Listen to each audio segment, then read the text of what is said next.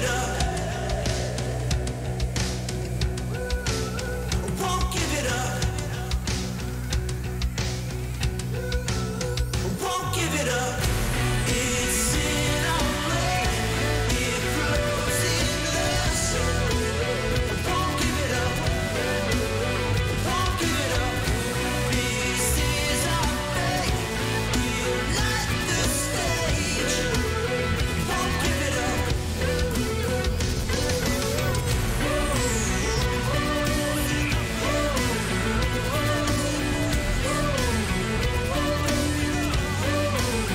Won't give it up.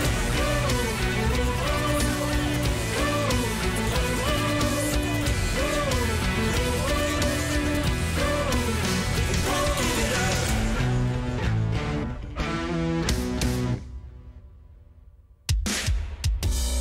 From the back roads to back streets, I see you foes trying to trap me, but I don't run like a track meet, even though I'm number one like an athlete.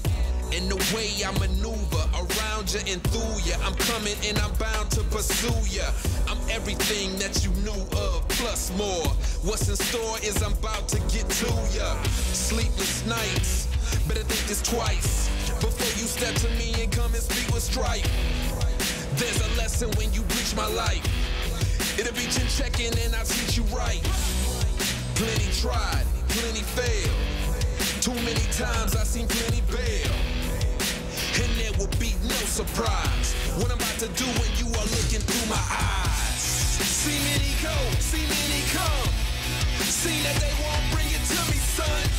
Try me if you want, but won't be any fun. I'll take the challenge, I'll beat anyone.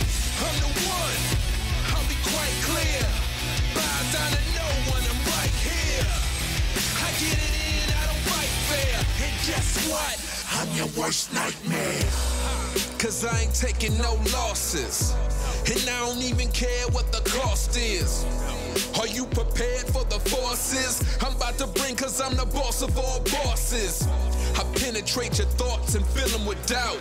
You gon' feel where I'm coming and feel what I'm about. If they come in with the drama, I'm wheeling them out. Cause I ain't about to have somebody here stealing my clout. I keep my friends close, enemies closer, cause that's the way it is and the way it's supposed to be. Anybody can see there's only room for one, and that one is me. Plenty tried, plenty failed. Too many times I seen plenty bail. And there will be no surprise what I'm about to do when you are looking through my eyes. See many go, see many come. See that they won't bring it to me, son. Try me if you want, but won't be any fun. I'll take the challenge, I'll beat anyone. I'm the one, I'll be quite clear. Bow down to no one, I'm right here. I get it in, I don't fight fair. And guess what? I'm your worst nightmare. I'm your worst nightmare. Are you prepared? I'm your worst nightmare. I know you scared. I'm your worst nightmare. Are you prepared? I'm your worst nightmare. I know you're scared.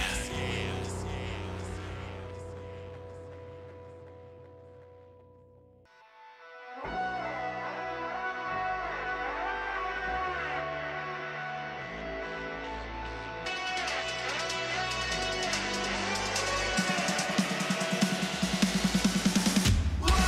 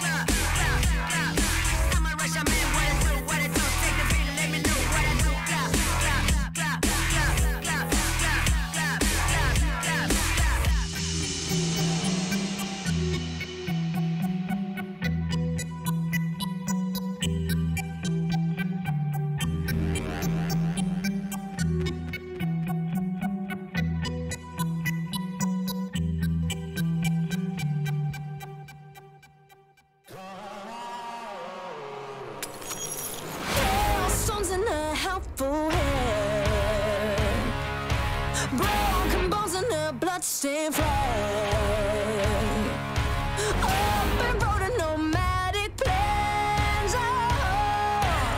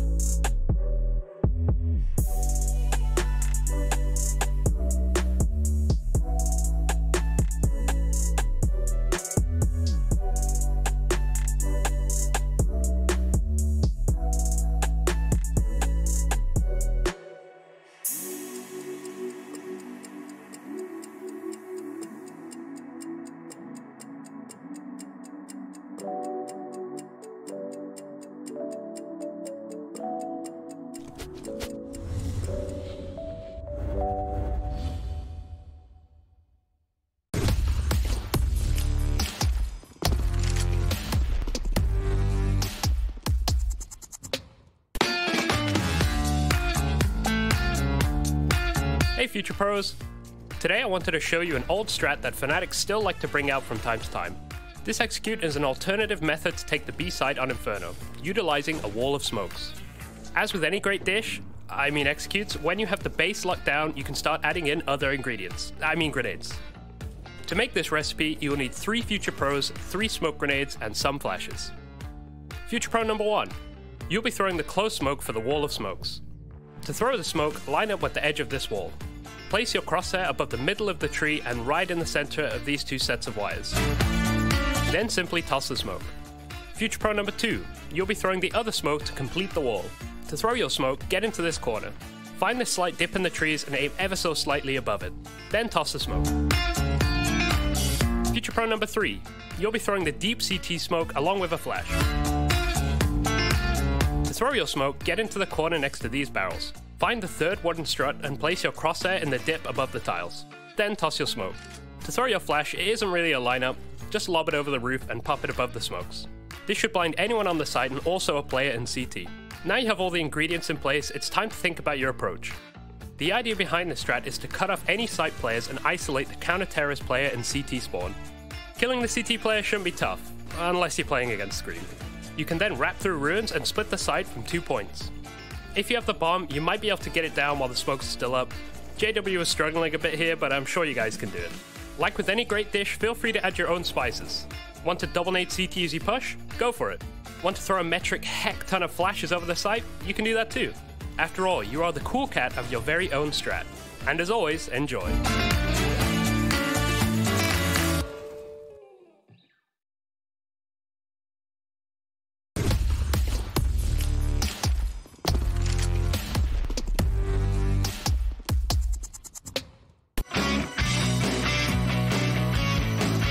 Hey Future Pros! Passing on another overpass smoke for you gamers today. This is an easy heaven smoke for T-side to help you get out of B. To perform this one, nestle yourself into this corner. Aim along the railing until you find this power line.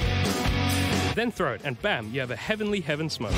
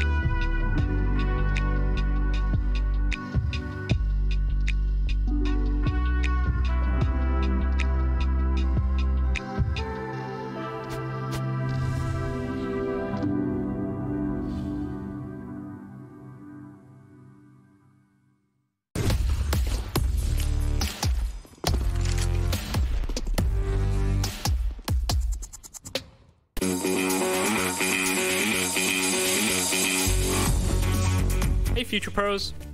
Today I wanted to show you a setup Heroic used to get a free cheesy kill on a CT playing towards B short boost spot. Overpass has a lot of double and triple nade possibilities, but let's start with this one. For this pro tip, you'll need 3 Future Pros, 3 HEs, and 1 Molly. Future Pro number 1. You will be throwing the short molly to stop any CTs from pushing and one of the HEs. To throw your molly, you will need to stand on the edge of this shadowy area. Aim at the bottom center of the B, then jump throw the molly. Next, make your way to the surf ramp. Look for this dark line and stand in front of it. Aim to the right of this grade along this line. Then simply running jump throw the nade and you are set. Future pro number 2, you'll be throwing the other HE. Head to the same surf wall and position yourself between these two white cracks. Aim along this line of the grate halfway to the right side. Then running jump throw the HE. Future pro number 3, guess what you'll also be throwing? A HE. To throw yours, head to the surf wall with your other future pros. Stand over the bottom corner of this red smudge. Aim along the second line of the grate close to the center. Then running jump throw the HE. If anyone is close to the boost, they will take some hefty damage. If they are unlucky enough to be boosting, well, you probably get 2 free kills. Happy nading.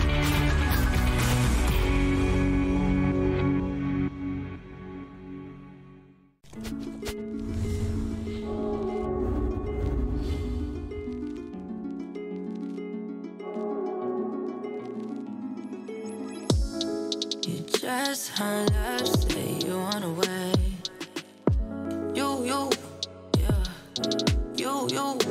Yeah. I've been patient with if I gotta say, yeah. Yo. No, I don't mean to stress you, but you ain't even guessing that lately it ain't been the same. All of this test relation, I make sure you straight, you out me.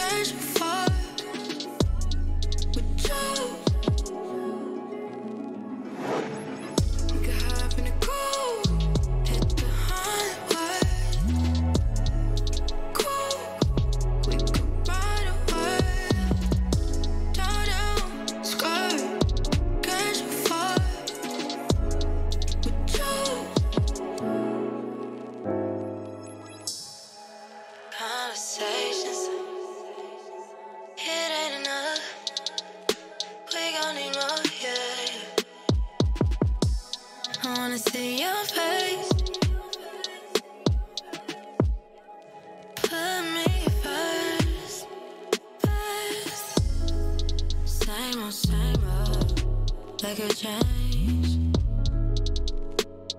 but don't get me wrong, I'm strong.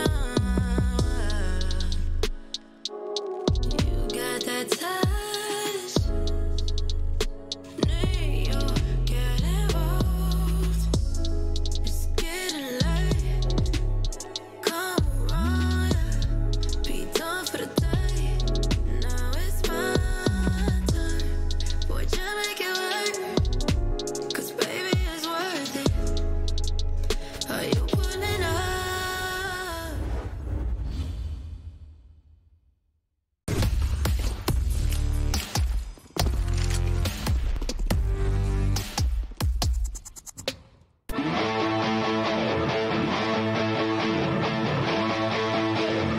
Hey Future Pros! Back on Nuke today with a nade set to get you down secret. This is a set piece you will see most pro teams run, with some variants here and there. You'll need 3 Future Pros for this execute and 3 smokes total. Future Pro number 1. You will need to line yourself up with the middle of this part of the truck. Aim just out to the left of the bottom left of the right window. Then jump throw the smoke. Future Pro number 2. Jam yourself into the corner of this bollard. Aim above the bracket on the silo and line your crosshair up with the top of this vent. Then simply jump throw the smoke. Future Pro number 3. You'll be throwing the close smoke. To throw the smoke, hug the right wall while running and aim just above the first fence post and throw. If done correctly, you will have an easy access to secret, but remember, always have someone watching the flank.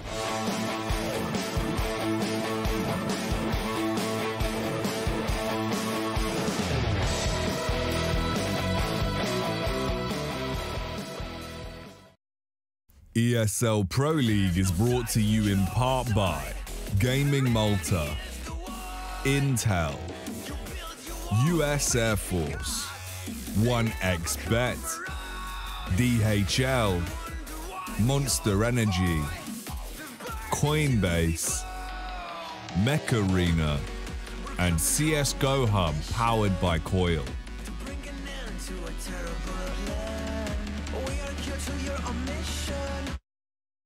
These are those moments I don't think anybody else is going to forget.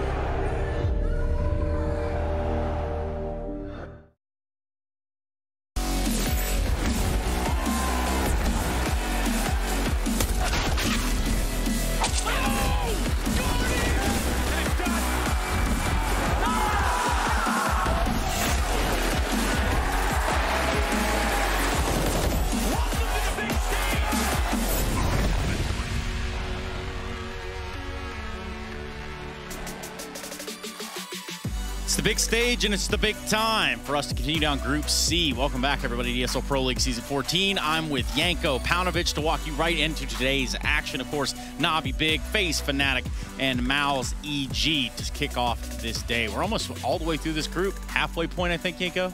Yeah, halfway point, kinda, and we already see some of the results shaping up, right? We see Navi ahead of everyone else. FaZe also playing much better this time around, despite it being online.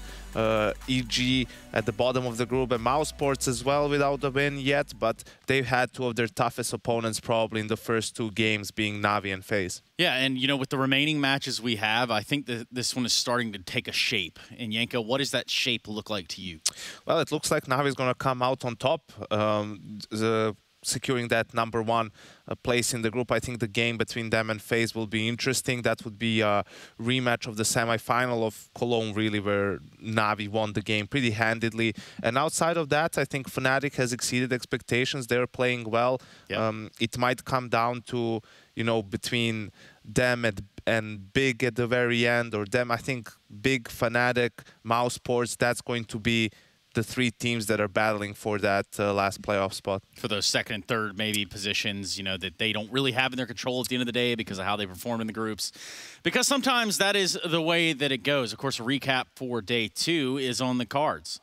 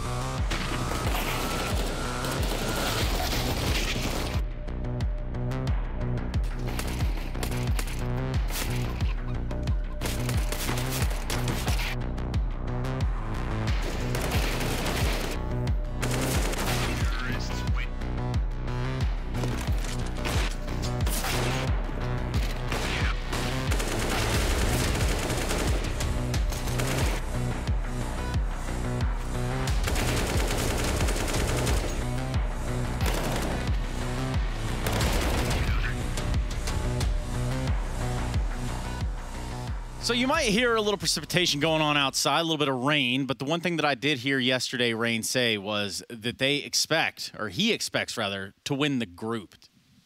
Well, that's pretty optimistic, I'd say, being in the same group as Navi, and you can see that they are playing Navi at the last match day of the group, right? And it could just come down to both teams being undefeated in that point in time. That could be the game for first place, but let's not get too ahead of ourselves. Still some difficult games, I think. FaZe, you know, they even had a close series yesterday against EG, right? The decider went all the way 16-13. So we saw Fnatic have some good games, right? Also their map pool, playing Overpass against FaZe. It's a map where they're a little bit unproven. Big also still a very good team, so by no means are they a lock for playoffs. Now, also for the FaZe side of things, before we jump into, you know, kind of looking and reviewing new players, I just want to point out also, Rain said that, you know, them in Cologne boosted confidence through the roof because they were at a pretty dry and low point before Cologne happened, Yanko.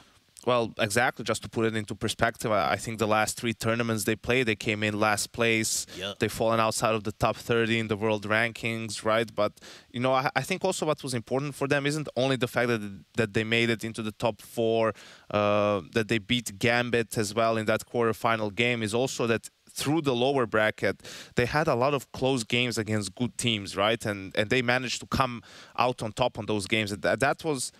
it was the same games that they were losing online, right? So mentally, you just get that feeling of, okay, we finally got over that hurdle. We're not losing these 16-14s anymore. Now we're winning 16-14. Now we're winning in overtime, right? And that just helps you reset mentally, turn the page, so to speak, right? Leave that behind you. And I think that's one of the reasons why they're playing better online. But also now in this game, right? They won 16-14 in their opening game on Overpass against Mousesports. Then yesterday, 16-13 against TG, right? They're doing a much better job in these tight games of getting it over the finish line. Yeah, for FaZe, they still have Fnatic and Na'Vi standing in their way. So I'm thinking that the harder test for them is on the way. For us, the test of new players is starting to pass the time, which is exactly what we're looking at right now. The new players on the block. We looked at Mezzi and Alex. We've talked about Daps. We've talked about Gade. And we should obviously be able to look now and maybe even give them a little bit of check-in as to where they're at, Yanko. How do we feel like, you know,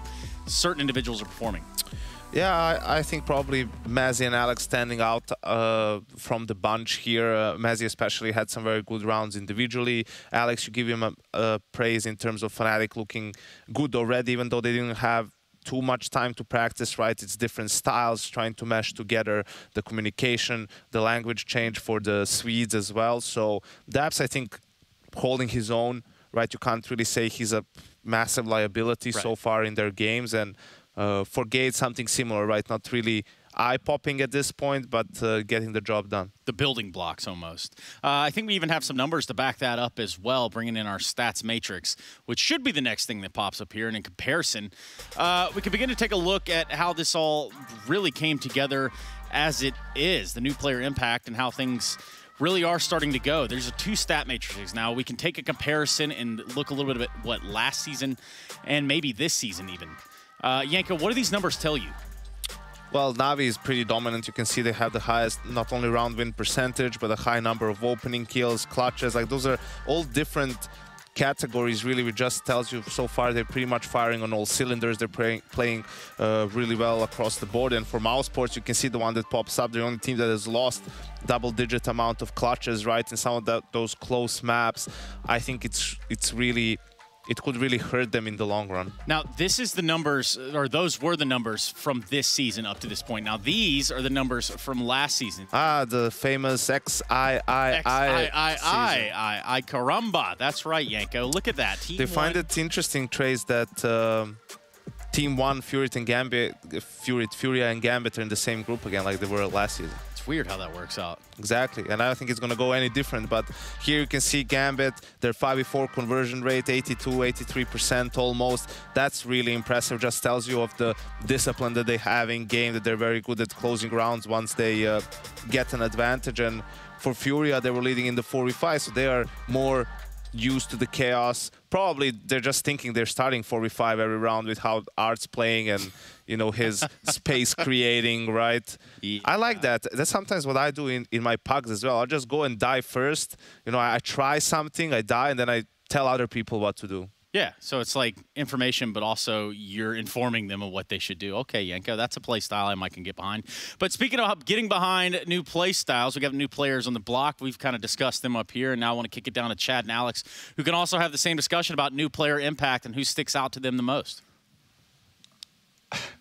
Yeah, that's the plan, Trace, except I'm a bit suspicious of Chad Birchall. Well, we have a high budget for props here. Alex, I want you to go to your desk drawer, right? Your desk drawer. Oh. I've put some pens or just a pen and some paper here. Now, they went through it. Yanko kind of highlighted the keys here, but we're going to go through the names, and I want you to grade them. We're going to do 1 out of 10, 1 being bad, Fun. 10 being good. Okay, so let's start with Mezzi. What are you giving Mezzi so far out of 10? Show the camera. 10. You want to give a justification behind that? Because he is top of the scoreboard in his series, and Fnatic actually did win. I agree with that. All right, cool. Next player coming into the mix here. We're going to do Daps, the stand-in, out of 10. He did have a good Inferno. How's he going for you? He did have a good Inferno, Chadney. I'm going... Oh, I'm really bad at handwriting. No, that works. I can see that. All right, show the camera up. I went for a 7. I've gone for a 10 because he's an ex-Valorant professional and he's been able to hang with some Counter-Strike big boys. So he gets a 10 for that. You know, it's good to see Valorant pros coming over to our game and being able to hang with them. How dare you call him a Valorant pro? He's a Valorant pro. How it's good to see him back in Counter-Strike. All right, Alex? up next. Yeah, let's go with Alex. Yeah, In-game leading. Yep. The calls were good. Yeah. What are you giving him out of 10? Going to give him a solid 9, I reckon. Okay, I've gone with an 8. And that's just because I feel like he's got more to show. Fair enough, fair enough. You know, okay, last one. Gade. Yeah. Oh. Yeah, I know, this one's hard. But, I mean, so he had one good series. He was top fragging one series and bottom fragging another, but they won the series he bottom fragged.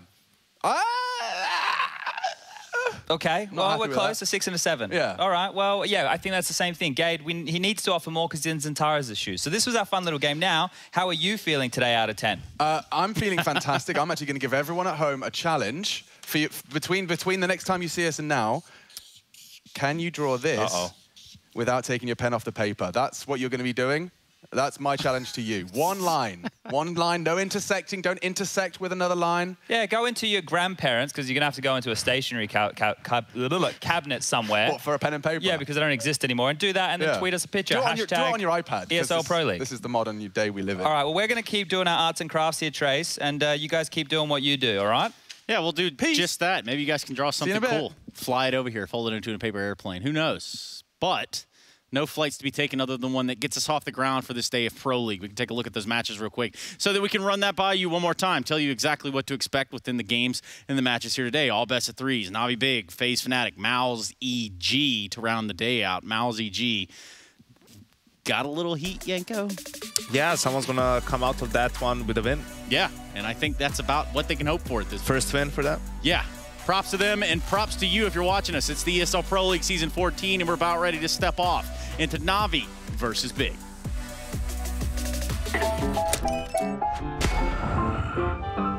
Yes! Nice shot, my friend. Cheaters ruining your plays? I have eyes on the enemy. Bad servers stopping your shots? What you need is ESEA. Advanced anti-cheat to stop cheaters. And the best servers around, all with 128 tick rate. ESEA, the best way to play CSGO. So since joining Big and since the first day I got here for our bootcamp, I've been really having I would nearly say the time of my life. I think all the guys here within the organization, within the team, everyone is really giving it all and putting in the hard work that I feel like you should when playing a professional game and as a professional team. And then I think for me at least, I think I clicked with all the players and the coaching, management, with everyone from the first day. And that's coming from me as a Dane coming here speaking German. That was a challenge, and that is still a challenge. But I think I'm putting in the effort and trying to learn, and also eager to just play and learn, especially from Johannes. I think he's the in-game leader that I've always wanted to play with. So yeah, I'm just super happy and really humbled that they chose to go with me. And now I'm just also looking forward to just playing the game that I love.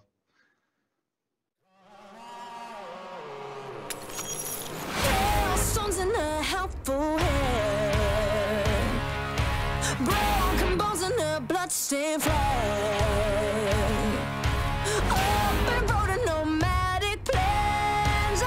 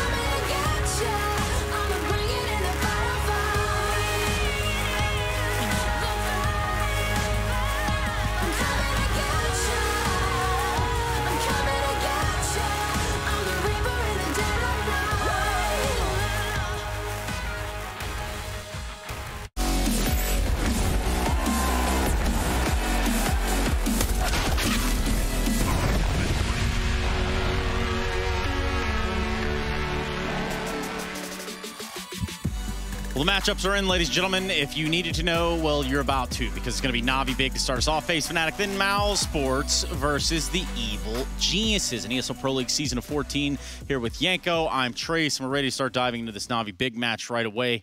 And one big thing to talk about would be the big performances and the big impact of Bit. See, you thought I was going to go that way? Nah, we went Bit. What about Bit? Bit, I think, is playing great ever since he joined the lineup. Almost emerged as a, I can't really say second star behind Simple, right? He's definitely there in terms of fragging output. I still consider Electronic as the second most important player of that team, mostly because of his role. And Bit, he's not really being, set up too much. They're not really using a lot of resources for him to play that well. He's just playing really well. I think mechanically he's just super strong, and in that anchor position, right? I've even talking to some of the other players, they're just saying, man, he's always like, no matter what you do, he's always going to get at least one kill, probably two, right? It's whether you use a lot of utility, whether you try, it's difficult to catch him off guard, and his aim is just so good that he always gets the job done, and that's great for a team like Navi to have someone so reliable really playing that important position on the CT side. So are you saying Flamey's never coming back? Well, I wouldn't say never, maybe in some sort of an exhibition game, or like old versus new, but I think absolutely Bit is an upgrade over Flamey. I think in every single way. The only thing that he's lacking is experience and maybe, how is it going to go when we go to LAN and in front of the crowds. But he just played IEM Cologne, right, on LAN. And won IEM Cologne. And won it and had an amazing individual performance throughout the event. So he doesn't seem to be fazed by it at all. Yeah, not even in the slightest. Of course, for Bit, there's a lot of learning to go on still. But he's shown up in a big way. And I'm sure his coach Blade has something to say. I do want to talk a little bit about Bit, because him coming in, I think, takes a little bit more pressure off of Simple. And Electronic seems to be finding a bit more form again, because his inconsistency was notable. How do you think he's fit in as a young player? I think he's only, 18 years old at this point in time. And he's really only had 3 years playing at a pro level at all.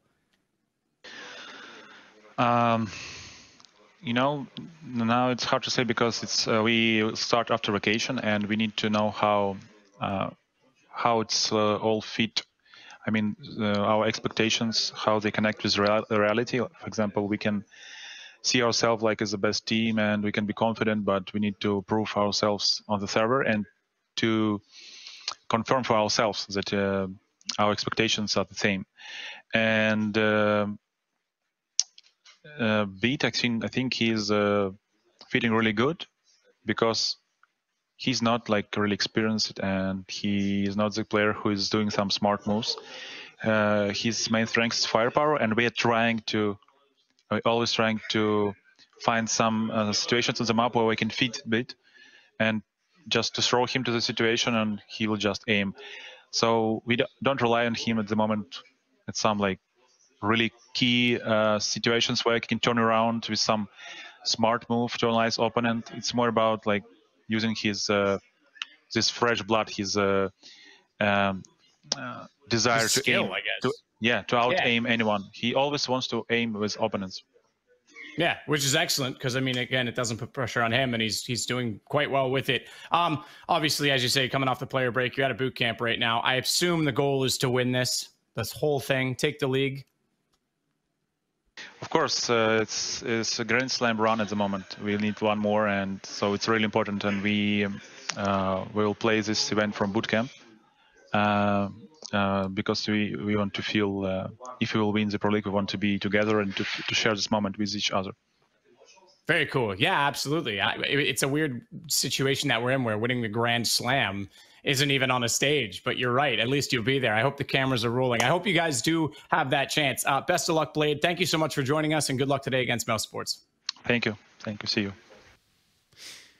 Yeah, so Navi, they have another opponent from him called Big. So let's look at what Bit's performances are and how that works out. I think first a couple of things from that interview. Thing number one, what he was saying about Bit, because sometimes people might misinterpret because of English or whatever. What he's saying there is, we're not relying on him to make some smart plays or do that. It's just his role. That's why I said Electronic for me is still the second star. When all those lurking roles, sneaking behind the opponent, like using timing and all that stuff, you leave that to the more experienced player. That would be Electronic in this case. case. And for Bit, as we talked about, his mechanics are just so good. So you want to keep it simple for him, throw him into situations where he can have just a lot of aim, duels, fights, because he's mostly going to be winning those. And the second thing, we're talking about the best team in the world, the team that didn't lose a series since June 1st to anyone but Gambit. Woo.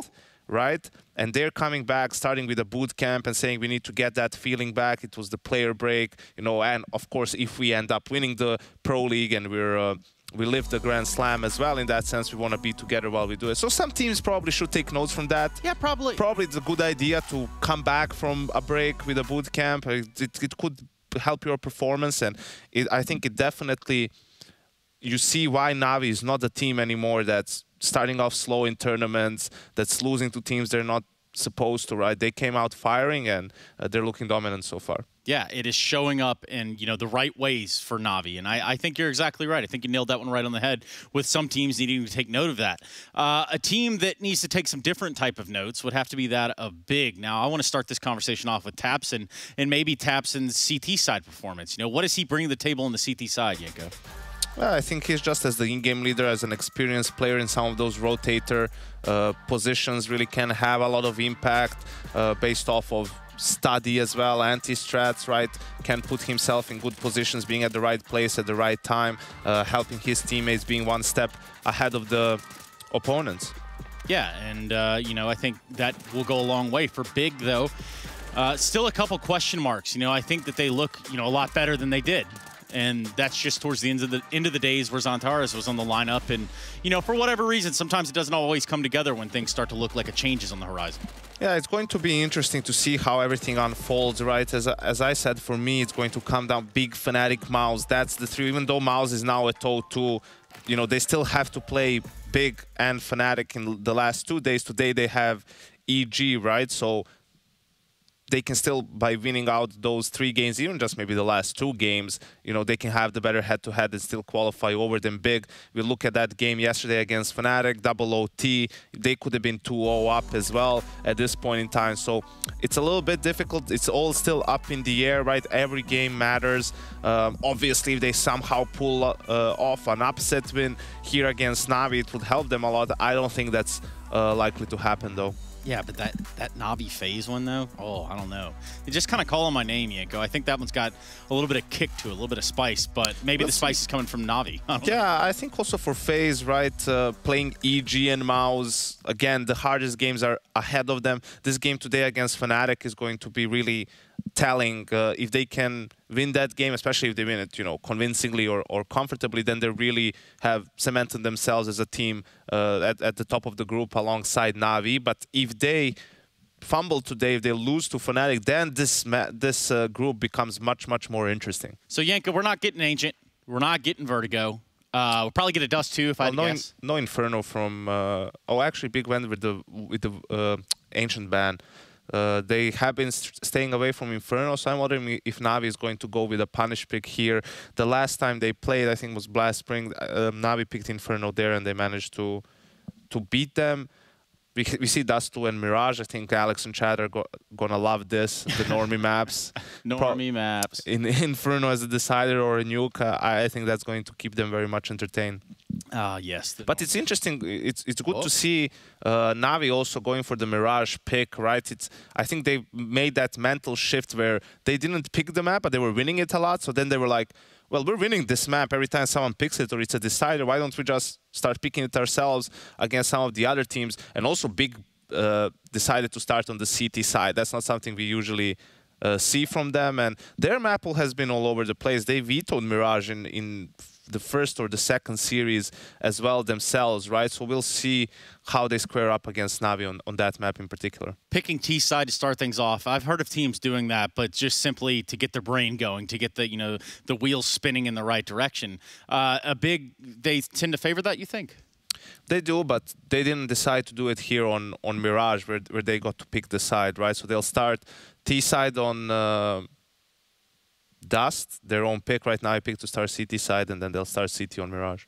Interesting. Could that come back and bite them, obviously, considering the caliber or tier of competition there? It just depends. The thing is, like, it's not that much that you want to start T side. It's that maybe you don't want to start CT side, right? If you're starting off slow and a team gets off to a big lead and they're on the weaker side of the map, that's when you can really just from the beginning you start 5-0, 6-0 down, and then you wake up. And then even if it ends 9-7, 8-7, which is good after 0-5, it's still not a great half. Right. It's not the score line you want going into the second half. If you're T side and starting off slow, first it's the harder side, and the second thing, you also, you pick where the fight's going to happen, right? You decide where you want to go. So you can use numbers or strategies, right, to make it easier a little bit on yourself and not have to rely from the start of the game on some aim duels and maybe being a little bit slow to get into it. So we've talked about Na'Vi, we've talked about Big, and we've got just a few seconds actually till we can get into the game. Obviously, we have to wait on, a player or two. It just happens from time to time. Nonetheless, I look at Dust 2, and I also think about, sort of the impacts that we can see from a player like Searson when he's picking up the AWP, if he's, on point. Is he going to get shut down by Simple here, and how easy will it be for Simple? I think Simple is Simple, right? He doesn't care who's on the other side of the server. He's going to have his frag. He's going to have his impact. If Big is going to make an upset here, it has to be a team effort. That's what we're looking for, a team effort, ladies and gentlemen. It's time to jump into Na'Vi versus Big. Will Na'Vi have it their way, or will Big come out the Kings on top? Give it over to Chad and Alex. Take it away. Yeah, I mean, Blade set his expectations very high. You can't really set expectations much higher than that of Blade in that interview with Sadakis, talking a little bit about looking to convert the Intel Grand Slam here. They're in a boot camp for a reason, and Big line up against them in their boot camp of their very own design. Berlin International Gaming. You'll never guess where their boot camp is. Simple, actually. Up on a Project Long, and it's just him. Simple versus the world. They swing out loudly. If he can get a couple of heads, that's a dream, but a mobile target does keep him honest. And Boomic, he's going to have to get the hell out of dodge here. He's so blind. Shots to the back aren't easy. Gade chips away at him, and they've got full long control, but look how quick Electronic is behind him. Oof, this was what Yanko was talking about, the second star, the more experienced member. Electronic locking the door here, so Big will be condemned to long. What are Perfecto and Bit doing? Why are they not going ramp? Do they want to be short side? I think they're still worried about a bit of a dark lurk, right? They're not 100% positive exactly where all of the 4 Ts are. So going to be crossing now in towards A. The smokes will bloom. Boomic will communicate that, but are they going to wait for Electronic to flank here? Because this is very silent, almost on the gap. Boomic spots something. Yeah, he's got a nade as well. I don't know how prominent that will be. Electronic's trying to time this to perfection. Yeah, double nades. Oh, really? Yeah, one sailing through the air from Boomic, and there's the second. Down it goes, but the bomb now planted. Electronic trying to time this right. Tabson's looked away. He's averted his gaze. Contact from short. They're counting the numbers. They can count 3. And from behind, Electronic is the 4. Oh, needed that. He did need that, and it's given him a chance. Tabson's very low. He can clutch this up. Bomb ticking, hard shots to hit, and now already... Ouch, those bullets connect quickly. It's 3 from Perfecto, who has been a bit of a sleeper OP for Na'Vi. Yeah, we were in the car on the way in today thinking about, okay, yeah, so Simple's been Simple, Bit's been headshotting everybody, Electronics had some good days online, Boomic has been entry fragging, and Perfecto's been clutching. Well, Boomic was carrying, I swear, the whole Mirage half, we didn't really get to talk about anyone but Boomic, because it was just a double kill and forcing saves out of him as a leader with some incredible impact. We'll see Simple's tested here, but it's his team that actually converted the pistol after a rather intense affair. I'm curious if this is a sign of things to come, having the utility when they go for a long play, because we've seen Big in the last couple of days do a lot of that. So if Na'Vi have come prepared, they might see them hold on to a couple of extra HEs or mollies to do exactly that in future rounds. Well, and the other man who's had some tendencies here for Big is Searson. They park this guy very James-esque mid-doors to deal with rotations. So Na'Vi are going to have to solve that puzzle too. Why does Big Clan's buy look good? Really good. I mean, get the bomb down, of course, but that's a threat.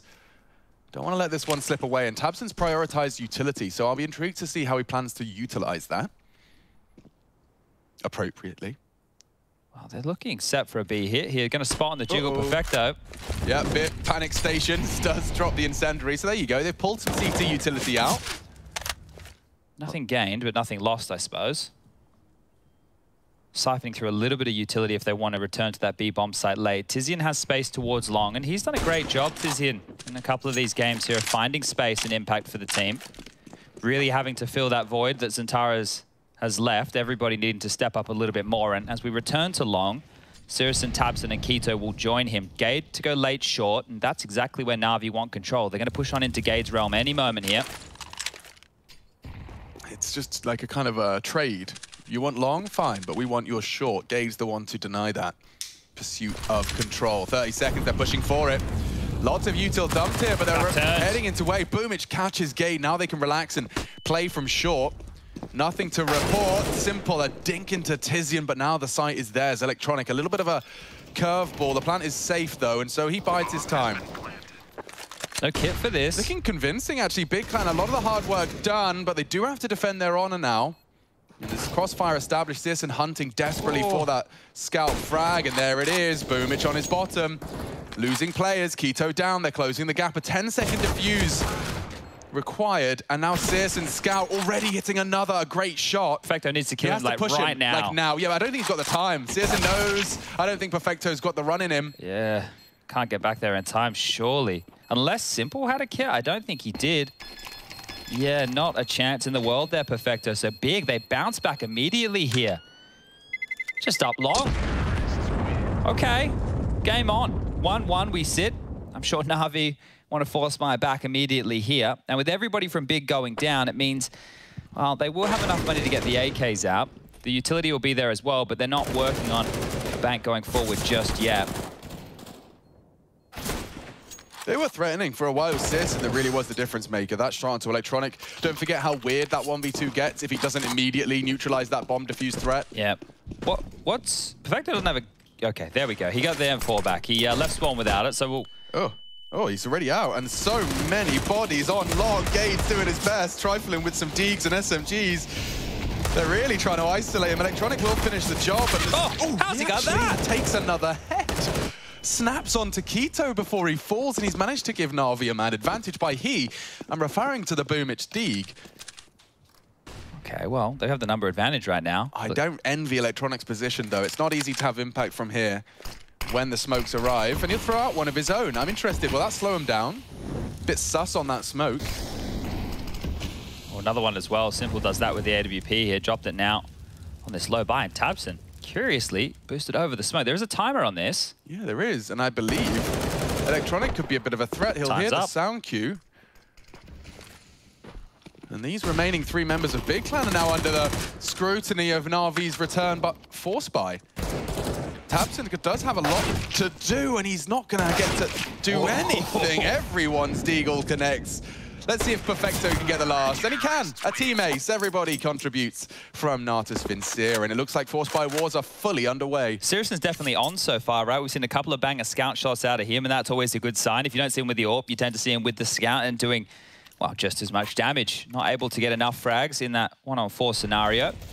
And a Big want to keep pushing the issue. Big are one of these teams who you'll see them in conservative stances from time to time where they could go for a force and then the eco in the next. If they lose, they tend to go for 2 like partials with some upgraded pistols so that they can have all the goodies for the gun round. But when the economy hasn't been built yet, we see them wanting to go toe-to-toe and just have a bit of a slog out early. Some back into the scout. Deagles for most. And there's an opening. Boomich taking this round into his own hands. Long lockdown. Tizian removed and 4 to find. Is Boomich going to keep that form up from the previous game? Wouldn't that be something? If everybody on Na'Vi continues to play at the level we've seen out of them so far, it's so much more of a team, right? And that right there is the key is, well, Perfecto opens the account. Yeah, I really like the analysis we got out of Yanko and the desk. Stunner pulling it out of him in the idea of, ooh, close but no cigar for the Tabson project. Bomb's now loose in mid, and I just want to make sure that's not going to fall awry. They are going to commit, it seems. Gade and Keto flanked by Simple, and it's as easy as that. But yeah, I mean, the fact that Na'Vi are no longer slow starters, the fact that they're performing in the, a replicatable form that we saw over in Iron Cologne, very, very scary signs for anyone in their group. Yeah, and I think when you consider just the Na'Vi trials and tribulations over the years, there was always the threat of Na'Vi being one of the best teams in the world. They just never had all the parts that they required. Now it feels like they have the parts as far as the members go. And with Blade in his coaching role, they seem to have the correct direction as well. So it's all come together here. This is ambitious. Simple knows they're up on the pistols, and so he wants to make this SMG work. $1,200 potentially to be injected into his bank account, and he tracks first. And deals with the second lovely injection of cash for Simple to splash into the following round. He might even get some more here. They might let him off the leash. Yeah, these Glocks are only going to pepper him away. So not too many dramas for Na'Vi in a round like this. I just want to read out what the ramifications of today's games are, because as we make it to about halfway, we can see, well, at least with some names, who can make it and who can't. So today for Na'Vi, they can qualify if they beat Big, FaZe beat Fnatic, and Mousesports beat EG. So if you're a Na'Vi fan and you're watching right now, later in the day you want to be barracking for FaZe to topple Fnatic. You want Mousesports to topple EG. Oh, can I just also highlight FaZe Fnatic? Completely up in the air. Yeah, I think this group, like, FaZe have showed better form than we've expected from them online, at least historically. So that's a positive, but they got pushed last night by EG. So it feels like that matchup against Fnatic, who have been looking pretty good, all things considered. It could be wide open. It could be. And also just seeing how Alex's Counter-Strike interacts with that of Karrigan. Oi! Patience rewarded, nets him an opening kill. Electronic looking a little relaxed on that swing. I think the reason they've gone for this is you can see just how much territory was given up towards long here. Simple was just watching from the crossover, so if they expected them to go 4 out long, which is standard, Sirius would be their part of that pack. So swinging into that AWP, maybe, you know, a little bit of a byproduct of the way that Big like to approach this T side. Interesting, and I guess that explains how Electronic gets behind them so quickly, because he would go for a little ambitious push like that. This time, of course, no way Jose. He's not going to be locking the door. In fact, far from it, forced to watch from the cold, as it is this 5v4. A man advantage for Big, and they're fully committed long. Yeah, keep your eyes on Simple Smoke. We talk about it a lot here. Drops it, normally quite passive to AWP around. You can see it there in his hand, ready to go. Boomich. Oh, he holds it and holds his nerve for one. Still the man advantage. This is Simple playing around the smoke. And they know what he's up to. Boosting on the box is a death sentence. You have to go wide to play around this smoke, and that's why he can post up and peek as well. Good timing on the incendiary as they boost. That might force them into the side. Car positions a threat. A good counter flash. So many bodies in the site. It looks like Na'Vi have clawed it back. All onto Simple now. Perfecto worked with him to get him to this point, and they have to get across. A great flash should initiate the plant. There's still not a cross, Chad. And he's hit the first onto Sears, and magnificent shooting. Trajectory Gate has to plant in 15 seconds, and Simple. It's shallow. Yeah, he fires off a warning shot though, so Gade will know what he's up to. Hitting the wallbang, he's dead on the money.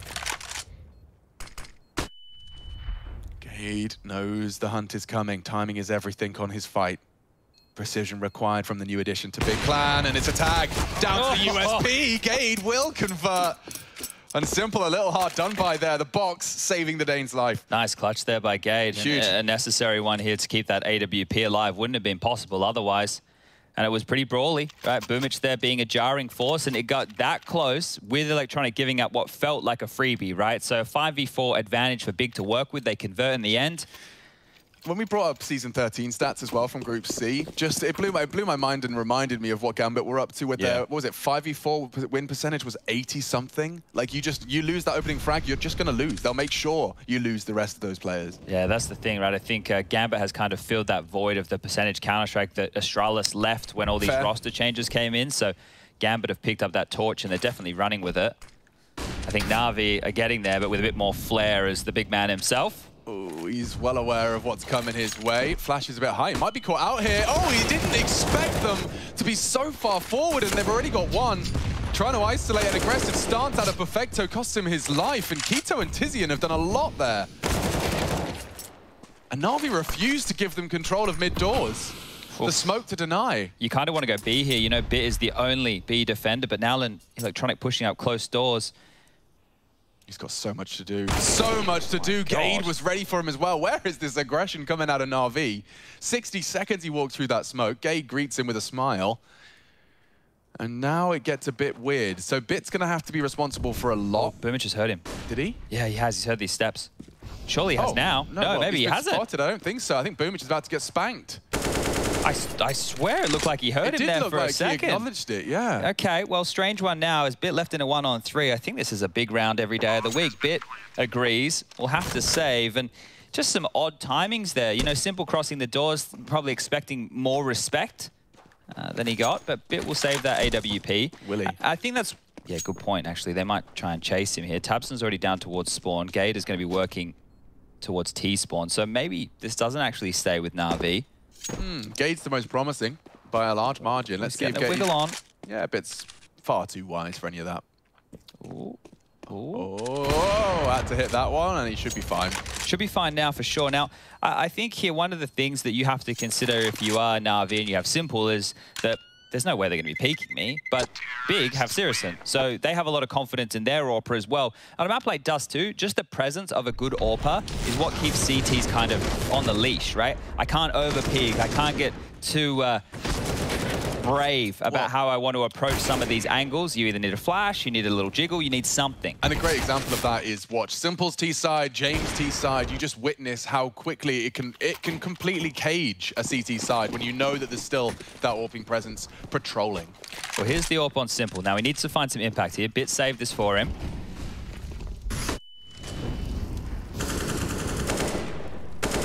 Already being called to help Boomich at long right now, so they're going to be boosting him up towards the site. Short, a problem. Long, also an issue. A three-man stack from Na'Vi over towards B, as they hope that Simple's AWP will push them to that side of the map.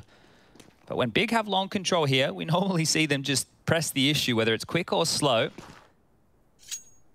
They'll take their time. They'll use their superior utility here and their forces to get across. And Na'Vi, they're calling their bluff on that. We call this the Na'Vi Dust 2, right? Like the all-in long. That's what they were just doing at Katowice in 2020, right? They were just going long, going long, going long. So if anyone's going to know how to counter it, it should be Na'Vi.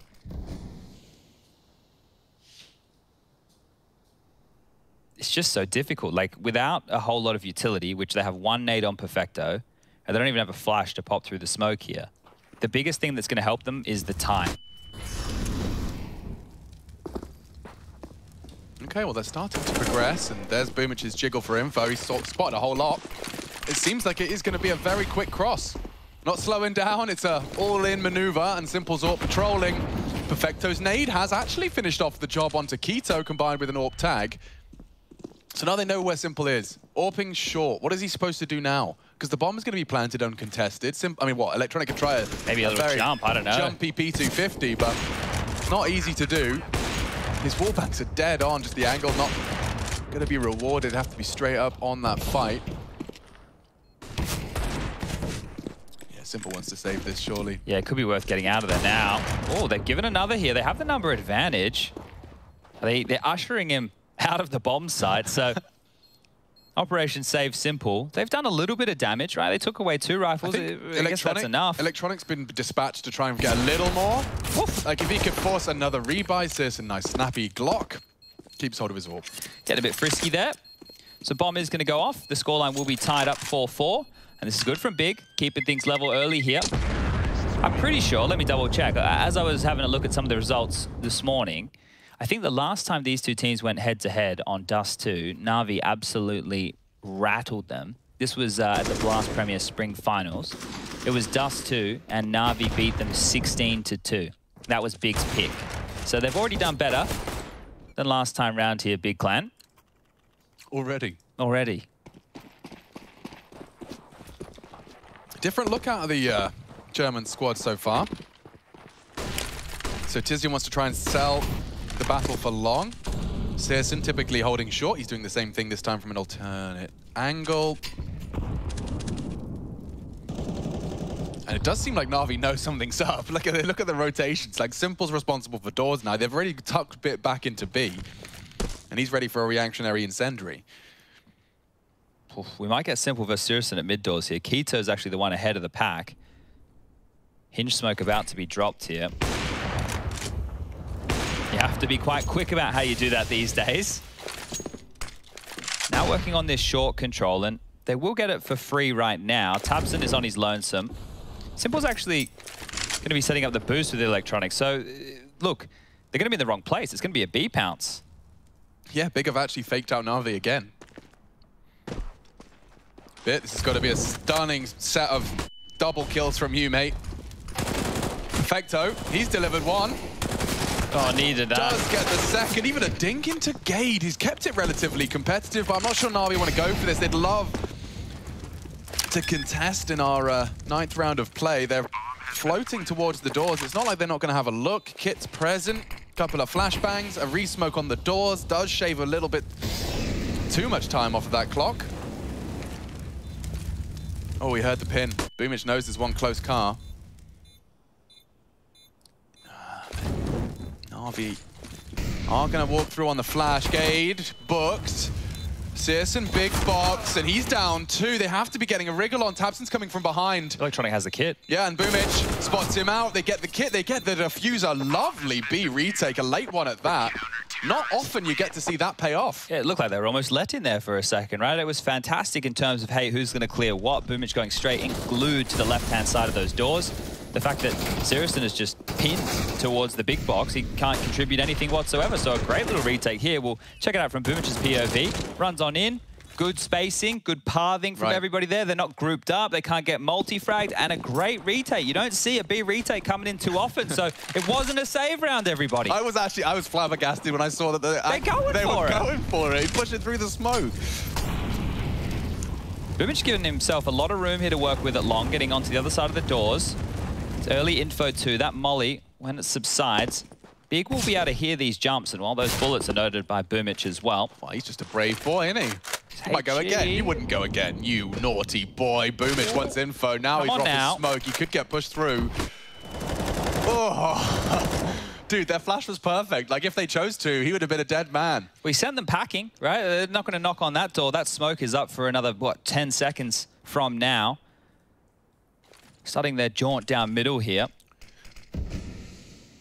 Probably the least enviable position for a CT to have to play is this uncertain CT role. I mean, when there's nothing, there's nothing. When there's something, there's usually everything. Flashes, smokes, and an entire T side. Tabson's trying to keep the pressure up on long, and oh my lordy lord. That's more than pressure, and just like that, a flurry of frags across the map. That's great. Good catch from our ops team as well. You can see the reaction immediately upon the arrival of the frag from long. Electronic with his pants around his ankles and his knife out. Well, Tom Perfecto, they're coming to his bomb site here, and he's out of position to spam. Not good enough to convert anything whatsoever. Damage done to Gade, a little bit to Keto, and now it's just simple. Tizian will take him down too, and a huge round from Tizian. Just strolling out mid off of that contact on long, takes 2 down, and really sets Big up for their 5th. So great stuff there to respond and to break the bank of Na'Vi here going into the next round of play. You thought it was too good from Boomich towards long early, but Tabson on his lonesome, in-game leader on in-game leader action. I mean, just from the initial 10 rounds, like, Big Clan have straight up got the respect of Na'Vi to the point where they're faking them out. You know, like, they are playing a convincing T side where one of the wisest of the bunch are being fooled. Yeah, I wonder, like, because they went for that aggressive maneuver early with electronics, so they're not getting that type of space. I wonder if they just go back to the standard, like, 2-man dark creep, because we know that's a little bit safer. Look, it's not a safe push by any means, but it's a little bit safer than strolling out middle or short, where Searson could be AWPing from a magnitude of different positions. If I close my eyes and pretend we haven't done any Dust 2 yet, I'd say, oh, Na'Vi starting CT side. They're going to really struggle with mid, because Simple can just post up, and he's just such a nuisance. The amount of times we've seen him hit those wall bangs on the hinge smoke, I've seen him lock down any sort of attempts through that mid doors, but like I said, Big Clan, the way in which they've been doing their T-side pressure has usually left mid as a bit of a second thought. Yeah, if you can push Simple around the map, so his AWP is having to be a supportive element for somebody else, then it means he can't impact when you're going for those mid to Bs or you're going for those cat takes when he's somewhere else. So he's down again already. This is looking good for the 6th round for Big. And this would be a huge scalp to take for Big. I mean, yeah, this would be huge for their project of taking top 3 as well. The group is still quite open at the moment here. I think Yanko was talking about Na'Vi and FaZe, you know, being the cream. Well, not the cream. The 2 are at the top of the group so far, right? Yeah. So if we just continue with form as we had right now, those 2, let's say that they get through in 1 and 2, or at least guarantee the top 3, and then it's probably between Mouse Sports, Fnatic, and Big. So that's why for Big, this could be a huge result. Yeah, I mean, you've got 2 games left. One is Na'Vi, one is Mouse. I think you'd want to take both Ws if you wanted to be competitive for that Group C top 3. They're coming for you.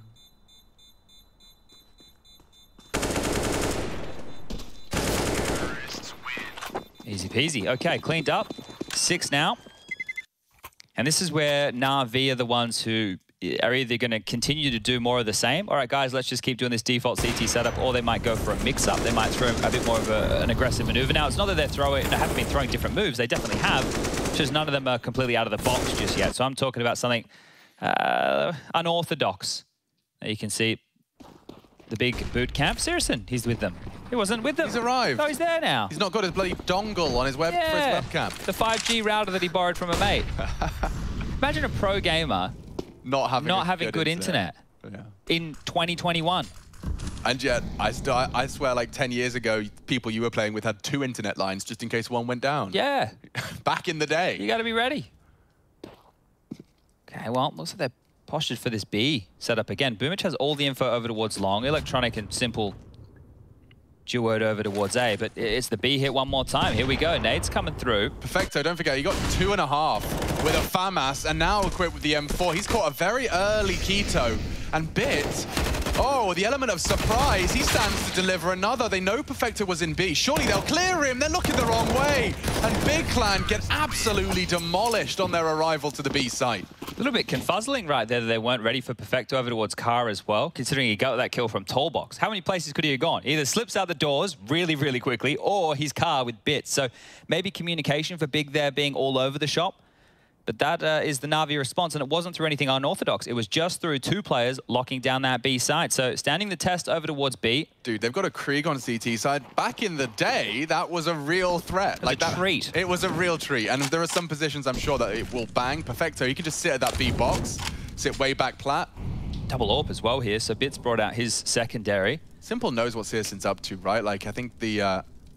we've seen him play like End of Suicide, lower tons. His responsibility early on the default is short and Simple. He's like willing to take that fight. He's hoping someone gets a bit pushy or they try and boost Searson up for the fight.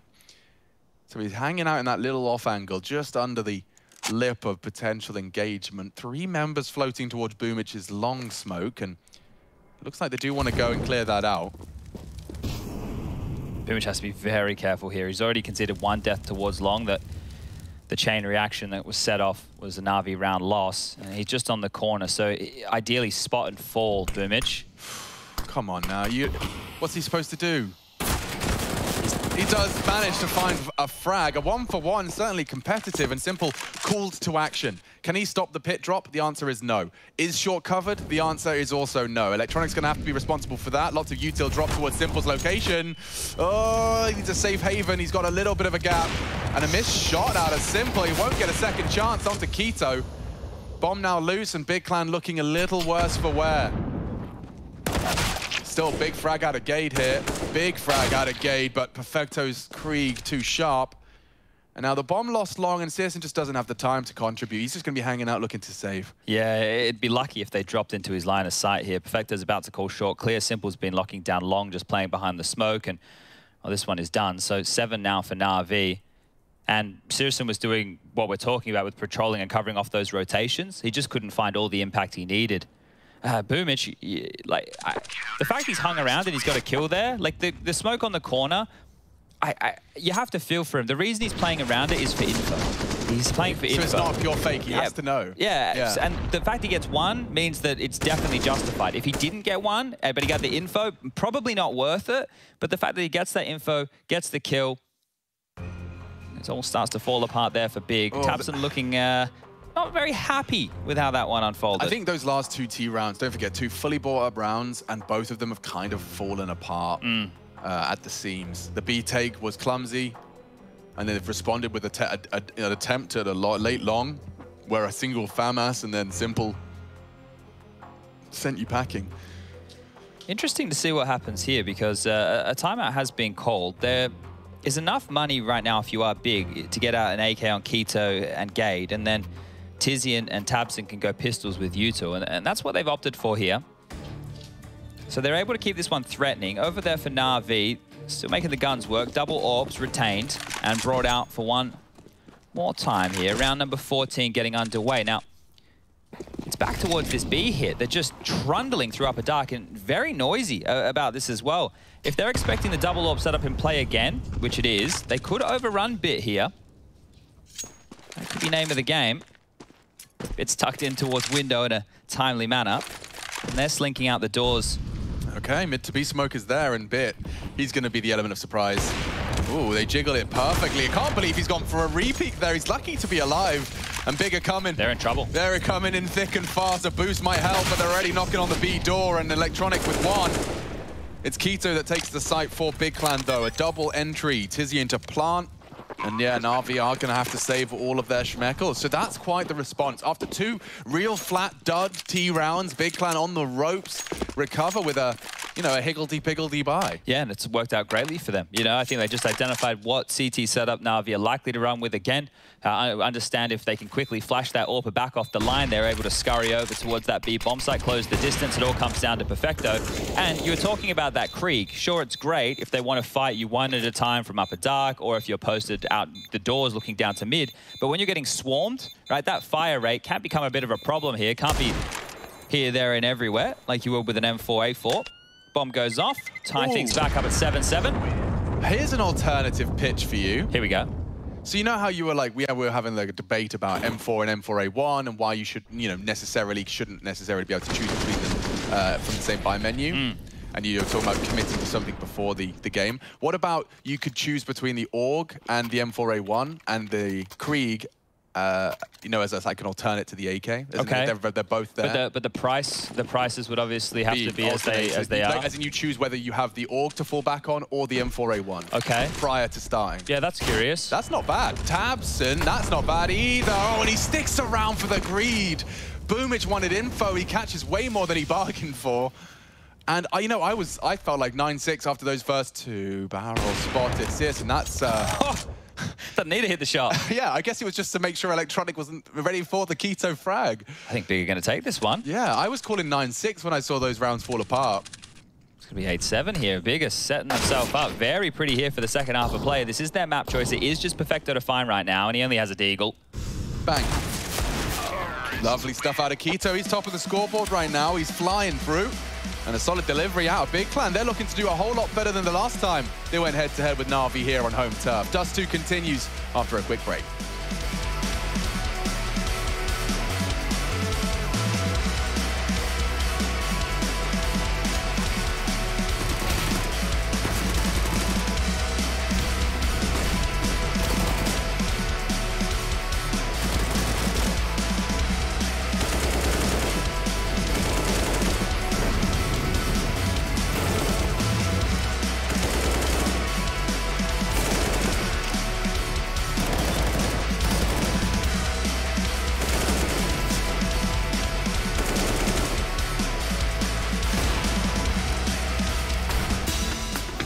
Why is he just like the player everyone wants to be? Like the flicky, stylish AWPer and the aggressive rifler? Like, what's going on?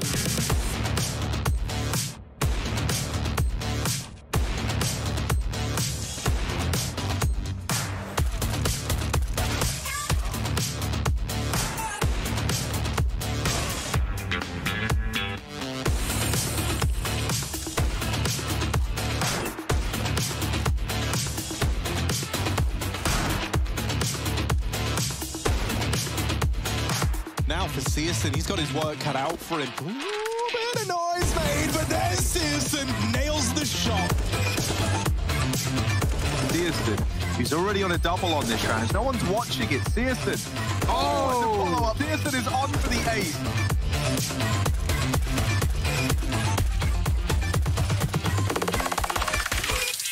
Searson in the window is smoked off. This is for the map. This is for the game. And he's waiting in the window. They have no idea. The smoke phase, a missed shot. He gets the kill. He gets him off the bomb. The pistol's out. The P250 might just save Big once again. And he's done it all on his own.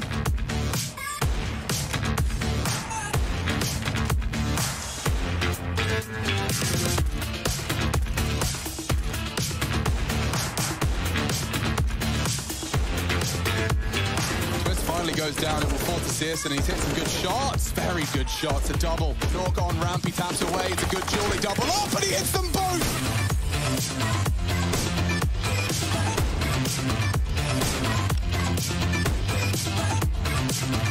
Searson here with the AWP, but he's putting on a bit of a show. A fast wrapping long is Hunter. The only man left, Searson.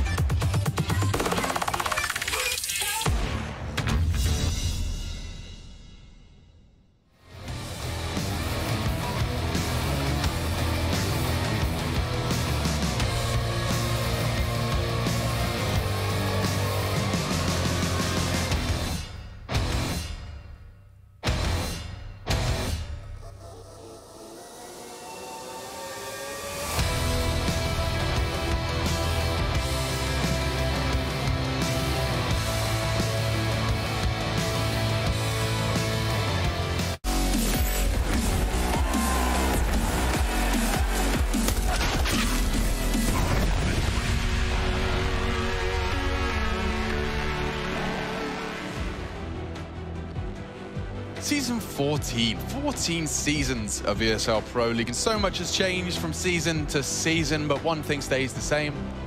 I'm Machine, he's Chad Birchall. Unless you want to legally change your name, do you fancy it? Nah, I'm happy with Chad. You are a bit of a Chad. I There's got no lucky. doubt about it. Yeah, you I don't know certainly where are. Chad came from in Australia, back in the late 80s. Chad. Oh, that was not Australian. It would sound like a hybrid type like an accent. orc or an urukai, perhaps. An urukai. Urukai. An urukai. Okay. Now then, CT4 Big Clan, they're on the defense, and they did manage to have a real solid T-Hall, so they've given themselves a one-round buffer. We'll see if the pistol goes their way. That'll start to become all the more telling as to whether or not Big Clan will stay competitive up against Na'Vi. You can see 1xBet still leans the way of the black and yellow. I think most people watching anticipate the same, but Big Clan definitely demonstrating an ability here, an affinity to compete. Now, the long commit, it is a classic at this point. A bit of a classic. We've seen a lot of it in that first half, seen a lot of it from Na'Vi. But it hinges on the Perfecto and Bit rolls. Now, Perfecto, oof, on LAN, I remember he had a round where he did exactly that, but got 3 kills, and he was very poised. This time round, he's dead as a doorknob. Now, they're going straight across long as expected. 2 HEs. We saw that out of Na'Vi. Profit. Yo, but Bit is going... I mean, Keita should have him. That's the reason he exists. A nice attempt at the flank, but cut short. And Big Clan, they've crossed their T's, they've dotted their I's, and... there's nothing much more for Simple Electronic to do about this one. Yeah, an armored P250 does not get Simple far. We got nothing. Yeah. Just the plant. Not any kills, no extra $300 bonuses going on through. I think for the P250, it's one way that the Ts can level up the field against the CTs with the USP. It's also still bloody hard, right? So those USPs, very, very deadly. USP. Now let's see, do we get the Na'Vi force buy coming out the gates for round number 2 here in this second half? Or will we see something a little bit more conservative? So a great one there from Tabson. First bullet out of the pistol. For both of those players right there. Keto doing the same. Crispy, crispy one-taps. The point-and-click adventure of the USP. Just about breathing, guys. Just stay calm, put your crosshair on their head, and click. So you get, yeah, a late armor purchase out of Bit. We will get 2 AKs in play. Electronic dropping 1 for Bit. Perfecto set up by Boomich. Simple, an armored scout. This is a threatening buy from Na'Vi. Let's see if... Similar to Biggs, right? But they had an extra Galil in the mix. I think that came through the kills that they were able to get, right? So there's little difference makers. Can be reflected in the buy quite heavily.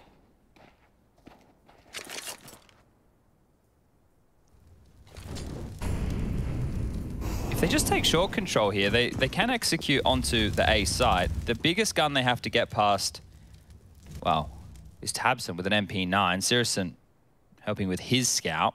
And we've already seen him on the T half hit some great shots on retaking CTs. Now, as a defending CT against the Ts, this is the more normal type duel. But here we go. They're just going out before the nades. They're straight out. Sirison greets him with a smile. That nade looks great. Very brutal for Na'Vi. Where is their health gone? Look at it, they're forced to extinguish it. They're going to have to surely get turntail and run. Find that second AK if you can. Yeah, you try your best. This could cost Simple a great deal, and now he's up against that scout from Sirison. He is on notice. A wallbang could put him down, but he does tap the Sirison head. Sirison needs a whole lot, excuse me, Simple needs a whole lot more of that. Get that bomb down if you can here, Bit. Bit, what is he doing? He wants to take an aggressive stance, and it's just led Taps into another. Multiple targets, just the tip of the head is all Keto needs, and call it 10. Big Clan passed the test of the Na'Vi force. Oh dear, all right. Well, they tried to play ahead of the smokes and flashes there, Na'Vi, catching the A defenders off guard, because if they're playing a smoke molly defense of their own, they're waiting for the util, then they lob out their own, but they managed to get it off in time, and look at this, Sirison didn't get caught off guard, able to hit 2 shots as they're coming out there. Great stuff from him, almost dispels them immediately here, and then the combination of utility slows them on down. They make it into the site, but they're battered and bruised. And we're going to call that 10 for Big now. It should even be the 11th. Just these light upgraded pistols, P250s, Deagle, Tech 9. Couple of smokes and a flash. Na'Vi would have to pull off something quite spectacular here to hurt Big. It's not out of their wheelhouse, champ. So they know there's a scout mid, and I'm sure it'd be tempting to try and isolate them. You can see Electronic's gone for a way downtown smoke grenade. Similar to how Big Clan were doing their mid to Bs, and that's a cancel, I think. CT, oh. Goodbye. That's the bomb. Lost Might the need bomb, that. actually, yeah. Roasted up. Bit of a hazard having the bomb so close to those flames. Yeah, how did it not explode? I don't know. I think the health department's going to be really upset about that. The health department? Yeah, this, the safety inspectors of Dust 2. All right, yeah, they come through. It's at night, you know. I mean, you haven't seen Dust 2 at night, but they have. We could just have night Dust 2. People do very good stuff. They change the skies. They do. The skybox. Get some floodlights in there. Don't tell anyone, but I used to play with a modded skybox when I competed in COD. Oh my god. Yeah. Made the sky as bright blue as possible so I could see the nades in the sky. Get the Call of Duty police out I here think, honestly, right now. I mean, give them a ring. Lauren would be so disappointed in you. Yeah, and I used the web next bind. That's right. To cancel my reloads. Scum. I used to use stop sound in 1.6. There you go. Well, it's good. It's a safe space. It's good to get it out. I can still remember the command, the little script you type in. Well, the guns are out for Na'Vi here, and this map, I don't think it's gotten away from them by any means, but they're going to need one on the board soon. Cirrus and Flash, AWP strikes. Bit is down. Two pretty frustrating deaths back-to-back for Bit. Yeah, and they've even got 4 players over towards this A bomb site right now, Big. Look, Tabson's in CT, I'm aware, but he can get over real quick. Yeah, Sisson's going for, like, re-sweeps, re-clears. He'll peek off the flash. That sounds like a good cue to post up. One across, certainly possible, and that's Boomich. Isolated from his squad now as the smoke comes in. It implies a re-aggress, so he tucks in for potential aggressive maneuvers. Now, we're at that 45-second mark, Chad, and yeah, real problems now. Getting awkward. Oh, they can't even leave. They want to go towards the doors, and Keto's the one that does deny initially. He took a big headshot into Electronic, which does soften him up for the tabs and wall bang. And that was a 2v4. I really don't fancy their chances here. Boomich and Perfecto in a bit of a dire strait. You want to say save, but not even that's possible, I don't think. Yeah, Searson tested by Boomich. He's begging for a frag onto the A site. And using those smokes to close the gap. I think Tizian's won the round here. I know this is going on. It's a big fight on A, but Tizian's in T-spawn. Yeah, unless he Oh, he's going to make it. Wait, he's going to make it. The fact that it was the MP9, I didn't even click on that. Okay, they will get the bomb down. They will, with 1 second to spare. Quickly now, Perfecto. 1 second to spare. Yeah, he's got it down. Gade CT, Tizian mid. Oh, and what a turnaround. This is a Boomich round, exclusively. He walked in on the Searson AWP, and now suddenly a role reverse. It's Tizian, and he's just got to walk through the smoke. Great shot out of Tizian. Oh, he can come up clutch, and he does with the spray. Oh my God, Na'Vi did so much right. Tizian's just better. Oh my Lord. I thought he had won the round with the push in T-spawn. It was the second push that gets him the round. Huge stuff from Tizian there. I can't believe it, but the fact that any of those events happened, it didn't feel like it should have gone down that way. Okay, guys, let's all take a breath and let's use this replay package to put it together again. So this frag onto Searson, nuts. 14 seconds, then Perfecto doesn't get finished off, brings the bomb, they just get it down, and Boomich is already waiting for the Gade B rotate. But Tizian, he's pushed through that short smoke and commits hard for this second fight. He catches Perfecto completely off guard in the air. But Berlin will get a little loud after that one because they know what that's done to Na'Vi. The momentum that was about to be built has just been thrown out the window, and that's courtesy of Tizian. That's a big round to win, and no pun intended right there. So huge stuff, and timeout taken here just to, I guess, take a little bit of a sting out of it, because a round that didn't look like Na'Vi's then should have been Na'Vi's. And Big are up on this little pedestal now, just 4 more rounds required. Na'Vi will be able to buy back in, this time with the simple AWP. No more funny business with that scout. But it's still going to be difficult now for Na'Vi to get back into things. Get one here, they can rattle that economy. Going for a 4-man A lean one more time. Keto to solo B during all of this. Pressure applied long. Gade, Tabson, and Tizian to respond, but they will call this one clear. Good start for Big Clan. Nade down the gullet. Electronic forced off of his Long Doors project. Run boost and a flash. Well timed. Searson this time not getting away with an opening kill. So they've been able to garner this short control and keep the 5v5 alive. Early as well. You've got so much time to play with already denying that info from the CT. Simple. This is where I see some of his best work. He can post up on this. Let's see how well-trained Gade is. He's now back to the tier 1 realms. Let's see if he's already got it well drilled. When he gets smoked off what's his reaction? Plays around it, a flash to relocate, and ooh, it does seem to be a one-on-one right now. In the smoke, he lingers. Just flirting with the edge of that smoke. Ito called upon. Gade, wow, Gade gets the frag. Lives on, Keto caught on the B rotate. They know B's clear now, though. If Perfecto just runs in knife out, it might even be a save. Oh, Tizian's pushing long again here. Yeah. The image needs to go now. And he will. Doesn't know he's vulnerable and finished off by the Tizian flank. So they've got the B site. A B retake asked of them. And yeah, shot fired from Simple confirms that the B site is on lock. Nice split of the resources. Tabson from window, Tizian from the tons. Molly isolates. Oh, and he trusted the Molly too much. He completely did, and Simple asked to clutch. Look how far away Searson is. If Tizian doesn't get this frag, I don't know if Searson's even going for it. Now he's starting to come out of his hidey hole. He's left his roost. And Simple knows what's up. I don't know if this barrel's been spotted. I suspect it has. And loud there from Searson. The crawl from Tizian. A missed shot, baits the shot. Big Clan say play on. 13, a retake into the B side. Ooh-wee, all right. Just fumbled that one right there. Perfecto, I think he thought the Molly was enough to keep Tabson away, but playing ahead of it, able to be extremely annoying. That gave away not a free kill, but an early kill on that B site. And then it's just Simple left in a usually unwinnable scenario. I think the only reason most of us at home are believing in this is because it was the man himself. Help me understand that Molotov you're talking about, because so did he throw it from door side and then went window? No, he threw it through the window, but the thing was it was too deep. So Tabson was still able to jump up on the little ledge and throw that grenade down and apply some pressure.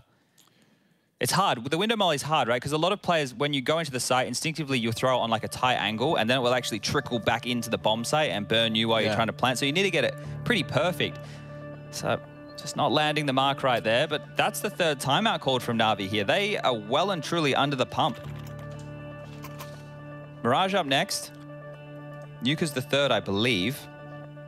Yeah, and I mean, if you were to try and take down Na'Vi and force this, what is it? Did you see their stats Peta tweeted out? It was nuts in terms of like, I think it's like they're on a 16-0 streak. Gambit's the only one who can topple them, right? Yeah. Against anyone other than Gambit. Yeah. Like that's...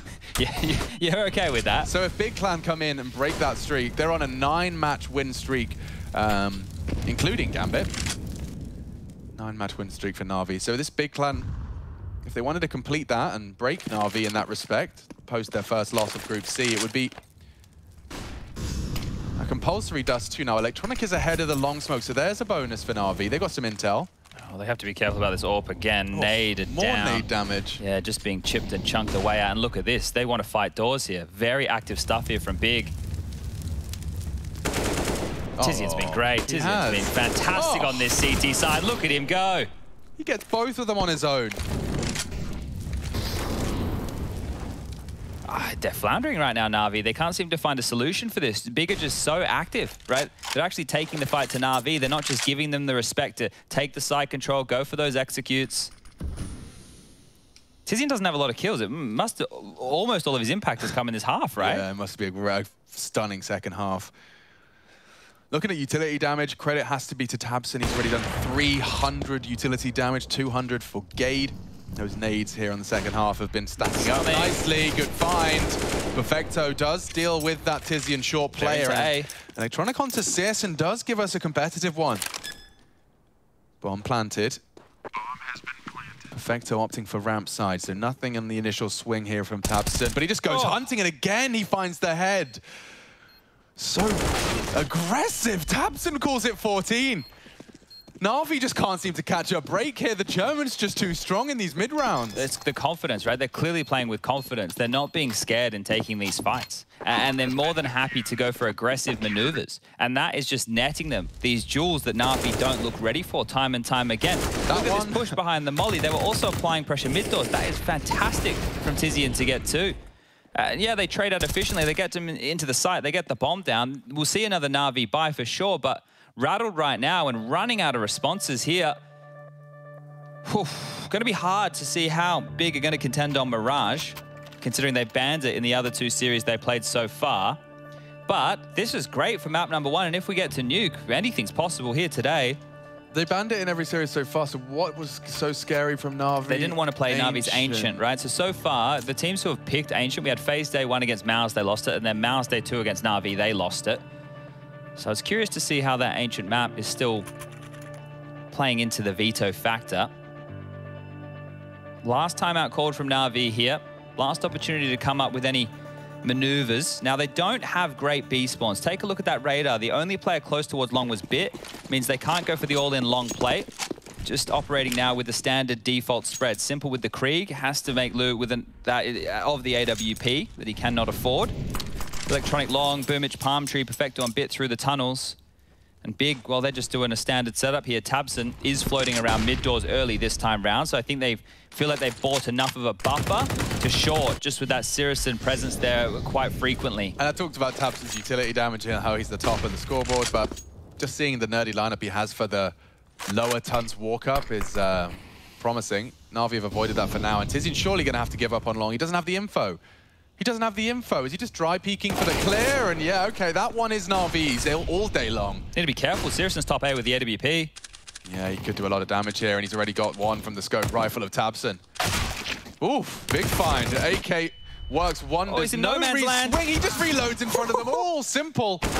Does find it, but it seems like Big Clan are still kicking up a fuss. Throw the bomb across or get there as best you can. A quick incendiary to buy time. And he's got, what has he got? The smoke for the cross, a little bit of a one-way action. Nade as well.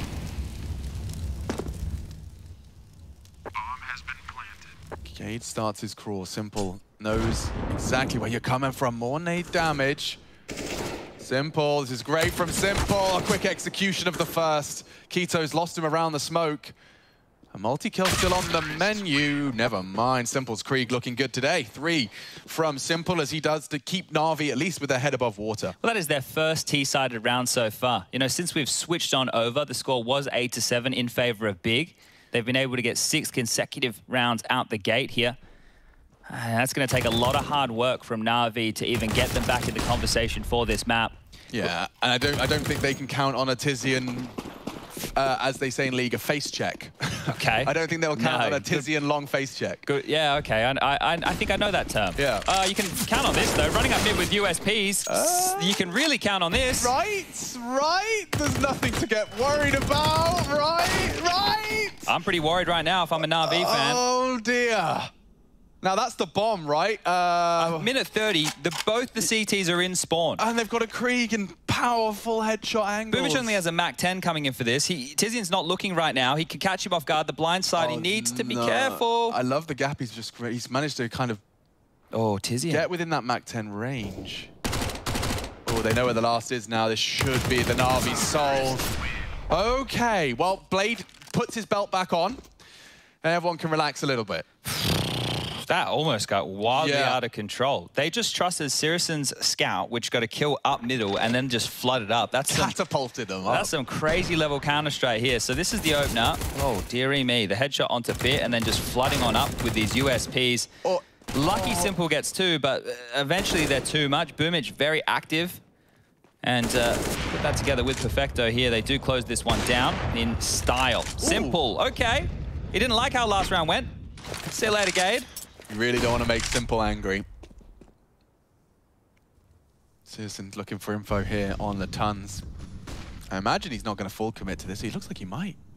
Oh, Perfecto dancing in the off angle. Still Citizen thrives.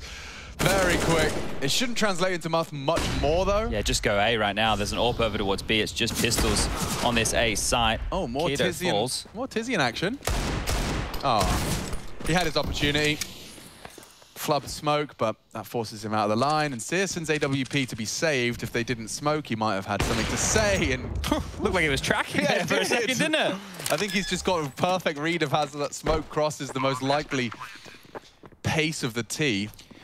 One of the keys here that I just want to talk about and why the scoreline could be sitting at 14-9, about to be 14-10, is it's not Simple they've really kept a lid on. He has 21 kills. It's Electronic and Bit. Those two combined only with 18. Truth. Now, those individuals play some key roles on that CT side, and as well on this T side, you're going to be looking for Electronic to find you that creepy, beaky long territory, and Bit to find you some entry frags that take short control. So they've been a little bit lacking in that department, but Not dead yet.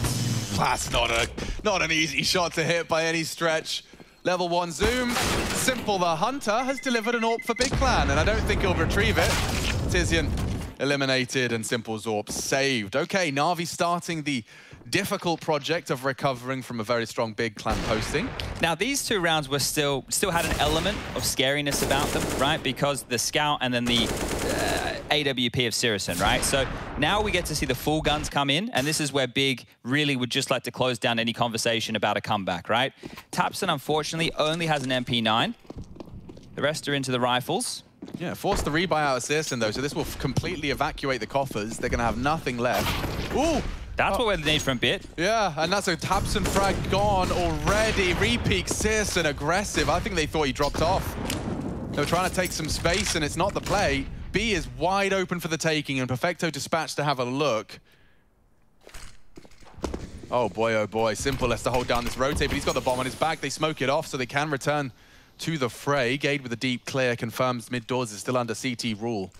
It's like a tortoise race right now. Nobody wants to make any footsteps, right? So whoever has the goal to get towards that B bomb site first might win this round. Gade staying parked towards the B double doors, and it looks like Bigger gambling, right? If it's a mid to B or if it's an A hit, they've got the lion's share of their forces there, but if it's a B attack, it should just be the safe call. Smoke out for the mid to B. Gade can be the difference maker here if he gets 2.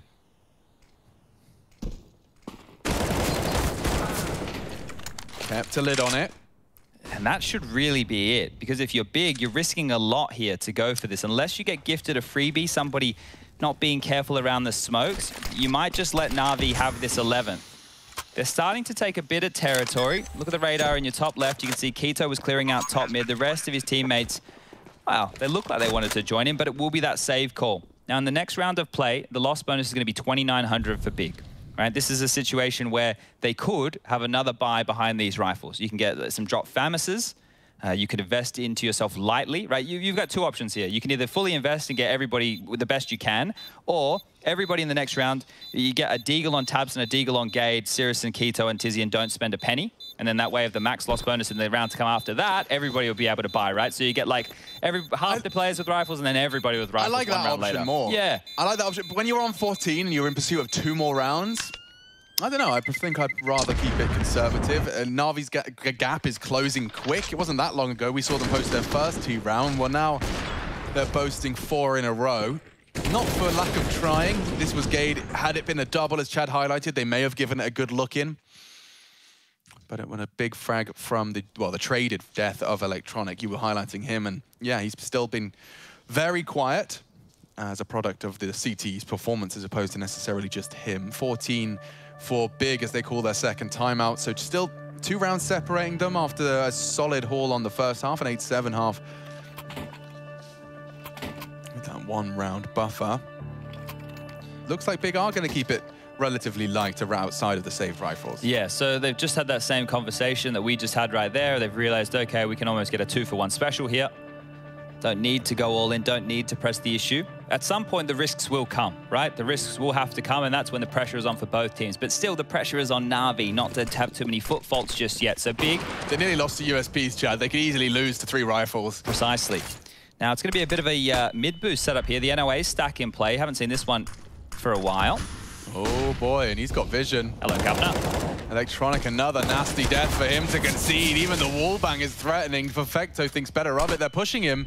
Tucks in, wide from Tabson. There's so many bodies on to push, and now weapons are lost. The site perhaps as well.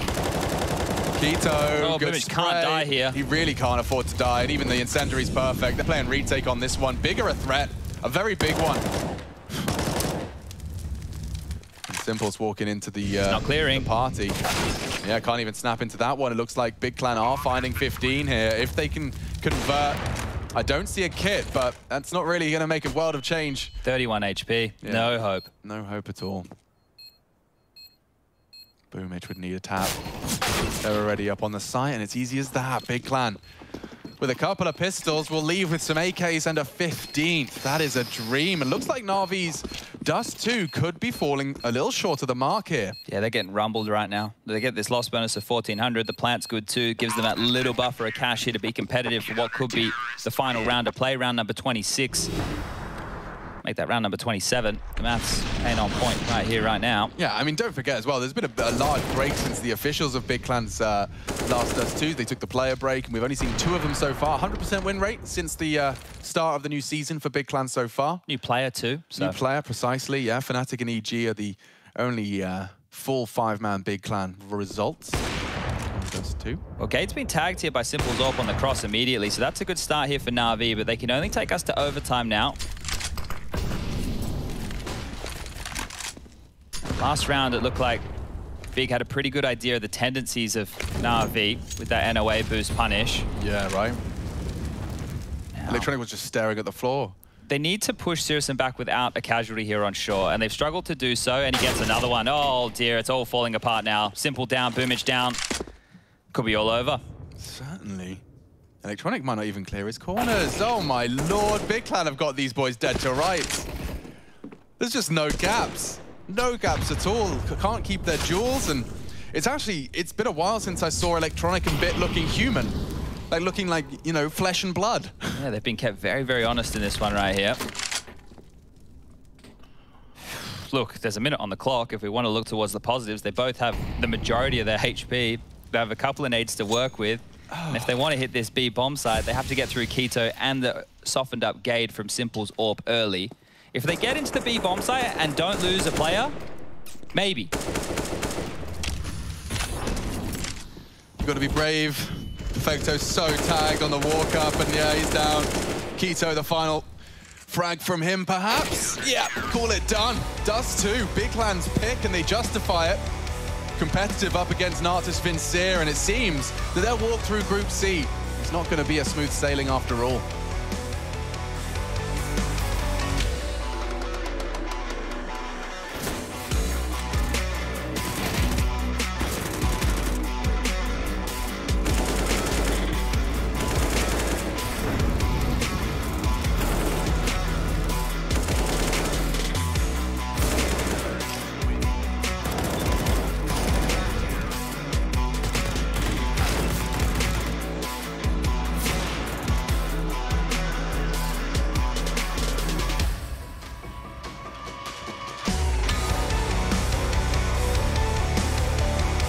Regarding what Gates brings to the team is definitely a positive mindset. He's sympathetic and he has also experience within the team. He also gives us a lot of input, what he sees, what we can do, maybe some reads here and there. He's also taking over some of the leadership, which is also very important. He takes over some really important positions on the city side where he can communicate, coordinate very well. And obviously his aim is, people will definitely see what they were missing, and I'm really looking forward, as I said before, that I just want to play the game, and I'm pretty sure that everyone on the team actually feels the same.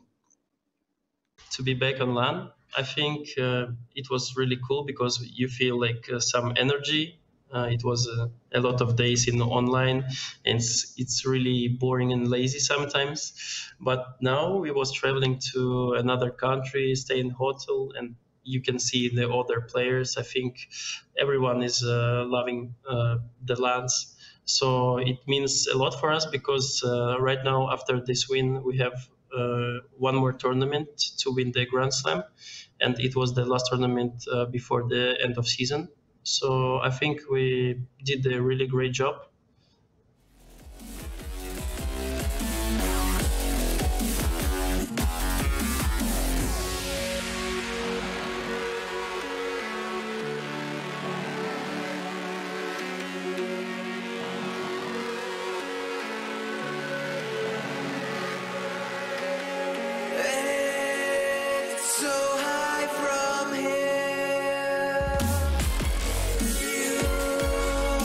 See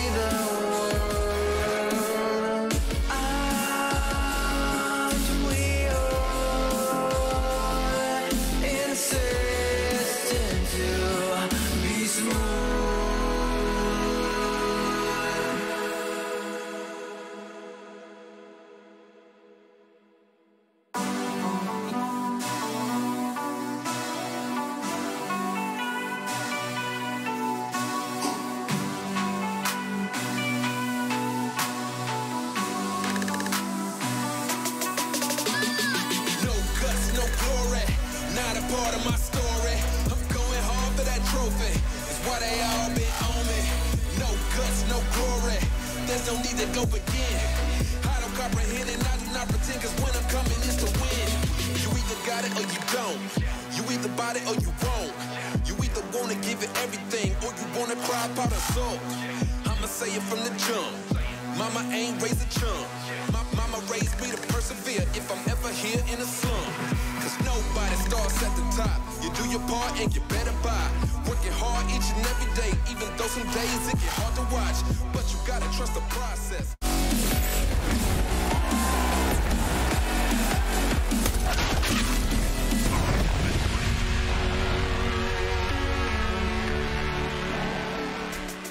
The jury's returned and the verdict is in. It is not FaZe Clan or Fnatic that have lost the first map of the series, but rather Na'Vi, who lose the first map on Dust 2 to Big. I've got Yanko here with me to talk a little bit about it. And some of the updates that we're getting from League Ops. I want to go ahead and just pull that up real quickly, if my technology will allow me to. Na'Vi can qualify today if they beat Big, FaZe beats Fnatic, and Mouse beats EG. And EG could be out by the end of the day. If they lose to Mouse, Na'Vi beat Big, and Fnatic beat FaZe. Yeah. So likely scenarios, or? Yeah. Cool. But would you say it was likely for Big to win Dust 2? I would say there was a chance. I'd say there's a 50% chance they pull it off, Yanko. 50%. Yeah, I think still, despite Na'Vi being the best team in the world, Big has just proven to us that they are very, very good, one of the best teams in the world on Dust 2. And despite that result, the last time they faced it was 16-2 in favor of Na'Vi, right? It's difficult to replicate such a convincing win, really. And I think what Big did this game, they prepared really, really hard. I think obviously when you lose 16-2, you're looking into it, the things you did wrong. And I think they won the game on the CT side. Obviously, it was the second half, but the fact why I think they really prepared a lot for this game is they went for so many gambles, like in terms of opening rounds. They opened the first 2 gun rounds 4A with 2 guys taking long control, one of the B players boosting Searson on top of Cat, right? So that's probably them seeing, okay, if Na'Vi thinks we're fighting for long, they're going to take short control without too much utility, and then the operator can get an easy first kill and punish them. So they managed to shut Na'Vi down early in rounds most of the time. After they did that, then they switched into opening 3B, right? And even in the mid-round, if things are a bit slow, they would, one of the B players would smoke tunnels, and then both B players would come down mid. The rotator would come down mid from A, and they would try to fight, you know, either for mid or Cat. We saw TTM 1 round sneak behind the molly on Cat, get 2 entry kills, right? So early on, Big was taking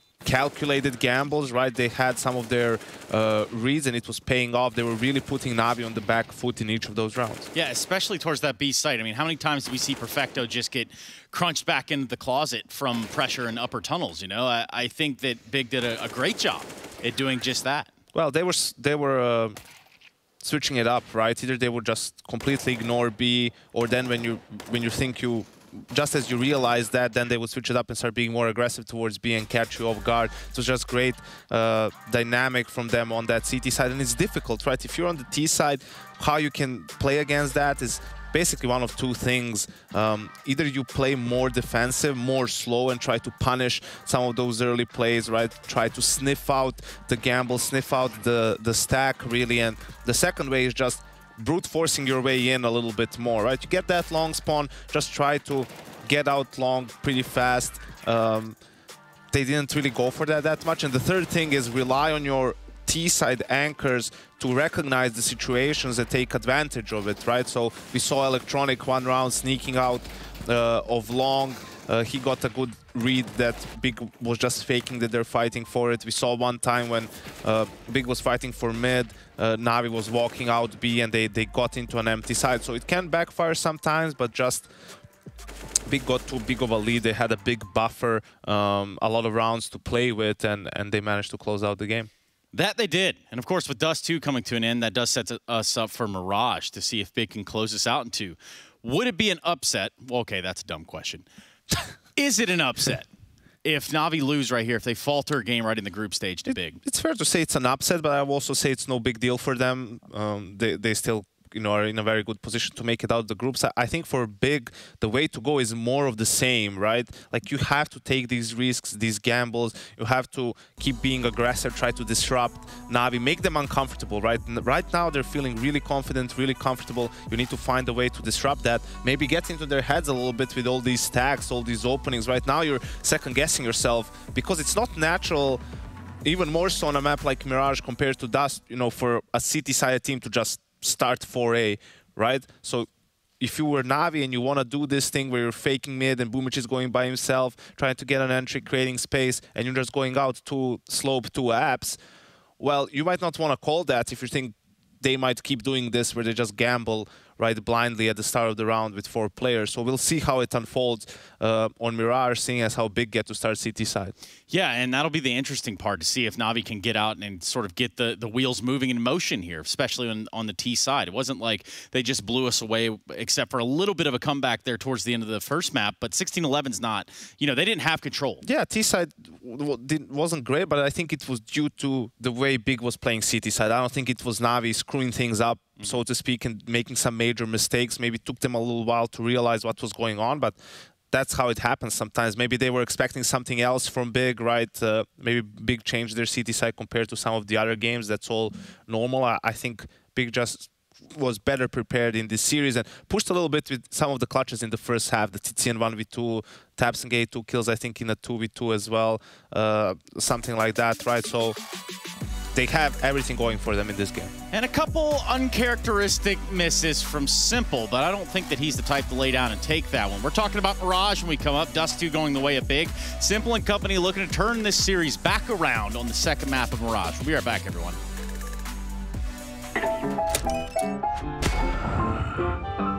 Yes, nice shot, my friend. Cheaters ruining your plays? I have eyes on the enemy. Bad servers stopping your shots? What you need is ESEA. Advanced anti-cheat to stop cheaters. And the best servers around, all with 128 tick rate. ESEA, the best way to play CSGO.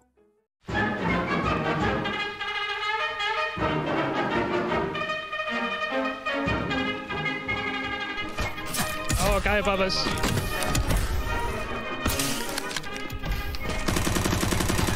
Guy above is dead. Don't know about the other bumper.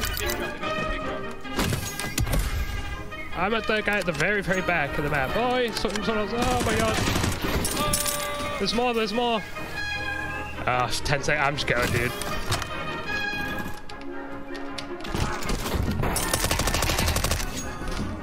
Yeah, it's okay. Oh, one guy right next to us coming from Casbah and Big Rock.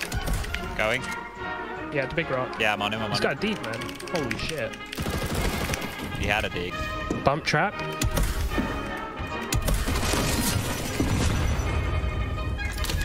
Nice. So he shifts up.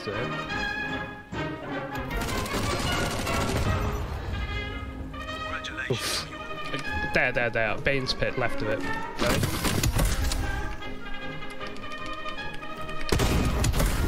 I swear there's another. In this tower. I'm holding him.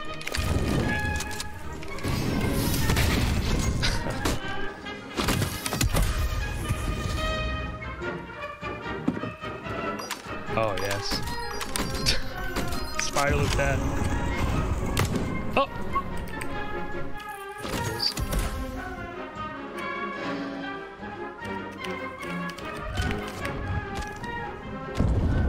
Bumping over here. Oh, yeah? I can't help you. I see it. I'm on 20 HP. Can I jump off here? The safe way is there's a ladder over here. If you don't make it, you're probably dead though. You see the ladder? Right there. Live ping on the ladder. Yeah. Well, that's gonna look funny for sure.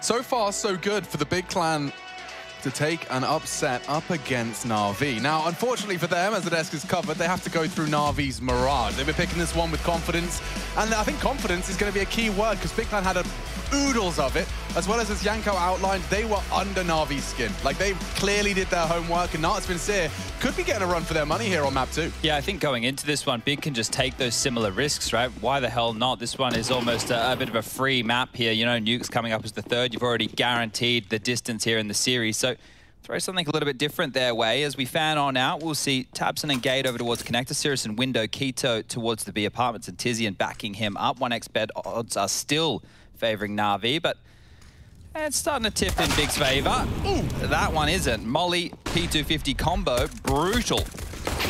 As Gate goes down too. There you go. Well, there's the headshots, Alex. We love the headshots. Bit in headshots. It's kind of his thing. Yeah. Keto could rumble the whole plan if he took more than one. One insufficient, and Bit knows where you are. Tizian, he's snappy, isn't he? Can't find the head as much as he'd love to as they both sit there and reload in front of each other. He's trying to get the angle, trajectory, how do I calculate computing? Oh, he's gone. Yikes. At least he's thrown all his nades. They don't get to use them. Oh no, they get the flash. We want the flash. Yeah. Give me the flash. Give it to me. Simple. You wouldn't go for that. Actually, a knife would be pretty sick in the pistol. Damn you, Tizian. He's evaded the extra 1,500. Oh, Bit picked up a smoke and a flash there. So handy little pickups on the way out the door for Bit. And that's more like the Na'Vi we were expecting. The P250 of Simple finding some impact on this T-sided pistol. Didn't happen over there on Dust 2. They were actually quite neutered on their T-sided pistol of Dust 2. Just want to take a quick moment to remind everyone that if you're not being a Hydra homie today, you should be. If you're getting a bit frowny, if you're shouting at people or being a bit snappy, maybe you're just dehydrated, bro. Or sis. I think most of us are dehydrated. Oh yeah, well, pretty much all the time, I think. Yeah. And yeah. Looks like Boomich is up to his usual antics on Mirage. He's going to be holding W towards Connector a lot, so Tizian. Oh, a preemptive smoke that actually fills me with some confidence for this B defense. Yeah, here we go. They're in. And they're out. Na'Vi, oh dear, completely evaporate. They're nothing but vapor in the air. A fully bought up squad, and already frustration's going to start bubbling up. Big Clan fight back with a vengeance. Yikes. I kind of want to let Bit have a crack at this, but the problem is the bomb down, the AK, the 4 HP. Yeah, look, it's really just a save call, isn't it?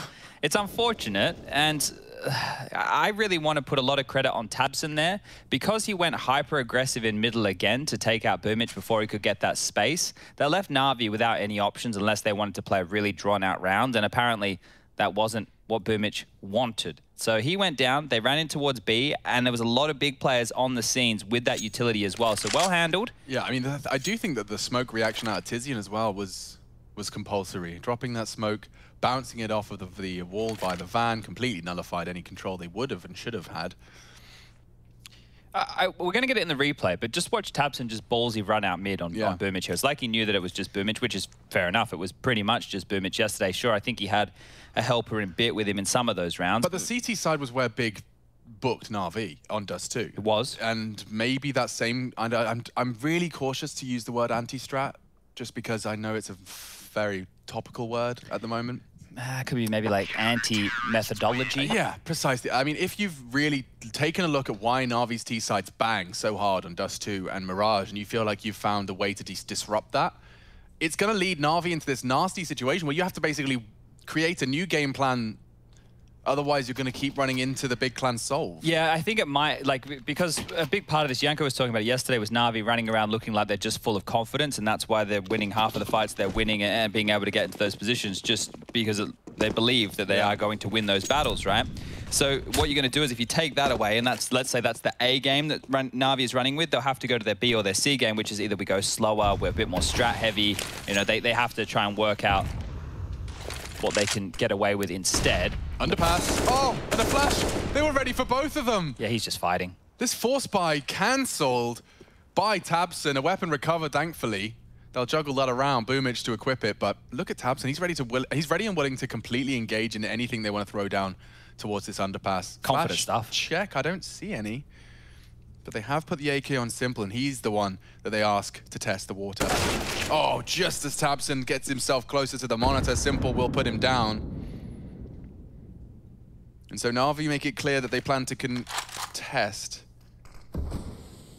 They know there's an AK in play. Make it 2 now Tabson's AK's fallen into enemy hands. I suppose the problem is the lack of head armor, right? So going up against the Galil and the MAC-10, still going to be a difficult task here. They're going to need to be shooting first.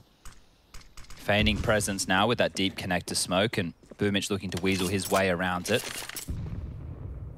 But the rest of the Na'Vi members look like they want to finish over towards B. Boomich, bit clumsy there with the movement, but he's been, or should have been noted, he is still going to make it into window. He's flanking B. They don't know this is coming right now. No one's looking. They're just popping. Tizian did so well in the anti-force. Boomich is behind, and what a flank that is out of Boomich. Clumsy, maybe, but Na'Vi have fought back.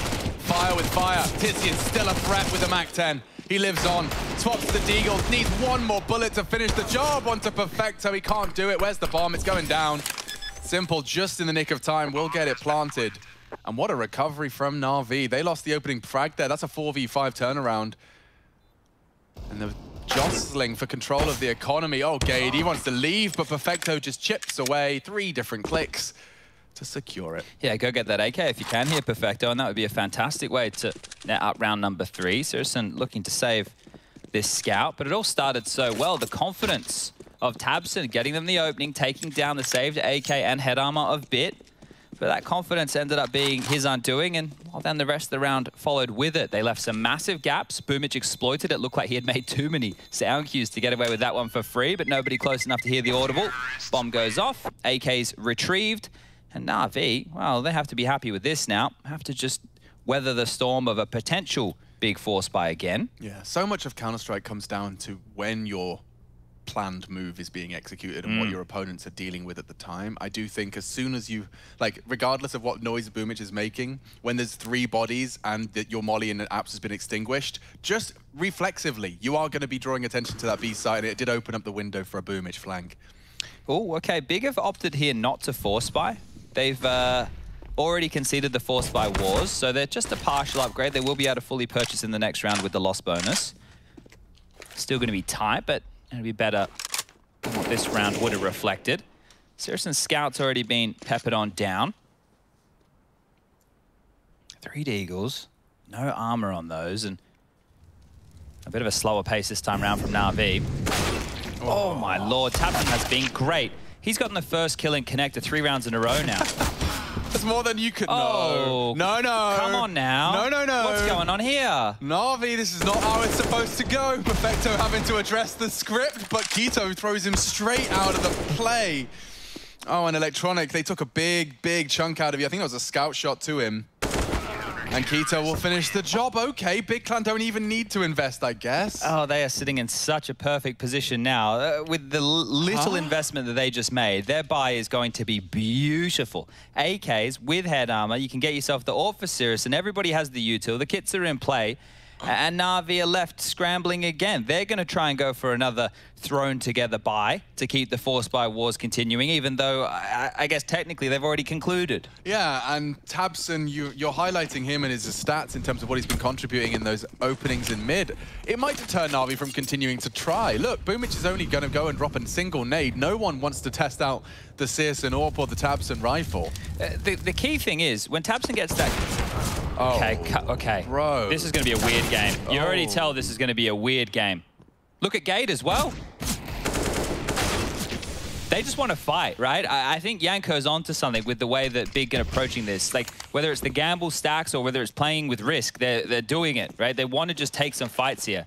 They don't want to allow Na'Vi to play their game. So if this just turns into a Biffy Brawley aim match... It is. And actually, Tizian's got 3 backs Lordy. turned right now. Oh, Lord. Oh, dear. It's turned around again. What is this game? Now Keto's taken it into his advantage, and he will convert. Big Clan respond. Searson went down so aggressive. What was that? That was a 2v5. Yeah, it was. That was a 2v5. And Na'Vi have already lost an eco. We're 5 rounds in, Chad. Oh, dearie me. Let's see this again. Like, he can't believe his luck. Simple and Perfecto get 2. Make it 3 because Gade's there as well. 2 players remain. And they lose it. And they lose it.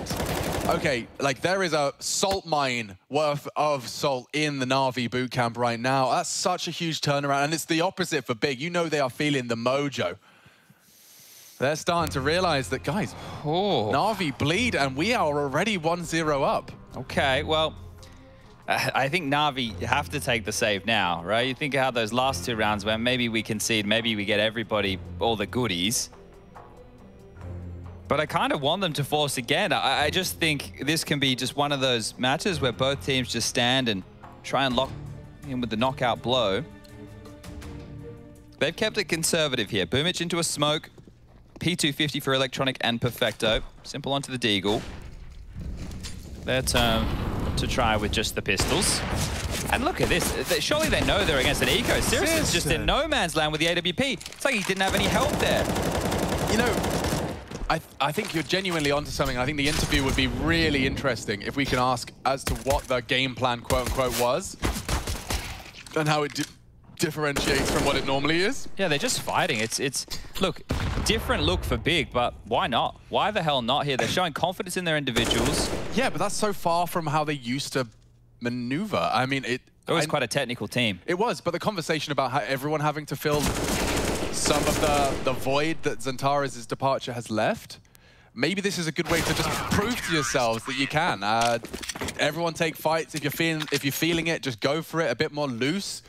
And it stops them from being this rigid CT side that Na'Vi get to pull and poke and prod around the map.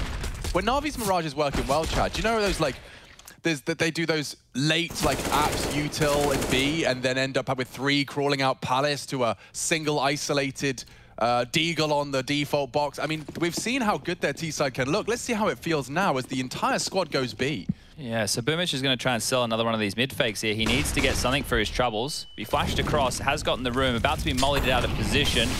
Extinguish is in play, and if they do head B, it is just Tizian on his lonesome right now. Simple lining up a smoke. Yeah, this could be very quick, very decisive.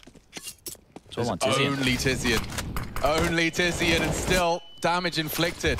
He's trying to keep him at bay, caught through the smoke, and now surely Big Clan want to succumb to this one. From short, already bullets are landing.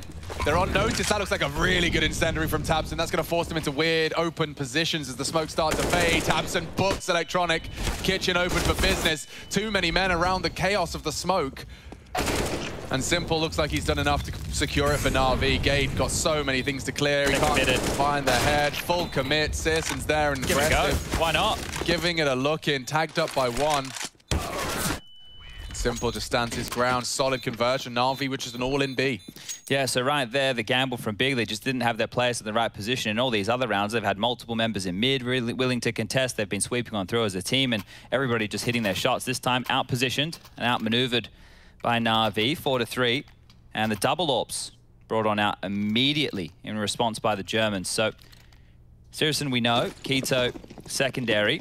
Their buy is still looking pretty here, and they've only invested in 1 defuse kit on Tizian, so keep your eyes on that if we find the bomb going down again. Aggressive, of course. Of course.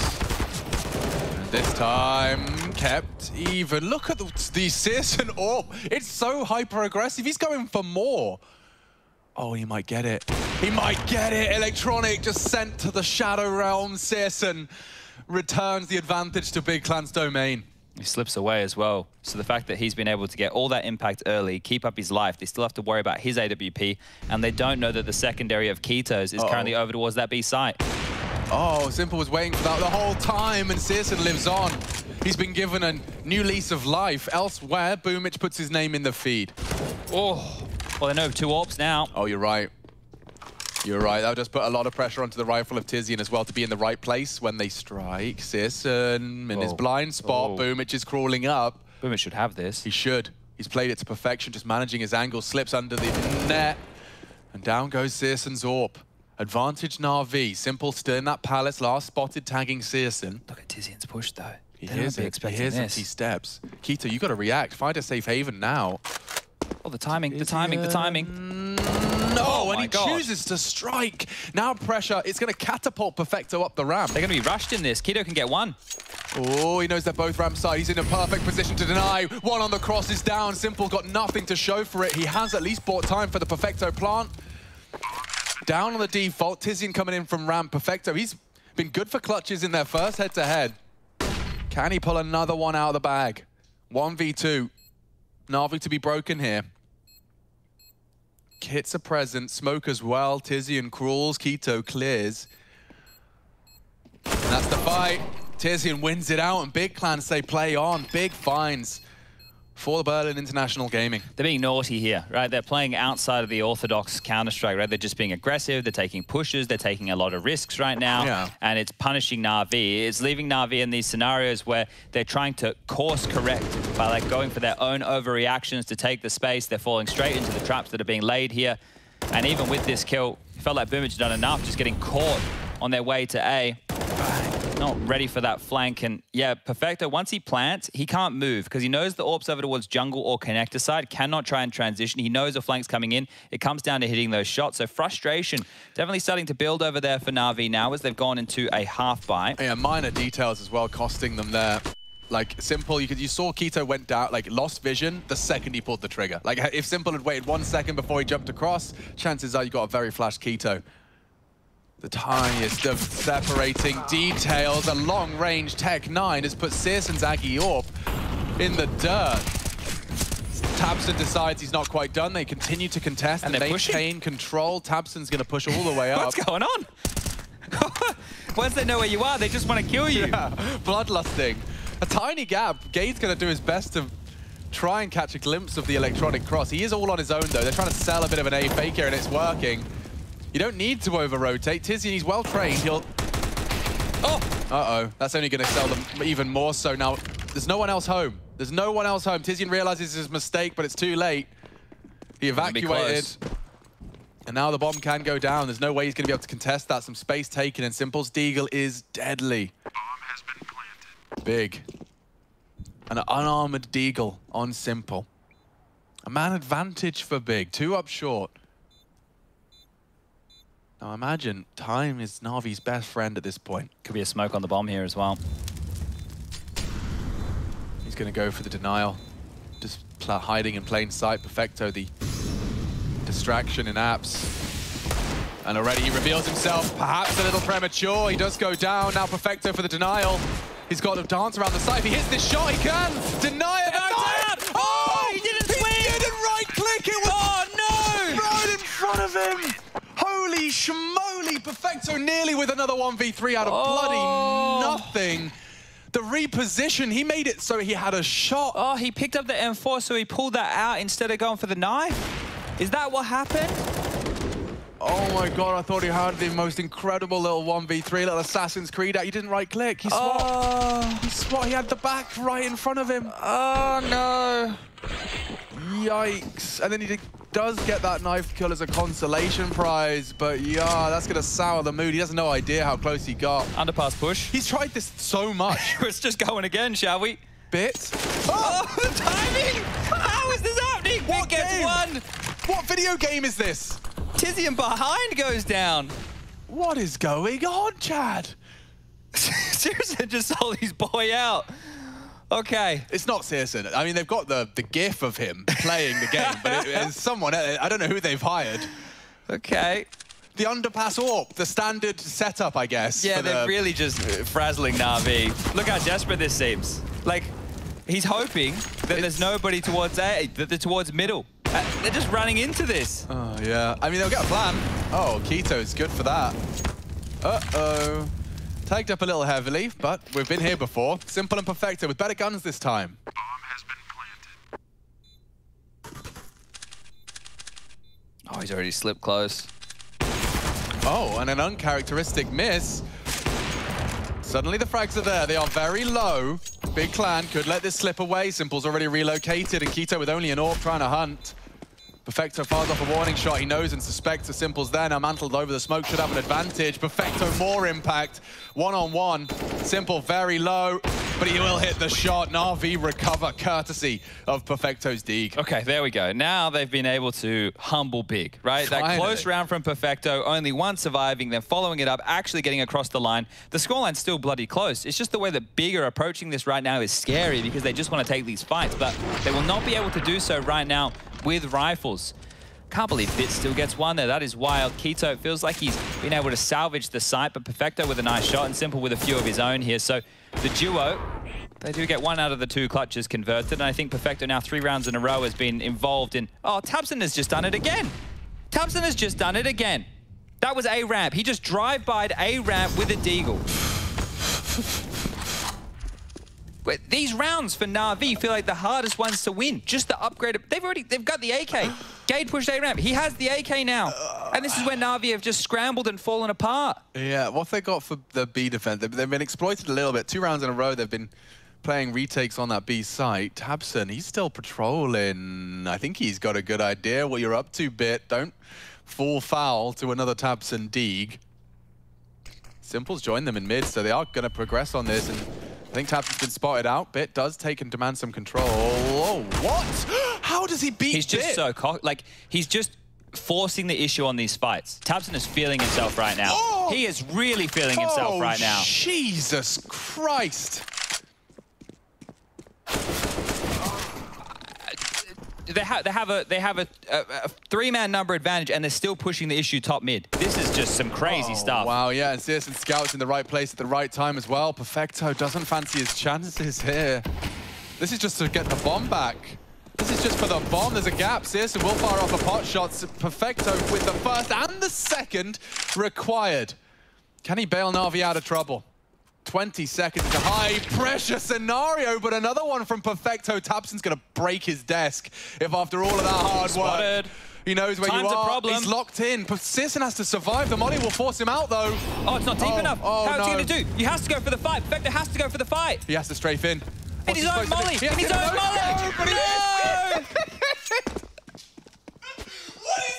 Oh! Pinned him down. His own flames. I actually don't get it. I've never cast a game of Counter-Strike like this. Big Clan and Na'Vi. It's the most fruity of the bunch. I mean, look at this. 5, he has to push. He's strafing into his own flames. Searson has to hit a no-scope out of nowhere, and he does. He was flustered right there. The flubbed molly. I reckon Searson's dead to rights if he didn't go a little deep on the flames. Oh, Look at them. Jesus, Joseph and Mary. You'll never guess what they're doing. Pushing. And Searson surely going to get overwhelmed here. He's pushed the relationship too far. It's even trades, but that should favor Na'Vi, right? I mean... Look, if they weren't on like a pistol buy, sure. I think Bit being super... I don't know. I don't know what's happening. They're just going to push, aren't they? Big are going to push somewhere. Yep. Watch Tizzy and just decide, I'm going to push B apartments. And Gade jump through window and Keto rush T-spawn. Something's going to happen that's strange. Can't take your eyes off this one for a second. Yeah, this is something else. It's like, do you know what it could be? And as discussed by the desk already, like they know they've got Nuke in the back pocket. Yeah. And you said it, like on the pistol, Chad, you were like, why not just do it? But hit Na'Vi with all of the like online of extra confidence. You know, like all of that extra pep. Like Searson killing someone close ramp and then proceeding to close clear the Palace walk up as the solo A defending AWP. I don't know, man. Like Big Clan, like they know they have that fallback of the third. Why not just throw the most kooky Counter-Strike at Na'Vi? And by the time they've kind of sussed it out, it's too late. Yeah, well, this round right here could actually be that determining factor, right? This is going to give Big the half, which I don't think we would have really been thinking coming into this, seeing it's a map that they've been banning. So Keto now can secure it. He's under the balcony. They're jumping on in front. That's the first. Just has to delay now. Keto does go down, but Gade is here. Oh, and that smoke's really good from him. It's going to set him up for success, and the spray denies. They have to plant Boomich under so much scrutiny. Bullets from Tizian and Gade. Gade can't finish the meal, and Boomich lives on. He says, play on. Oh, and he's managed to maneuver quite nicely. A chance presents itself, quickly removed by the Tizian MP9. And now they'll go find themselves some extra rifles to pick on up here, because it's not like Big are out of the woods just yet, right? Their money situation is still quite average. The fact that these rounds have been so close, the fact that they're keeping it competitive, the fact that they are winning now 8-4, that's the conversation. And it's the way that they're doing it. I don't think they even need to cool off from this, because Na'Vi still haven't really relented in their approach. Sure, they've changed up. Okay, we might send a couple more players here, or we might send a couple more players there, but it's working, right? These aggressive maneuvers are working, so why stop? Yeah, absolutely. I mean, this is right up my street. Take the fight to the attack, completely disrupt anything you had intentions of starting the round with. You know how we talk about Counter-Strike like it's a puzzle and reactions here and give and take? Well, they're not giving. They're just taking right now. And look, jumping down again. Aggression once more. I think, like, if normal Counter-Strike that we watch every day is a cafe... Oh, my lord. I'll come back to it, because hang on. Citizen's aggression has been kept honest. They know top mid is present and occupied by Na'Vi. Simple's striving to clear out any aggression, but they have already just completely rescinded that. But as I was trying to say, the Counter-Strike we typically watch, Chad, is a cafe. Okay. And the Counter-Strike we're watching right now is a cat cafe. I see. You know, in terms so of the smells. variation, well, it's stinky, it's weird. There's a lot of new people here that I don't plan to see again. Hair all over. Definitely hairy. So now Big have gone for the aggressive maneuver out the gate. They've been able to find themselves in a 4-on-4, and now they're playing standard CS. This is the closest it's come to a typical Na'Vi T round. They're going to go back to A. Majority through Palace typically works wonders for them. And Mirage, a big clan ban. 1 out on the defense, and if they could find double digits, Chad, I would genuinely start to believe that Na'Vi are going to have this whole group thrown up into a bit of a question mark. Yeah, I think, double digits compulsory here for Big if they want to take the win on this map. The half win is great, but our expectations were low. Here comes the A hit. Smokes are in. Oh, another one for Gade. Keto has been given an absolute gift there. Another miss molly. And Tizian all the way from downtown has caught one on the connector walk-up. Here comes Keto. You won't be saving today. See you later, Alligator. The long-range spray all the way to Tetris. Beautiful stuff. That's 9. Na'Vi busted in the bank department. And those double digits becoming more and more likely. This is... So we control the simulation. As soon as we say, oh, Na'Vi, you know, for once not going off to those slow starts because they've committed to the boot camp. Does it all still stand? We're just giving that there's just an extra big clan chapter interacting with it. They're playing outside of the expectations. Yeah. Right. So they've gone, okay, well, yep, this is the case. Everything we stated is true. Yep. What can we do to change that narrative?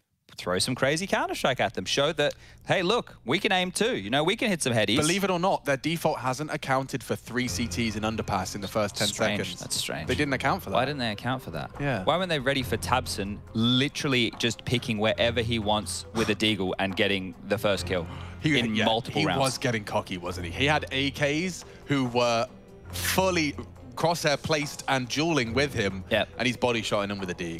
I cannot believe some of the openings that he has gotten away with. And look, one of the conversations here with Big returning to speaking German is the fact that Tabson now has less to focus on. Before, he was having to translate certain things and pass things through in English to Zantaras. Well, now he doesn't have to do that anymore. And if you guys don't remember Tabson when he was on like NRG with Gobby, Legia, PTR, Fugly, that type of a team. Yeah, good right? shout. We're talking back in Season 4 or Season 5. Tabson was the superstar player of that team. He was dropping 30 like every game. Now, that's probably a little bit of over-exaggeration there, but my point is he is a star fragger. Yeah. And we're seeing some of that right here today. We saw some of it on Dust 2 just the other day.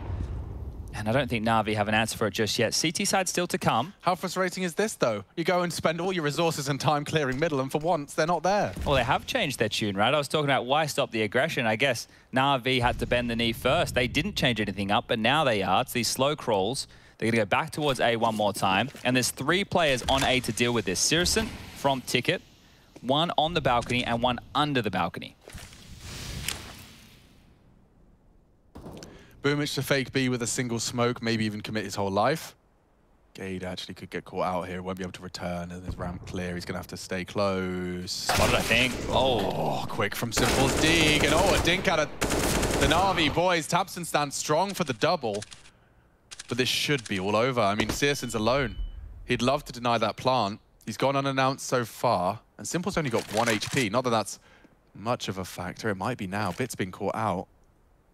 Simple looking for that safe haven to plant. Could get banged here, and yeah, they are firing off shots, and Keto's hit it. Big are going to take it all away from Na'Vi. Boomich has brought it into a 1v1, but call it 10. Call it 10.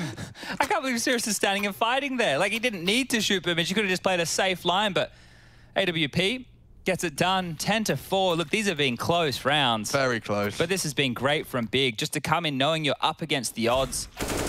Also, when was the last time you had a series this dramatically weak from Electronic? Yeah, it's strange, right? We were just praising him for his good online form. He's not getting away with any of his tricks here. Bit again, so 2 consecutive maps from Bit and Electronic as the duo, just not getting a whole lot done. But final round of play has started. And Na'Vi would love a 5th. Look, I still believe that Na'Vi can claw this back and win this map, but it's not going to be easy. We don't know what type of T side Big are going to have, do we?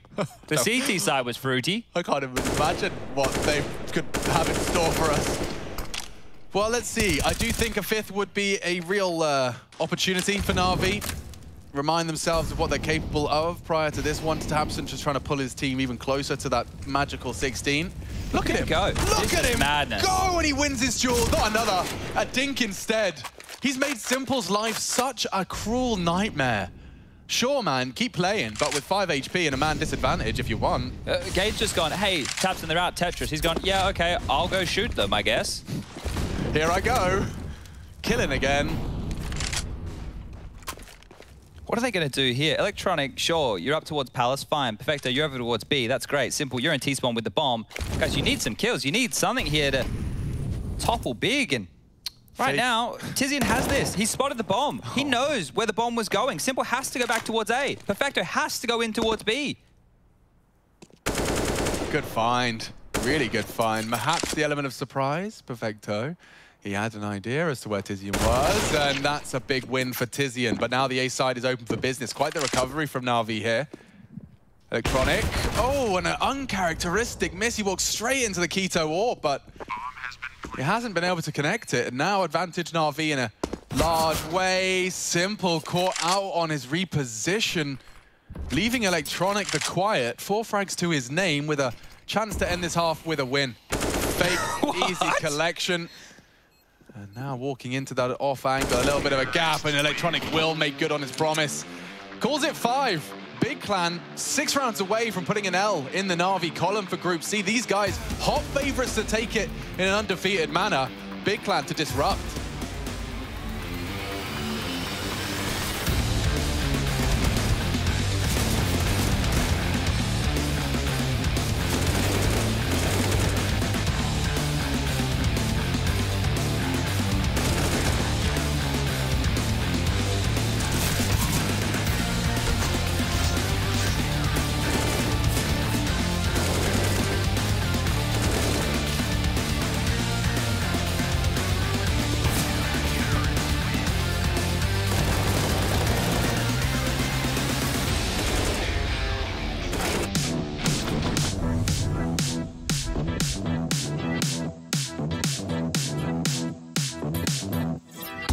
Patching the wound.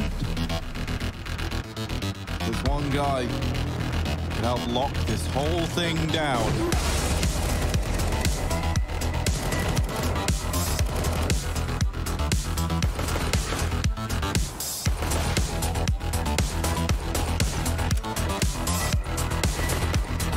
They have no idea he's here. He's found the gap. But this would be a huge round to win. This is just Glocks and a few little deagles. So this is definitely doable for Electronic. No armor, though. They've got the kits. They can do this, but they need to get it now. He gets closer, and they have no idea he's in the back.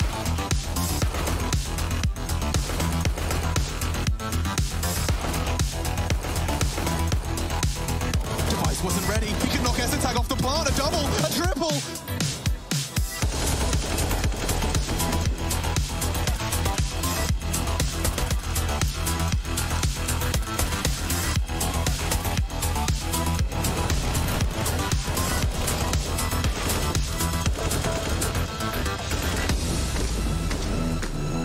Here comes Electronic.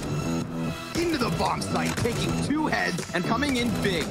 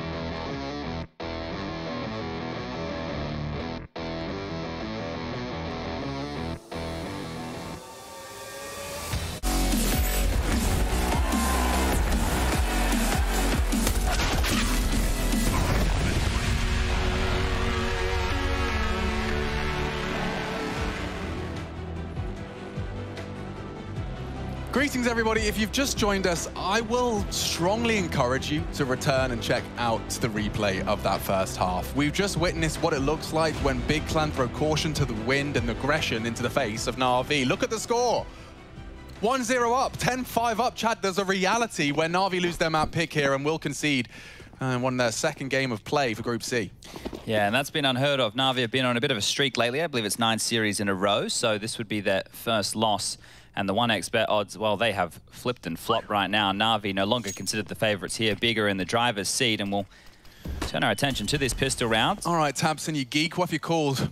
Pretty standard stuff. Stack nades onto Boomich's corner, and Simple, usually good for these. Usually good for these. Gade's got him. And he's just a little mid-lurk. He's got so much to contend with. Electronic and Perfecto have to decide how they want to rotate through mid, and it's pretty hotly contested. Gade ready to receive. Oh, nice looking good here. He's feeling fresh, motivated by the reality that's getting closer and closer with every round. Boomich down, and it's flawless from Big Clan. Na'Vi, I think they might be completely broken inside. Yeah, well, I think that that first half of Counter-Strike would have gotten anybody flustered, right? Under their skin, really just in their face.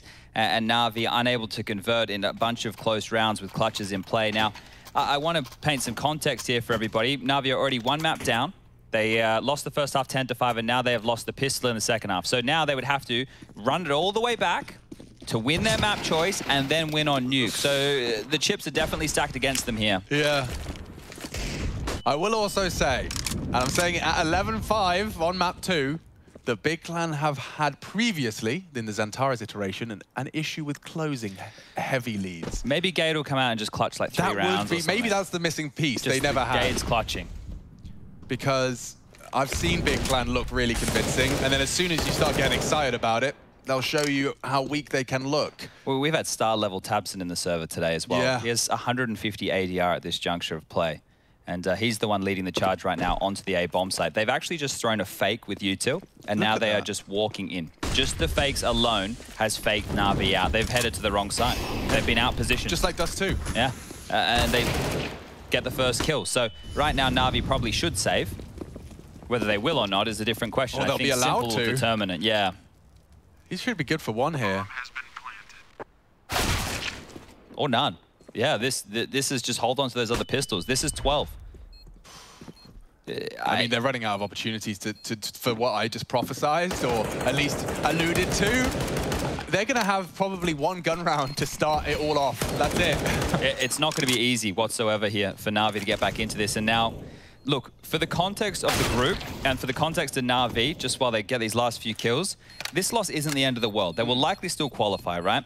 But for Big, this win could mean everything, because we know how highly contested the 2nd and 3rd spot could be between the likes of FaZe, Mouse, Fnatic, throw Big into the conversation. EG even pushed FaZe last night. In terms of the narrative for today, Na'Vi needed this win and a couple of other results to go in their favor for them to lock in the playoffs today. Yeah. So they might have to wait until tomorrow. And the point you're making is only exacerbated by exactly that final point you made about EG, because I want to make it clear, the EG that were playing against FaZe, that was them pushing a FaZe clan that, you know, we already have been singing the praises of and are already with a win under their belt. Yeah. If EG caused an upset against any of the names here, it's just going to throw the whole table into disarray. 100%. Now, Na'Vi got a couple of saved goodies here, but that's all they have to boast about. Quickly smoked off. Mid control being worked on by Sirison and Tabson. Now, throughout this half, well, throughout that first half, they were playing with no pressure. Now that they're on the cusp here, they can't let that pressure catch up with them. And it doesn't look like Sirison will, just aggressively bounding in towards the vent room, gets an opener, and they set their eyes on the B bomb site. Just don't trip over your shoelaces here. Whatever you do, keep them firmly, I was going to say screwed. I don't think you screw your shoelaces on. Screw your head on, though. Yeah, you certainly will. Perfecto's trying to unscrew a couple of caps. He has, actually, with the partnership of Boomich, made it a competitive 1v2, but the poor soul's only got a USP. And Gade's in absolutely no rush, no hurry. They don't want any uncertainty, any lingered pushes through smokes. Boomich, in the meantime, has been given some room to stretch his legs, and a graceful strafe puts him on short. He might be able to get himself something a bit better than a USP with this avenue of assault. Never mind, Tizian more than ready for that. Drops him like a sack of potatoes. And the scoreline reads 13-5. The guns will come out. Simple will get his AWP. But this is feeling like the last-ditched attempt here for Na'Vi on their map choice. Now, map number 1, yeah, Big are pretty good on Dust 2. They've been showing very good face on it throughout this tournament so far. Last time they played against Na'Vi, however, they lost 16-2. And now when you see Mirage come in, it's quite the change. I like the way Yanko summarized it as well. It's like, it's very unlikely when you've lost 16-2 against an opponent on your map pick, it's ever going to happen again. Yeah. And it's a good point, because I think, yeah, it really did inspire Big to come in with a boatload of understanding of how Na'Vi were beating them. And it's translated into a magnificent result for Big. I think the impact of this potential win has been covered. So let's just sit back, relax, and enjoy what remains of Mirage. Well, Electronic is dead. Was there any... Boomich could have smoked him out. Don't know what, maybe that was his smoke there that's front side that missed the molly. That was what I would say probably is much more likely at what happened like there. He's hit the bricks and it's just ended up on default. It's weird how that sometimes happens when a molly starts burnt. There you go, the nods from Rush Sleep. Yeah, it's weird when you see just a pure Molotov kill. You just there's some weird explanation. Something's gone wrong. What happened there? Something's gone a little off, unless he's like flashed in it, which is a cruel fate. Well, they're clawing for info mid, and they have it, but if they step over that line, Sirius will get a kill. Tizian caught sleeping. Yeah, Perfecto's turned his back, though, to the potential. Oh, hello. Yeah, and he's gone. The runway's open. Like, that's the B player who's just ran towards middle. And Simple's now pushing up in towards the vent room. If he slips on down towards window, he's in the wrong place now. He could have been able to respond to B. You're right, dude. Now B's completely open. Simple was the only one who could pose a threat. They've been sold on this A player. It was a tactical death. It was a tactical death. They're my favorite kind. I have them every round. Yeah, he's thought about it. He's like, I need to die here. Well, they need to save now. Yeah, they do. And that's going to put 14 on the board. This was supposed to be the full gunny. A chance for Na'Vi to start voicing concerns. Look, if I'm Tabson right now, I'm probably frothing from the mouth. As soon as you have established that it is the save, I wouldn't send Sirison with the AWP hunting, but the other two of them could really go get stuck in, right? Because this really feels like a stomping, right? Na'Vi were contesting those rounds, but they were always the number down in those clutch situations. Remember the Perfecto attempts? It was a 1-on-2 where they were flanking him. It was a 1-on-3 attempt. It was him and Simple in a 2v4. Like, there were rounds where they didn't really even have a good shot, but they were able to keep it competitive or steal it away. Yeah. So I'm going to do some quick maths here, Chad. All right, good luck. Electronic had 10, there's Bit the miss had molly. 9. There's miss smoke even. Yeah. Let's do some maths. Poor Electronic. I said, how much did I say Electronic? 10? It was 10 on Dust 2. So yes, grand total of 16 frags in the series so far from Electronic, and a grand total of... Bit has 6 right now. And he had 9 before, so 15 from Bit. Okay, well, they've been kept very, very quiet. That is insane. Yeah, I haven't seen them kept that honest in a long time. Tabson, look at him. He was going for the aggress. We know Boomich likes it as well. I guess in-game leaders. Oh, Simple had a chance for a second there. On the retreat, he will be flashed off and tucks his tail between his legs as he returns to B. Oh, he went for the wall bang. Simple just counters it immediately. Tizian neutralized, and Na'Vi given a little bit of a man advantage, a chance here perhaps to strike for the 6th. Tizian trying that trick a little there. It damaged him. Yeah. Definitely damaged him. Oh, and it seems that Searson's AWP is also as well lubricated as Simple's. Oh, good reposition. Simple's doing it all here for Na'Vi. Yeah, I mean, we haven't had a Simple round. We're about due one. We're well past due. Let's see if he can close it all out. He's looking very active. He wants to try and hunt and push for this ramp fight at the right time. Good flashes from Big. They force him to respect. I think they aren't across yet, and Tabson's beating him out, maybe. Oh, it falls apart after all. Denial through the smoke. Big from Boomich. Tabson, full HP and a dream. And that dream is for 15. Oh, easy as that. Crisp. Anticipating Perfecto, just quietly repositions himself to ramp. He knows the bomb is planted for him. He's opted for Tetris, and Perfecto no kit. Every passing second favors Tabson even more. Just play that time, play that push. Expecting that clear from Perfecto. 10 seconds, bro. He's got to hold it. One fake is all he's got, all he can afford. He should run. And that's the easiest clutch of them all. Simple's heroics don't even matter. 1v2. 15-5. Would you bloody believe it? Not really. This is not the way I thought today's game was going to be going whatsoever. I thought we were going to see Na'Vi continue that steam, that momentum. Their win streak of like, what, 16 not including Gambit, 9 including them, so 9-match win streak from Na'Vi. From Cologne to online, it looked like they were absolutely sprinting to that Intel Grand Slam. Don't forget, a single win is required for them. One more notch is all that they need to find and convert that Intel Grand Slam. It's used as a marker. $1 million prize pool, of course, is nice. Liquid, the only team to have collected it so far, and they did it in record-breaking period of time. Liquid the only... no, Astralis did it as well, sorry. Yeah. The first. Liquid did it first? Am I making that up? Astralis did it first, Liquid did it second. Second? Yeah. Okay. God, I don't even remember that Astralis. Yeah, Astralis' one was a lifetime ago now. I think it was in Udensa. I remember they were on stage. Yeah. In front of the home gold crowd bars. with the gold bars. Yeah, that was a lifetime ago. Wow, yeah. That's when we used to have LANs. Oh, so it was the Liquid one. So both a lifetime ago. That's almost 2 years now, guys. It does feel like a different life. Let that one slap you in the face for a moment. Well, we've got 10 opportunities for Big Clan. And this one's one of the most appealing of them all. It's full famous. Light on the util department as well. In fact, already at the opening, 15 seconds, I see distinct lack of smokes, mollies, and flashes.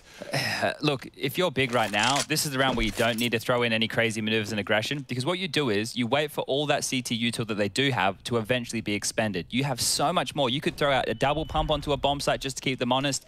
You think that they might go for an aggressive CT maneuver, and when they do, you punish. So Big, just taking the gas off of this one here to close it out in style. A 16-5 against Na'Vi on Mirage. In the last, I think it's 11 games of Mirage that Na'Vi have played, they've only lost it once.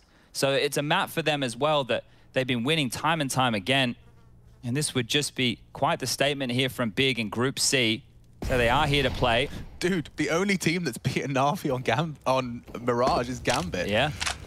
And here comes Big Clan to do it with a whole lot of style, if this is the 16-5. Otherwise, that gap will start to get a little less impressive. Still, all the more so with the scalp, though. And now, towards A, it seems to be the objective. Yeah, and look how many nades they have. They have every single smoke that they require. They have flashes. They have mollies as well. Big should get across the line here.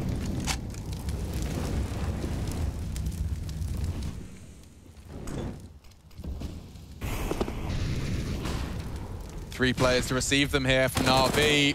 Good work from Electronic. He makes short work of Gade, and he pushes out for more. Taps and treated. It's Boomich again that puts the bomb on the floor. Kept even. Keto needed that. No time for Tizian to do anything here. He wants to die, or he wants to survive. Perfecto might catch him if he goes through late. Tizian. The clock tick from that range. Cheeky. All right, well, maybe they took too much time. You know, time can be a cruel mistress. Na'Vi know that better than most. Waits for no one, Jeremy. Yeah, that too. So here, just stalled out. You can see these frags coming in from Boomich, and there's only roughly 13 seconds on the clock when he starts pulling the trigger. It's going to be difficult to get back together there. So considering Na'Vi was staring down the barrel of it, they held their nerve, and actually, that's not a great situation for Keto. He's only looking at a deagle here, so you said that was one of the best opportunities for Big to do it. Na'Vi have a better buy now.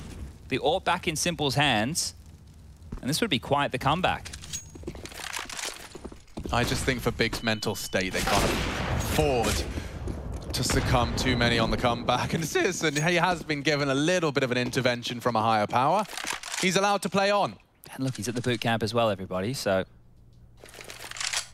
maybe that team mojo flowing today. Everything feeling all right. Was it Tabson's interview where you talked about Citizen being very particular? Yes. Okay. He needs a good mood. A good mood, yeah. He's the new second coming of Get Right, where NIP had to pump him full of McDonald's and ice cream. That's not a joke, by the way. That's... You don't like McDonald's? Makes him play better, though.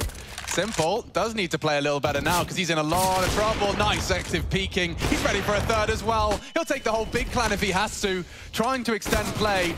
Keto will stop the run, but he's been swung on, and that just leaves that 1 HP on Sears, and he'd wish he had the bomb. He's so far up disconnected from the pack.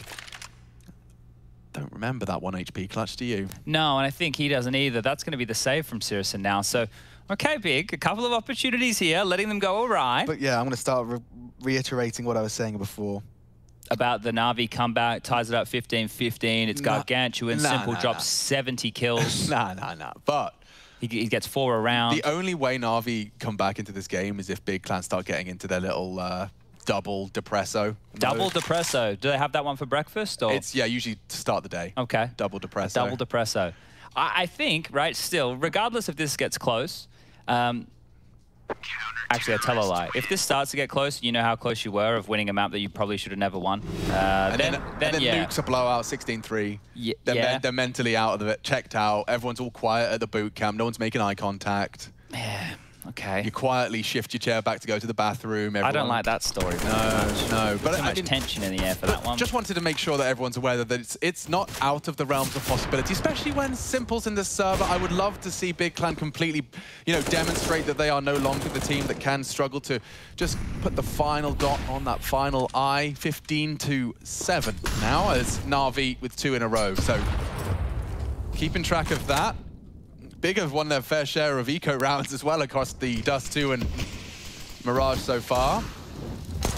Tabson giving a couple of taps for good measure towards that short side, FAMAS. Searson did save the AWP though, so trying to find impact on that T side AWP would be interesting. You can see a little T smoke there, gonna get the CTs on A little alert. Oh, he's getting a lot of room around this because that smoke was super deep. So it's actually giving him avenue right now to flank B, and nobody's watching Alex. Yeah, and he is flanking. Literally no... Oh, somebody now. Oh, and Electronic was so low, bro. One bullet could have done it. That could have been his window into the site, into the flank. Perfecto looking very threatening here. A couple of Deagles are connecting. It's all Gade, baby. The Gade clutch, perhaps. Alongside with Searson's AWP, this is actually threatening. Na'Vi going to start running out of options. Searson posted up for the first. They're both coming through kitchen side, dude. Searson's AWP is such a threat. And don't forget about Gade. His double dig has got them into the site. The bomb now ticking. Kit check. Boomich is equipped. Both walking in from kitchen side, and Searson's called short clear. He can just worry about this door. I don't fancy their chances. Gade confirms their suspicion. Searson doesn't miss, and Simple's got a clutch to save Na'Vi. It's not happening. Big will finish 16-7. They'll take a huge W. Na'Vi uprooted. And their 9-match win streak cut down by Big Clan. Group C just got way more interesting.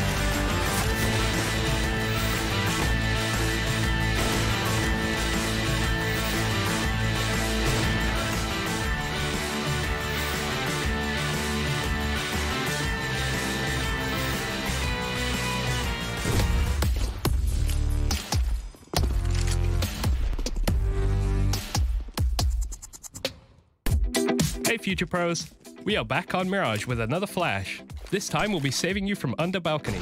The flash is a pretty basic one and there are many variants. Put yourself in the left corner, aim at this exact pixel, and throw. You can also throw a deeper flash from the same spot. To do so, aim level with these bricks and then jump throw the flash. Both are pretty useful, but I'll leave it to you to decide which to use.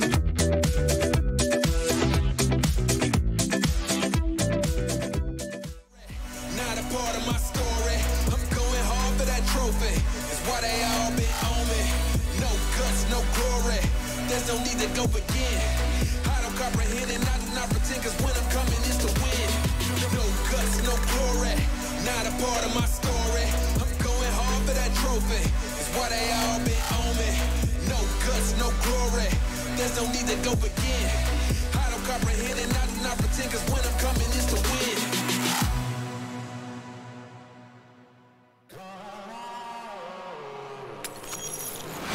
Storms in a helpful hand, broken bones in a bloodstained flag. Open road and nomadic plans. Oh,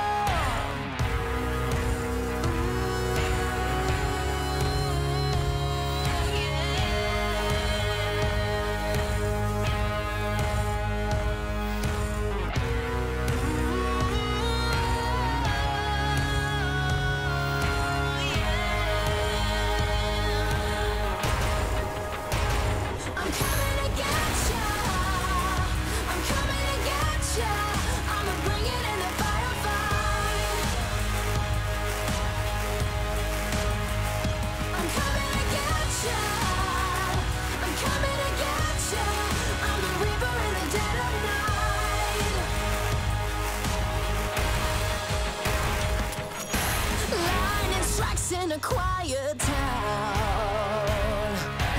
Bodies fall upon sacred ground. Burn that flag and a king is crowned.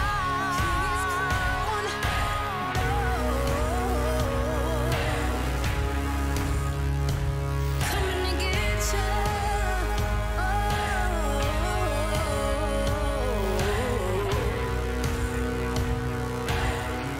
I'm coming, I'm coming.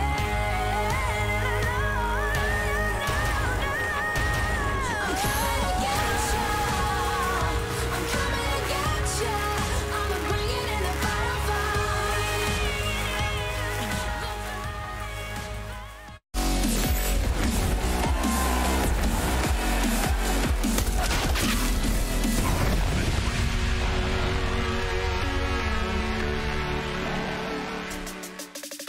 Well, if you can believe that, in just 2 maps, Cologne champions of Navi have been taken down by Big in a rather convincing fashion, too. It's been quite the tumultuous evening here, or afternoon, I should say, for Navi, who now have an L in the group. Not something we expected right here, but maybe, just maybe, it was due up for one. And you know that streak we were just talking about, Yanko? Well, that's out the window, too, isn't it? Yeah, that's a couple of streaks. This is, you know, Navi only had 1 loss in 11 Mirages, and that was 19-15 to Gambit, of course. So that's a big streak ended by Big, and shows you again how they really prepared well for this series. What we talked about pre-game. For Mirage even, they did exactly that.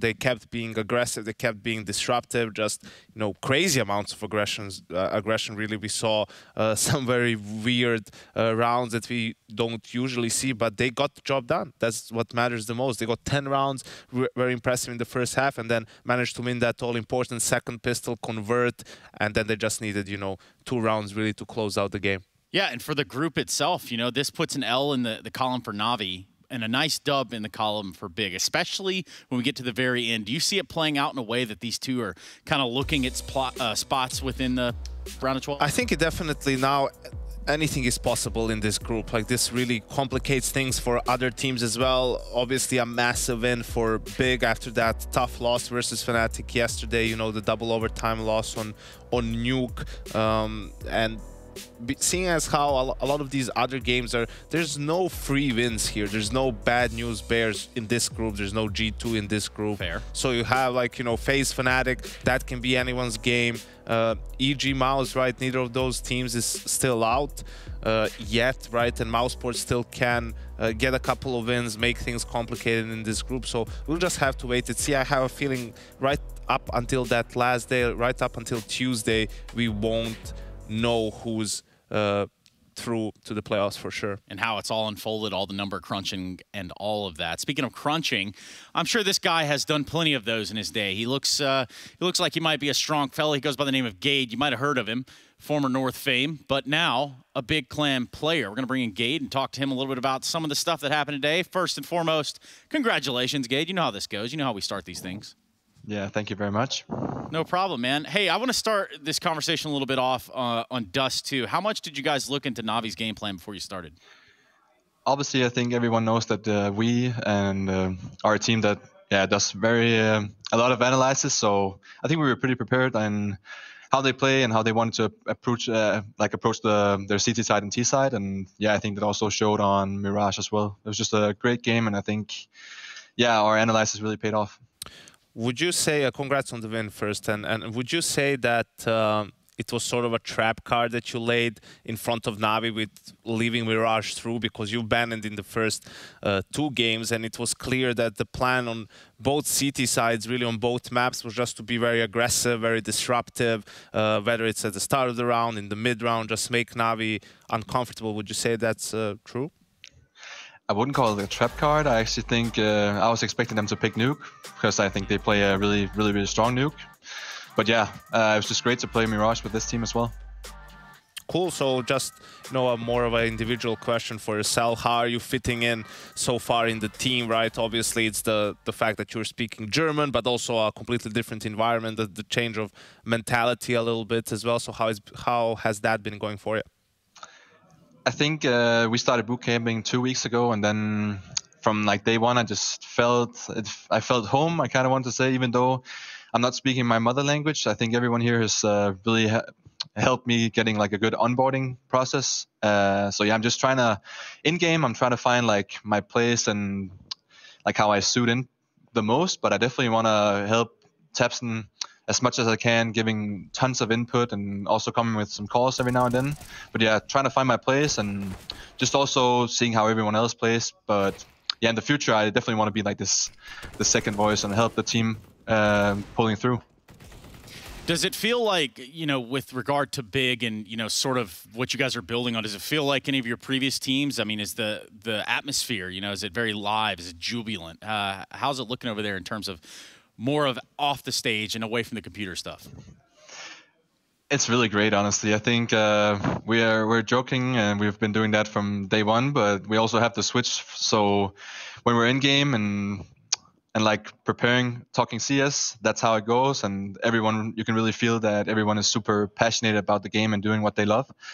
And me, myself included. So I'm just, happy to be playing with a team, such good chemistry, synergy, and energy. I think it's, I really feel home. That's awesome, man. I think we'll leave it on that note. We could ask you all about playing mouse sports and stuff, but that's very wholesome. And I appreciate that, Gabe. Thank you very much. Thank you very much. See you around. Yeah, so makes sense. You know, it looks like it translates into the server.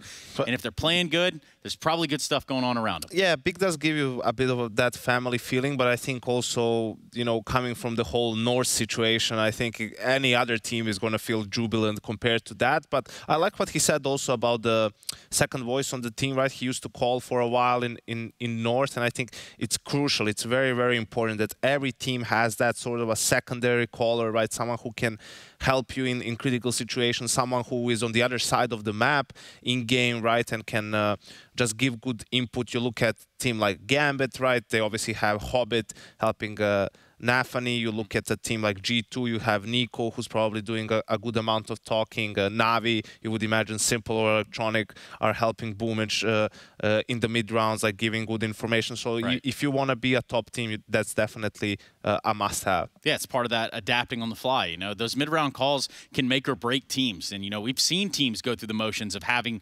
really horrible mid-rounds. But right now, Big look like they're on the right path. Yanko, what do you got for us? What have you identified within this match? Well, it's just a couple of rounds like we talked about, and Gade mentioned just being aggressive on the CT side. And, you know, Dust 2 was pretty impressive, but then Mirage was just chaos all over the place, especially early on. And I think they did manage to do what we talked about, basically, where they just got into Navi's heads a little bit, and with that disruptive style made them second guess themselves. I mean, this was a round where Big was 2v5 at this point in time, right? But they've just created so much chaos that Navi now is rushing it a little bit, right? Like, there's still a minute on the clock, they're 5v2, right? They don't maybe expect these two players to be exactly where they are, but the timing just works perfectly. You can see Keto manages to turn and kill the player flanking him as well, and they just bring this round back out of nowhere, you know? Like, it's really frustrating to be on the other side, to be Navi and to let these rounds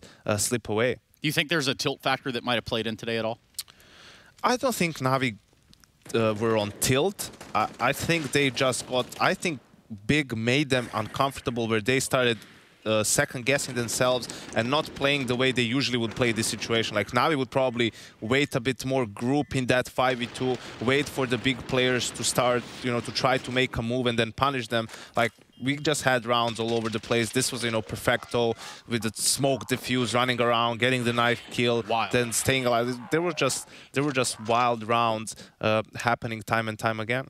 Yeah, definitely that. Speaking of wild rounds, there's still more of them to come today. You know, we're looking at FaZe, Fnatic next, and it's going to be a little bit of Mouse Sports and Evil Geniuses. And I know we're not on that game, so who do you take in the two? FaZe, Fnatic, I'm not so sure. Weird, right? I want to go with FaZe because they've now gotten some of that confidence that they didn't have before Cologne, right? And you would expect them to be the more practiced, well-drilled team, right? But I can see Fnatic, you know, if they keep pushing that overpass pick, if they can... I want to see how FaZe is going to perform there. They didn't really impress in that game against Mouse, even though they won it.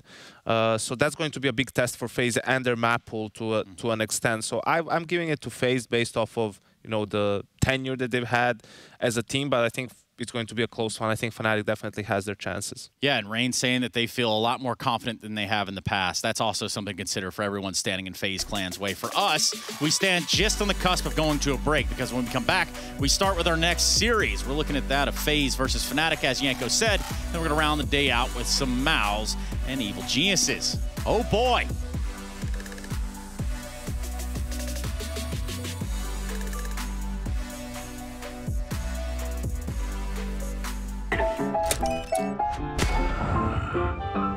Yes, nice shot, my friend. Cheaters ruining your plays? I have eyes on the enemy.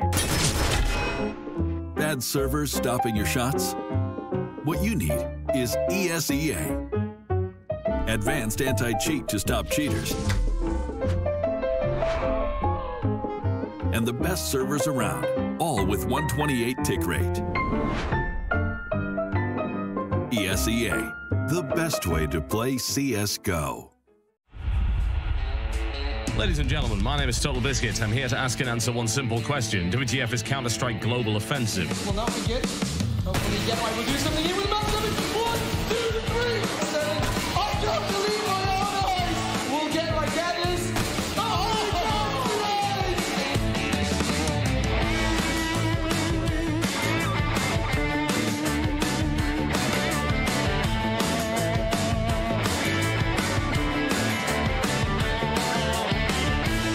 They're going to go in here. Goes for the defuse. He has to get it right now. If not, then they lose. He goes for it. Is he going to get it? Oh, my God. Oh, my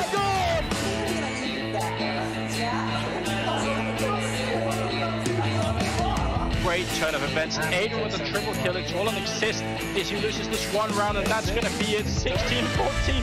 The first team in history to beat NIP on LAN. They must be feeling happy.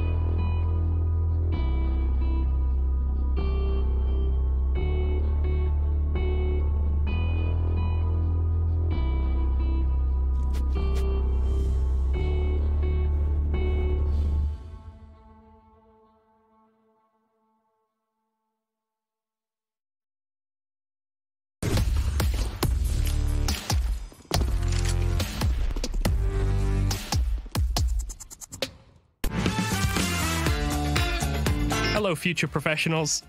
It's that time again to showcase a smashing smoke for Mirage. Today, I'll be teaching you all how to smoke CT as a terrorist. To do the smoke, line yourself up along this door. Aim at the corner of whatever this thing is. Then jump and throw. If done correctly, CT will be perfectly smoked off. Combine with the stairs and jungle smoke and A site will be yours.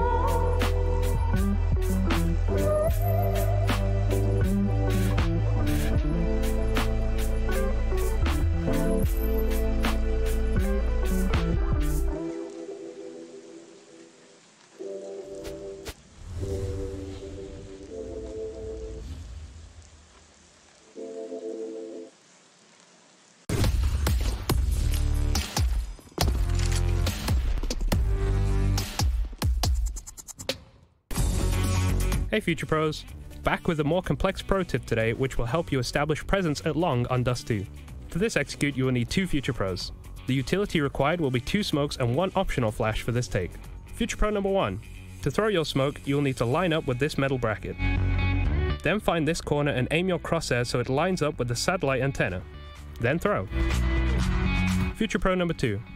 You will need to line yourself up with this dark spot in the shadow of the car. Aim upwards and find the gap in the palm trees. Then position your crosshair so you're aiming just above that gap and throw. Optional Future Pro number 3. If you want to feel like a part of the team, you can stand at the back of the car and line up this flash towards the top of the doors, which will help your teammates get out of long. If the smokes have been thrown correctly, this will help you segment long and fully take control of pit.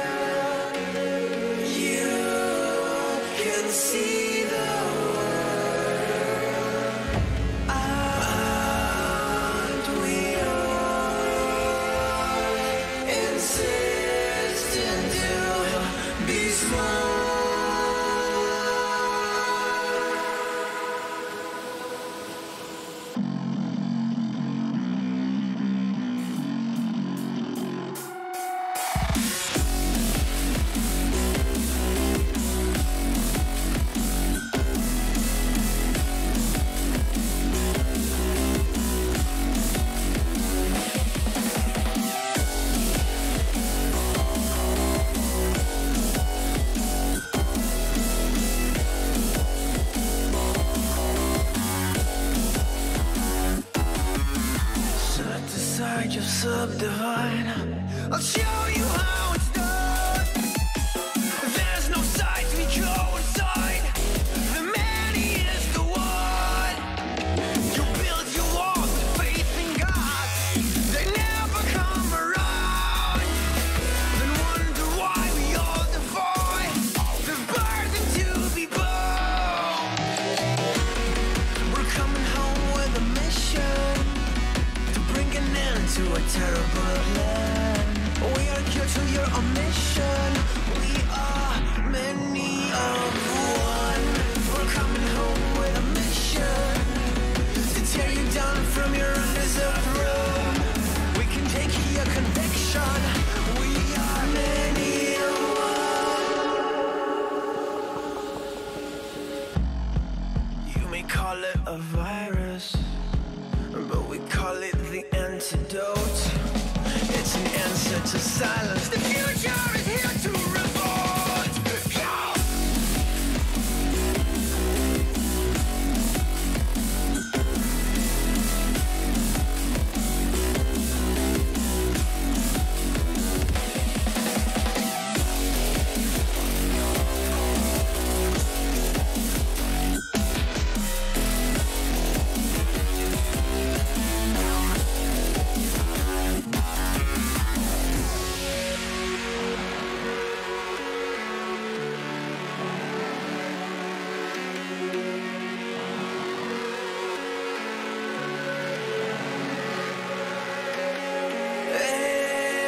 It's so high from here.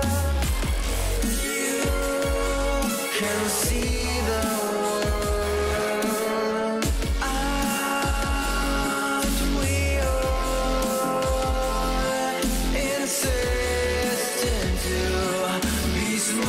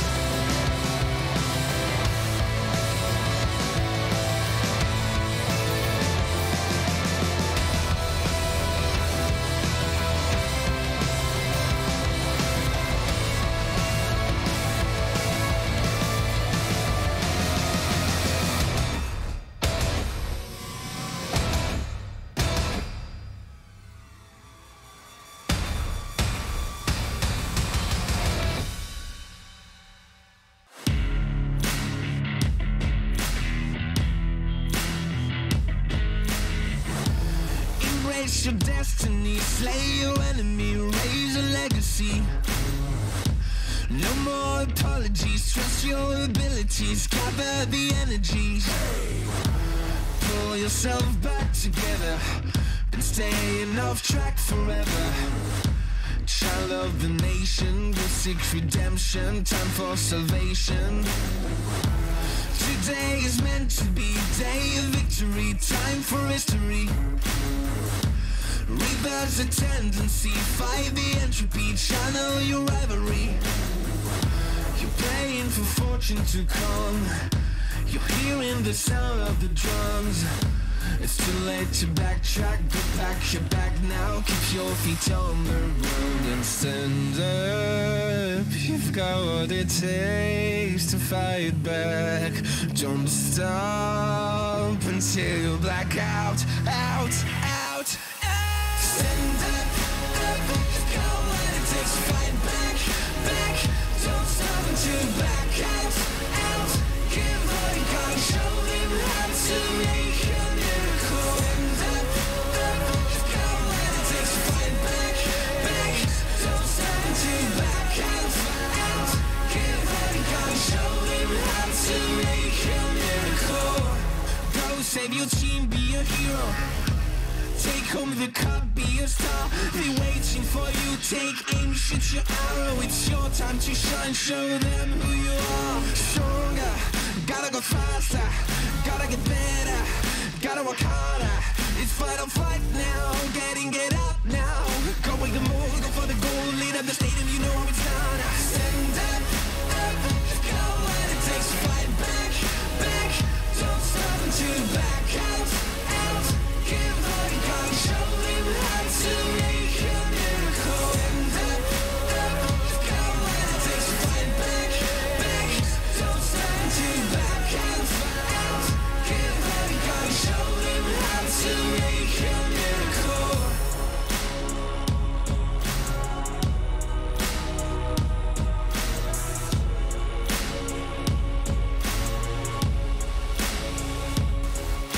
Stand up, you've got what it takes to fight back. Don't stop until you black out, out, out. Stand up, up, you've got what it takes to fight back, back.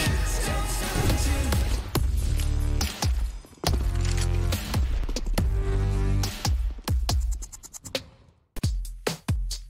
Hey Future Pros. Are those pesky T's rushing banana literally every round?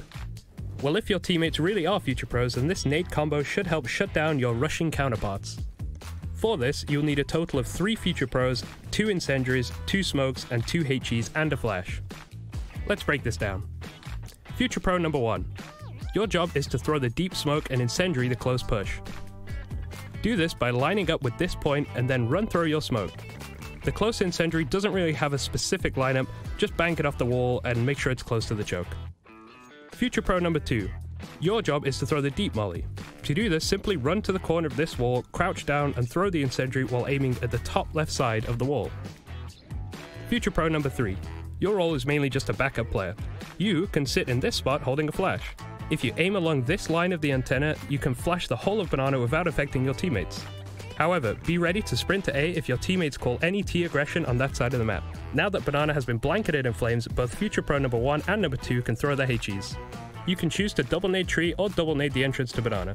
That choice is yours. Once the HEs have been thrown, Future Pro 2 can throw their smoke at the entrance to banana, locking the Ts out for even longer. From here, you can send one of you to push down banana while your teammates rotate over to A. There are many options at this point depending on the situation, so don't make the wrong call.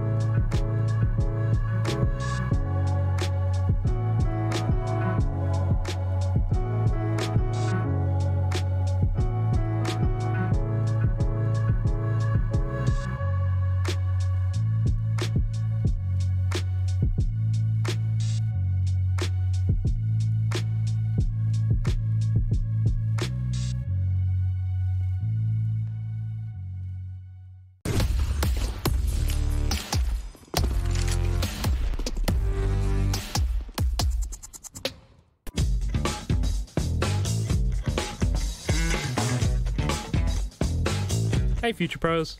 Today I thought I'd teach you all how to do the famous quad boost on overpass. To execute this boost, you must have 5 Future Pros and 1 AWP. Future Pro number 1, you have the easy job. All you have to do is run and stand in this spot. Future Pro number 2, you will have to jump onto the head of Future Pro 1 by jumping from the railing.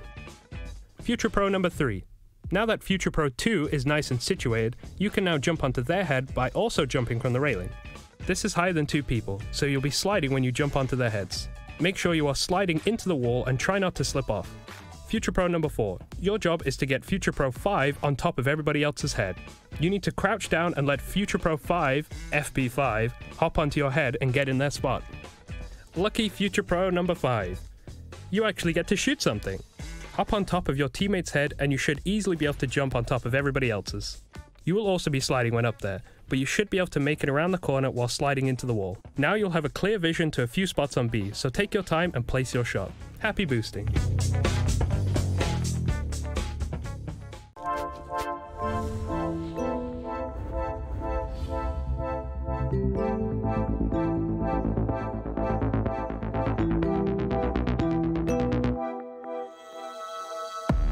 Summertime has passed us by.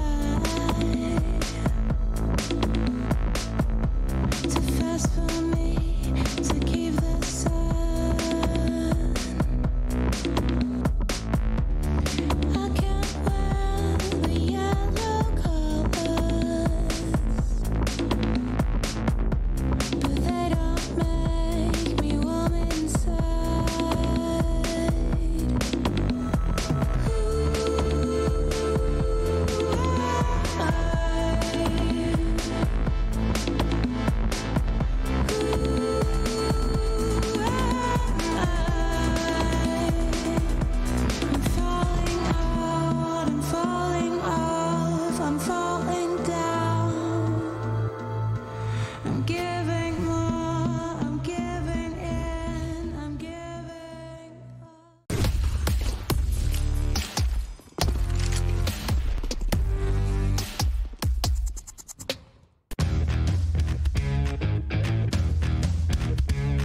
Hey Future Pros! Today I enlisted the help of Chad Sponge Birchall to bring you all this train one-man execute to take Ivy.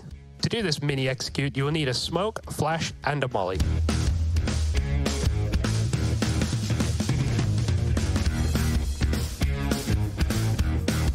First, you will use your flash to stop any aggression from the CT side. Then hop onto this railing and jump over to the other side. This will make you much harder to hit when crossing. Once across, wedge yourself into this corner. Line up your smoke as shown and run a few steps and throw. After, hop up onto this railing, line your Molotov up with this light, then throw the molly. And just like that, you should be able to take complete control of Ivy in a very safe manner. Let us know how it works and good luck.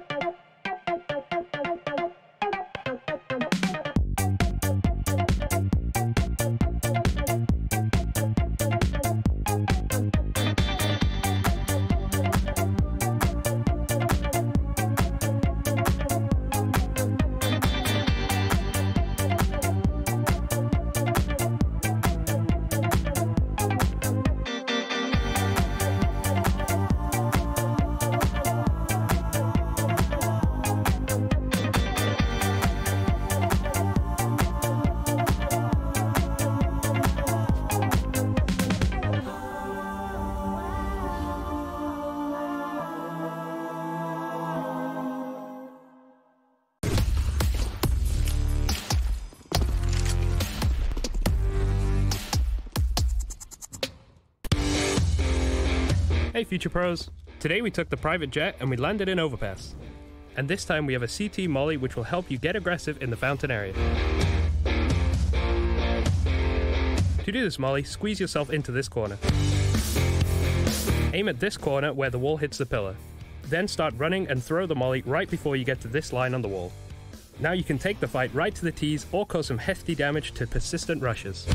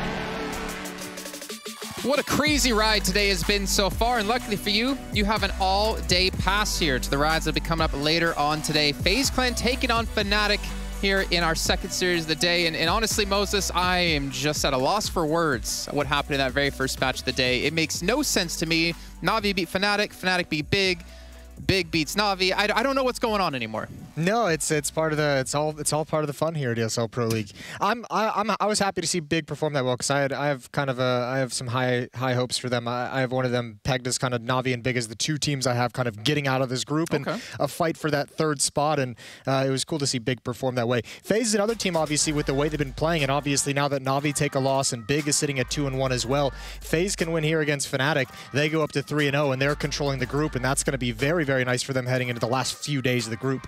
Yeah, and just imagine there's a world where FaZe Clan do meet up against Na'Vi in the final day, and they're both sitting there at, well, I guess, you know, FaZe at 4-0, Na'Vi at 3-1. That if Na'Vi beat FaZe, hey, they take first place, but they still have Fnatic to get through today. They still have Big to play tomorrow, and Na'Vi on the very final day, which is going to be so damn exciting to see with how these teams have been performing. But still, you know, I want to say for Fnatic, like FaZe Clan up against Fnatic, I don't think this is going to be an easy match. I think Fnatic have definitely shown they're a very strong team here, and they've been able to cram a lot of experience in such a short amount of time. Yeah, they have certainly shown, like even with kind of the moving pieces, the roster changes coming in, especially with the excellent performance of Mezzi so far in the opening 2 games of the group, that they have some dangerous elements to them, and that, you know, much like we've seen in some of the previous groups with complexity, having a few roster changes isn't exactly a death sentence to your performance in the group. So it's nice to see Fnatic rise to the occasion and still be a tough team to beat. Well, it's going to make us focus actually on a couple of individual players when it comes to this matchup in our epics.gg head-to-head between these two players in particular. We got one person coming in. I'm not sure which one's going to show up first, to be honest. Okay, the old man in the group of Fnatic. Crim's going to be coming in, who has shown he has definitely a lot of life left in him, up against Twist. And I want you to walk us through why these are our two players. Well, Twist should be an obvious one. We've touched on him a number of times, and he is just a huge player to watch, considering the role he's stepping into in FaZe and the role he's thriving in at the moment. So we've seen him as kind of the go-to guy and the guy who's always going to be leading the way on the scoreboard for FaZe. So easy pick there. With Crims, on the other hand, like I've mentioned before, he's just been a rock historically throughout his career for this Fnatic organization. He's always played excellent. Yep. He's always been very solid. I've always found him, even with all the praise that he's been given, at times feels like he's still relatively underrated in terms of what he can provide. But player to watch here, because he's such an important player to this Fnatic project, and he's going to be an important player for them moving forward if this lineup wants to find success. And it feels like, at least in these first two matches, he hasn't found his comfort zone. He hasn't exactly had a great ESL Pro League so far. 3 of his 5 matches have been negative, very poor ratings. Even his good matches have had not great score lines as well, even though the rating has been a little bit higher. So I still feel like we haven't seen the most comfort out of Crims yet, which makes sense considering not just new players, but he's also mentioned in interviews he's picking up new roles. He's switching positions and swapping positions on maps. So it'll take a little bit of time for him to be acclimated, but certainly a player to watch his progress in this new lineup. I think there's even another player we can maybe dive into now of terms of, you know, not playing well, playing better. Giacchino. Like this guy we saw have a blunder of a day 1, but coming into day 2, he was able to step up in a way that honestly Fnatic desperately needed. Yeah, and I mean that's excellent, especially out of your opera. So for me, there's a couple layers to this one because the performances are so crazily, like the swing from bad to good. But I mean, I think one, you got to look at this and say, brand new lineup, there's going to be some confusion, there's going to be some inconsistency. The second point would be, man, your first match, your first official match with a brand new lineup with 2 foreign players switching over to English communication was against Na'Vi, was against the best player in the world, was against the best team in the world. And then the third kind of layer is one where you're like, man, Giacchino really is on some level still trying to prove that he can compete at this level and still prove that he has a spot in this lineup long term, that he can be a solution for Fnatic. So yeah, we do have to see it better, despite the fact that you can see there's some relatively, you know, legitimate excuses and reasoning why there's going to be a, you know, some inconsistency and some tough performances. It kind of sounds similar to the way you talk about mouse sports, a lot of ifs, right? If Giacchino is able to play well, if Crims is able to find his role within the team, we've already seen what like Alex and Mezzi can kind of do as a duo together, which leads me to be interested in what actually Alex had to say about Mezzi in particular, who we've seen have so many great things. Yeah, I mean, he basically said he's the dream player for Alex as an in-game leader, which is great praise, especially considering they spent a lot of time with each other at the Cloud9 project as well. I know Mezzi's even come out and said when he was within Cloud9, he wasn't nearly as versatile a player he is now, and I think that would probably be the key of it, is that versatility of the feeling that you can put him anywhere, you can ask him to do anything, he's going to learn, he's going to pick it up, and he's going to be able to deliver on it. And while we talk about Mezzi in the context of, like, you know, Crim still kind of having a slow start in this new lineup, Giacchino being up and down on 2 different days, you know, if you're going to have someone like Mezzi who's able to perform extremely well the way he's done already, and that's going to be something that continues throughout this group, those kind of performances will help create consistency for his teammates. If you have that one player who's you're relying on to be a fragger and delivering, and Mezzi's doing that at the moment, that's going to help everyone kind of settle into their roles. That's going to help take some of the pressure off some of the other guys. So still a work in progress, obviously, for this Fnatic lineup. No red flags yet in my mind. We're still going to try and wait and see where exactly we think the potential can be for this team. But certainly Fnatic as an organization are looking for some results. I do wonder for Alex and Mezzi, as we take a look at the vetoes, I feel like maybe the Cloud9 project for them didn't have the stability maybe they were looking for long-term to kind of set down some roots within a team, start to grow as players, grow as a team as well. And I wonder if the switch to Fnatic has kind of given them that kind of reassurance of like, yeah, we're going to keep you for a good amount of time. We want to see what you can do in the roster, and they can really grow from there. I think it's a matter of going into those 2 different projects with completely different mindsets, right? When you're coming into this Fnatic roster, it's kind of like, this is a historic roster with a lot of good players, and we're kind of going to be entering a rebuilding phase and kind of building up this lineup that's going to carry us into the future, like a transitional period. When they joined Cloud9 way back when, that was very much, you know, obviously all the hype and the PR around it. We're building a super team. We are building the Colossus. And Mezzi even kind of touched on it in interviews as well, saying they expected results immediately. And that's a lot of pressure. I mean, it's not necessarily unfair pressure when you're an organization of the caliber of Cloud9. I experienced the same thing in Liquid. You know, you want those results. These are teams, these are organizations that are used to having results and used to being there at the top of the scene. So now in Fnatic, I think that different mindset of saying, we're going to rebuild. This is going to take some time. We're taking a risk, bringing in these English speakers. We're changing languages. We're changing tactically. You just get a little bit of a reprieve in terms of all that weight on your shoulder. Yeah, I would imagine the relief of pressure, it definitely helps you perform as a player. And you don't have to worry too much, especially like you're saying, thinking long term. That pressure will come. It's just going to come a little bit later, right? It's just not out of the gates. So we have Overpass, Mirage, and Inferno as our 3 maps here in this series. Overpass, 40% win rate for FaZe across 5 maps, 50% for Fnatic across 4 maps. However, it has been their most played map in these last 3 months. But then again, there's always that caveat to it of, roster changes and stuff like that. Yeah, and actually, I think even before, I think their last tournament before Pro League was actually IEM Summer. I don't even think they made Cologne. So, I mean, they haven't played very much at all in terms of officials. So their map count is way low. But certainly with Fnatic, we've seen them already kind of favor heading towards that Overpass as their pick early on in this team's life. Well, we're going to head over to that map now. As you hear the music chiming in, that means it's time to start our second series of the day with the first map Overpass, brought to you by 2 fine gentlemen who have no pressure on the shoulders whatsoever. It's Harry and it's Hugo.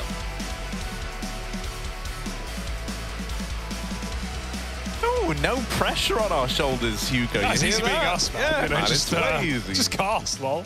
It's easy. Look, I'll show you. Fnatic, FaZe, and Overpass. So this has been a joy, Harry, this Fnatic team to check out in the opening day, seeing them taking on Na'Vi on this map. Very close matchup.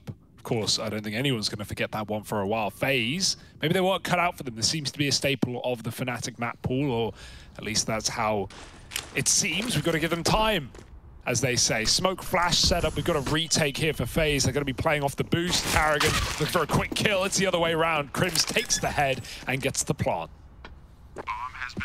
Yeah, and that's like real worst case scenario here for FaZe. They go a man down early. Now that was hoping to stifle this retake setup, but Twists and Rain coming with pistol kills very, very quickly. Now they are getting wrapped. Fnatic have boosted a player into heaven, but Alex has been spotted. He's getting cleared. There's this late flank from Mezzi that's looking to seal the deal, and he could be the guy. He's fired off a little too soon, and now whittled down. Mezzi with the tap. Can't follow up. The defuse stuck by Olaf. That was a chance. And so FaZe get themselves a pistol. Considering how that starts, a 5-on-4 immediately, a retake B setup. Yeah. The fact that you come out of that round with the majority of players surviving on the FaZe side, oh, that's gnarly. No one going to be complaining there for FaZe, you're right. And yeah, Mezzi, there was a chance. It's a shame he didn't hit that one bullet on the low player on the site, but past that point, FaZe, they have enough members to body block. Fnatic now forcing up. Triple rifle in the second round, using that bomb plant money well. Pharmacist for FaZe. 4 rifles. They know this buy is coming, and they want to at least try and fight it, get rid of it nice and clean. That's the hope, but these rounds always get out of control, man. Fnatic grouping on a FaZe play. Back in the bomb site. Brokey and Rain on top. Mezzi shows some face at B, will eventually come and join his teammates. Fnatic just looking to contact and explode into A. It's going to really come down to these 2 anchor players. How many can they get on their way down? Because FaZe, well, they can flank up connector eventually. They don't want to go just yet. Yeah, the fact you're playing so back in the bomb sites here, it would be great if you're only up against pistols, but you're not. You've got this force spy to contend with. Oh, Rain trying to hold the line. Yeah, don't go up there, Rain. That would be certain death. Instead, he's going to chain together a double. But Jaquinho and Mezzi pull through quick as you like. This flank is in from Olaf, and it's removed 1, leaving them in a 2-on-2 on the side of FaZe. Twists, nails that headshot to Mezzi, and now it's Crims with the 1 AK to try and beat Olaf Meister versus Crims. Here we go. Can he manage it? Little swing, and Crims is gonna knock Olaf out of the round. Nails him, and so Fnatic steal that one away. Yeah, you can't even say you're surprised really at this point, right? It's an expectation, that second round force. Great clutch out of Crims, and like you said, the 1 AK had to come through for Fnatic, and it did. So that feels good. Taking down his former teammate in Olaf. What a storyline. And not an easy clutch, considering Olaf's form has been pretty good as of late inside of this team. Yeah, FaZe, well, back to the drawing board. Gonna have to buy straight up. Not what they wanted.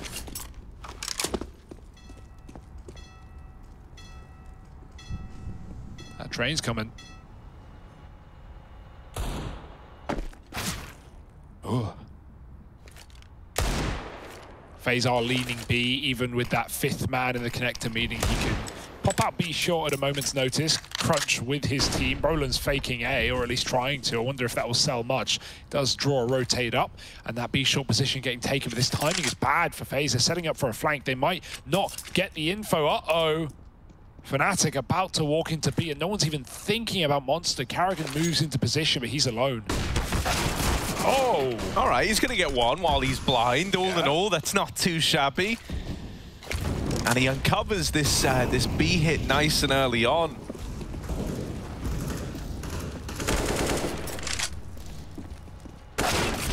Ooh, Olofmeister digging Crims out of the ramp with a revenge, and it sure is sweet for Olof, mate. The Deagles, they're going to do it. It's just Jaquinho brought down low by Twists over in heaven. And, you know, these other two were last seen over towards shore, but this is now a scary spot to be in if you're Jaquinho, mate. You're very, very hesitant to tap this bomb, even to try and bait a peek out of these. You've also got to worry about this CT angle, and, well, there's the swing from Olofmeister to lock it in. Yeah, there's just nowhere to play there, really. Like, what can you do? There's no safe plant in that situation. Something's open to someone.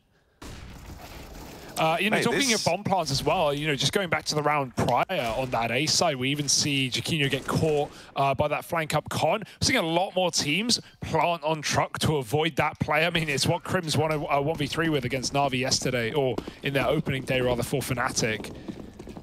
You know, flanking up connector. So things like that, you know, we always talk about the danger of truck plants on this map and how, you know, it's good, but it's hard to play for. You have to stick really at the stairs if you're planting center truck.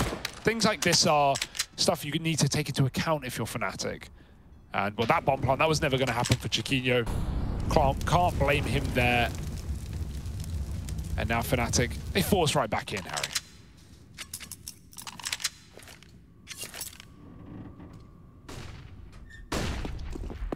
Of course they do. I mean, these force by wars are destined to continue till one team wins 2 in a row.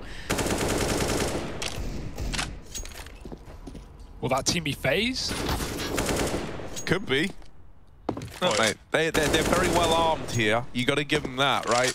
Thereby kind of pales in comparison to the force that Fnatic have scrambled together. Could have made that same argument last round, however. Yeah, well, you know, for FaZe. That's true, but the Deagles just hit different. True. Ooh, there's the lineup. Yeah, Rain's giving it to him. And helped out by Brokey. They don't tumble over on A. They get a flawless round as well. That's really big for FaZe.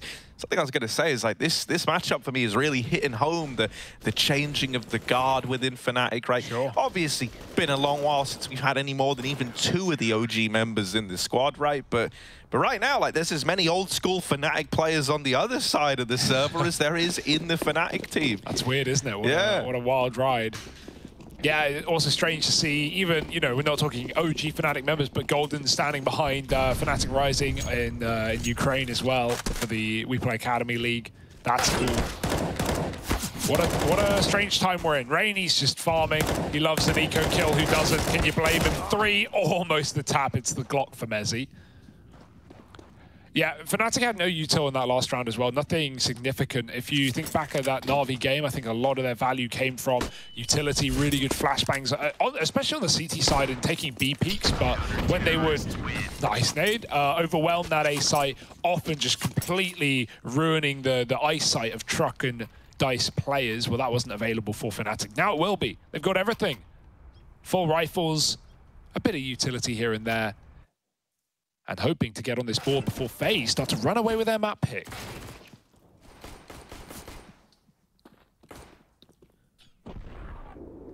Yeah, I don't think you're massively worried just yet. Obviously, 4-1, not ideal with how, you know, the force by wars made things a little bit awkward. It feels like it's put you in a bit of a hole. But this is where you're hoping Fnatic moving into their first proper full buy, you know, up against the Rifles of FaZe are able to give you a run for your money. I think there's still going to be a lot of attention put on Jaquinho, and I think rightfully so as well, right?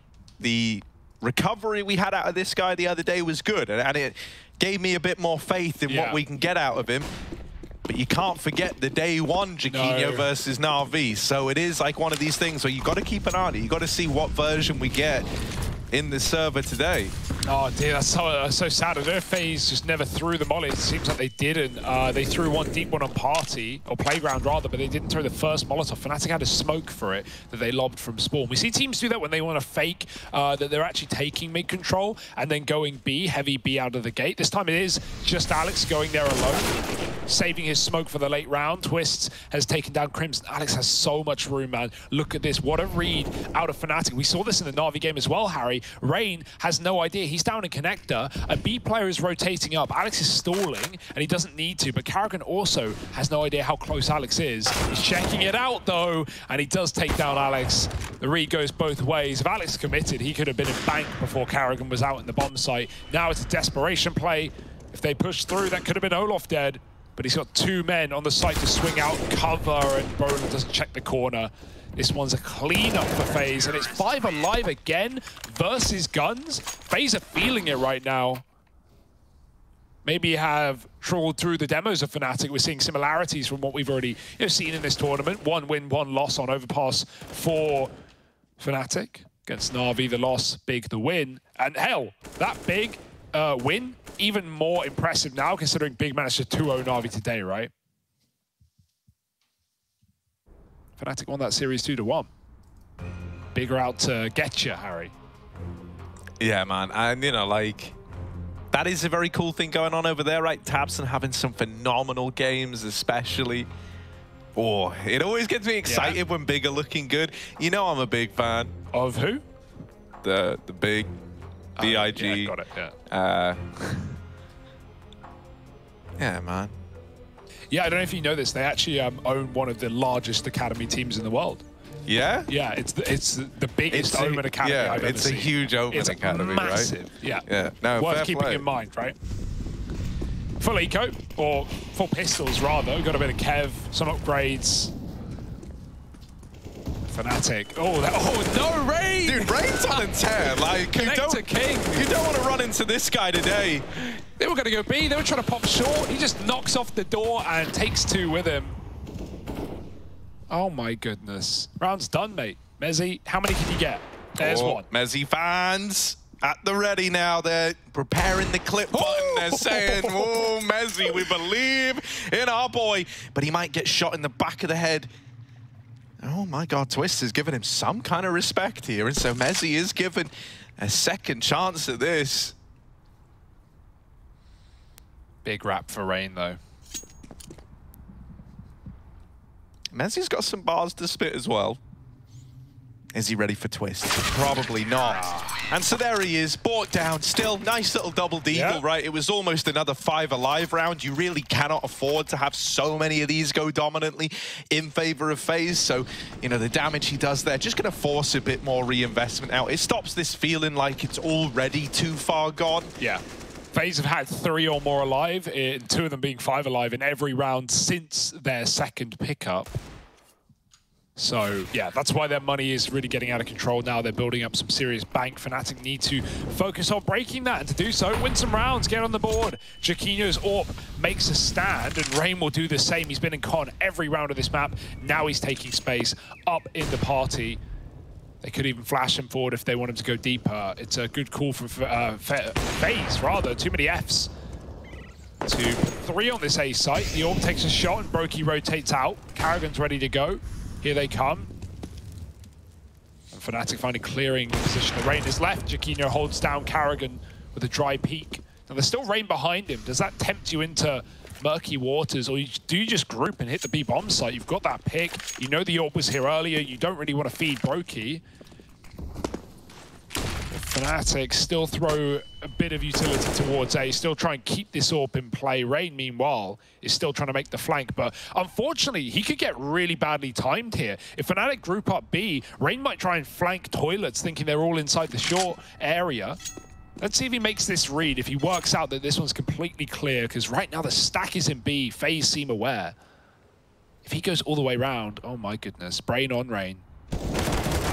Oh, but this B hole does need to stand up. It does need to hold the line. And oh, Brokey won't give it up. The no-scope connects. It's Guardian-esque, 3 in the round.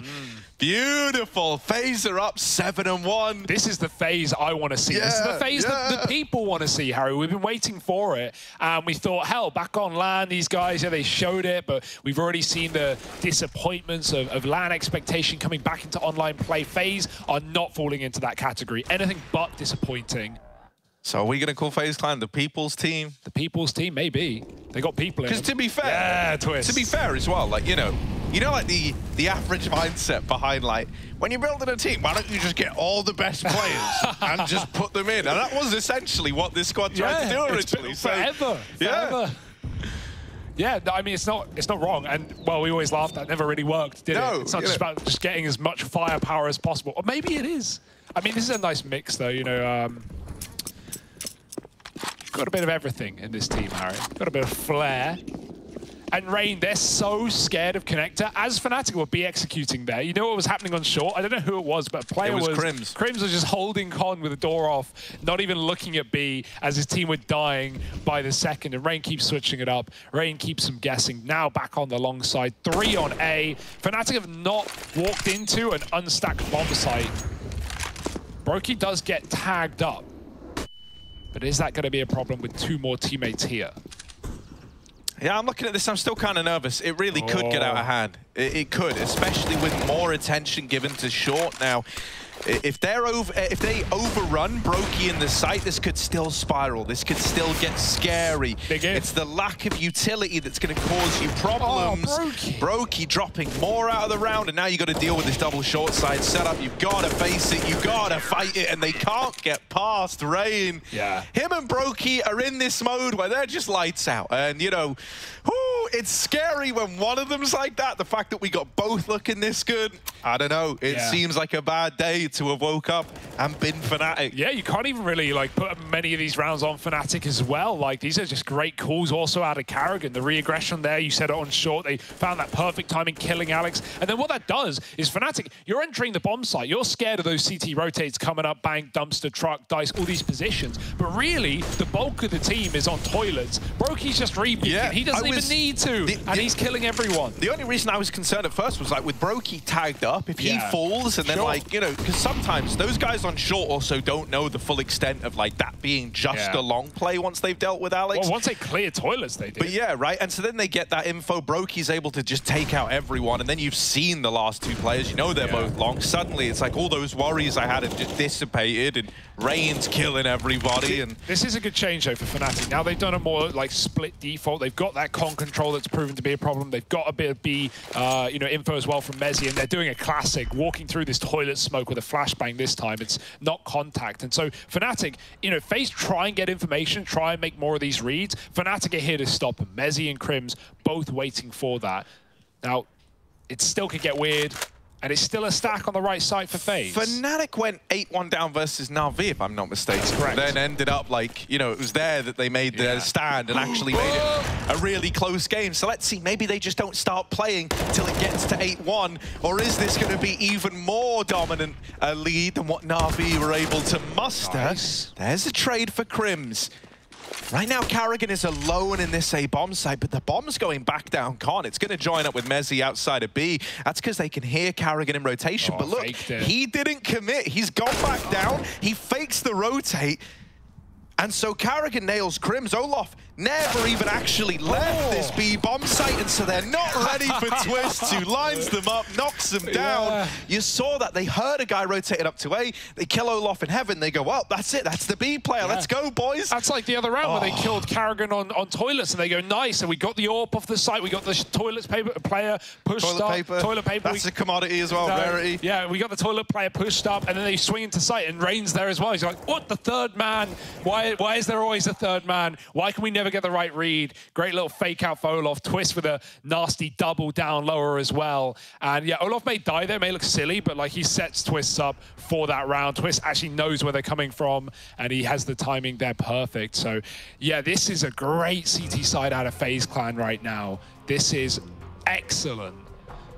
Fnatic, any answers, any moves? You want to just call a fast one, right? Like try and do one of these quick con plays or get into B Water and exec B in the first 30, but it all feels all too predictable at this point, and that's when you start second guessing yourself. You know, the FaZe have had every damn read in the book, and so I'm excited to see what Fnatic want to bring into this round. That's 2 in a row they've walked into stacks.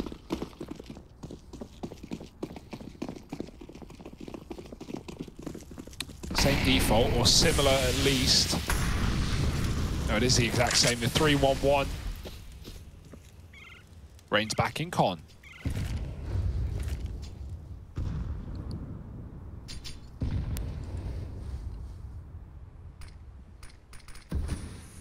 Uh-oh. Okay. Oh no, Alex tries to jump peek mid. Mate, this is one of these games where if you're Fnatic, you're like, well, we can't seem to do anything right. They tried to avoid the AWP. Yeah, and you know, with Brokey and Rain just having life game right now, like, ooh, it's not going to be easy. Even as you try to take this mid control, even though Brokey has given you some room in the rare merciful showing, right? It's not that much, because in reality, Rain is waiting down here in con to try and late peek in. My God, he's taking it wide. Rain, yeah, that's a little bit weird there. Tries to just walk out, make the crossing happen, maybe thinking that Fnatic were going to be a little bit more respectful in middle. That's not the case. Yeah, they just contacted out where they already lost the kill to the AWP, so you wouldn't expect Fnatic to just walk their way through the toilets. Brokey, that's a 6 shot. Olof gets a double. Jaquinho in a clutch, a 1-on-4, and he can't do it. Olof with 1 and 3 in the round, 10 for FaZe. And yeah, that's like, it's funny. Rain makes that one weird play, and it literally does not matter. No. If anything, again, it's like information. All right, they're all in toilets. Coming A. Good luck, boys. Brokey just hitting bangers left and right. Dude, I'm so relieved, like, because, dude, throughout this entire FaZe Squad's history, no matter what iteration of the team you've had, you've always gone, mate, like, everyone in it is so good. Like, how aren't they winning? You know, like, that's what it's felt like. And, well, this is one of these games where when they are all feeling it, when they are all looking at their prime, these are the kind of games they're able to give us, and it's terrifying. As you say, Rain died there, and it didn't even seem to matter. This time he won't die or get out alive, at least for now. The flash is good. That's a quick pop over the top for Jaquinho, and Alex does get on the board, get a gun, drop down. They're going to be able to pick it up. Brokey, almost the collat. He still grabs 1. They're up close. Brokey with a missed shot. It's rare, and Alex takes him down. However, Karrigan has been dispatched as that third man to always keep you believing for FaZe. 3 kills. Where's that long guy gone? Mezzy.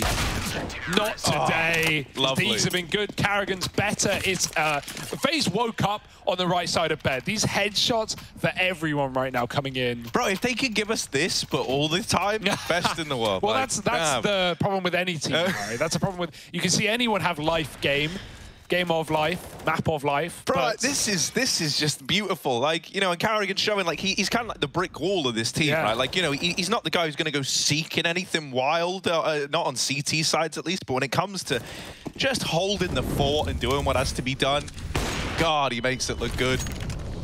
Don't he just... Ironically, then T-side, then he will go running at you and make the wildest things happen. So I don't know how much T-side there's going to be to see from FaZe if this keeps up. Harry, Rain. Oh, that's a flash. Finally, he just sits in it.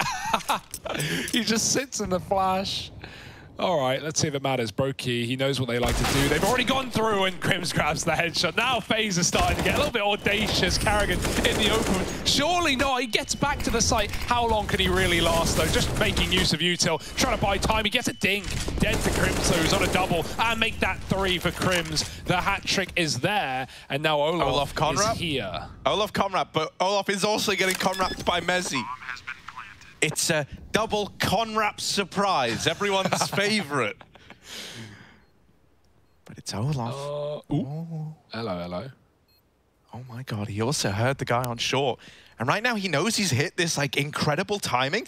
Olaf is, takes out the first. He knows about the toilets player, so there's the turnaround. Mezzi's still a long way away, was all the way down in con. It's Crims that he doesn't know about, who's wrapping him through toilets, fast in the back. Olaf shouldn't be ready for it. He's getting spammed. And so Crims is the man to bring Olaf down. 4 for Crims, massive, right? All the openers, and then like that got weird. Olaf was trying to stick the bomb for a second until he got tagged through the smoke. And yeah, no, late delay play, right? Oh, here, this is a good way of looking at it. Brokey coming through that smoke. One player already passed him. Yeah, there's one tendency that's just been consistent from Fnatic is they just don't care about the toilet smoke. They will walk through it always. And you know, now we're starting to see people already get aware of that. FaZe almost win the round from a 3-on-5. But Fnatic, okay, this is good. Get something. Show us 4. Give us, you know, something to lean on in their CT half. Lock in a pistol, and suddenly it's great. You know, Fnatic CT on this map has been really good as well. I think they went 10-1 up on CT against Big in the second half. They just would not let them in. So, you know, buy some room here if you can get it. Quick into B. Here comes Brolin. Yeah, he's in and around the pillar. Twist getting. Ooh, Brolin holds mouse 1 and makes it work. Crim's gonna follow up. And so Fnatic might be able to grind their way right back in here at the end of this first half with 4 rounds. You've still got to win this versus Brokey, though. It was the 3-on-1. The only IHP player now removed, and Brokey, he is a bit of a clutcher. You know, I don't want to have to say it. I don't want to have to put any doubt on this one for Fnatic, but this guy is good in these clutch situations. Now, a lot of time has ticked off this bomb, and as he creeps forward, yeah, he knows now that this one is a little too far gone. He's out of there. Fnatic get a 3rd. Just by playing the numbers, they really keep that one safe, right? Once they lose that first player, no one's rushing to fight Brokey. If they were, you know, that's how you give him the round. Yeah, Fnatic are taking them away, though. Last couple in their pocket. And, hey, we've needed Swedish heroes to get us there. Brolin with that double spray, if you want to call it that. And Crims with the quad kill in the previous round as well. So, Fnatic, at least getting something here. That's better than nothing, Harry, safe to say. Wow, yeah. I am an expert in things. Yeah, like some things versus nothing, right? That's what my thesis is on. 11-3. All right, 4 is fine. 4 on a pistol. Suddenly, it's grind time. But right now, FaZe are not looking to give you room. There's the molly down middle that has really not been apparent in the CT side. FaZe haven't needed to deny map control for Fnatic. They just slip the knife in the back or make a read and put 3 on A.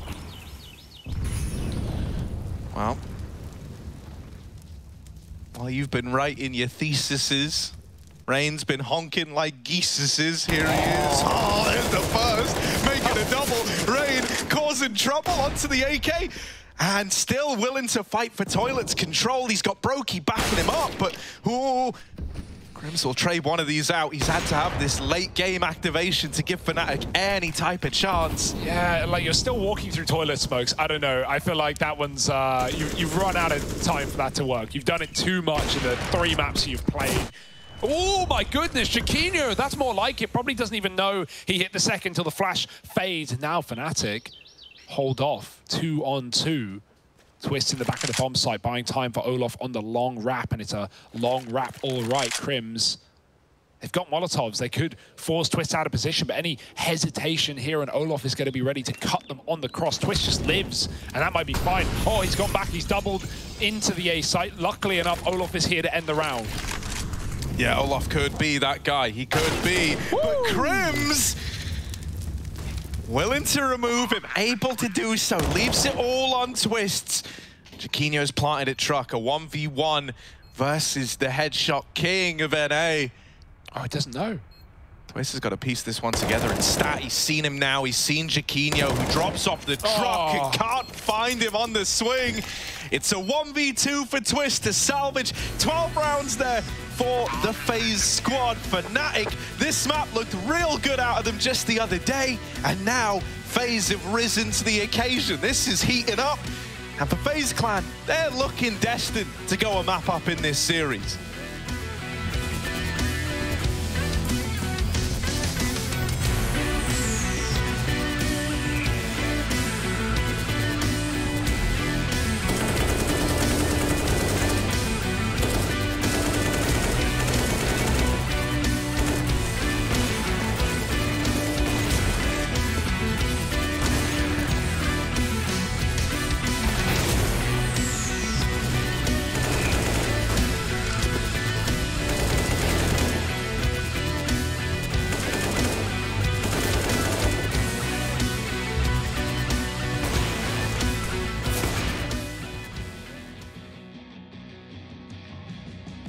One B rush. Oh, this is so obnoxious.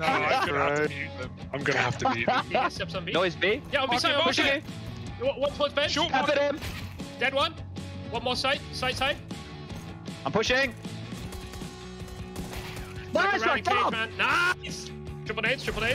Ow. Two Big nades. He's one. Yeah, smoke with it. No! Two mid. Nice smoke, thank you. Escaped. Flashing the smoke. Reloading. Nice, Harry. Out. Both there. One pals two. Maybe flank. Jungle. Nice. He's a boomer. Come on! Nice. 1 HP. I thought it was nice! Let's go! Harry, please don't scream again. Nothing AA's, but 50. Half HP B rush, still apartments. AK-47 acquired. Nice try. Jungle, he is all blue. Ram could be out Tetris. I don't have vision. Ooh. Nice, Chad. Good half. Well played. Oh my god. Look at the despair on Harry's face. He can't Lots of pressure here. Out Tetris. One middle, one triple. Default. Yeah, close. CT. Oh! Lucky. I got jammed on the wall. My boomer movement, man. Two mid. Where? Two mid. Cool shotgun. Rush one more. B.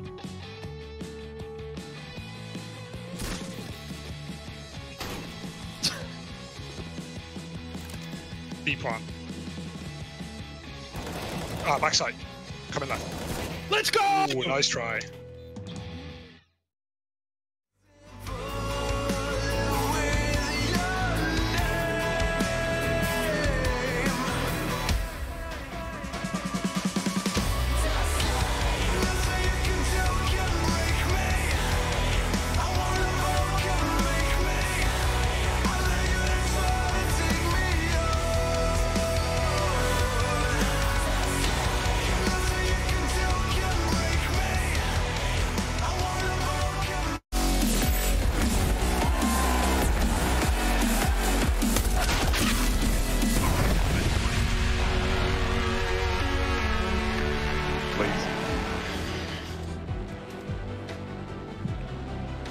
FaZe and the boys are looking good right about now. Right, and for Fnatic, they're able to salvage, 3 rounds at the end of that first half? It's not pretty. It's not where you want to be. Fnatic, this is a real test of character moment if you're able to make anything happen in this game. Yeah, FaZe have got to be feeling it. No way they are worried about any potential comeback in this map. And to think it's not even their pick as well. We have Mirage coming up. How quick will it be, though? How soon will we get there? FaZe might want to make it a quick affair, set towards B with everyone except Rain. He's got util to throw A, but he might just drop back and save it for the execute. Talk of execute, Fnatic will deliver one the way of Twist. Pushed up with a flashbang, and they evade capture. Already rotating heavy A, as off FaZe. They've lost their map control, and so they go elsewhere. Oh my god, look at the stack. They're going in to the numbers. Oh my goodness, Olaf with the turn. Now, there's a lot of dudes at Dumpster, but Olaf is the guy looking to put them in trash cans. Oh, they were all reloading there. If Olaf did go through, maybe. Instead, he's waited on the lip of this smoke spam coming in, and he's dead to Crims. Kind of heartbreaking, because Olaf was about to push the smoke as the one guy who wasn't reloading, I think it was it Crims or Mezzi, had pushed in. Yeah. And the other two guys at Dumpster were both getting reloads off, but Olaf decides, like, no, I'm going to play it safe. I don't want to just throw this kill away. His teammate on the site, I don't think realized they could just walk up on him, right? I think they were expecting a little more respect from Fnatic, but none of that in that pistol, and that's nice for Fnatic, right? The flash play onto short, they get the info, it's just twist, and at that point they go, yeah, let's gamble, let's lead A. Perfect read, perfect play, and even with the headshots coming in for FaZe, it's a stolen pistol round.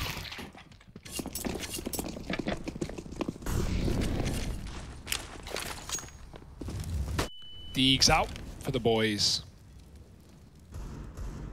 All my homies love Deegs. No armor behind it. FaZe won't go for the force that Fnatic did and even won it on that T-half. They instead just want to keep it nice and clean. Worst case, they buy next. Best case, they win this. Roland won't let that happen though. Taking down Rain, even though Jaquinho got spammed, he'll make it back to the site. Mezzi doesn't need to worry about players walking up on him. Not with Brolin in the toilet. FaZe is going to try and hound him down before they commit.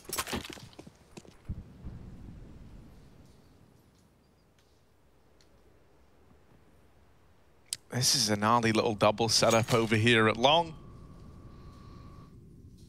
Right, it's a bit of a bait and switch. You're definitely going to discount a guy like Mezzi once you've already fought Brolin here. No. Good thing we didn't even mention it because they're leaving. Mention what? FaZe taking their time, but eventually we'll just be walking into the 4-man hold. It's 3 right now, one's in heaven, but pretty much as good as it gets. Jaquinho starting. The smoke up close lets FaZe get a bit more room. They run up into the bomb site. Jaquinho almost dead. One more Deeg shot ought to do it, but I don't know if they've got it in them. Yes, they do. Broken with a headshot, and Brolin with a cleanup 4 from him off the FAMAS. Confidence boosting kills, right? Having a bit of a slow game. Had that 1 impact round, getting picks into B. Otherwise, been fairly quiet for Brolin, so that could be warming you back in. Fnatic certainly hope so as they find 5, knowing FaZe will now buy.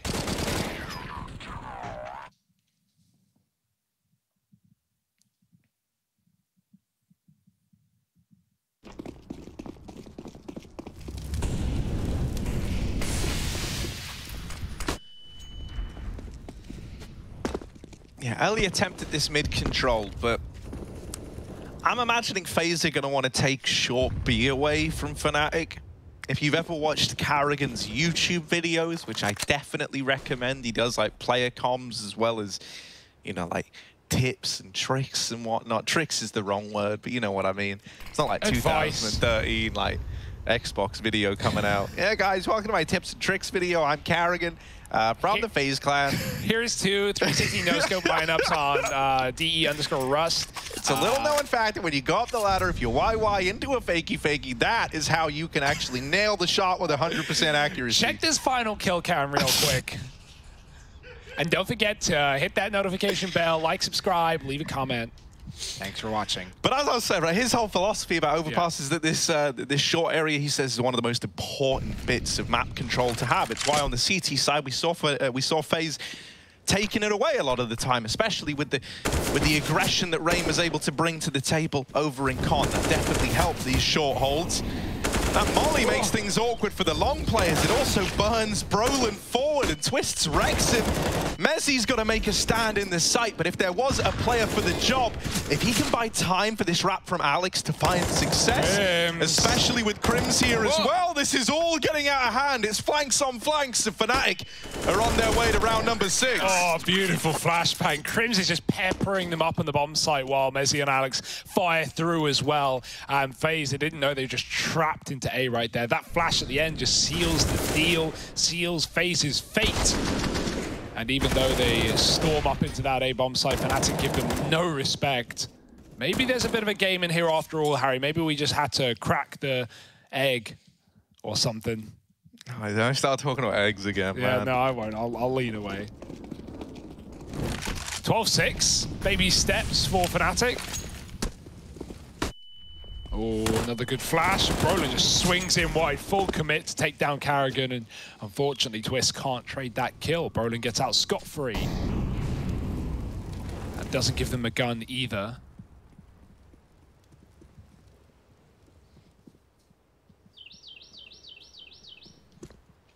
Brolin, you can spam this position with a deagle. You may as well if you're FaZe, but they don't want to give away the fact that they are close up in toilets. Well, Fnatic are soon to know.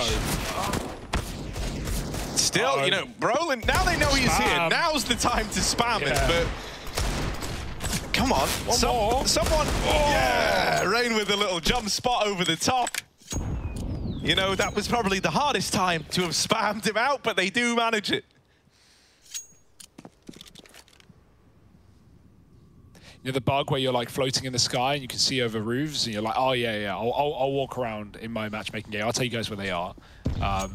I would never do that. No, No, exactly. I know the bug. I know the bug. That's it. No, don't even try. I don't want to. It's a cheap shot. It's a cheap shot.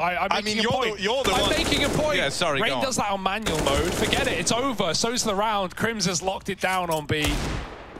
Ooh, nice. Nice deagle. Oh, the Brokey Koki. He's going to get the bomb down, but that's the extent of it. Nice. So Fnatic, they are making this interesting. You got to give it to them. They're never feeling like they're out of a game. They're never out with a chance of at least making it competitive. But is that all this is going to be, right? Is this one of these situations where, much like Na'Vi on day one, we say, oh, it was a nice try at the comeback. If only they'd got a couple more rounds in that first half of play. Or are they able to do something with it this time around? These are the questions that only time can answer, Harry. We have to see what FaZe have to show us on this T side. They looked very ready for this map in the first half. And so, what strats do they want to show now? Moving towards B, setting up the nade stack. No one's here. Nothing will come of this. But it's always worth a shot. And they're going to time it. Instead of with a flash, they're going to time it with their teammates coming out from short tunnel as well. Knowing that if anyone did get dumped there, there's no way they'd win that fight. Rain here now contacted the B-Shore leg. But it's Alex with the headshot. Gets back out alive as well. Giacchino, Orping Monster, drops the bomb, and Alex comes in for more. 10 bullets. Well, it doesn't matter. Karrigan just taps him out. And now FaZe just trying to dig themselves out of this hole. Giacchino's holding on to the bomb, and Olof cannot find a clear shot. Not yet, at least.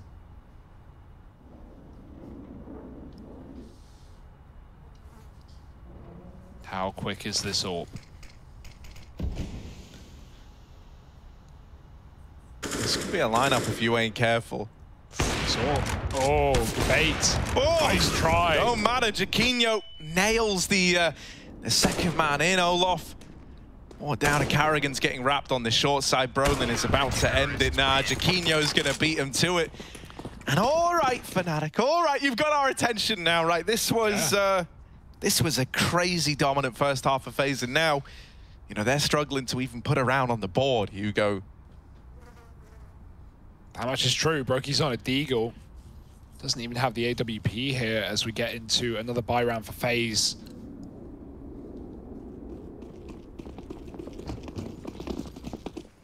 Giacchino's hitting shots as well. I like that bait idea from Karrigan, right? To force the bullet out of the AWP, but still going to be a quick second shot to Olof. More nades, just do them till they work. Set a precedent. At the worst case, you know, Fnatic are going to be terrified of boosting up the prospect of that nade. Oh, Molly tickles the feet of Rain.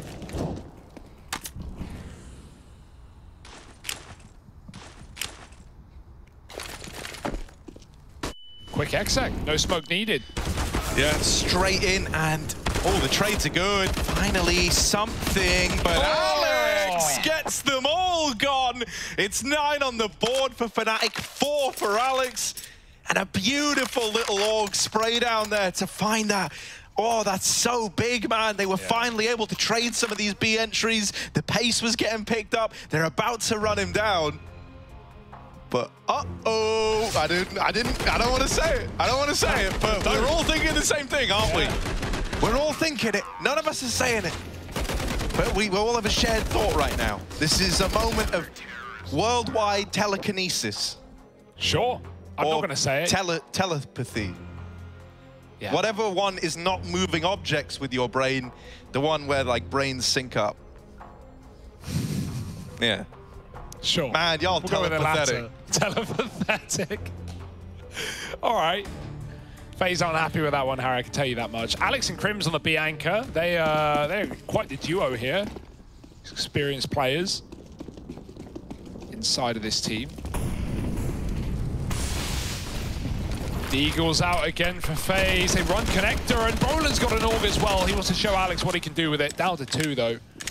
We got Molotov for Olof. Maybe he can burn out Brolin. He tries to escape instead through short as FaZe get up very quick on this A side. Chiquinho blinded. He had to hit that, or it would have been a free ult for Carrigan. Not today.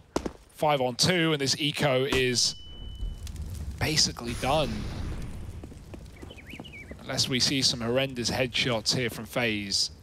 Expect to see Fnatic on double digits, and suddenly, Harry, we get a little bit more worried for the FaZe clan. More excited, though, for Fnatic and this series in general. Yeah. I was so worried that, you know, this was just going to be a stomp.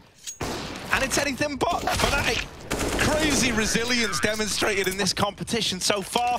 Yes. And hell, man, now that they're up to 10, I don't know what to tell you. This comeback is well and truly underway. Yeah, the resilience is a great point, right? Like you said earlier, they did this against Na'Vi. They were 8-1 down. That was a 10-5 first half. They come back and make it overtime. Yeah, they lose it, but for a debut, for an opening game, going down 8-1 and still having the you know, cojones to pull that one back against number 1, like that's super impressive. So yeah, you've got to give it to Fnatic. However, will it all be for nothing, Harry? That's in the back of your mind as well. Will FaZe finally find footing and form, or will it be an F for them instead? We'll see what the teacher says. Yeah, a quick reminder, just in case you've only just tuned in and you're thinking, oh, wow, you know, it's cool to see my favorite team, FaZe Clan, you know, longing it out versus a competitive Fnatic. No, it was 12-3 at the half. Yeah. So actually... Maybe if you left at halftime, you would have left happy. But the people's team... And well, we know one thing about people, Harry, they're always a disappointment. Yeah, you can never trust the people, damn it. Oh. Just get the best players, lol. Yeah. Just get more firepower, guys. From people to sheeple real quick. That's a nice spam for Carrigan. He does get a Molotov to push Alex into his crosshair. And they also, if that doesn't come through, you want him to walk into the boost. He doesn't, though. Rain flash a bit for Twist, but they're inside the toilet, so Brolin on the smoke fade takes him down. Alex caught looking the wrong way. That might get FaZe into this B bomb site. There's no one here right now, just that graffiti orb that could get smoked off. Nothing right now, just default smokes coming in. So crossing and Chiquinho denies. The bomb out monster means you can get a bomb plant, and you know, there's no real reason for Olof to make a play here. Just play for the round. Chiquinho now looking for a second as Carrigan takes water. Bomb planted, good grenade though. Oh, double down, Carrigan had to hit that because Brokey's gone from the site, too much utility in his face. Olof's here to win the round. Carrigan has just got to soften them up. Yeah, how much can Carrigan do?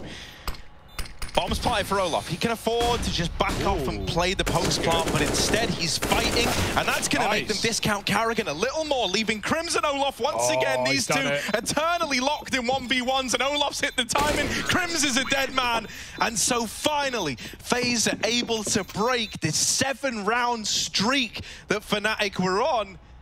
And they come in with their first T-side round. Yeah, really nice play from Carrigan and Olof there, right? Carrigan not only getting the entry and then moving into pit, following up onto the orb when Chiquinho looked away, but even then, with Olof playing off the back of him, moving actually through that short smoke that goes a bit deep, like, whatever, not going to worry too much about the smoke, it just goes in. Olof doesn't care about it, and they're just able to trade really well, even getting behind the pillar in the 1v1. Last thing Crims expected. And you think you know someone, man. And then they do you like that. 13-10.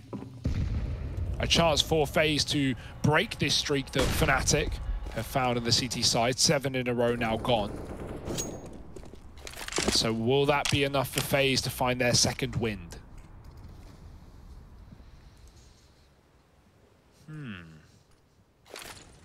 That's the thing about wind, Hugo. Yeah. It's always blowing. That's right? true. I have heard that. But Chiquinho. Yeah, it's him. Blowing them away. Blowing them away, yeah. Thank you, Hugo. Oh, another. Chiquinho. Any more? Any more from the man? He's got support now as well. Tucked in his brother. Chiquinho is blind. However, they might not be ready for this guy tucked in again at the divider. Oh, and Alex is even pincering Khan. Is he going to try and rain FaZe? Hell yeah, he is. Oh, the timing on that, the misdirection. Beautiful. Smoke and mirrors over in middle. Yeah. Olaf Meister, he's got to be the King Wizard. There's just not time, Harry, for these spells. Back to the cauldron with you. I presume that's where they sleep. Maybe they empty it out after. They sleep in the cauldron? Yeah, after working hours, you know. Well, it's going to be a sleepy round here for Olaf, and he might actually not get to save as well. Backing up into Alex, who's come up connector. Olaf gets 1 health. The old 99 in 1 for Alex. Yes, indeed. Don't fall down the ladder, and so he shall not. That being said, Fnatic, hell, they lose 1, and they immediately respond, getting back on the... Okay, that's a sick nade. How's that happen? I was looking away. I was like, yeah, it's done. Surely won't nade round the corner. Brolin's got the Pythagoras in the bag, man. Oh, dude, the 99 in 1, that's so painful. 99 and 1, mate, but that's just Brolin, mate. Like, Pystagosaurus on this guy, like, geez. Ooh, makes Olaf extinct, and now just pistols. Deeg's out. Bye-bye to Karrigan. It means Twist is alone in middle. We don't have anyone to flash him up con, so Twist has to clear it for them instead. FaZe sending out the Seekers. Looking for anything, looking for whatever they can find. But you're not really expecting a round out of this one. The gap is closing. The door is shutting on FaZe. Someone needs to call a lockpick. I mean, a lockpick is the device that you use, right? Like, you can't ring that. That would be like ringing the paperclip on Word. Okay, fine. A lockpicker, Harry. No, like locksmith, I think is the word you're looking for, Sorry, right? yeah, I just have my keys. I don't know. From keys to Deegs, and they're looking to open up the round. Giacchino naded out, but Alex and Mezzi are still here, and you don't get worried yet. I'm imagining like it's like Elder Scrolls Skyrim, right? And you're like trying to like lockpick a little chest, you know, and then like bottom right you get like a lockpick, you know, like the paperclip. Hi, can I offer you some assistance with that? It looks like you're trying to break into the vault. It looks like you're attempting a B&E. And would you like some assistance? Well, right now, FaZe would love some assistance. I can tell you that much. Someone call Smith and get him to unlock this one, because it really is getting scary. It's getting terrifying, Harry. What do you make of it for FaZe? It felt unlosable. We were talking about map 2. Yeah, we were from top 3. It might come soon enough. Yeah, you know, at least now map 2 really is on the horizon. Oh, well, we've seen our fair share of overpass overtimes from these teams, but let's see if that will be true now. Brokey, we haven't had much T-side AWP, right? The money's not really been there. He's had Deagle in some gun rounds, so yeah, one of the first AWPs in play in the second half. And Giacchino, yeah, he's had a good game here. You can't say much about against it. He's hit the shots he needs to up on this A site. Of course, nothing was working T-side for anyone. And so Brokey really needs to show how this T-side AWP does it. Roland, different spot every round. Now he's up fighting deep mid. This is a weird off angle, but no one's going to see it. He's got his back covered by Giacchino. Easy kill, getting back now. FaZe, they didn't use a flash on that one, and they're going to come to regret it. A man down with Mezzi and Connector.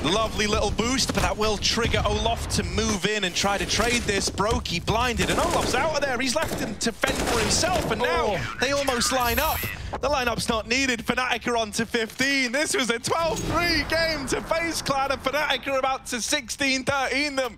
That's like the meme you type when like no one's really believing, and you type, oh yeah, well, GG, you know, 16-12. You know, like, but no, it's actually gonna happen. Oh my God.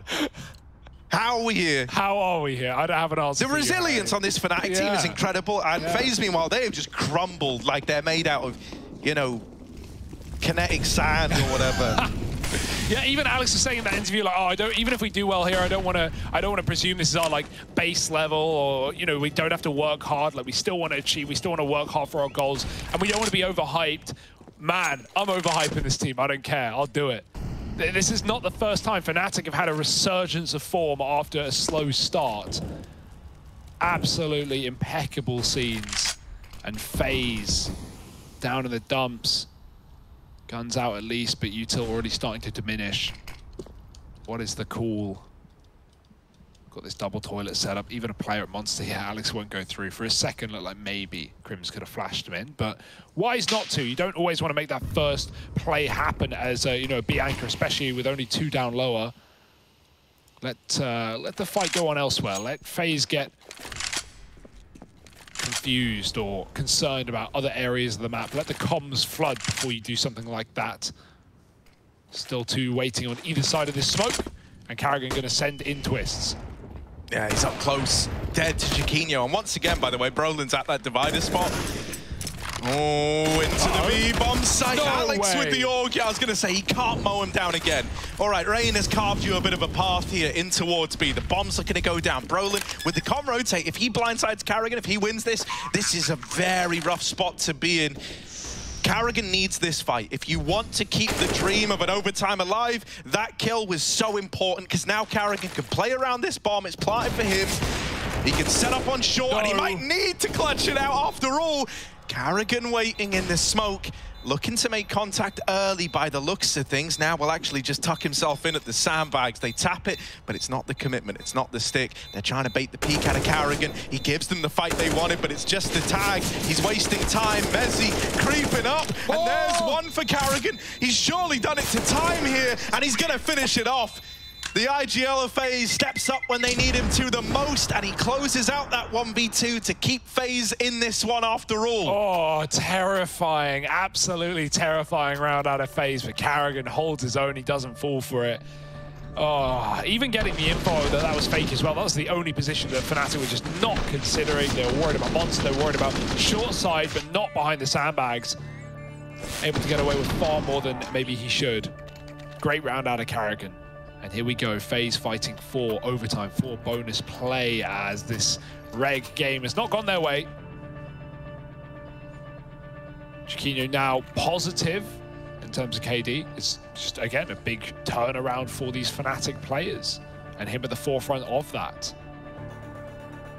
And Brokey, well, you lose everyone in that previous round, so look at what you have to show. Karrigan with the AK, Galils and Mac-10s about.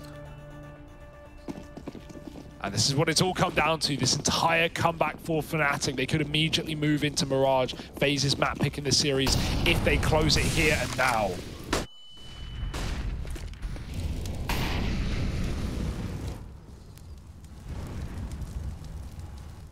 Yeah, the pressure's on now for both teams though, right? Because if you're Fnatic, like likewise, you're looking at this and you're going, well, we didn't just swim all this way only to die when we reached the shore, right? So, whoo! It's balancing on a knife's edge. Chiquinho has had a great load of impact here in this second half. He's really looking to find himself with this AWP, but he's trying to get stuck in with it early. Crims is also aggressing. What? Oh, the lineup, Crims! That was 2! They leap into the bullets! Oh, nothing can go right for FaZe! And this is looking to be the end. It's looking to be the comeback. Karrigan trying his best, but he's shot in the back, and there it is. Wow. 16-14. The resilience on this Fnatic squad is reason enough to get excited. It is a monumental choke from FaZe as well. And now it puts this series really up in the air as we look to this second map of Mirage.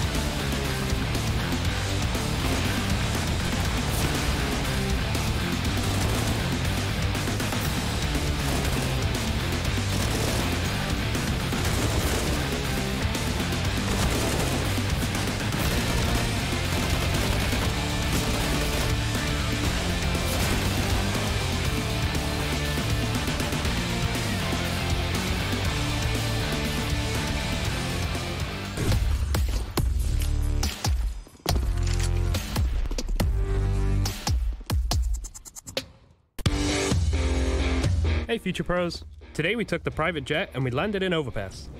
And this time we have a CT molly which will help you get aggressive in the fountain area. To do this molly, squeeze yourself into this corner. Aim at this corner where the wall hits the pillar. Then start running and throw the molly right before you get to this line on the wall. Now you can take the fight right to the tees or cause some hefty damage to persistent rushers.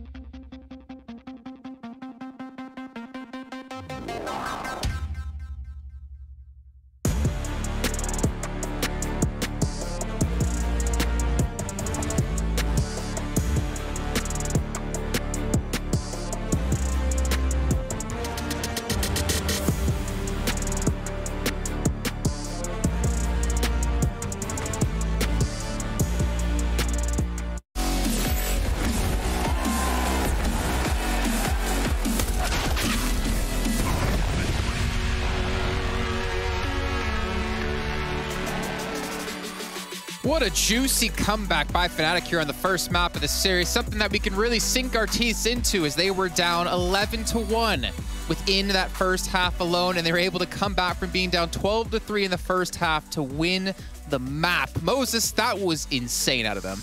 Yeah, I mean, certainly a close game. I don't think it was like the prettiest game. I think both teams obviously really struggled on their T side. I don't have the technology in front of me, but if I did, I would love to isolate just the amount of like first kills that the teams had on simply their CT side. Like just the CT side, because I feel like both teams really struggled to neutralize and negate Oppers early on in rounds in order to take control of positions.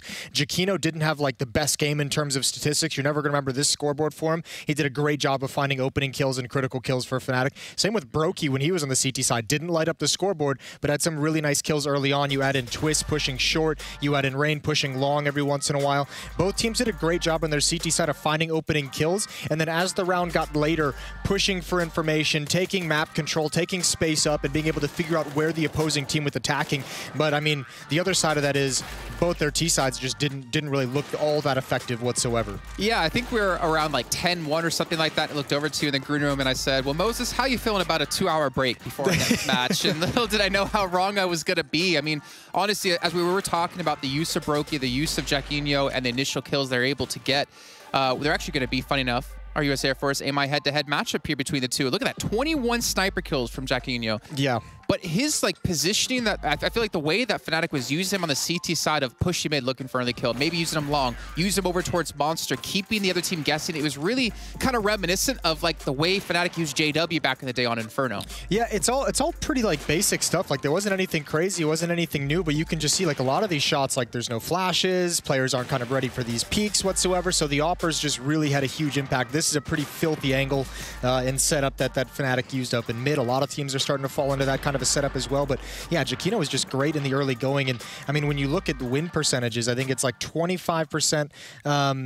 In terms of FaZe being able to win a round after losing the first player, and for Fnatic it's like, I think it's actually like 16. So you can start to see, actually, excuse me, 27%. I was a little off on that one. But you can kind of see like when they're losing that first player, you're not going to be putting a whole lot of round levels, so it makes sense when you only see them with 3 rounds for an entire half on Overpass. So yeah, really sloppy T-sides and busted T-sides, I think, from both teams. But yeah, I guess the credit goes to Fnatic for the phenomenal comeback, although yeah, they were just able to go on 2 huge runs. And I really want to focus on 2 players in particular. We'll start off with Giacchino a little bit more here, just because I'm looking at his opening duels and his success rate. 6 out of 7 opening duels he won. Yeah. And he had 8 2+ kill rounds. And I was like, okay, 8, that's a lot. I don't expect really anyone else to get higher on that on his team.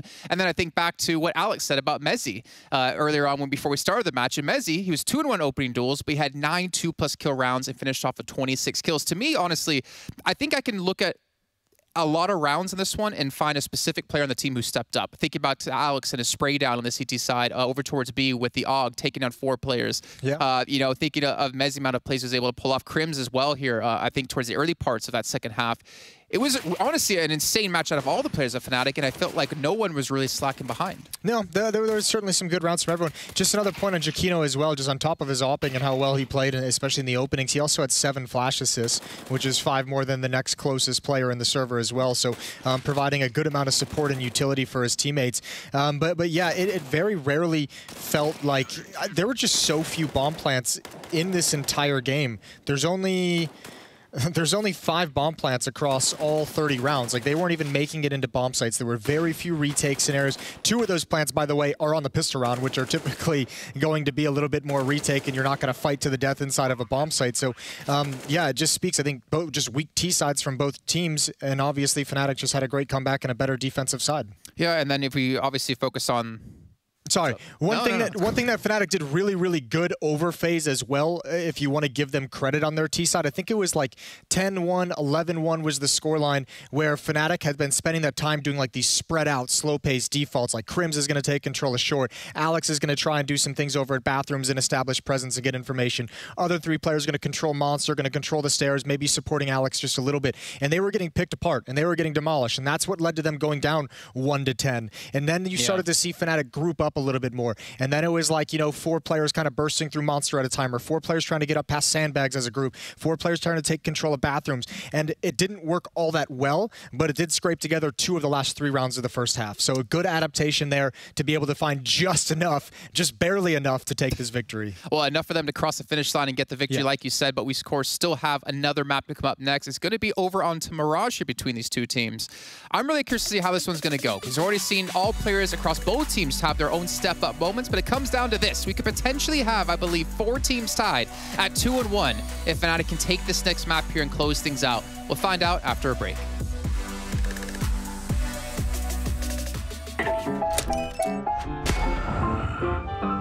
Yes, nice shot, my friend. Cheaters ruining your plays? I have eyes on the enemy. Bad servers stopping your shots?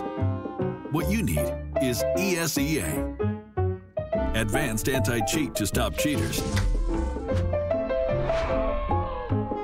And the best servers around, all with 128 tick rate.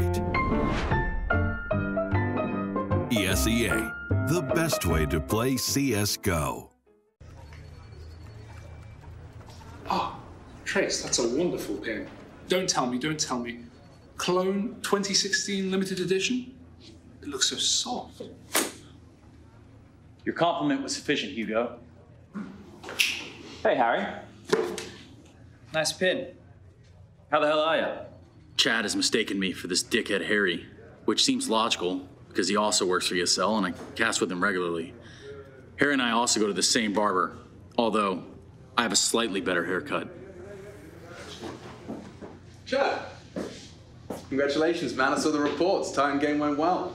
Thanks, yeah, man. great stuff. ESCA tonight? No can do, no can do. Got an 830 res with the pros, man. Trying out a new crosshair, though. I'll swing it over.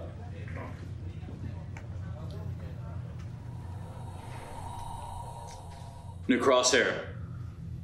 What do you think? That's very nice.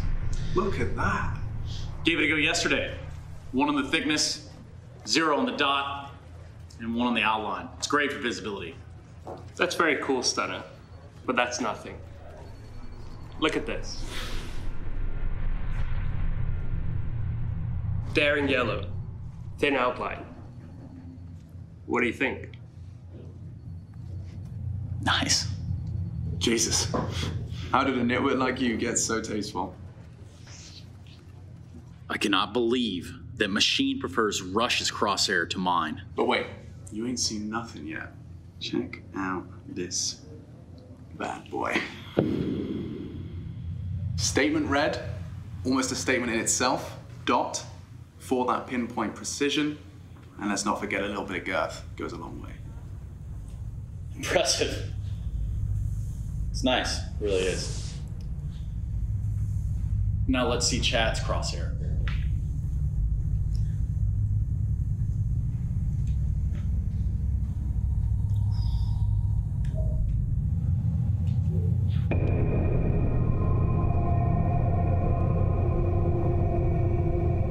Look at that subtle neon coloring. The tasteful thickness of it, oh my God. The gap is perfect. Something wrong? Stunner? You're sweating.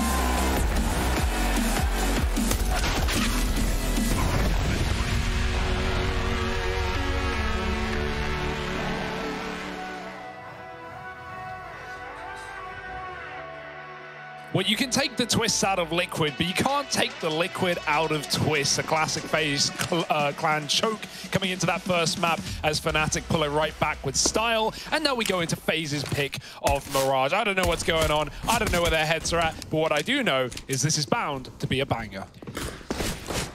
Yeah, man. That was wild, dude. Fnatic looked like Homer Shrimpson, you know, like just choking out FaZe. Or, you know, Bart, I guess, and if we're going down that metaphor. Alex setting them up with a flashy, but Chiquinho's getting flashy ahead of time. He takes out Twist, who's deep, and he even tags and finishes off Brokey. That's actually Crims to help out. Rain, good for the first, but traded. It's all on Carrigan and shot through the box. Chiquinho gives us one hell of a pistol round. I feel like he only saw like 2 of the people he ends up killing, and yet he does, you know, 380 damage, give or take.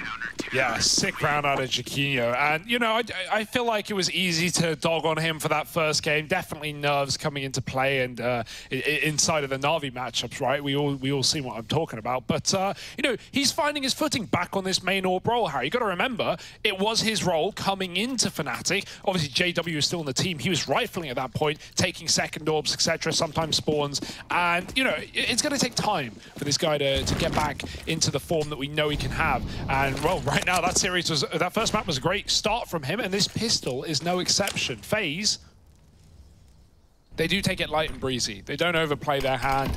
Bomb down, but they just get pistols and more flashes to get out into this A site. Oh, but shot in the back of the head, and that's the bomb as well. So now these rotations, if they weren't already believing, are going to start to peel on over. Should be a pretty cut and dry situation here, and it is. It's cut, it's dry. It's like... bad meat. Yeah, I was going to say something along that line, but I don't eat meat, so I don't know what the bad meat is. What's the biggest meat you've ever... Hang on. But never mind. I've had steak, I guess, is where I take that innocently. Don't know what you were implying there, but... Well, right now, you know, FaZe are trying to not get T-boned themselves, Hugo. That's true, that's true. Got to check those rear views sometimes, Harry. You never know who's behind you.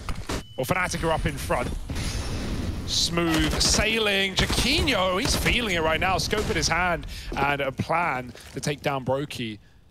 The AWPers clash with no AWPs involved. And Chiquinho comes out on top. Now just FaZe left in middle with little utility. Creepy crawly for Olof. Brolin's going to deal with him. So both fights for FaZe come up with a lot of damage, but no kill. Fnatic sit pretty, but they also sit scared. Even a single bullet to these two players could change the outcome of the round. Chiquinho swapped guns. Needs to get his util out. Maybe flash Brolin. Won't need it. He's already dead. Bomb spotted. And Alex activated, trying to trap them. They come back to him. And we know what this guy's like with the mowdowns on this gun. They actually reroute Palace instead. Oh, he saw them. He saw the bomb. Oh. No question about it. Yeah.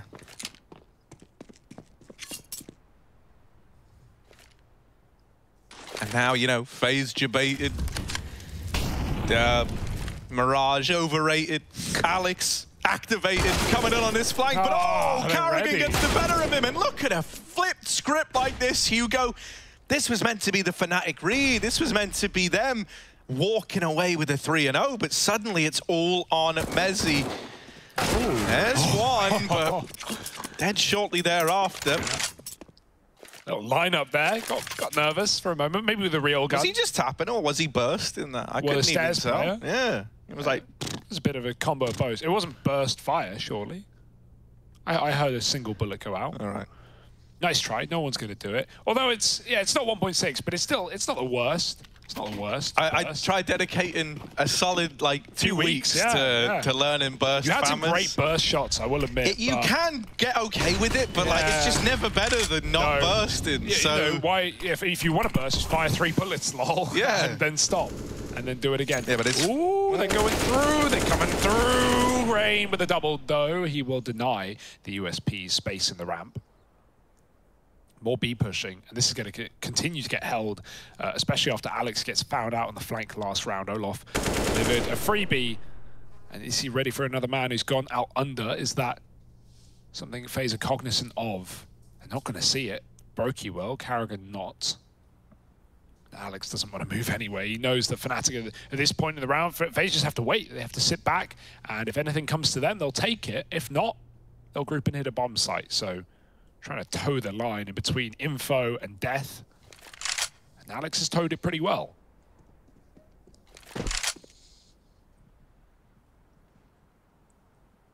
Oh, hello. Twister's seen a barrel. It goes both ways, and Alex will get one of those, but now they're just going to run on by Brolin alone up in this A bomb site, in towards an empty B.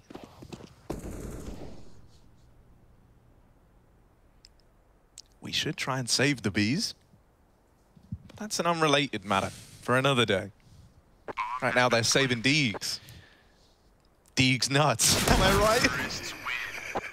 Well, it's not nuts in this round, they just get denied on all fronts, Harry.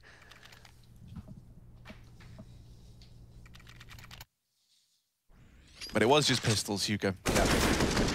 Yeah. Now they get to bring the big guns into play. I'm talking, you know, AWP, I'm talking AUG. AUG, that's the org. I didn't know what you were spelling at first. Ow.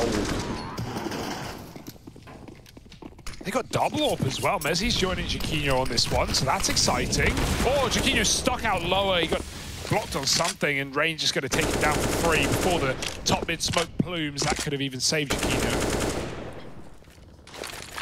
Charging it down. Alex with a one-way. Oh, no better man for the job. Lines up almost two. Doesn't take the second, though. He had a chance.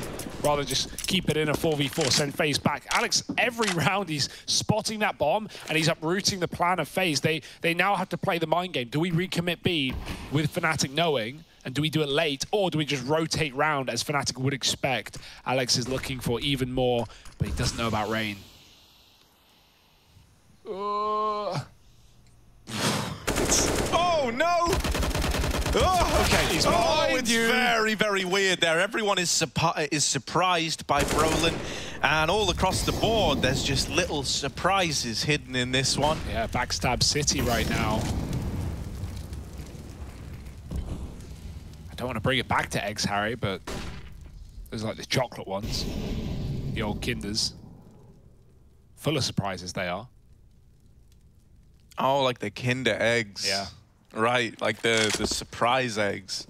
Is that what they call? They are called that, aren't they? Don't know, and I know that was a big YouTube trend for the longest time. Like, wow, it's a little bit of plastic. We've filled this egg with surprises. Watch till the end, because there's surprises throughout. Yeah, like 12-3s going the other way. Don't turn off at halftime. You'll come to regret it. Always come back for the comeback. And now FaZe starting strong, as we know, means nothing in this series, but it's at least a sigh of relief, right? After a pretty harrowing way to go down on Overpass, and it was the T side they did it on as well. Starting strong on their map pick, far more comfortable here, and Mezzi saving that second AWP that never really got to get involved in this one. Yeah, so that's a third on the board for FaZe. They're stumbling back to their feet, you know. If that first map has taught me anything, it's that I'm never prepared to say, like, oh, they're looking a lot better, because, you know, there's always a second half to be played. But hell, man, this is something to grasp onto. Also, yeah, the reason why I looked a bit confused there, Hugo, when you said Kinder Egg, obviously we're in Germany, and I never thought about how odd that name is. Yeah. At first, I thought you were saying child egg. I was like, I don't know what that means. Children don't lay eggs, Harry. I mean, humans in general don't lay eggs. Not since, you know, the incident. Not since the incident? We don't talk about it. Yeah, also, well, yeah, you know, I don't really need to go into the biology of eggs and humans and, you know, what came first, the human or the egg? Mezzi, he's done something. Trying to tie it in there. Yeah. Failing, of course. Nice flash to allow the push, but Twists. He can fight while blind. You can scratch out his eyes. He'll still give you a run for your money. Oh. What just happened? Not sure, but regardless of what it is, it's fine for FaZe. They're still aware of the Palace position. Flash in. Chiquinho stares into that one. Don't look into the lunar eclipse. Does it twice. all the util you need. You don't have a Molotov or smoke to stop him, so just bombard him with flashes. Not where I wanted to go with that. All right, Brian Cox. Yeah. There are millions of flashes. And there are grains of sand on every beach in the world. Alex, he's got to clear the corner. He does. Alex is on one. No kit. 2v2 with the retakes going through. Or is it? Alex, yeah, mate, running out of time, and he knows that he's just going to get the AWP and get out of there. I knew you were a man of many talents, Hugo, but I didn't know you could work the cocks like that, man. That's impressive. That's Brian Cox, Professor Brian Cox. Yeah, clarify that. Professor, yeah, throw some respect on that name, Harry.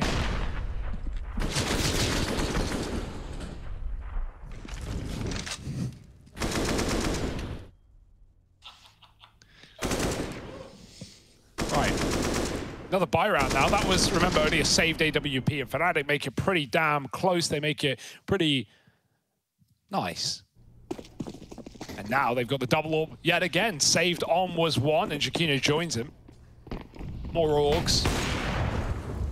Little boost on the ramp, but the Molotov gets in the way, and Brokey misses that cross shot to Crims, who will be in the connector. They know. Nate goes in, does nothing. Yeah, but he's still getting info, right? He's like a forward scout right now, is Crims. And he's letting you know that mid looks pretty good. Twists will connect something with that spam, and I can't blame Brolin for not wanting to hang around.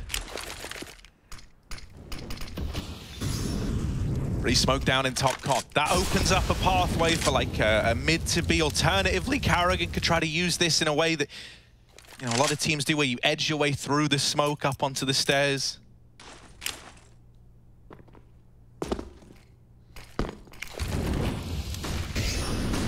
Lot of util going into B, but the bomb has just been dropped back in the apartments. They're seeing what Karrigan can get away with on this timing right now, applying pressure to B, hoping to draw attention away and give Karrigan something to exploit. Mezzi alone at the B bomb site. They're going back on the side of FaZe into the double stack at A. Karrigan blinds himself. Oh no, this is very, very quick. And now Brolin hears the footsteps. Well, this is FaZe maybe outbraining themselves a little bit here. Yeah, that's crazy, right? Like, obviously the flash was meant to go over the wall for CT. He kind of didn't want that to happen, but the fact that Fnatic don't even rotate, and that's because they're holding on B. Mezzi getting the kill, and Brokey now just trying his hand at the clutch. He can't. AWP for Jakino wins that one, and it's Fnatic finding a third. Yeah, unfortunate, right? Karrigan not wanting to go through Murder Hole and try and rat market after his team have already fell. And a good B hold there for Fnatic that keeps them standing strong on A. Yeah, the self-flash, far from perfect. Oh man, that's very sad, but you know, it happens. Oh, spawn taken, but nothing there, not yet. Twist is creeping in.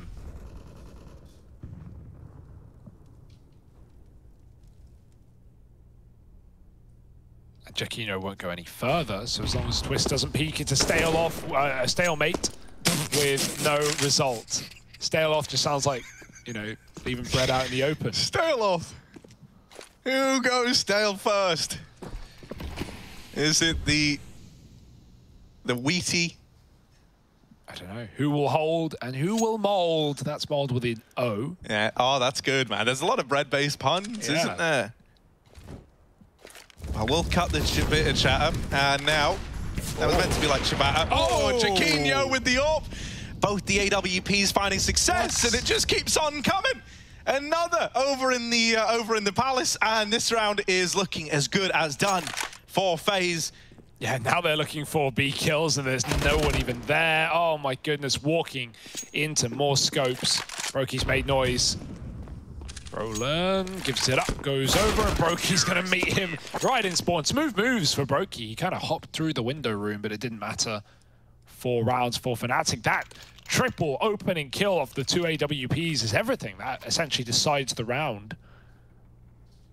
And they lose the bomb in Palace as well. I said Jakino won't go further. He did. He pushed in through Palace with the AWP. If he dies there, that just looks stupid, really, but beautiful play from him. Like this. Like, what is that? That's crazy. That shouldn't work. And then he even follows up, dropping the bomb. Great round out of Chiquinho, feeling a lot more fluid than that first day. And into Deagles now, FaZe dismay. Yeah, this is another one of these, you know, I'm kind of hesitant to even ever call it a lead. Like, they did have it, but it's so early days that it wasn't established. This is like a far earlier activation of Fnatic. That was the case back in their Na'Vi series as well, right? Kind of took them a while to warm into it back on Overpass there. And then come the second map, they were already off to the races a lot sooner. We're getting that again. Oh, Chiquinho pretends to shoot the guy in comm. We've all been there.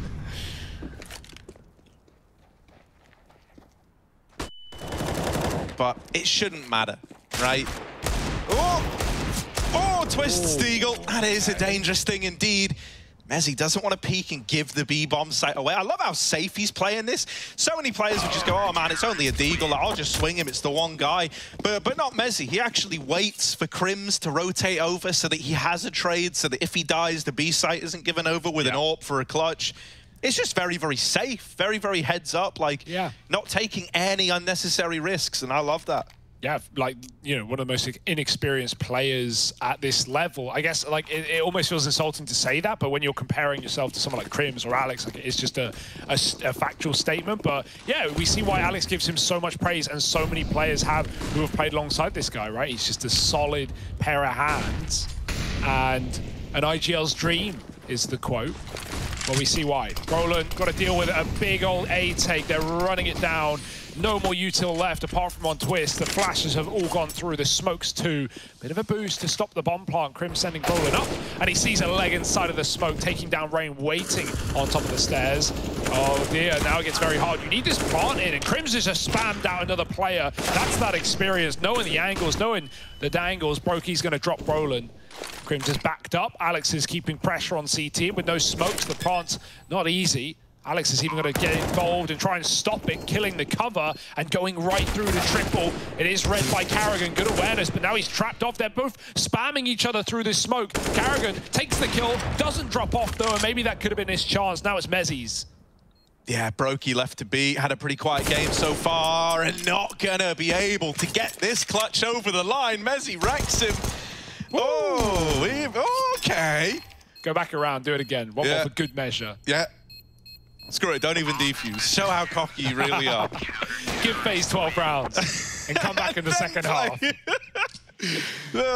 Mate, like, you know, you can say what you will about Alex. He gives us very, very exciting games at the very least, right? It's like, boys, I'm thinking about round 13 is where we're really going to start trying. So till then, just have fun. Just see what you can do. Yeah. Good clutch out of Mezzy. Yeah, would have loved seeing Karrigan just drop off there right into sandwich. He's trying to get the info for his teammate. He's trying to, you know, fight CT, set his friend up for the trade, but, you know, 10 health. If he gets repeat, there's no way he's living. It's heartbreaking as well, because, like, Brokey's so often synonymous with having, like, you know, being a very, very good clutch player, right? And I think oftentimes those are the kind of rounds he wins fairly easily. But I think this is a real sign of the time, right? There was full confidence on the swing from Mezzy. He blows him out the water. He's keeping this double AWP in play as well, which has been a treat to watch. Plus, I said we had to look at Chiquinho a lot. He's been really good, like, just solid, you know. I'm not going to say, like, he's the next best thing out there, but he's nailed every shot he had to. He's not a liability. He's getting these openers. He's given a lot of space to the Fnatic squad. Yeah, very important. It's night and day compared to that opening matchup, and it's given me a lot more faith in this Fnatic team. Yeah. No, I agree with everything you said. Alex moving in. Oh, he sees Nom on the nade pull. It's the animation that lets Olof down. And Alex back to the van. Scot-free with the deep smoke. FaZe will not go through, and that's so unfortunate for Olof. He would not have been full cleared there unless he pulled the nade. Oh, if that headshot hit, I would have a screamer. But luckily enough, Rain lives to tell the tale. FaZe group up in middle with all 4 members. Short smoke, gonna try and get up connector. And there's the headshot from the AWP this time around from Chiquinho. He hits those, looking for more. Got to care that ramp play. He's got Palace to control those. No cross allowed. Brolin denies the first. Now he's just playing with his food. Chiquinho flicks, and he should know they're getting closer. They're jumping across on the bench. He's ready for it. Bomb dropped, and a second player into the sandwich. Or Chiquinho, he takes a bite out of it. It's like I was saying, Chiquinho's the next best thing, right? Yeah, like, exactly, yeah. Mad. Fnatic 7-4. And as we were kind of drawing some parallels to this in an RV game, you know, it has some similarities. They're off to the races here. And FaZe, now the question gets flipped onto them. I think no longer are we looking at Fnatic and saying, oh, you know, it's FaZe's map pick. Oh, they had that slow start, blah, blah, blah. I think Fnatic are raring to go. They're looking for a 2-0. The real test of character now is you look at Carrigan, you look at this experienced team of players, and you say, look, you guys need solutions or else this is done. And with Chiquinho only getting more and more confident, it's setting a worrying precedent, right? He's so oppressive on this map. This is not a Chiquinho we've really seen yet. And so once again, he gets the opener. He goes 2 for 1. He started his team off brilliantly. FaZe are now left to try and pick up the pieces of a round that's crumbling apart. And all that's happening is it's getting worse and worse. Brolin with this AUG, he makes it look so damn good. All right, stop buying AUGs, folks. Stop buying me M4. Stop dropping them over. Have the AK. I'm playing scopes now. I mean, we've been through so many iterations of AUG meta, of teams picking them up, putting them down, picking them back up over time. And you know, with the AUG never changing in any of this, right? Just preference and just moment. I think we need to see a lot more of it. Like teams like Fnatic are making this gun look deadly. I mean, also like the team they're up against prolifically, guys like Carrigan were always keen he was to the OG AUG player, absolutely. And mate, no, it really is. It's lovely to see. It gives you a lot of like mid-range options. At close range, it can one-tap, mate, like an AK. So no more of that annoying, I dinked him, and if only I had the same gun. Well, we did see the old 99 and 1. Yeah, you know, that does happen. But not always. I mean, if it was an M4, it'd be even less. So, yeah, that's a good point. I think the one thing that gets in the way of the AUG, which is always going to mean the M4 is supreme, not just the money, but the fact that, you know, you've spent thousands of hours, 10,000 hours, cracking the AK and the M4 spray. These are the guns that you really know well. And so the AUG one is new, it's different. It's arguably easier, but it's something else. And so you've got to pick that up and put in a lot of time to get it perfect. But we've seen people like Alex just mowing kids down. And when you scope in, it's really not difficult to control that either. Not in comparison to some of the other weapons. Deeg's out though. However, Chiquinho here to stop him. Doesn't want this round getting out of hand. Scope up and goodbye Carrigan. He's just looking quick, man. He doesn't need a second to react. Brokey's got an AUG and he favors the Deeg. 1v3, easy. Oh, easy. Lemon, squeezy, and Mezzy. Bloody hell. Get squashed into a juice. Yeah, we drinking Mezzy juice tonight. Weird plant. Weird plant indeed. What's the idea behind this for Brokey? He's hiding out a bench. Both players moving through the market together. Fnatic, the one thing we've been crediting for is, you know, how safe they play rounds like this, how they always look for trade potential, and they're really not about giving you a one-on-one. Now, this is exactly what Brokey wanted. It's a 1v1, but Brolin trades it out, and so it's kept belonging to Fnatic after all. Brolin holds his nerve in the clutch. Him and Chiquinho giving us a phenomenal game right now. I feel like you could have just saved the AK there over the AWP, bro. Like, money is basically maxed out at this point with 2 rounds left. I mean, that's a small detail, but something to remember when you're near the end of the half and when you're picking out what to save. Look at your money quickly. When you see 4 guys on 10K. They ain't AK players, they're AUG players. That's true. Bro. I mean, I made that joke earlier, but I didn't actually think it was, you know, going to happen. Brolin, he was the one who closed the round with the AK. Cut you off. Like, yeah, no, it's fine. It is a legitimate point. You did it again, so it's okay. You try, and you try again, Harry. Now over to you with the news and the weather. How's the traffic? The news, the weather, and the traffic. I do it all. Well, right now, the star signs have a line, Hugo. Yep. And it's affecting the news weather traffic station. Chiquinho. Oh. He lives, though. Out into the A site go the rest of FaZe. Brolin smoked off in CT. The alarm bells are going off for Fnatic, or at least they were. That kill from Brolin tips the scales once again. Try it again.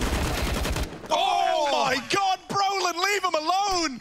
How How's he managed that? Rain's on a big flank down through lower tunnels, so right now Brokey is completely alone in this site, and the bomb is not even planted for Rain's flank. They can just stick it. They've won the round. It literally doesn't matter. Rain can kill physically every person he runs into, and it was unwinnable because of where the bomb is planted. Rain wasn't destined to win that as far as FaZe were concerned. He was just meant to throw a bit of a spanner in the works in the rotations. Yeah, you weren't expecting to get, turned into mincemeat in that round in the site, right? Like, not only Twist walking up on CT, that's why we see Brolin keep the Orc, like, just deletes the first player. Karrigan comes in the flick, and then, once Brolin's there, he's just feeling it. He's chasing down Brokey on the bomb site with the Orc. Bye-bye. And Brolin, 19 and 5. We've been hyping up, singing praise to Jaquinho, and for good reason, but man, Brolin is just feeling it as well. 10 to 4, and we got an 11. Jaquinho another strong start, and Crims a bitter finish, taking 2 out of middle, forces the rush into another orb. Well, this is looking pretty beat, isn't it, FaZe? Olaf and Twist, the two to try and tick a 5th round over in a 2-on-5. Oh, I'm getting nervous even about these wallbang attempts, mate. Olaf low on HP, 1 kill to his name. He's fallen all the way back. Twist is playing around in the smoke, and Alex wants to bring the fight to him. Fnatic are looking for a very dominant CT side, and they're looking for a 2-0. Oh, the pop flash. Not even needed, because Alex mows him down without it. No flashes today, only headshots for the Org Kings of Fnatic. They go into this second half with one hell of a lead.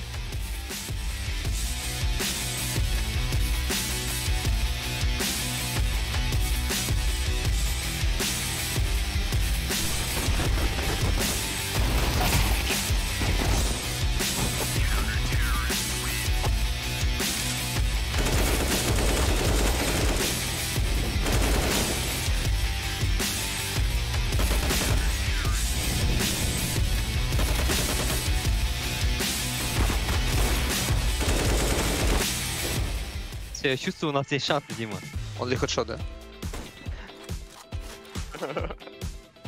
Что-то Дима, у тебя тиммейт вообще ни о чем сказал. Я никогда с него не стреляю.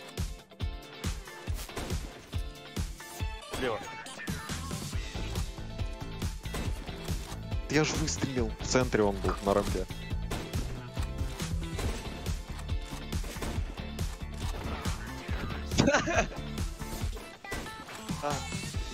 Горю, горю! Хорошо, что он не хедшот. В смысле? Что?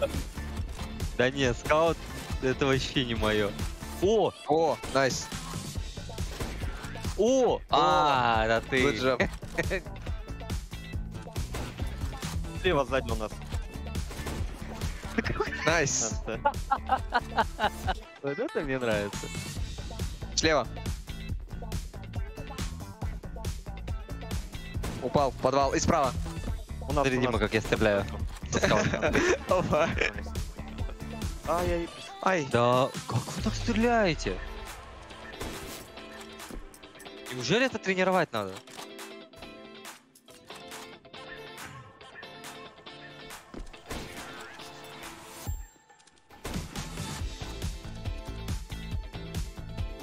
Центр. Направо ушел.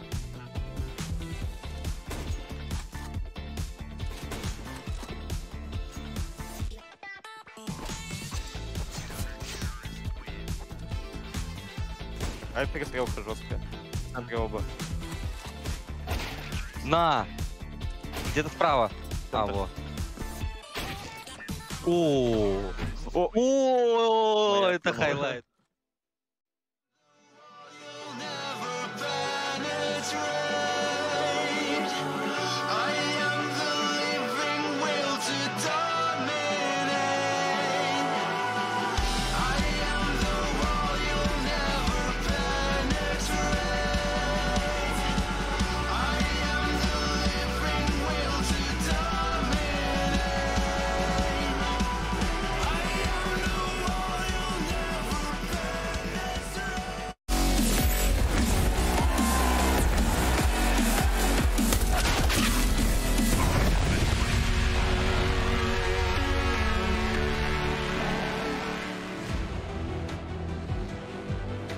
Oh, what a treat. What a series this is shaping up to be.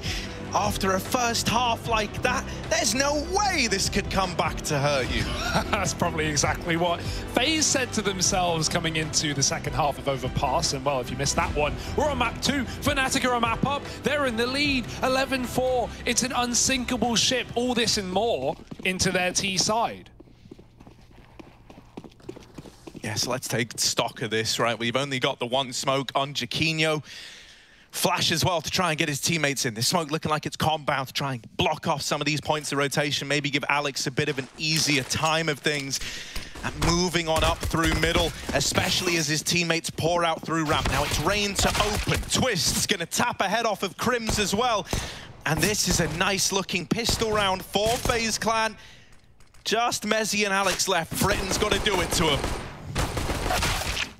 Oh dear, and maybe in the next round instead, Mezzy's gone, and that's a nice clean pistol for FaZe with Rain at the opener as well. Worth noting, coming into this second half, FaZe only had 2 out of the 15 available opening duels. Both of those kills coming from Rain, so now all 3 in this map. And that was something they struggled with as well back on the T side of Overpass. Well, FaZe, they had to win it. And now this series could heat up yet again. Fnatic are not going to get ahead of themselves, no. No bomb plant, no buy. Take a Glocky, die quick, go next. And I'm going to refer everyone to Hugo's tattoo that he has right above his bum crack.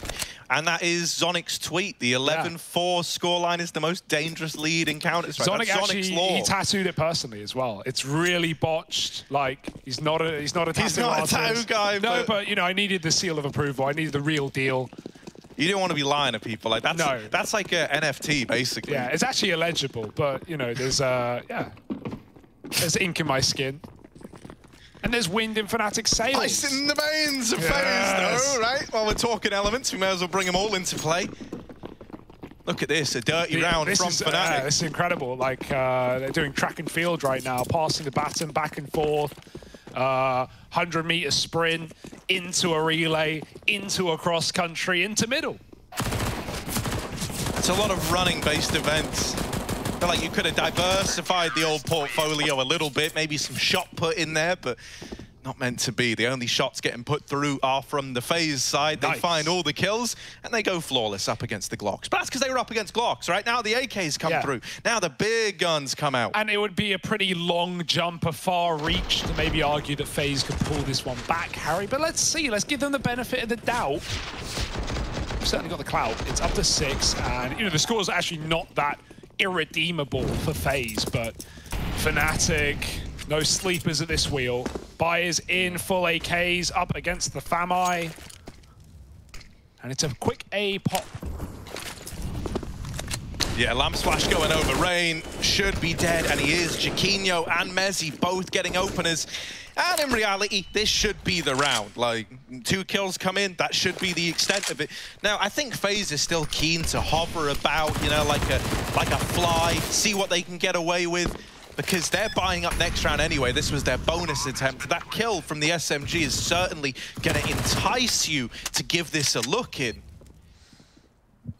Yeah, if anything, you want to die to get the guns in the next. Right? But it's fine, you know, if you delay it. The danger of that, of delaying your real weapons, is the fact that this score is getting out of control. Luckily enough, the kills are coming in. It's just a shame no one else from FaZe is in position. Good flash from top mid, but with it, Karrigan can't call the retake. His team are out of that one.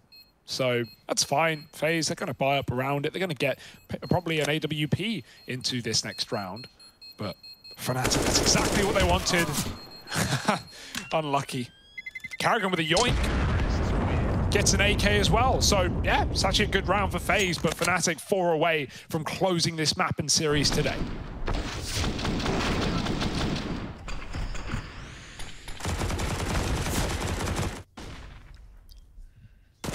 Yeah, lovely openers as well out of Mezzy and Jaquinho, right? I always love that Lamp Splash going over. It feels so strong whenever you have a sight player like Rain there. That was just a super deep one for Palace. So that was flying over the roof. So, you know, it's Lamp's more for like close ramp, triple, CT, but that one's just going to destroy you if you're hiding at the back of the bomb site. Twist, swinging. Oh my god, he wants to get involved. He's already taken one with him. Oh, the nade pickup, they might have heard it, and they all peek him together. Alex with the frag. Smoke down deep as well. This means you're not going to get spammed out as easily to stop that bomb plant, right? You can actually take the jungle, you have room to move, and as these fade, you can push through into connector. Molotov stalls you out, and FaZe, oh, it's not pretty. These A takes are brutal, and you know, you didn't give that last round to go. You once more want to give this one a bit of a look-see, see if they give you a way back in. And with Carrigan falling, that might have to seal the deal here for FaZe. They're out of there.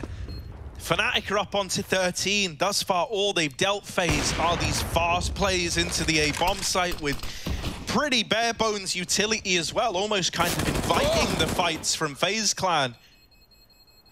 They really want to take this AWP away. The only way you're going to reliably have the AWP is if it's saved here, and Brokey will not escape the clutches of Crims. That's also a free AWP for Fnatic to use now. Cheers.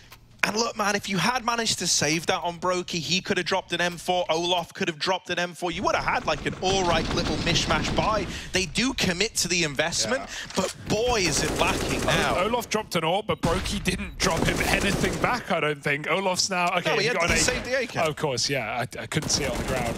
Phew.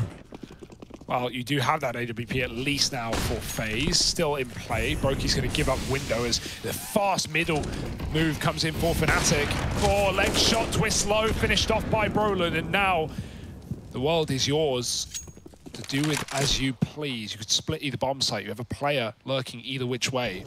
No more kills going to get given up in middle, right? Brokey's watching window from market, rotating CT, leaving 2 at B, and that's exactly where Fnatic are grouping for right now.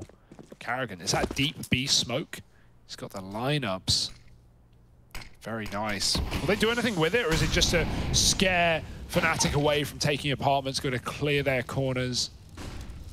You're definitely going to be scared here. Because they haven't been peeking this early. They just don't believe it. They don't care. Well, you know, Alex, we know he doesn't respect smokes. Yeah, that's true. like his whole mantra is like, I'll just walk through it, and they probably aren't holding it. And so the rest of the team buy into that, and they reap the reward of it. Carrigan alone on the short side, they know that he's leaning this way. They're trying to locate him, and Crims will deliver that swiftly over. Fnatic are on to 14. This is very, very convincing, and yeah, it's a little bit of a shame there for FaZe. You know, they didn't have anyone playing plat early, so when you throw that deep smoke in, it really is just like a hope that they respect it on the side of Fnatic. Even so, I admire the fact that they push through that. It's very, maybe even the molly gives it away, right? Like, oh, they're throwing all this util from the bomb site, you know, they're even mollying it as well. I don't know. Don't know what the read is there for Fnatic, but it's a perfect one. Or maybe it's just the call, as Alex is on Cat, guys, I'm on Cat, just go, it will be fine. Worst case, you trade it, and I get up short, and we just wreck this B play. And FaZe had just moved Brokey out of position. Think about Brokey in the CT half. He's had many orbs. He's just never been in the limelight. He's never had a gunfight in the right position. Always locked out, or dead first, or, you know, retaking. Brokey's not even been able to get back into this game, and it's not even his fault. So this is one where he has to throw himself in heads first. Both of them. Yeah. Two-headed beast of Brokey. And they're going to try and do the fast boost into the apartments. There's the swing, but Jaquinho, all it does is tee up the opener on a silver platter. Now, Carrigan will get one, but he should be traded. I don't know how he's managed to get out of there, but he has. Still, the only defender is armed with a P250, and he's pretty casually brushed aside. Mezzi activates this late lurk, and this is done, mate. We can stick a fork in this one. FaZe, they cannot seem to set a foot right. This is a fired up Fnatic. This is a FaZe clan that looked real hot to open up the day. And I think, you know, it's that idea of the bigger they are, the harder they fall, right? Sure. You came into this looking so good. It looked like you were going to blow Fnatic out the water. Then you have that comeback happen. And it feels like it's just wrecked the mental game of FaZe right now. You know, that's like a real pseudo-psychological look in, like, but... hell, like, there's no staying power. There's nothing. Yeah, everything that could go wrong has gone wrong, right? Even with the right read there, Brokey's in position to take the 1v1v Jaquinho, and man, this guy is just not missing a beat right now. That being Jaquinho, just form on that CT side in the first map, and now keeping it up here on Mirage as well. It's him and Brolin leading the pack at 22 and 21 respectively. So, an excellent game out of Fnatic, and now all they got to do is tie a bow on it. Brokey finally finds the first, getting Jaquinho up catwalk. But will that really put a stop to Fnatic?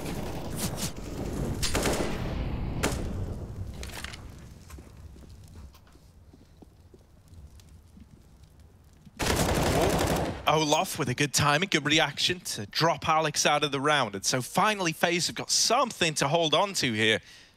Been a long time coming.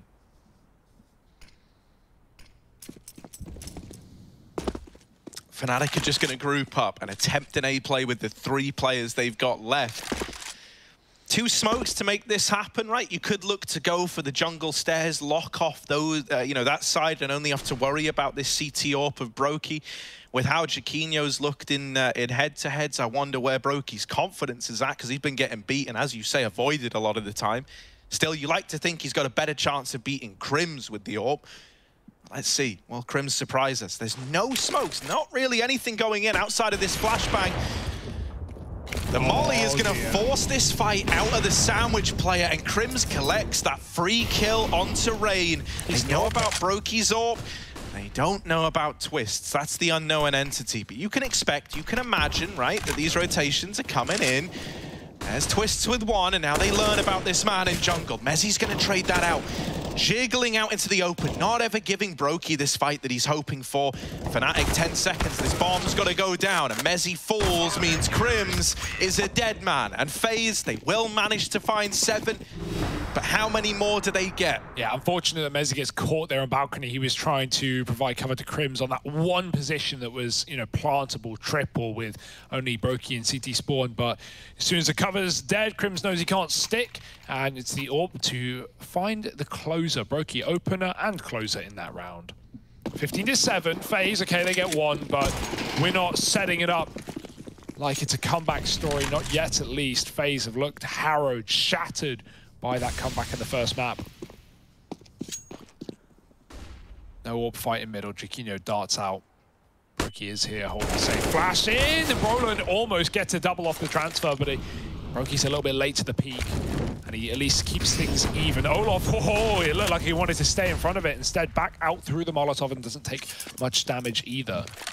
Alex is going to reset, join his team on this A site. He's not got any utility. He might even tell him to wait so he can go out first. Meanwhile, Rain under balcony, Brokey close by to rotate once he's cleared middle, and he's about to. Yeah, he's going to completely switch it up, go all the way back to CT, but this could leave him out of position as they're actually taking the site, meaning that Rain has got to do it all up here on the scaffolding. That's a team flash, and oh no! Why have you done that? Rain, full white, and now Brokey dead. That is it. Over and done with here for sure. Olaf and Carrigan, the 2 players left standing, and it feels like it's just a formality. As far as it could have gone wrong, that was just horrific. Rain was waiting so patiently. So patient, tries to play it perfectly. Full white from CT. Oh. And now just Olaf, as we say, it's a formality. 16-7 and a 2-0 for Fnatic. Ooh, they've got some staying power. They've got the longevity, the Fnatic boys, but a UK-Sweden synergy. It's looking good.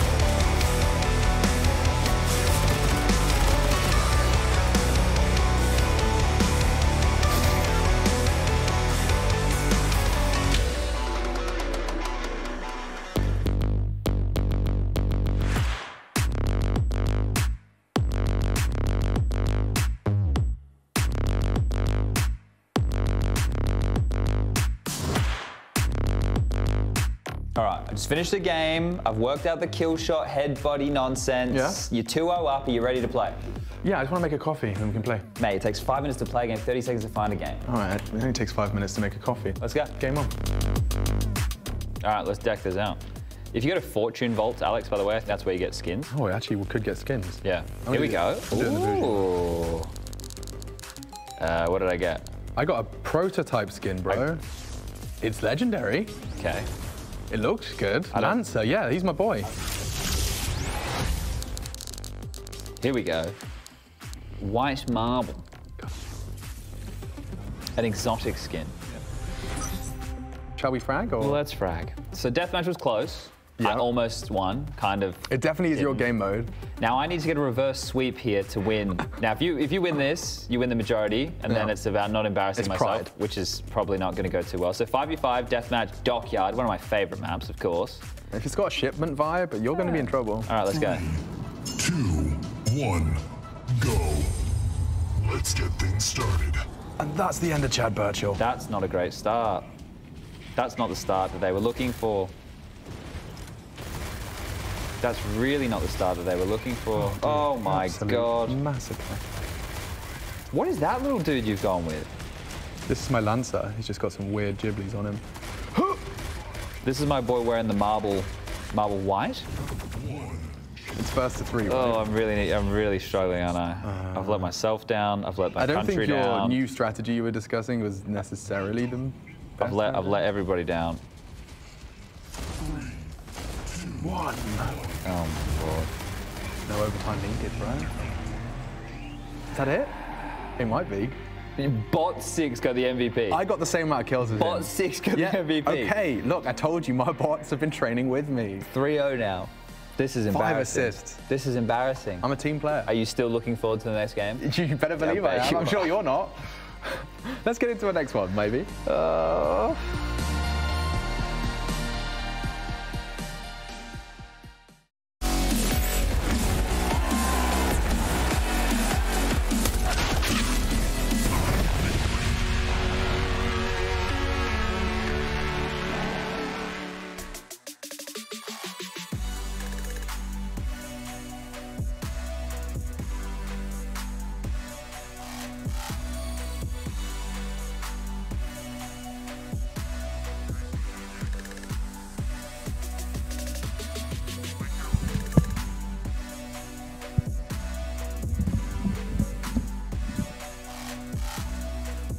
Well, ladies and gentlemen, we are back now, and honestly, if you saw how the first half of map 1 went, you're probably a little bit surprised to see Fnatic come out with the 2-0 up against FaZe Clan, but you know what, Moses? They sure as hell deserved it. Obviously, teams having some rough times when it comes to the T side of both these maps, but Fnatic closing things out, get themselves up 2-1 in the groups, looking pretty good at the moment to maybe get into playoffs. Yeah, this T side certainly looked good from Fnatic as well. Over here in Mirage, they got a nice, easy clean out as well, just basically taking economic control early on and just running away with it. No comeback this time. But yeah, for FaZe, obviously an extremely rough first half. Yes. I think there's plenty to talk about there. I think my big takeaway from this series for FaZe is this didn't look like the FaZe we saw on day 1, didn't look like the FaZe we saw on day 2, didn't look like the FaZe we saw in Cologne. I think Fnatic played well, but I think there's also a big element of FaZe coming into this and having a really, really rough off game. I'm wondering if we ever get to the point in CS where we do, obviously the map vetoes, right? Maybe we can do a gun veto in there too. Take away the AUG from the side of Fnatic because goddamn they are good with this. You know what Brolin can do about it, but Jacquinho, we'll talk about him right here. You can see finishing off the highest ADR, pretty much the highest, our strongest player, I guess we would say, over the course of the series. And it's such a great opportunity that we had to talk about him before the series even started as well, Moses. You know, you mentioned how he's had some rough times in game 1. He had a really good time in game 2, and we're starting to see some good consistency out of him to help elevate Fnatic to get these wins. Yeah, certainly yesterday, obviously, Jacquinho had like a really good series. This series from him was excellent, I thought. Great impact on both maps, especially here on Mirage, just went off. Like, I think Overpass was mostly just pure impact. Mirage, it was like the impact and the stats are going to look nice. This is his first day against Na'Vi, his second day against Big. Obviously, could see they're much, much better in terms of his performance yesterday to get Fnatic's first win. But then look at him today. An absolute monster, 47 and 36. Phenomenal job with opening kills on Overpass. Phenomenal job with the same thing here on Mirage as well. He was just a beast, and it made Fnatic look like they were just on a different level than from what we've seen the first 2 days. I think the 35 sniper kills what really does it for me, because he was able to get so many opening picks thinking back to Overpass and have that strong opera you can depend on to pick up these kills, to open up sites for you to get these picks consistently. I think makes Fnatic even scared. Also, he was efficient today. I believe on Overpass he had 21 op kills and only purchased it 6 times. Only actually had to invest in it 6 times. For contrast, Brokey on the FaZe side of things had 11 kills and had to purchase it 5 times. So you're seeing efficiency with that weapon and not having to reinvest in it. It's also a good shout out to his teammates to make sure they're salvaging the gun if he were to fall in a few rounds. But I mean, yeah, he was just a monster here, and FaZe again couldn't get anything going. And I'll go back to it. I believe, if I recall correctly, on their T side, FaZe only had 2 opening frags in this entire half. They weren't able to find a whole lot of entries, and that's why I think they were flat. We saw it towards the end as well. You saw that little like pop flash from Brokey, blind rain up on the balcony outside of Palace. I think just in terms of like their team cohesion and teamwork with utility to take map control and find opening kills was off. And then on top of that, you had a situation that just exacerbated it, where individually, I don't think they were on point enough today to overcome that. Like, you know, you'll see a team with like players like Brokey, with players like Twist and Rain, who even without like the perfect utility usage, even without the perfect setup, can still swing, take a fight, find you a headshot to open things up. We didn't have that from them today. So I think there's just a few things that FaZe wasn't clicking on today that made them look a little lackluster. And the unfortunate part for FaZe is could have taken him to 3-0, could have taken him to the very top of the groups. Yeah. But unfortunately, they just tie up with a couple different teams. But in the meantime, speaking of some positive notes here, we do have actually Alex join us here for an interview to talk about this last match. Obviously, talk about how Fnatic has been going as a whole for him. So first of all, Alex, big win from you guys today. And also, that 4K spray down you had on Overpass in the B side, CT side was phenomenal. It was delicious. Thanks. Hey, guys. What's up, Alex? So how does it feel, man? You guys are now 2-1 in the groups. You're looking fantastic. I mean, even with the loss against Na'Vi, you guys still looked extremely well prepared, well-oiled machine. You know, how does it feel overall with this kind of, you know, getting better by each day? How do you feel about the whole team so far? Yeah, I'm really proud of what we've shown so far. Obviously, a very tough group with really good teams. So to be able to be where we are right now, like if we could have signed for this before the tournament started, we would have. So, you know, like take it any day of the week. Really proud of how Jack has not let the first day fluster him, and he's played really well in the next 2 games. So yeah, really proud of everyone. Alex, when did you guys get started? I thought I read somewhere, heard somewhere that you guys started like coming back and a little bit earlier in the player break than most teams. Yeah, we started about a month ago. We obviously knew that we were coming into EPL and we had to be prepared because, well, I had the same situation with Cloud9 and we weren't prepared and we saw what happened. So let's just leave it at that. Yeah, that's what I was going to ask about. You've now, like, you were part of Cloud9 from the get-go and from the inception of building a team and then having to find a way to marshal the team to get on the same page. Now you're stepping into Fnatic. It's a little bit different, but still similar in the regard that you have to, you know, find a way to kind of unite the Swedish play style that those guys are used to and your own kind of idea of how you want to play. So what's the priority when you step into a project like this? The priority is to find a playstyle that suits everyone, that everyone's comfortable with, because obviously Fnatic was super successful before with the individuals they had and making plays by themselves. So if I could bring some structure that allows them to then, when they do want to make the like more freedom plays, that's less expected because we are doing structured things as well, then I think it's a really good combination. So that's what I'm focusing on right now. Do you feel like a lot of push and pull when you're trying to, I don't know, like get like one of the Swedish players to kind of try and think along the lines that you view the game, and are they trying to pull you out of your comfort zone as well? Is there like a little give and take going on there? No, not at all. It's been really good, honestly. Everyone's super open. I think it definitely helps compared to Cloud9, where I've played with Will before, and these guys have played together as well. So we're only trying to unite 2 game styles instead of multiple. So it definitely is easier. And yeah. Cool. Not much more to say on that. Yeah. Well, now that you guys are sitting at 2-1, a lot of teams tied up at 2-1. You guys, obviously, FaZe, Na'Vi, big. What's your feel on this group at the moment? Like, who's like down the stretch? Do you feel like you're gonna have like a tough match to be able to make sure that you get into the playoffs? I mean, I think we only have Evil Geniuses and Mouse left now, so it's going to be really tough, especially as like they're 0-2 and we can't fall into the trap of like they're 0-2, so it's going to be an easy game. I think no game is easy for us right now. We have to grind them all out like we have the last few days. So.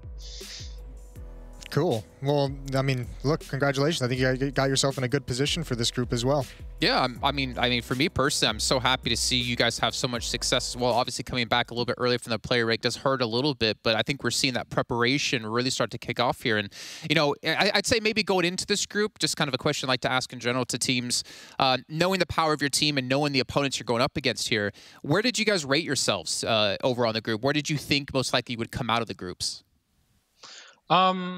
If I'm being honest, like I think well, at least I was like aware that we'd probably be scrapping for the last place in the group coming into it. But I think right now it's wide open because Na'Vi lost today. We managed to beat FaZe, and I think the fact we got a 2-0 against them is super important as well because we'd only won 2-1 against Big. So if we go into like a triangle or something, it can be really important. So. Mate, honestly, I would love to see this event right here be the start of a Fnatic dynasty over the next couple of years as well, and hope you can take that Fnatic name back to its original glory. But Alex, thank you again so much for joining us, man. I'll let you go celebrate, take some time off, because you guys obviously still have 2 matches left to go. Congrats, Alex. Thank you, guys. See you soon. Okay, look at that. See you soon. That means he's going to win the next match. He's going to be back here on the show to talk to us.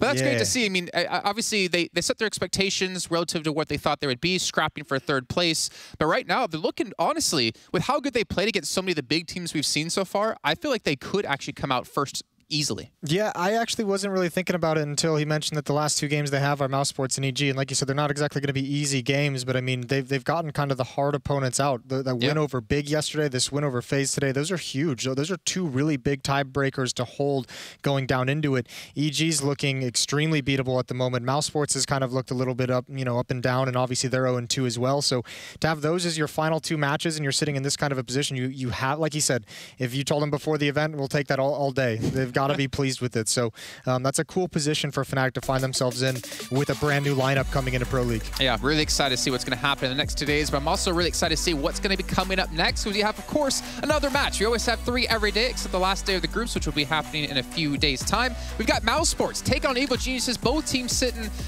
well, not where they ideally like to be, but we'll see if they can change the stars here in about an hour's time when we come back here for the ESL Pro League Season 14.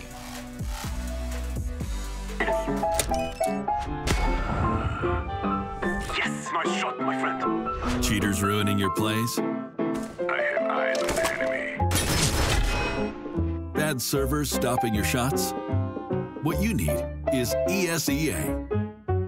Advanced anti-cheat to stop cheaters. And the best servers around, all with 128 tick rate. ESEA, the best way to play CSGO.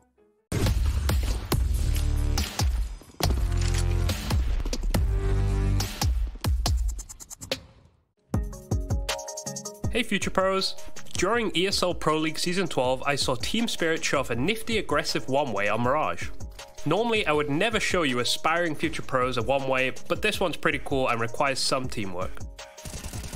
To do this one-way, you'll need 2 Future Pros. Future Pro number 1, you will be throwing the short smoke. To do this, get into this corner. Aim in the middle of the gap below the far right window and above the close wall. Run forward and jump throw your smoke just as you get past the middle of this section. If thrown correctly, it should land perfectly for your teammate. Future Pro number 2, you get to have all the fun. It's also very important that you have a semi-decent mid-spawn to do this. Head into the window room as fast as you can. I hope you've been playing KZ because you will need to make the short jump, so make sure you practice. If you nailed the jump and your teammate landed their smoke, then you will have a pretty cool one-way to play around and over. And as always, good luck and have fun.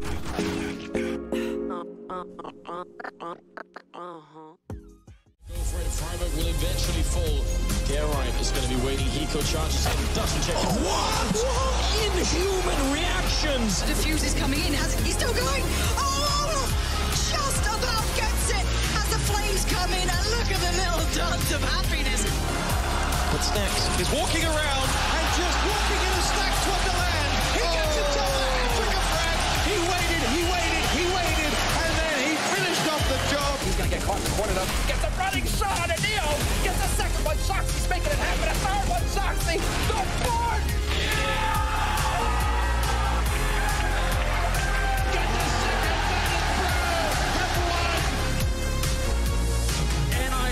Have won Gamescom 2014. It finally happens. They are the champions. The frag rip. It's up against Exist. Swag delivers. Can you believe it? That is sensational from Swag. Team Dignitas, they've got the smokes down to cut Cloud9 off, and in fact, they're going for huge plays. Dupree. Quite a while here, so Hiko and Sean, that's a good kill from Hiko, but they realize Dupree's still in there somewhere. They're going to try and go for it here. They want to go all in. Hiko comes in with another kill, and back to a 2-on-2. That bomb so far ticked. They got to move quick right now. They're going for it. The defuse is already happening. Hiko, are you kidding me? He's going to go for it. They win the round. Hiko. I can't believe what I'm witnessing right here. Oh, wow.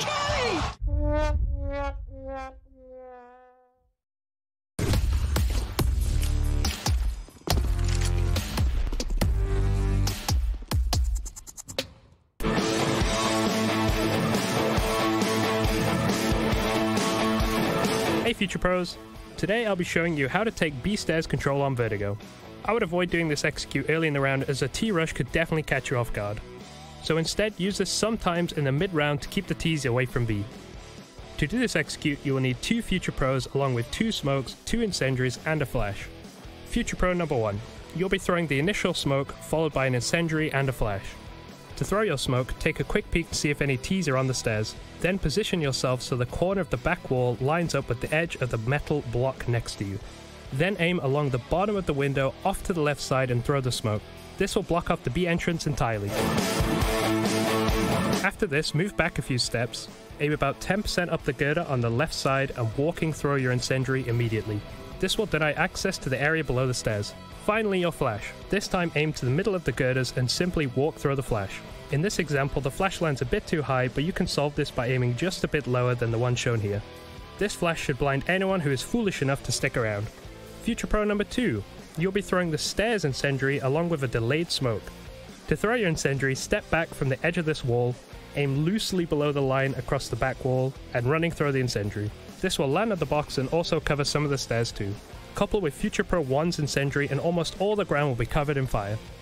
After you have cleared stairs with your teammate, head back to where Future Pro 1 threw their nades from and throw this same smoke that was thrown at the start of the execute. This smoke will block up the T's for even longer and will allow you to take a more advanced position down the stairs. This should buy you some time if the T's were planning a B attack and possibly grant you a frag if any T's stick around to fight your execute.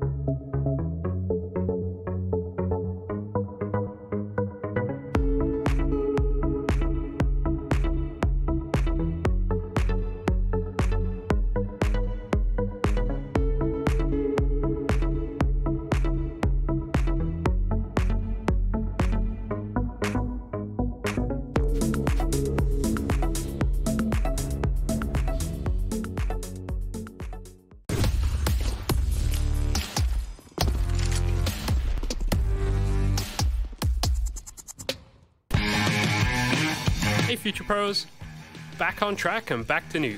Today I wanted to show you a molly you can throw that will land on hut at the A side.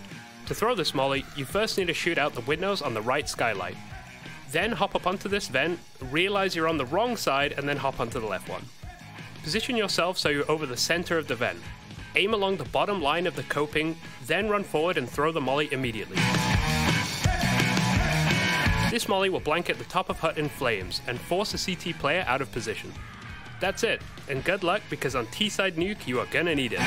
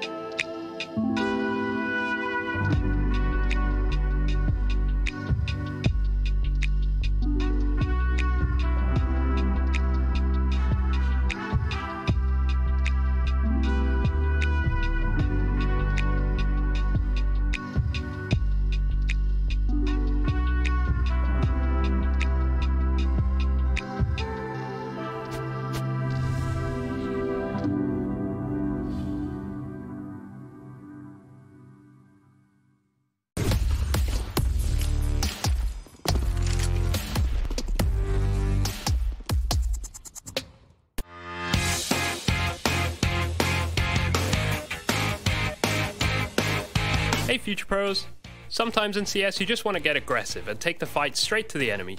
I'll use this mid push from Astralis to demonstrate a reasonably good approach to get up in the faces of your foes on Inferno. It really helps if you're keeping track of the T's economy, as doing this against a fully bought T side will have varying results. This strategy requires 3 Future Pros, 2 HEs and an AWP. Future Pro number 1, you'll be the player who pushes deep into mid. As you make your way to mid, get your HE out and lob it down mid. This makes sure that if anyone does face you, then they will already have taken some damage. Make sure to push along the right side of the wall so you don't get killed by a T holding steps. Tuck yourself into this corner and listen for any noise or calls from your teammates. When Future Pro 3 has made some kind of contact towards T steps, this is your cue to peek out and hopefully get a free kill. After this contact, keep your head on a swivel, as multiple Ts could be about to flood out ult mid or T steps. Future Pro number 2. You will mostly be holding ult mid, but first throw this HE just as Future Pro 1 does.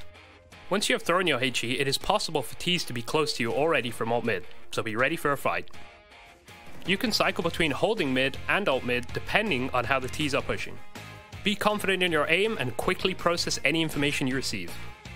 Future Pro number 3, you'll be holding T steps from the top of mid with an AWP. Your role is to relay information to your team and act as support so your fellow Future Pros can't be singled out. And that's it. Going aggressive as a CT is always a risk, but if you and your lads are feeling dominant, this can be a great way to control the flow of a match. It could completely fail as well, and if it does, I don't want to hear anything in the comments. Get some DM in instead and keep improving.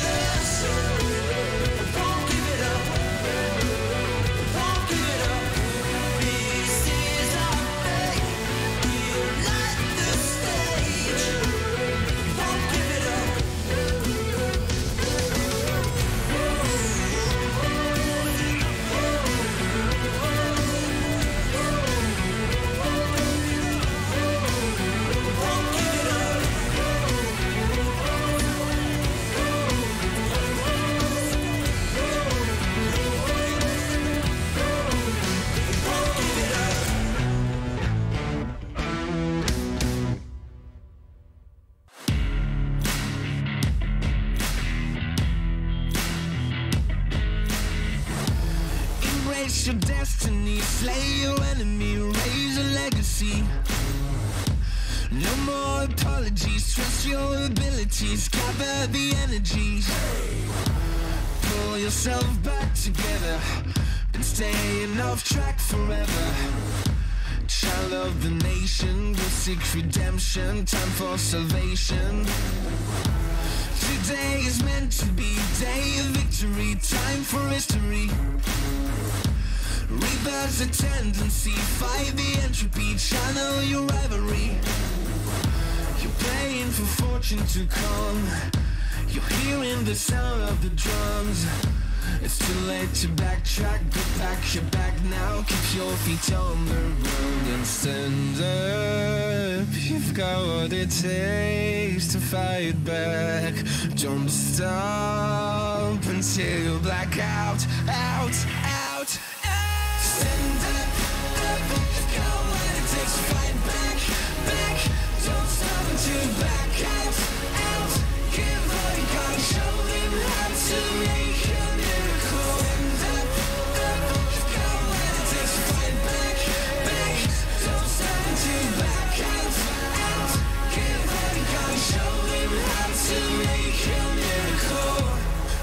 Save your team, be a hero.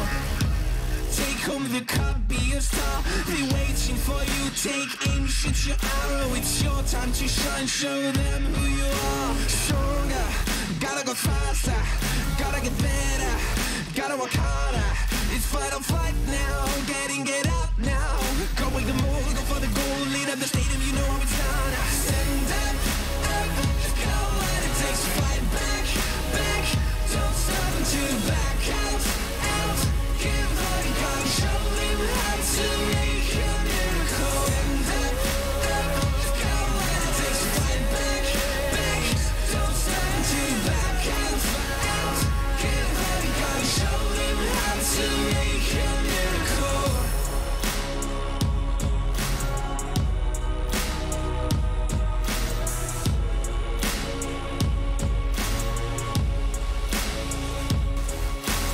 Stand up, you've got what it takes to fight back. Don't stop until you black out, out, out. Stand up, you've got what it takes to fight back, back. Don't stop until you black out, out. Give all you got, show them how to make a miracle. Stand up, you've got what it takes to fight back, back. Don't stop until you back out, out. Give all you got, show them how to make a miracle.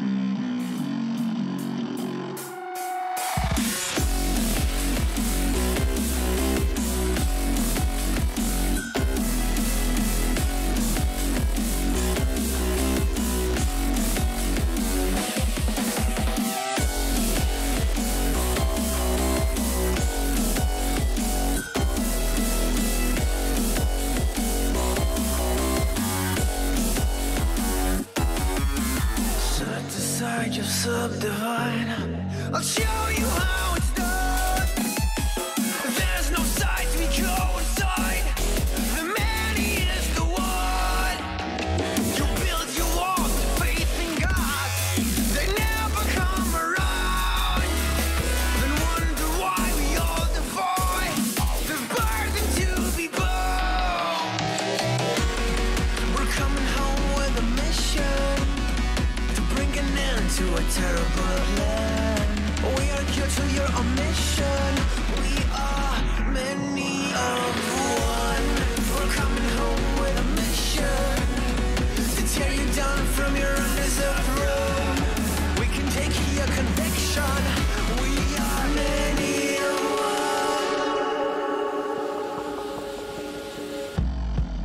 one. You may call it a virus, but we call it the antidote. It's an answer to silence. The future is here to revolt.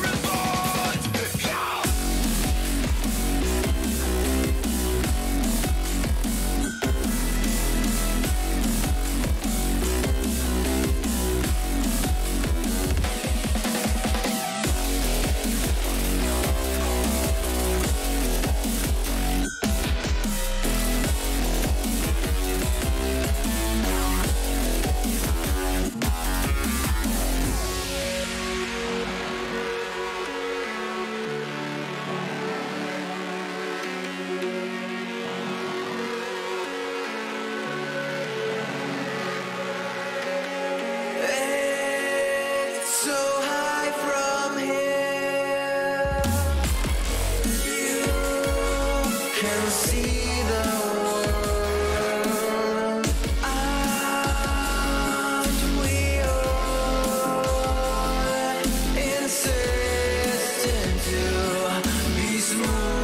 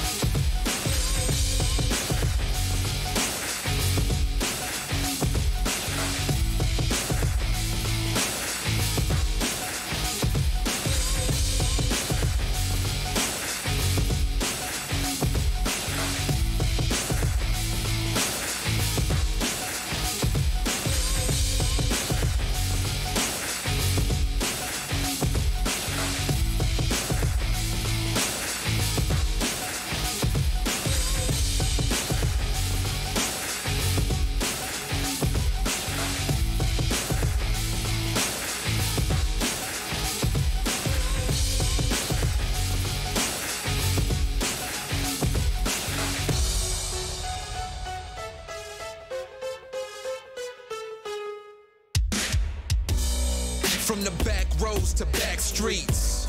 I see you foes trying to trap me, but I don't run like a track meet. Even though I'm #1 like an athlete. And the way I maneuver around you and through you, I'm coming and I'm bound to pursue you. I'm everything that you knew of, plus more. What's in store is I'm about to get to you. Sleepless nights, better think this twice before you step to me and come and speak with strife. There's a lesson when you reach my life. It'll be chin-checking and I'll teach you right. Plenty tried, plenty failed. Too many times I've seen plenty bail. And there will be no surprise what I'm about to do when you are looking through my eyes. See many go, see many come. See that they won't bring it to me, son. Try me if you want, but won't be any fun. I'll take the challenge, I'll beat anyone. I'm the one, I'll be quite clear. Bow down to no one, I'm right here. I get it in, I don't fight fair. And guess what? I'm your worst nightmare. Cause I ain't taking no losses. And I don't even care what the cost is. Are you prepared for the forces I'm about to bring? Cause I'm the boss of all bosses. I penetrate your thoughts and fill them with doubt. You gon' feel where I'm coming and feel what I'm about. If they come in with the drama, I'm wheeling them out. Cause I ain't about to have somebody here stealing my clout. I keep my friends close, enemies closer. Cause that's the way it is and the way it's supposed to be. Anybody can see there's only room for one, and that one is me. Plenty tried, plenty failed. Too many times I've seen plenty bail. And there will be no surprise what I'm about to do when you are looking through my eyes. See many go, see many come. See that they won't bring it to me, son. Try me if you want, but won't be any fun. I'll take the challenge, I'll beat anyone. I'm the one, I'll be quite clear. Bow down to no one, I'm right here. I get it in, I don't fight fair. And guess what? I'm your worst nightmare. I'm your worst nightmare. Are you prepared? I'm your worst nightmare. I know you're scared. I'm your worst nightmare. Are you prepared? I'm your worst nightmare. I know you're scared.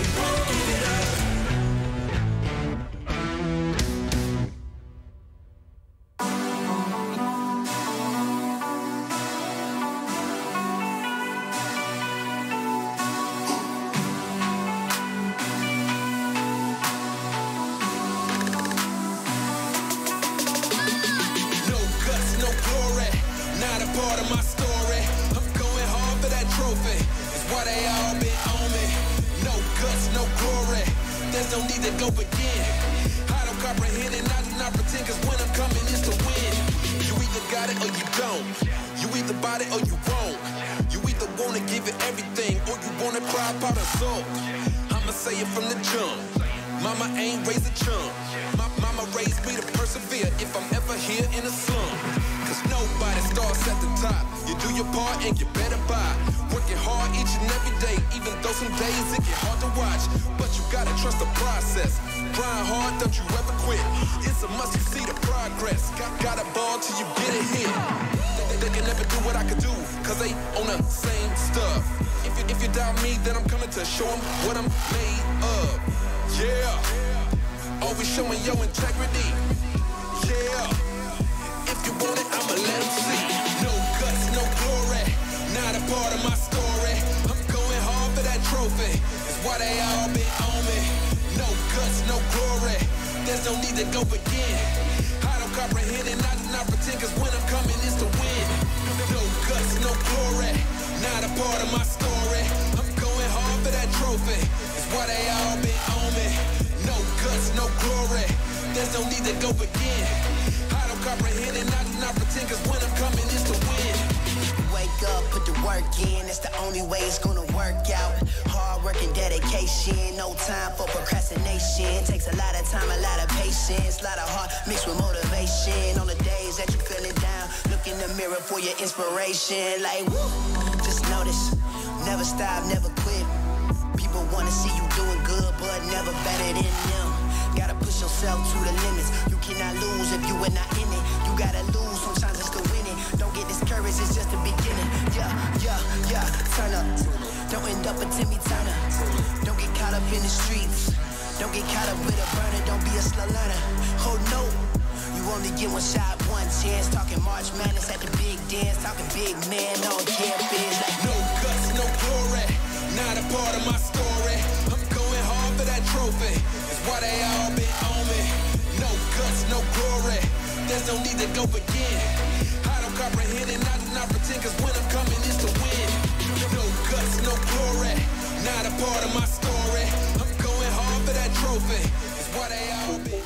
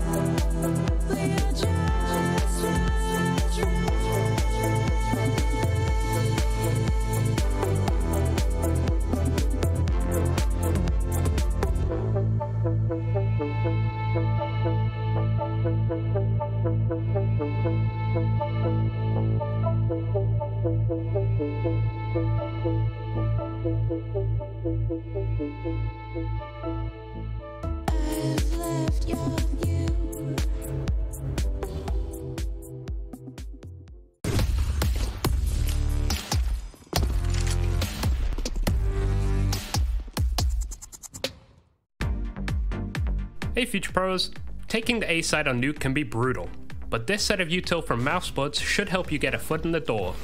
This was done on a partial buy, but there is no reason it wouldn't work on a full buy. Mousesports start off by throwing the basic outside smokes to keep the CTs guessing on their positions. So if you want to know how to throw those, check out our pro tip on how to throw the outside smokes. To pull off this execute, we'll need 5 Future Pros along with 2 smokes, 3 mollies, 4 flashes, a decoy grenade, and an additional 3 smokes for outside if you desire. Future Pro number 1. you will be throwing the Heaven Smoke along with a Rafters Molly and a Flash. To do this, hop up onto Silo and position yourself over the edge of this pipe. Crouch down and aim along this line of the dome that meets the far right girder. Then stand and throw the smoke.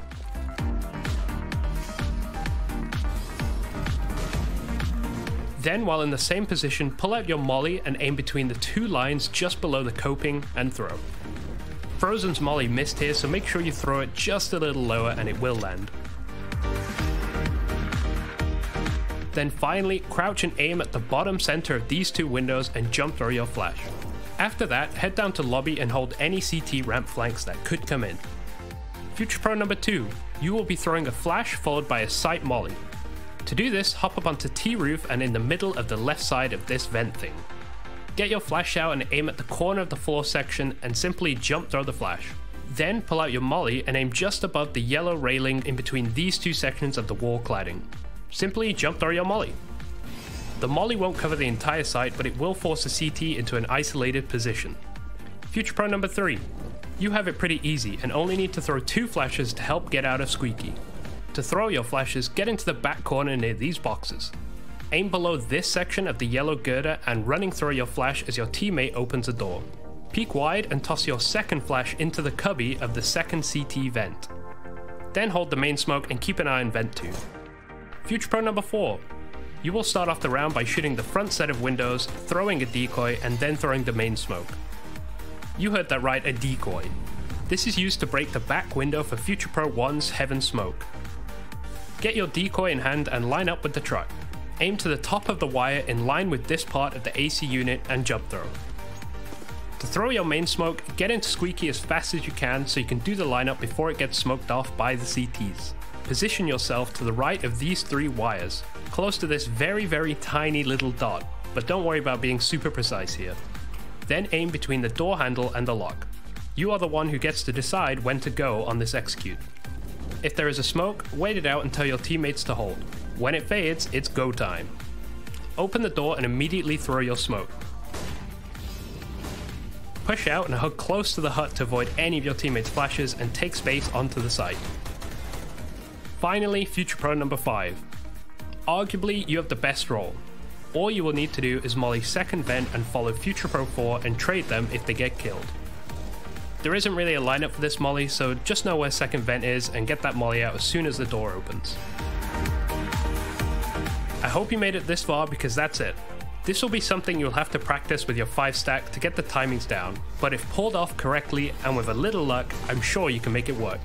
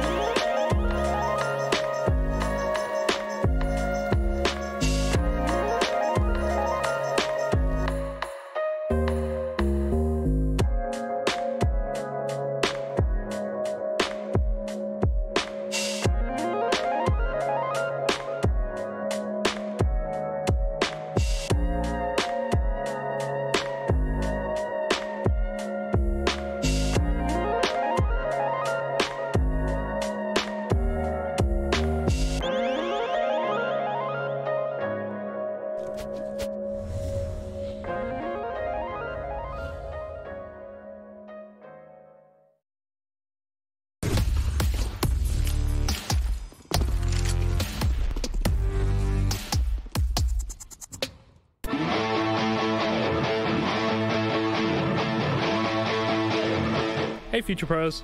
Back on Nuke today with a nade set to get you down secret. This is a set piece you will see most pro teams run, with some variants here and there. You'll need 3 Future Pros for this execute and 3 smokes total. Future Pro number 1. you will need to line yourself up with the middle of this part of the truck. Aim just out to the left of the bottom left of the right window. Then jump throw the smoke. Future pro number 2. Jam yourself into the corner of this bollard. Aim above the bracket on the silo and line your crosshair up with the top of this vent. Then simply jump throw the smoke. Future pro number 3. You will be throwing the close smoke. To throw the smoke, hug the right wall while running and aim just above the first fence post and throw. If done correctly, you will have an easy access to secret, but remember, always have someone watching the flank.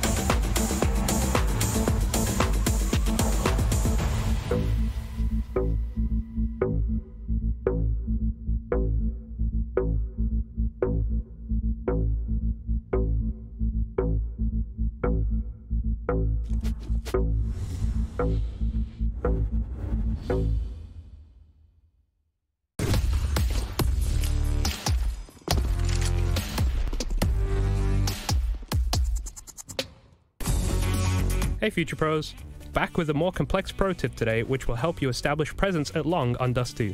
For this execute you will need 2 Future Pros. The utility required will be 2 smokes and 1 optional flash for this take. Future Pro number 1. To throw your smoke you will need to line up with this metal bracket. Then find this corner and aim your crosshair so it lines up with the satellite antenna. Then throw. Future Pro number 2. You will need to line yourself up with this dark spot in the shadow of the car. Aim upwards and find the gap in the palm trees. Then position your crosshair so you're aiming just above that gap and throw. Optional Future Pro number 3. If you want to feel like a part of the team, you can stand at the back of the car and line up this flash towards the top of the doors, which will help your teammates get out of long. If the smokes have been thrown correctly, this will help you segment long and fully take control of pit.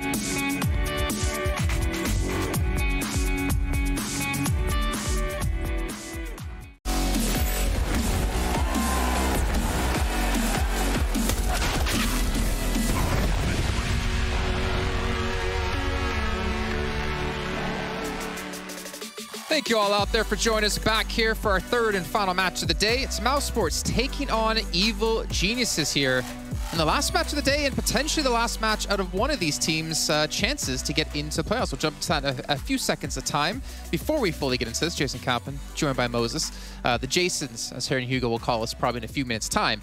But this is going to be an interesting one because both teams currently sitting at 0-2. Something I didn't really expect to say, especially with the performance we did get to see at a Mouse earlier on against FaZe. Yeah, sitting at 0-2, but there's still kind of something to play for in this group. If mousesports, I mean, this is a must-win game for mousesports, and I mean that literally. If they lose this game, they are eliminated. They do not have a chance of making the playoffs out of Group C. If EG, also 0-2, were to win this, were to lose this, they are not eliminated. There is still, a slim chance. Snowball's chance in hell, as we like to say. Well, they'd have to beat Na'Vi and Fnatic. They would have to win out. They would have to win out, I think, by like 2-0. They would have to rely on certain other matches going their way and having specific scores as well. So it's a low percentage chance. Both these teams essentially, I guess, fighting for pride, although EG does still have, like we said, that very, very small chance of making playoffs. Yeah, it's kind of tough. I mean, obviously, Evil Geniuses with Daps coming in, Stanislav kind of coming out for the period of time, it makes it very difficult to have a performance that you want to be able to put here when it comes to Pro League. But mousesports, I think I'm more surprised by them, actually, of being 0-2 in the group, because I guess we always do talk about they're the if team, as you said, if this player does well, if the calling goes well, etc. But, I mean, with the caliber of players they have, I expect them to at least have a win under their belt so far. Certainly, but it doesn't feel like it's kind of come together and gotten into, like, the team has really come together in the way that, like, we saw, like, Complexity do it with their stand-in and their new player in S-Tag. Yeah. Like the way we're seeing Fnatic kind of put it together this week either. Mousesports you haven't felt like that cohesion really coming together, so you still kind of look at this team and look at the individuals, and that's where the ifs come. Fnatic, Complexity, we kind of got an idea of how that team was starting to come together and be able to work together in different ways. So yeah, that's one of the challenges, and it's a challenge that Dexter as well spoke to after one of their games earlier this week, saying, we're making a lot of mistakes and we have a lot of small things that we need to figure out how to overcome, and they obviously haven't done that quite yet. Yeah, and obviously, I think this match will come down to potentially a lot of individual players as well, which leads us right into our Epics.gg players to watch the match. Matt, who do you got for us this time?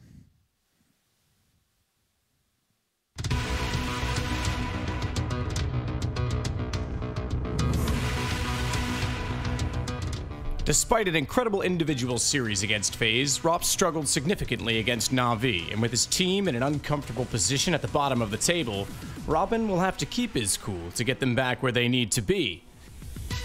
If anyone is capable of turning things around, however, Rops is the man for the job.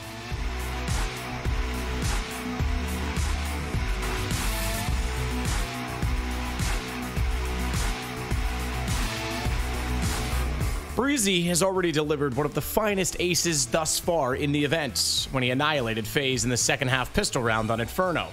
He backed that with 27 kills on the map that led to a victory to open the series.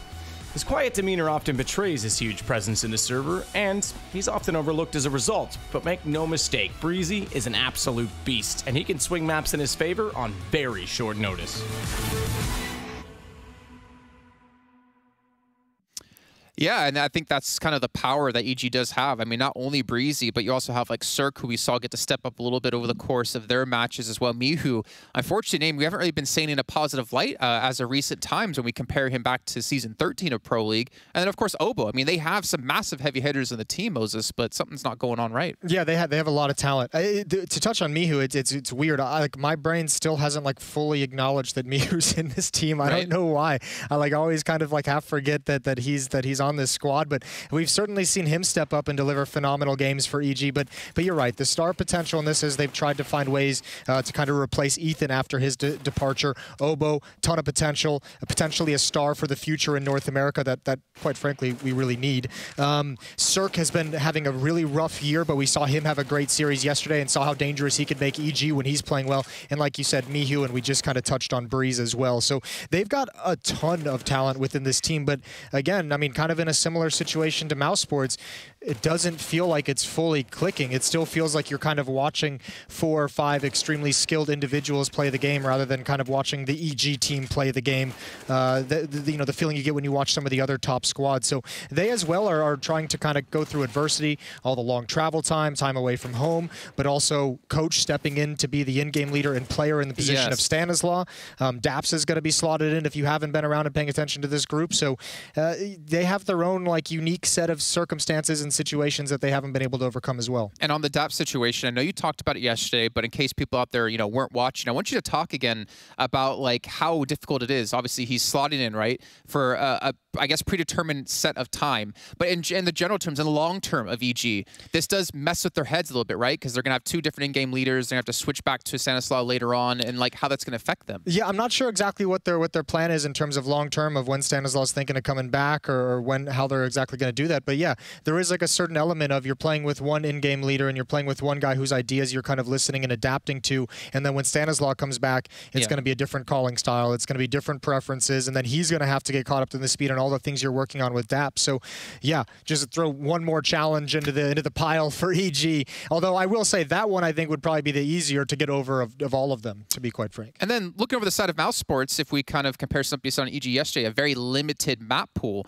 when it comes to playing. Looking at Mouse Sports, I mean, they have fairly decent win rate on a couple of different maps here, but then again, they also have a lot of 0% win rates when it comes to Overpass, Vertigo losing every single time and only playing Dust 2 one time. Yeah, but I think if you're both these teams, I think the map pool is kind of weird because you don't really feel supremely confident of any of your own maps, and like that makes it really difficult to kind of target a weak pick at your opponent and be able to pull things out. Inferno has just long been a comfort pick for EG. It feels like, I mean, that's a map they just have to have in the pool, and selecting it as well. Nuke going to be picked out, and that's one of the maps where EG has a 0% win rate on it across 3 maps. So there's a huge advantage now for Mouse Sports with places, again, as in most of their series, Inferno being EG's comfort pick puts so much pressure on them to win it when they do select it. Especially, like you said, when they have a 0% win rate, Nuke coming up right after that. And then we end things out Mirage, where it's 50-50 between both teams, 6 maps, 4 maps. So it should be a fairly good show if we can get to there. And that's the thing, if we can see EG and Mouse Sports pull it to a 3rd map. But I do kind of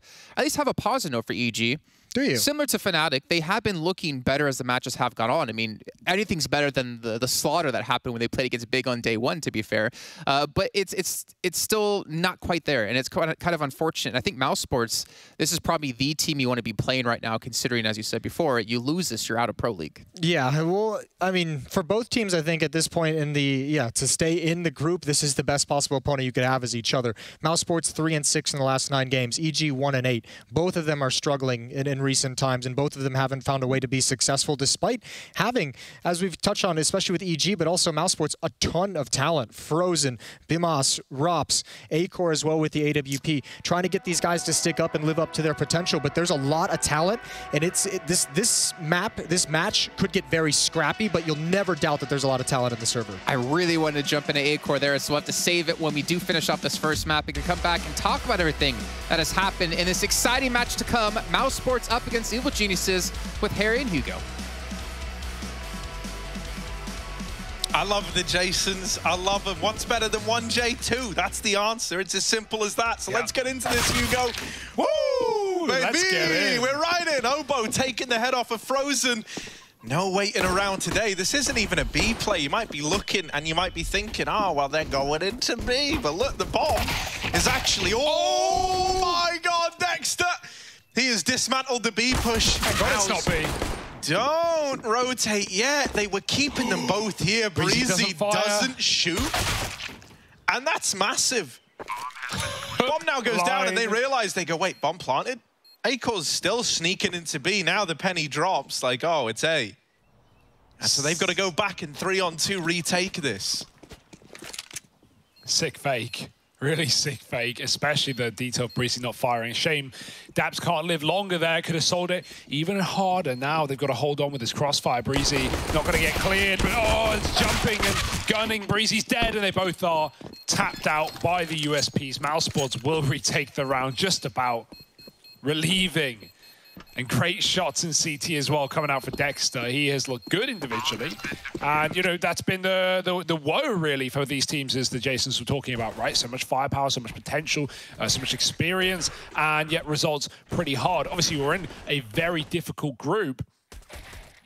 But I'm surprised to see with the same map Vita from Cologne, where Mousesports won it out 2-0. I wonder if anything is going to change here. Obviously, the roster for EG is the first thing you can note. But when we saw EG on this map yesterday, FaZe, I don't think gave them a lot of respect, and maybe they should have. EG really clawed their way back into that game, made it a 3-mapper. Mouse, as said, facing you know, no route to the playoffs if they lose this matchup. So I don't think they're going to be getting ahead of themselves, Harry. I think they're here to 2-0. I think they're here to play today. Yeah, I think these two squads as well, like, really exemplify how hard it is to find yourself in, like, reliably the upper echelons of Counter-Strike, right? Yeah. Like, you have so much talent on either side of the server here, but both squads are kind of lacking that X factor, you know, like maybe they're lacking the consistency as well. And it's not by much, but it's making a huge difference. They're both sat bottom of the group and have been having a pretty rough time of things. Yeah, said by Moses, 1 and 8 for EG, 3 and 6 for Mouse in recent time, so not great. There's no sugaring that one up. This is a half buy. EG is saving some money for later. They're saving for the buy. So Deagles, can they find some opening kills? We got this BMAS ready to swing off the contact of his teammate above. And Obo, nice deep to start, just takes him off the boost. BMAS trades for 1, but that's all. And now Dexter coming in from long to clean up house. So they shall. The quad stacking middle is all that they need. Yeah, the timing on those little push and prods, right, in response to the D kills coming in were perfect. Like, you just kept directing the attention to the wrong side of mid, essentially. So even though the D kills come in to open up, like, so often that's what makes these rounds spiral out of control as well. Like, Deagle will open up and everyone just goes to panic mode. Like, oh my God, you know, like, we can't lose to the Deags, trade that. And then it all just starts to get a little bit weird. But now composed, it was very calculated, you know, like, one at a time, giving them these little left and right hooks from either side of middle. And see you dodge the threat of that round. P90 on Dexter, by the way. All right, bud. Okay. Ooh. Wanting to get involved at Banana, we got Util right down. 90. It's a weird buy. We always talk about how, you know, it's not even a bad gun. It's not like I guess it is a meme gun. Death by Kitty. It's not a bad gun, but the problem is it's just very expensive. You don't get kill reward. For that price, you can buy FAMAS. You know, there's lots of reasons against it. Dexter, and yeah, that also doesn't help. Long range fight, the AK will win it out. Breezy lives with 20, and EG can just commit. Yeah. Will this P90 be able to do anything? It does have a lot of ammo. That is something it's got going for it. Dexter is not shy on the ability to shoot right now. Down with the first. Now they learn about the P90, and Dexter's showing them how they do it down under. 3 with the SMG, and Cirque is running away. He doesn't want to challenge the P90. I love that. Wow. It's a good position for it as well, right? I like it at the B site. Yeah, lots of pre-firing, etc. in that new box position with that close orange. Oh, backstab! Yeah, just there in time. Cirque almost dances his way to the A-bomb site, and maybe a clutch could have come through, but doesn't escape BMAS's clutches, and 3-0 up for Mouse. Looking for a 2-0 today. I mean, just looking for a win, right? As said, they can't afford to lose this matchup. They can't. Going down 0-3 is a death sentence for so many teams, but especially Mouse in this position. Orp out on A-core. P90's gone. I'm kind of sad because, you know, if he kept bringing it out, maybe he'd be 2 AKs. Challenging Sponge for the biggest Chad in Australia. Maybe we'll see a return to it later, right? When the money starts to be a problem. That's an if, though. EG need to get on the board. Deagles again.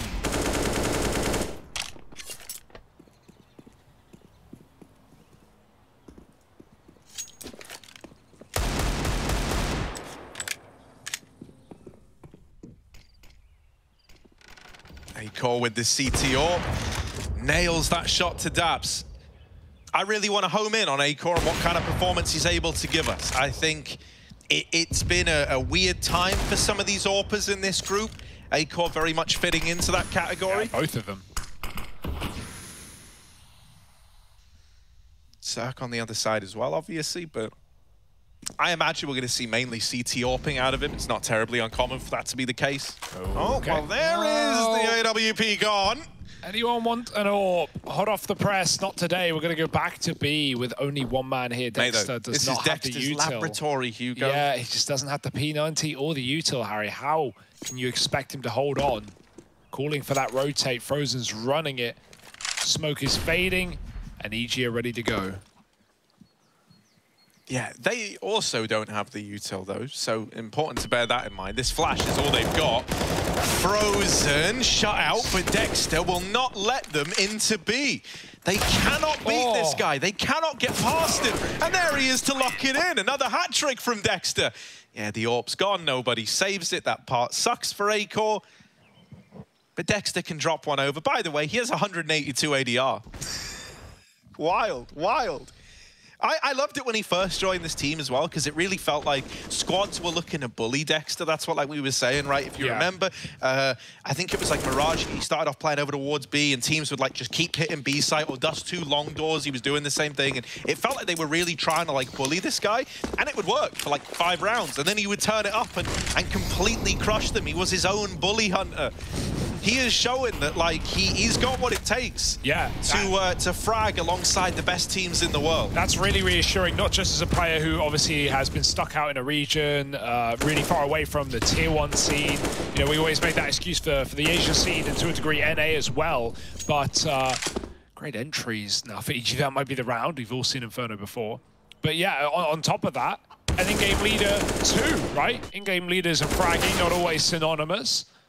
In this round, the fragging is coming through, but it's all EG flavored. The 4-on-2, and Mal's looking to save. There's a lurker in the apartment to make matters worse. And you've got knives out like it's free. Does swap to the pistol. Breezy has not seen or heard anything. Oh, but that's a scope. Oh, well, now. It's a bait. Yeah. Oh, or is it? Robs. He's holding apps. Should be fine. Right? Yeah. But what if?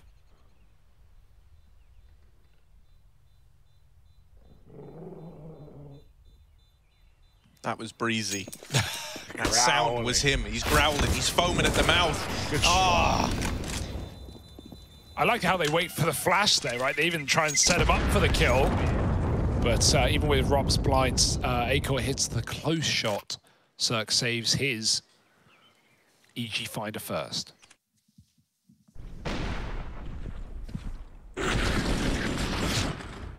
Yeah, I think it's about time as well that EG were able to stem this B aggression.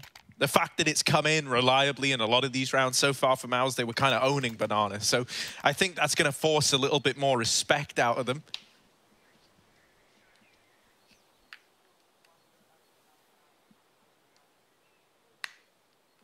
Dexter, mathematician, by the way. He buys himself a FAMAS perfectly. Oh, no, actually, he got dropped the FAMAS, I think. Never mind, forget I said anything.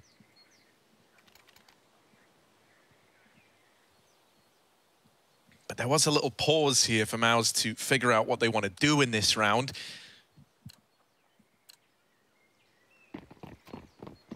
Acor has an okay mid-spawn, but he's not going to take it. Oh no, he still might, he still might. He was a little slow off the mark, but he is going to run in and try to hold for that peak. Obo on the receiving end.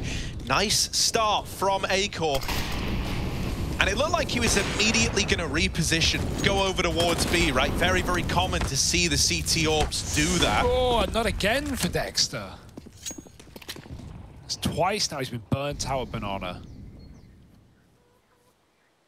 At least lives. If you call 4 health living. BMAS living on a prayer, backs up with a flash in his face. Breezy's T-side was very slow versus FaZe yesterday, but once he flipped the script, got that ace in the pistol, he really built back in, became the top performer. Hoping he can start stronger today. EG need it. Flash up long. Frozen's here. Second one will get him off the angle, though. Mid-control conceded as Frozen reroutes. It's a little bit nerve-wracking because of this early damage that was done to Dexter in the molly. It's forced him to really play passive at B. So these rotations can't come through based on any info. It's got to be reactive. And so now you're saying, Rops, mate, you've got to stay alive, or else the round is going to get stripped away. He's good for a double. That's teed Mouse Sports up nicely to give this one a go. Dexter may as well throw this utility in before he dies with it. Good thing he wasn't with the rest of the boys over at long, or else that would have been the end of him. They're gonna have to wait for this moto smoke to fade. They'll drop their own one ahead of it. And now look to move in. This is going to restrict Cirque's line of sight a little, but he's still holding this sight cross. They aren't ready for Daps, who mows down 2. And for Acor, last guy alive, he's got to get out of there with the AWP. He's running for the hills, but Daps is chasing him down. Oh my God. Oh. Not today, Daps, not today. Sick round from Daps, though, right? He's the one who kills Rops after he gets a double. Feels like Rops is about to go nuclear in the pit, right? Kill everyone, stall a long time, and just headshot out of nowhere. And then Daps goes on to get them. Baited in by Cirque's AWP, and Daps doubles up the retake. There's the shot, and Daps, yeah, all him, baby. Acor may save, doesn't matter, though. Only an AWP into this next round, as Mouse Sports don't have the money. So it should be flat pistols, and EG starting to build into the T side after all. Acor going to give it a go. It's burnt Dexter out before. Acor is no luckier. They just can't get rid of it. They threw a smoke, but it didn't bloom properly. Oh, bug. Oh, and he heard the scope. Mihu! Oh, give them a chance.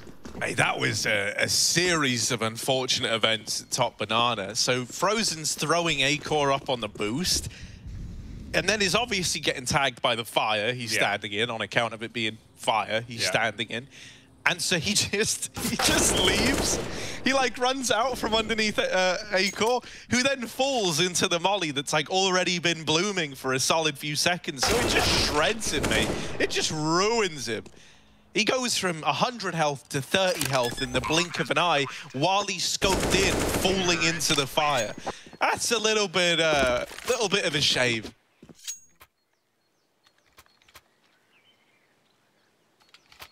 They're more like Moth Sports right now, mate. They are obsessed with this big light on the floor. Clearly something they've spoken about, right? Trying to get this constant fight down Banana, the boost up, the AWP opener. Good way of, you know, settling back into passive setups if you have that 5-on-4, but my God, EG's mollies are made of something else. What's in that bottle? I've got to know.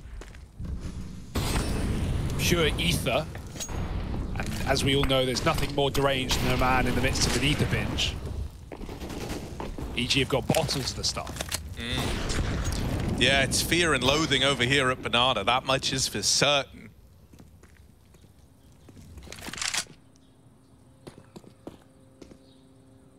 But EG, they're not looking to commit to this. They forced a lot of utility out of the Banana guys. They've put the respect down on this position, and Mihu is just holding for aggression down Banana, while the rest of his team start to fan out and take mid. This is a pretty standard default, right?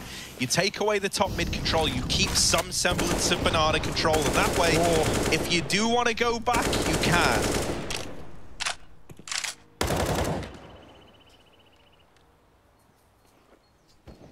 This whole round is just denying information, right? That's what EG are attempting to do here. Make Mouse scared, take away key map control. Don't let them piece together where this push is coming in. And now that you've got mid control with a long smoke down, you could wrap CT here and move into a B play, or you can try and split this A play with Breezy in the apartments. Yeah, faked out. Dex is on the boost, though. He doesn't care about the CT smoke that's just been thrown in from T-Spawn. It is that A-Wrap that you talk about. 20 seconds, and you have yet to get a kill. BMAS pokes his head up, double peek with the big pit player. They've done a lot of damage. Breezy down low, long player. Finally hits a headshot over that was needed, but there's back in the sight guy, and Acor just standing tall too. Almost the third, but I think he's bought just enough time. It's going to be so close. I can't call it. 2-on-2. Mihu covers, and there it is. The plant's in for EG. Right, both these players are low. There is a real chance for Mouse here. Cirque aggroing on short. Won't quite find the timing to Frozen. Cirque now swinging out. This is where the AWP might be ideal, but Mihu's going to beat him to the punch. They bait them in. The little 1-2. And it's 4-4 for EG. No money for Mouse again. That's a real shame for Acore, man. Even staying alive for like a millisecond longer would have made all the difference, but he's getting spammed out, he's getting bodied, right? Even the bullets connecting, like slowing Mihu down, felt like it could have won you the round. Yeah. You were splitting, you know, milliseconds worth of time there being the difference between that being an EG round or a Mouse round. All right, Cirque. But a T-side AWPing starting strong, taking Acore, and barely an arm to rip off of BMAS after he drops Breezy with a deagle. Make sure that gun's out of harm's way, throw it out the map potentially. So they shout, Obo, he's been pre-firing that all game. Finally, someone's here, and that's a pre-fire, that's a tap. That's Amore. 4-on-2, B is free. And Obo's brought pizza.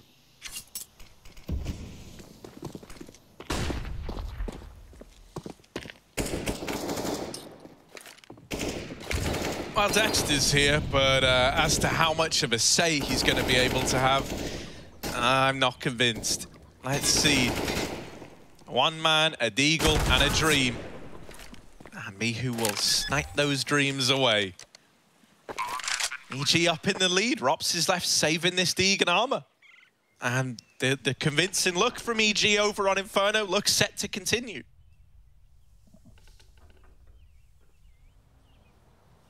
Yeah, I do worry about EG's map pool, certainly, right, with Daps in this team and not having a huge amount of time to prepare and practice, but this is an old classic. You know, this is one that EG can rely on. Daps doesn't need to, know the setups that EG like to run all too well to get value into this game.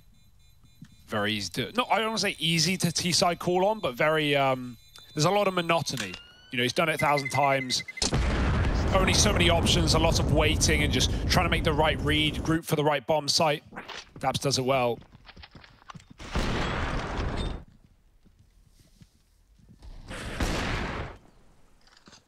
Yeah, all the stars hitting the shots there. Mihu with entries, Obo finding the B pick, Cirque down middle.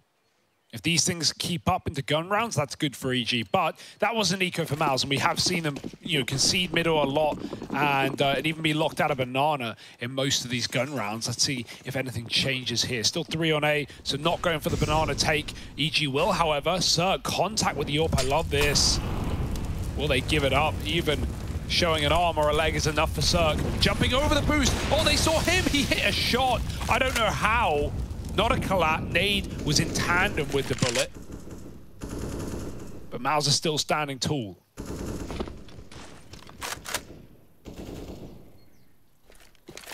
Yeah, still keen to fight for this banana control. And I was going to say, hopefully there is a time where they eventually give some of this away, right? You're really lacking the util over here towards B. A smoke on Frozen is all you've got, so you tuck in at the bomb site, you try to hold on to that to stop a play in towards B. And so he's literally just waiting with the smoke out for contact to get made. Now with EG faking the A play a little bit, this smoke can still find a lot of impact in this round, right? Depending on the timing of this push, EG have been pretty willing to leave them to the final, 20 seconds. If you do that with this smoke still in play, you could be in for a bad time. If you wait for this to fade, you're gonna have about 10 seconds on this site push. Yeah, it's a good read for Mouse, but this Molotov is gonna really complicate stuff. Time, as you say, is the biggest problem. And EG are about to learn why. 20 as the molly goes down, they've got to go through, they hold off for a few, and Acor's taking the luck out of the round. Now you have to commit, you have nothing else. 15, their molly's going in deep. Dexter, Mothman stands it into 10, still gets the kill, and they're living long enough. BMAS with a double spray. There's no way Daps can get this kill in time. He's got to hunt it. He couldn't make up his mind. Bomb out as he chases the kill. He could have tapped, he could have even stuck and called the bluff. He gets stuck between two. Running to new box with his knife out. It's not pretty, but yeah, like you said, the stalling of util there from Mouse, the grenades, they do it all really. BMAS through the smoke with a double, and just living long enough behind new box for Frozen.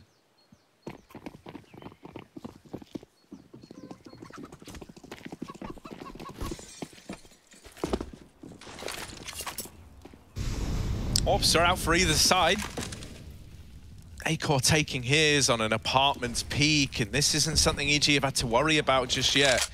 It's a double app setup. Oh, that spam, it's always scary. What? That's only the tag to Breezy. Acor. And Acor almost wanted to go and hunt for it. Now that would have been a little wild, and oh no. No way. Rops goes a looking, and Breezy, he demands your respect. He might be low, but he's not out of the game yet. Unreal shot from Breezy. Robs thought he was closer, right? Breezy got so far back.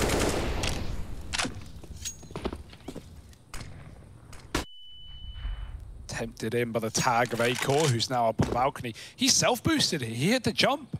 That's fair enough, mate. Like, we know he's got good movement, and it's one thing to be able to run around corners and hit hops, but, you know, I presume he made that first time. It's only been seconds since he was app, so, you know, respect. It's not the easiest jump in the world, rather. So, Acor's got the moves. We know that. But it doesn't matter if EG Group B for this execute. It's going to come down to the two-man hold. Now he avoids the Molotov on top of the balcony, killing the lurker. Again, that's back-to-back rounds. Acor's done that. Mal's now 2v4 on the B-bomb site. How will they fare? So Dexter just dropped a molly in. That means that Mihu got separated from the rest of the team. That was the bomb. Cut down right at the front. 10 seconds on this push again. They flush out Dexter. They know Frozen plays here. And Obo gives all the entries. They've got a plant. Oh my God, it's close. But yeah, they do have it. Obo! Didn't matter. Jeez Louise. They wanted to kill. Absolutely bodies them. Unreal. That just looked like a DM for Obo. Feels like it, man. Oh my God, he can step in my DMs any time with shots like that. That was sick for Obo. Entry after entry into B. Seconds to spare as well. That first one, nuclear, all headshots. Covers as a CT smoke phase, right? A kill, one kill there. Bagel grabs the bomb planter. His teammate wins around by living. And yeah, the bomb, they had it. Doesn't matter, but it was 1-to-kills anyway. More and more when we watch EG, I really get excited about the prospect of Obo as a star. Yeah. Like, he's really showing that he's got the nerve for it. Oh. Why would I say it? Why would I even tempt fate? Frozen. Big double up. The last man is Cirque, and he's got to go grab this bomb. His teammates are in A. Will Dexter be aware of this possibility? Well, because of that moto smoke landing, yes, and he's holding. Breezy gives that kill over, trying to get aggro with it, trying to take away real estate that maybe didn't need to get taken just yet. Yeah, it would have been easy.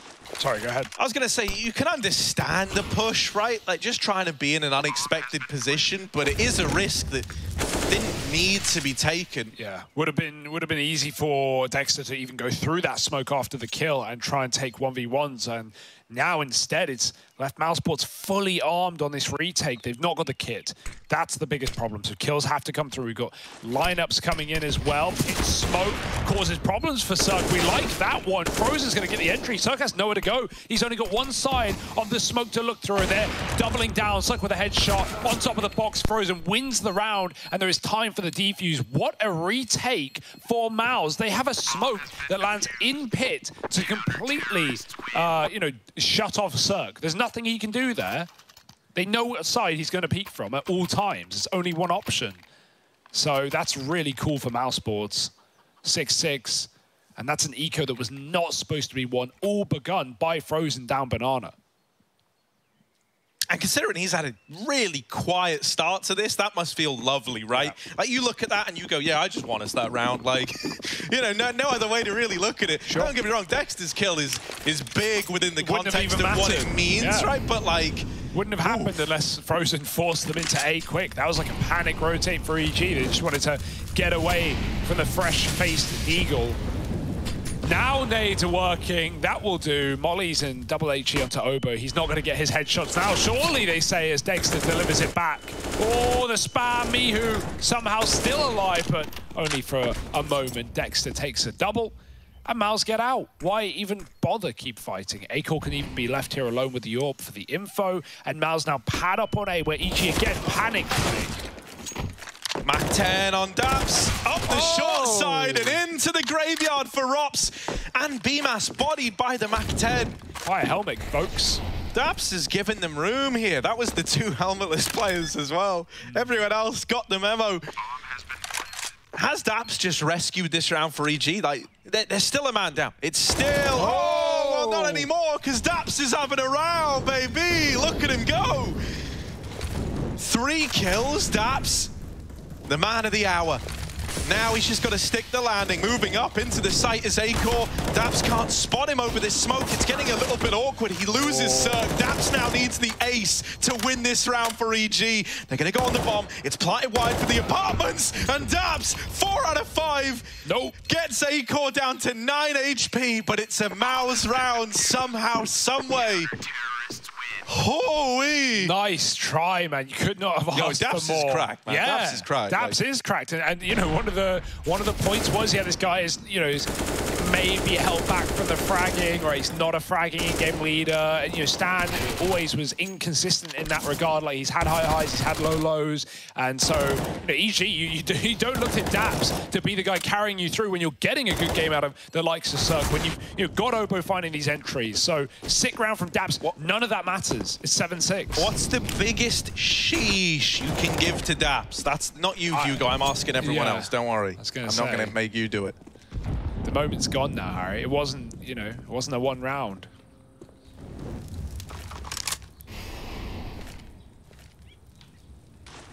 Sheesh Louise.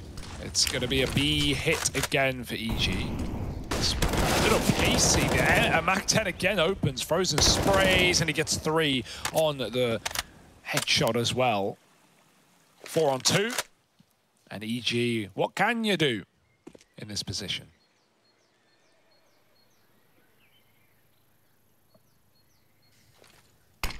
Well, there's a re-smoke to add insult to injury.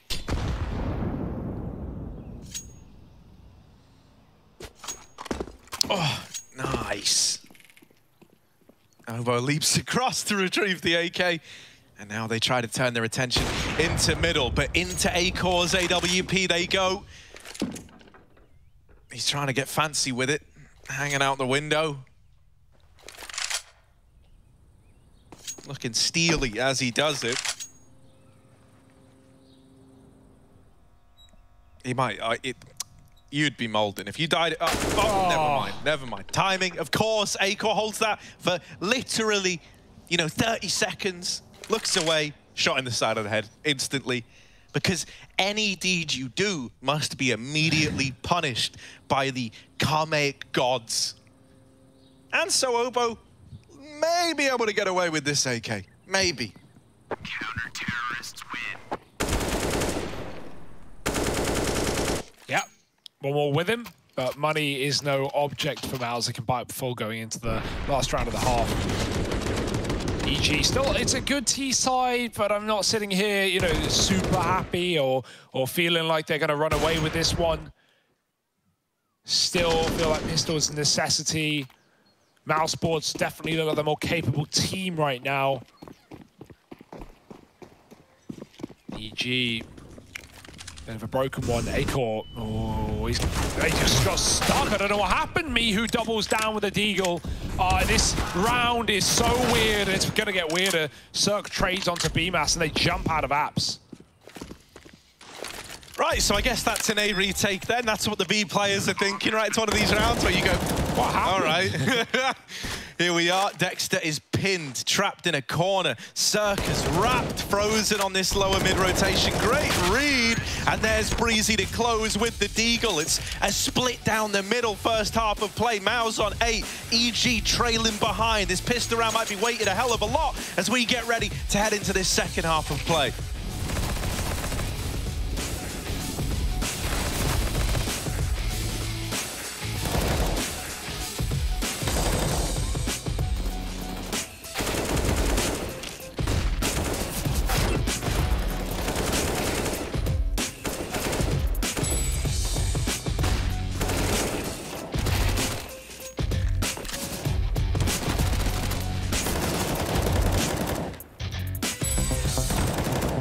Thinking, moving, touching. well, all of the other things, all of the other pieces that you need to compete in Counter-Strike Global Offensive. Welcome back to CS Psychology 101.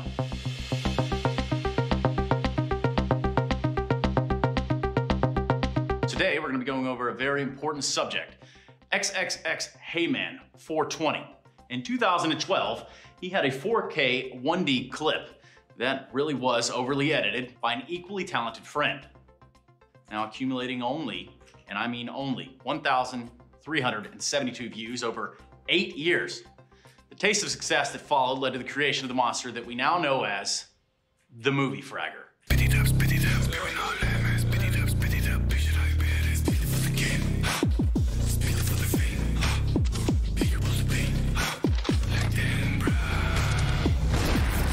But baby, this one is going viral. Top 3 Reddit easy. Zai Wu, Zai Hu, more like it. Check out this shit.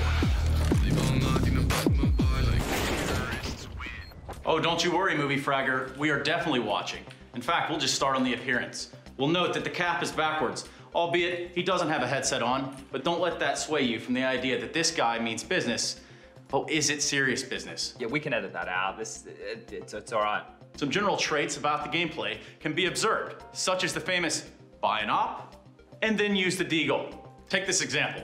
Where an ordinary player may see this round win as a certainty, the Movie Fragger sees it as opportunity.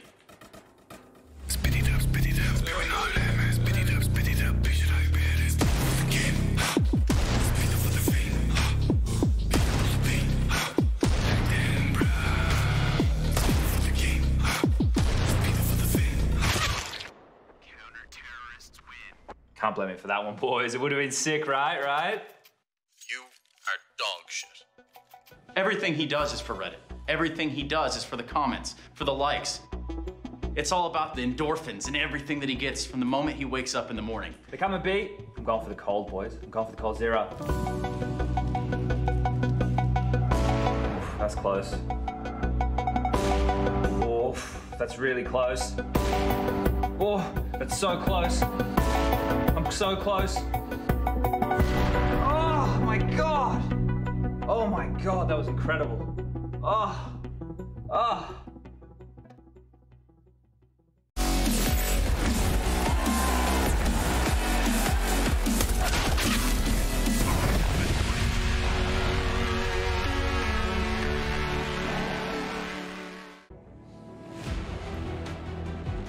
Well, we're close as well. 8-7, right down the middle, Harry. It's on the tip of my tongue. I'm on the edge of my seat as EG warm into that first half. A decent T-side on Inferno. It's their map pick after all, and they're trying to show it to Mouseboards. Will they get given the same respect, though, on this T-side? Mouseboards, Molly, and, well, probably not. Quick tap for Ops. Yeah, great way to open, though, and now Breezy. Well, he delivered us an ace from this position last night. I don't think he's going to be able to do it again. He's got to fall back, hold off this A bomb site. He does have some support from Daps. Breezy, do it, do it, come on, oh, double up. Frozen will get 2 of his own. And now Mihu and Obo, they need to retake this, but look at Dexter. Dexter getting grimy with it. Just Obo now, and he's got a whole world of problems on his shoulders. Mauser facing him. They're trying to put this round to rest, and they will. They lock in that pistol. Great opener from Robs, good acceleration. They deal with Breezy. You know, we've seen him tear through teams in these pistol rounds. Time in that site as well. Probably the best, one of the best pistol clutches ever was done by Breezy in that bomb site. Just after he changed sensitivity, if I'm not mistaken. Yeah. Just goes to show you, mate. Sensitivity doesn't matter. Sense means nothing. Settings mean nothing. Just as long as you're comfortable. That's all that matters, Harry. Or is it resolution? Regardless. Yeah, resolution is a setting. Yeah. None of it matters. No, it was sensitivity. Breezy. You called Dexter the Mothman. Breezy just took 94 from it. 96, good maths. Haha. And yeah, ran through a full-fledged Molotov. Somehow lived with the kit as well. Let's see if that comes into play. EG want to retake. They've got the nades for it. Right now, just re-smoking choke points, slowing Mouse down. Daps even making that early move as well.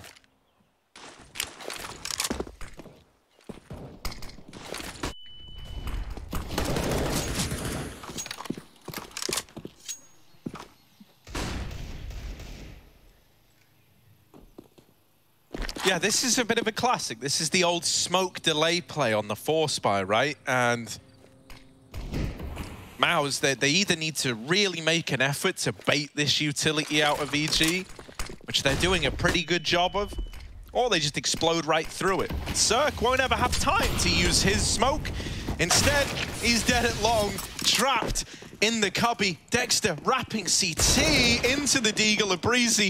If they go B, they have literally fought at every single possibility. They've killed both the A players. Now they're going into the 3-man stack B bomb site with 20 seconds left. Oh my god, I'm getting a little worried, and that's the bomb dropped. Luckily enough, Frozen comes in with a kill. There's 15 seconds, the bomb getting into the site. Mihu's gonna try and deny it, and no one's watching, no one's covering. Oh, Frozen will bail them out. God. It's not a squeaky clean round, but they do manage to get it. Talk about taking the path of most resistance there. Jeez. You see that sometimes, right? You get kills and you just expect the rotate to already have come through or to be in transition, and yeah, just run right into the stack again. Doesn't matter though, Maus win it. I mean, just about. A lot could have gone wrong. A lot did go wrong. There is one detail I really don't get there. Yeah. They had a player outside of B who heard 3 smokes go down at top banana, and his team had already gone up A at that point and killed the 2 A players. Like, they should have been a little more cognizant that at the very, very least, 2 of those players were on B. Maybe the call is, all right, they're B boys, let's just get them. Let's frag them all. Let's chase them down. Don't let them save. Come on, Dexter, get him. Get him. Maybe, you never know. Frozen though, he's gonna frag him all right. 2 kills. D-gap for Dexter and Aiko with a scare. Oh, they're all the B boys. Let's go get him. Let's frag him. Mom, I'm doing it. Nice. Any scouters? Any scout fans? Now it's time to give it up. Yeah, not that you have a tremendous amount of room, but that's why Rops is here. Rops, one hell of a guy to help you out in situations like that. Yeah, this is good now for Maus. 11-7, starting to build, and now the buy for EG. If Maus win this, you know, it's not GG by any means, but ooh, it's going to be a near impossible task to come back in for EG.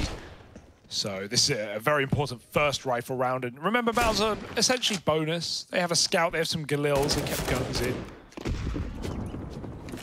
So the chance is there for EG. Especially with Cirque, if you can find these mid picks. We saw some filthy things out of him yesterday, even on this map. Holding off at long for now, though. First go around, you don't want to throw yourself into the palm of Maus and get crushed.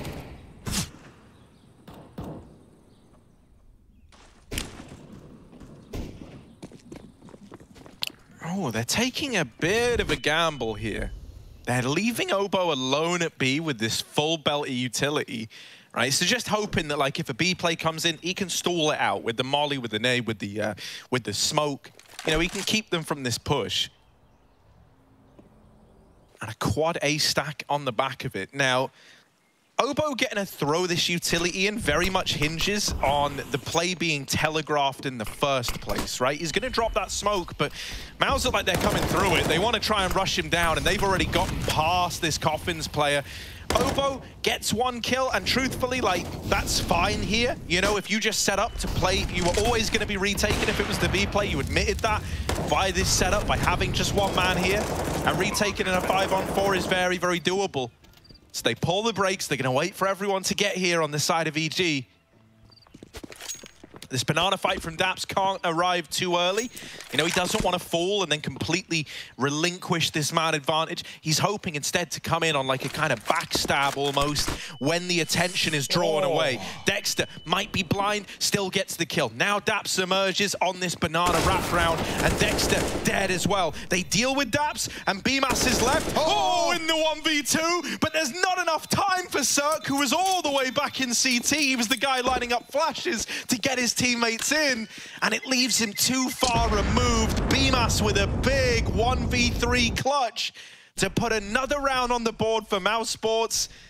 And that was a bonus round as well, right? Galil's still in play. Scout was still up on A-Core. It's so sad as well. EG played it as well as they could have. It really does come down to, you know, not only Mousesports playing well, but luck, right? Like Daps, you said he was delayed. He was delayed. He was like, up banana late. He got his kill. He got traded. Sure, you're not going to have that forever if you're on your own. The flashes were good. Dexter was full blind, random headshot onto the first kill. Yeah, everything that went wrong, could go wrong, did go wrong. And now it's getting worse by the second. Cirque's orb picked up by A-Core and passed on to Breezy.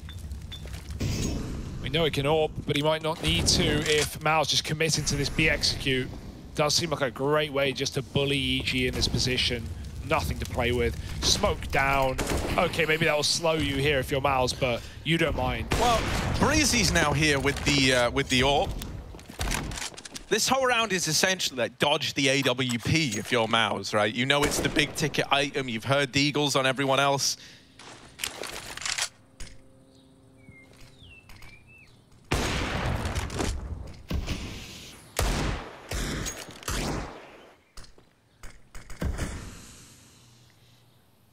It still looks like a B commitment, and a little bit of utility has been thrown in at A, mixed with this silence over at the B site, and look at this, mate.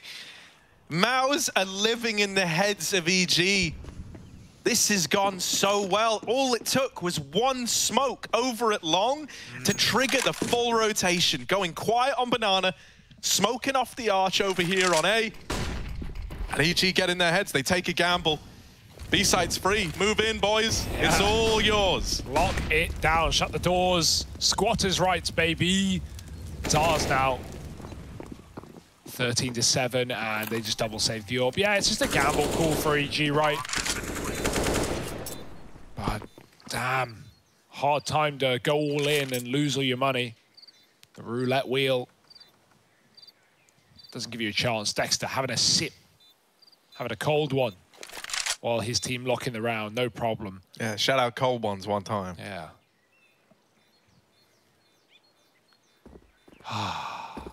Yeah, EG are running out of rounds, running out of time here, Harry. It's their map pick. Like I said, nuke numbers are not good for EG, no wins. And so you wonder where they're going to be left if Mousesports lock in their opponent's map pick. On the bright side, Cirque might get his AWP again. I mean, he could buy another for all they care. We'll see if Breezy wants to keep his and we double up. But CT Inferno, you might not. Really, at this point, it doesn't matter what you buy.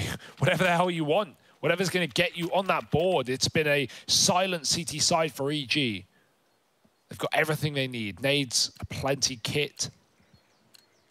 They've got it all but rounds. And, you know, if you remember, it was pre-player break back at the Cologne play in these squads faced, right? These same two opening maps of Nuke and Inferno. Yeah. Scoreline's already looking very, very similar, right? It ended in 2-0 to Mousesports, and they denied EG a run at Cologne, which Mouse then went on to attempt on the back of that victory in that series. The Inferno game there was 16-8 in favor of Mouse. Will history repeat itself here today? An opener in this round for EG. Must feel very relieving to finally be a man up. Now they've just got to follow through on the back of it.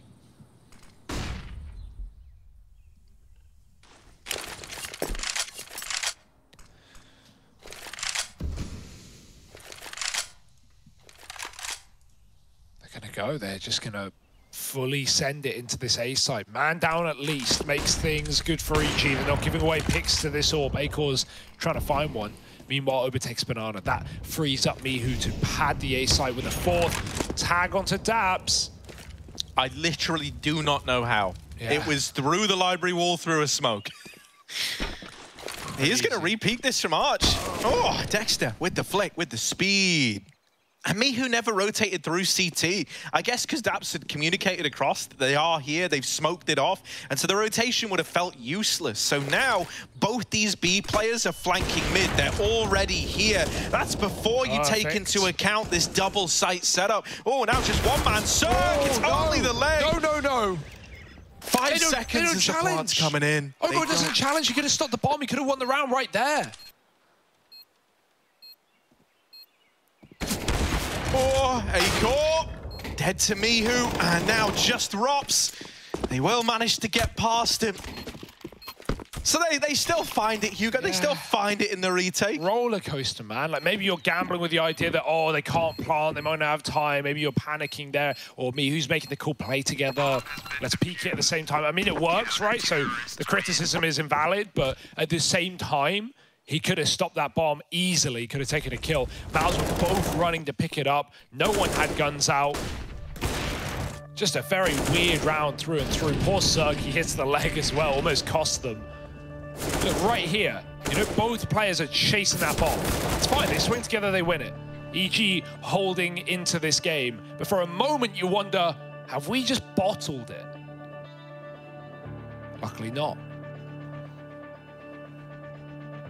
I actually like that he didn't swing. Oh. I'm just going to say. Yeah, well, yeah, of course you did. You watched the round. No, yeah, but even, you know, he just got a kill over on short. His teammate wasn't in a position to help. I think that, you know, you could have won the round, as you say, just by dropping the bomb. But I think at that point, you're a little worried that, like, because, you know, we obviously have the gift of going, they're both running for it, right? But they did know about the short player. If an AWP scoped up there and you give that kill away, oof. Sure. You know, and hey, he made the right play. It worked. By the numbers. I just think a lot of players would have swung that. And I think a lot of players would have won the round right then and there. Hey, you win it anyway. What's the worry? Move on. They're certainly not still talking about it, so why are we? AWP is still in for Cirque. It's an expensive round for EG, and you can see that in their wallet. No utility, really. Block smoke gives a gap to Daps. Very smart stuff. Dodges the flash, but not the bullets. They hound him down, and now, well, the gap's going to be used by BMAS to take control. It's a B split if they can get into spawn. But instead, they just go back to Banana. Leave BMAS alone to lurk. This AWP fight matters so much. If Cirque nails it, oh, it's nothing. BMAS dead over on A. And now the penny's going to drop for EG, right? Suddenly, Cirque's made contact at Banana. You've cleared this long position, the area that was, you know, a big question mark. And Obo's even taking info away. If Maus do want to follow through with the B commitment, they need to be keeping it fast here because EG have figured out that it's not this A play now. They deal with Mihu back in the site. There is this fast flank from Obo, and Acor's still scoped up on CT, so he's shot in the back of the head. Cirque waiting, they know he was here. They know one at Banana as well. I don't know if Breezy's made noise on the run-up. But Dexter's gonna look away. Luckily enough, Frozen, big couple of kills, and he'll take them all out of the round. 14 for Maus. And yeah, you know, it gets sloppy in places, but that's the star power here. That's the thing. Like, so many players who can step up. Takes Frozen to really steal that one back from the clutches of EG, but he's good for the job. Yeah, he's won so many rounds just on his own, like in these positions. Some of the deeks on CT side right there, the double, and then the 180 instant closer headshot. Frozen performing today, 14-8, and EG running out of steam now. It's actually even more impressive that Maus are in this position with Rops being so quiet. Yeah, like, you have to talk about him. I haven't really get to mention it. You know, I don't think it's worth ragging on him. 9-11 isn't an atrocious scoreline, but it's certainly not like a Rops scoreline. That's why it's so great that we have Frozen fill in that void. Yeah, Red Sea EG winning, Maus winning with Rops quiet, absolutely. Rops rarely quiet anyway in the first place, so but that's a good point. I didn't even catch on to that. Acor's winning his fights for the AWP as well, and as you talk about it, Mihu taken down towards the top of B. Forgotten the bomb. Still two players are hanging around, but Maus want to capitalize on this kill. They can go through this smoke. There's a nice big gap on the right side, or a bit of a gap, a bit of a chance to sneak through. Instead, Maus hold off. They've still got these two A players, as said. Let EG shuffle their rotates, make a read, and maybe even make a mistake. Daps has pushed Daps. But it's not like Rops has activated yet. He might come to him. Good timing for Rops as he looks back at the right angle. 5-on-3 now. Doesn't matter where you go as long as you do it together. Oh, that is brutal. Yeah, mate, no, the way Maus play these T-sides, it's very, very gross, right? Like, they'll get an opener. They're almost kind of like a VP in a sense, where, like, they get an opening kill, and then they just don't give you anything for the longest time. You know, they let you get in your own head. I think these slowdowns wouldn't work so well versus, you know, more tenured opposition guys that really have it all screwed on. But considering, you know, the CG squad's in a bit of a state of flux, especially with Daps, you know, obviously being the guy at the helm right now, coming in to replace Stan last minute. I think it's the perfect thing to do, because you're making EG outbrain themselves essentially. It's very, very pretty, and when it works, it looks lovely. It leaves you with rounds like this, where EG were never even in with a chance. They were constantly outpositioned, constantly outcooled, and they're left saving, and they might not even get away with them. If this is a flawless round, it is. They hunt down everyone. It's a team ace, flawless round to find 15, and you take all the guns away as well. That is massive. That's really sealed the deal of this GG, in my opinion. And this would be an exact repeat of the scoreline from the IM Cologne play-ins. Yeah, it's poetic right now for Maus, and EG with only one round of this entire CT side. Think about that for a second. It has been all Maus sports, and had no problem getting us there either. Everyone gets a highlight. You get a highlight. Maus get a highlight. EG don't though. Oh dear, they get lit up instead. Down Banana Me, who dead first once more.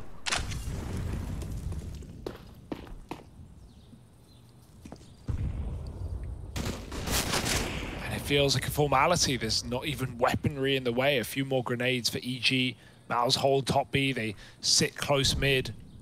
Breezy's going to try and get involved, throw himself into the fire, and I'm not against it, but Rops is. Quick tap.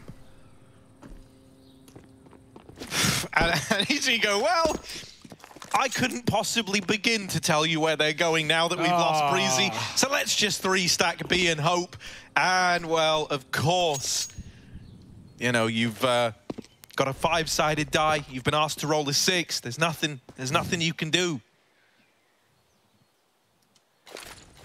Well, you could 5-sided die, and only 3 kills away from that.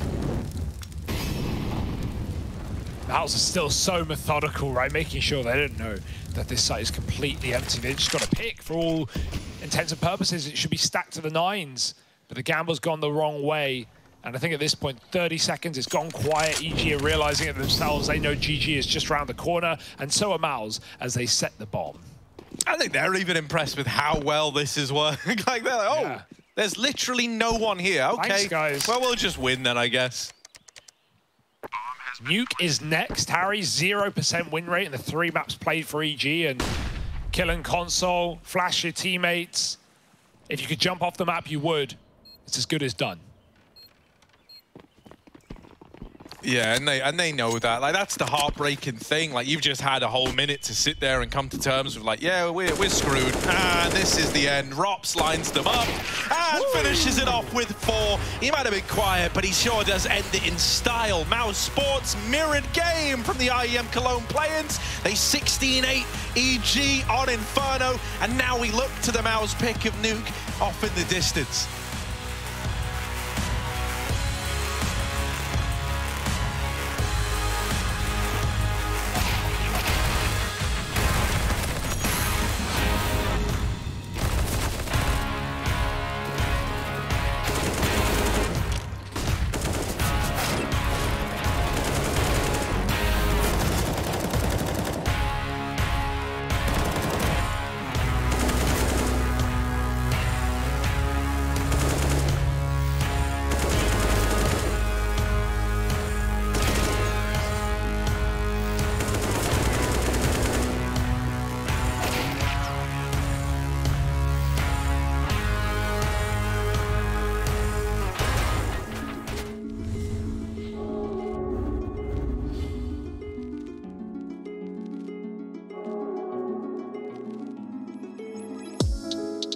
Just hung up, say you wanna wait.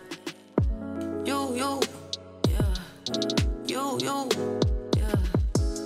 I've been patient with you, if I gotta say, yeah. You, yeah. You. No, I don't mean to stress you. but you ain't even guessing. That lately it ain't been the same. All of this test relation. And make sure you stay. You out me. Just need a night, yeah, yeah.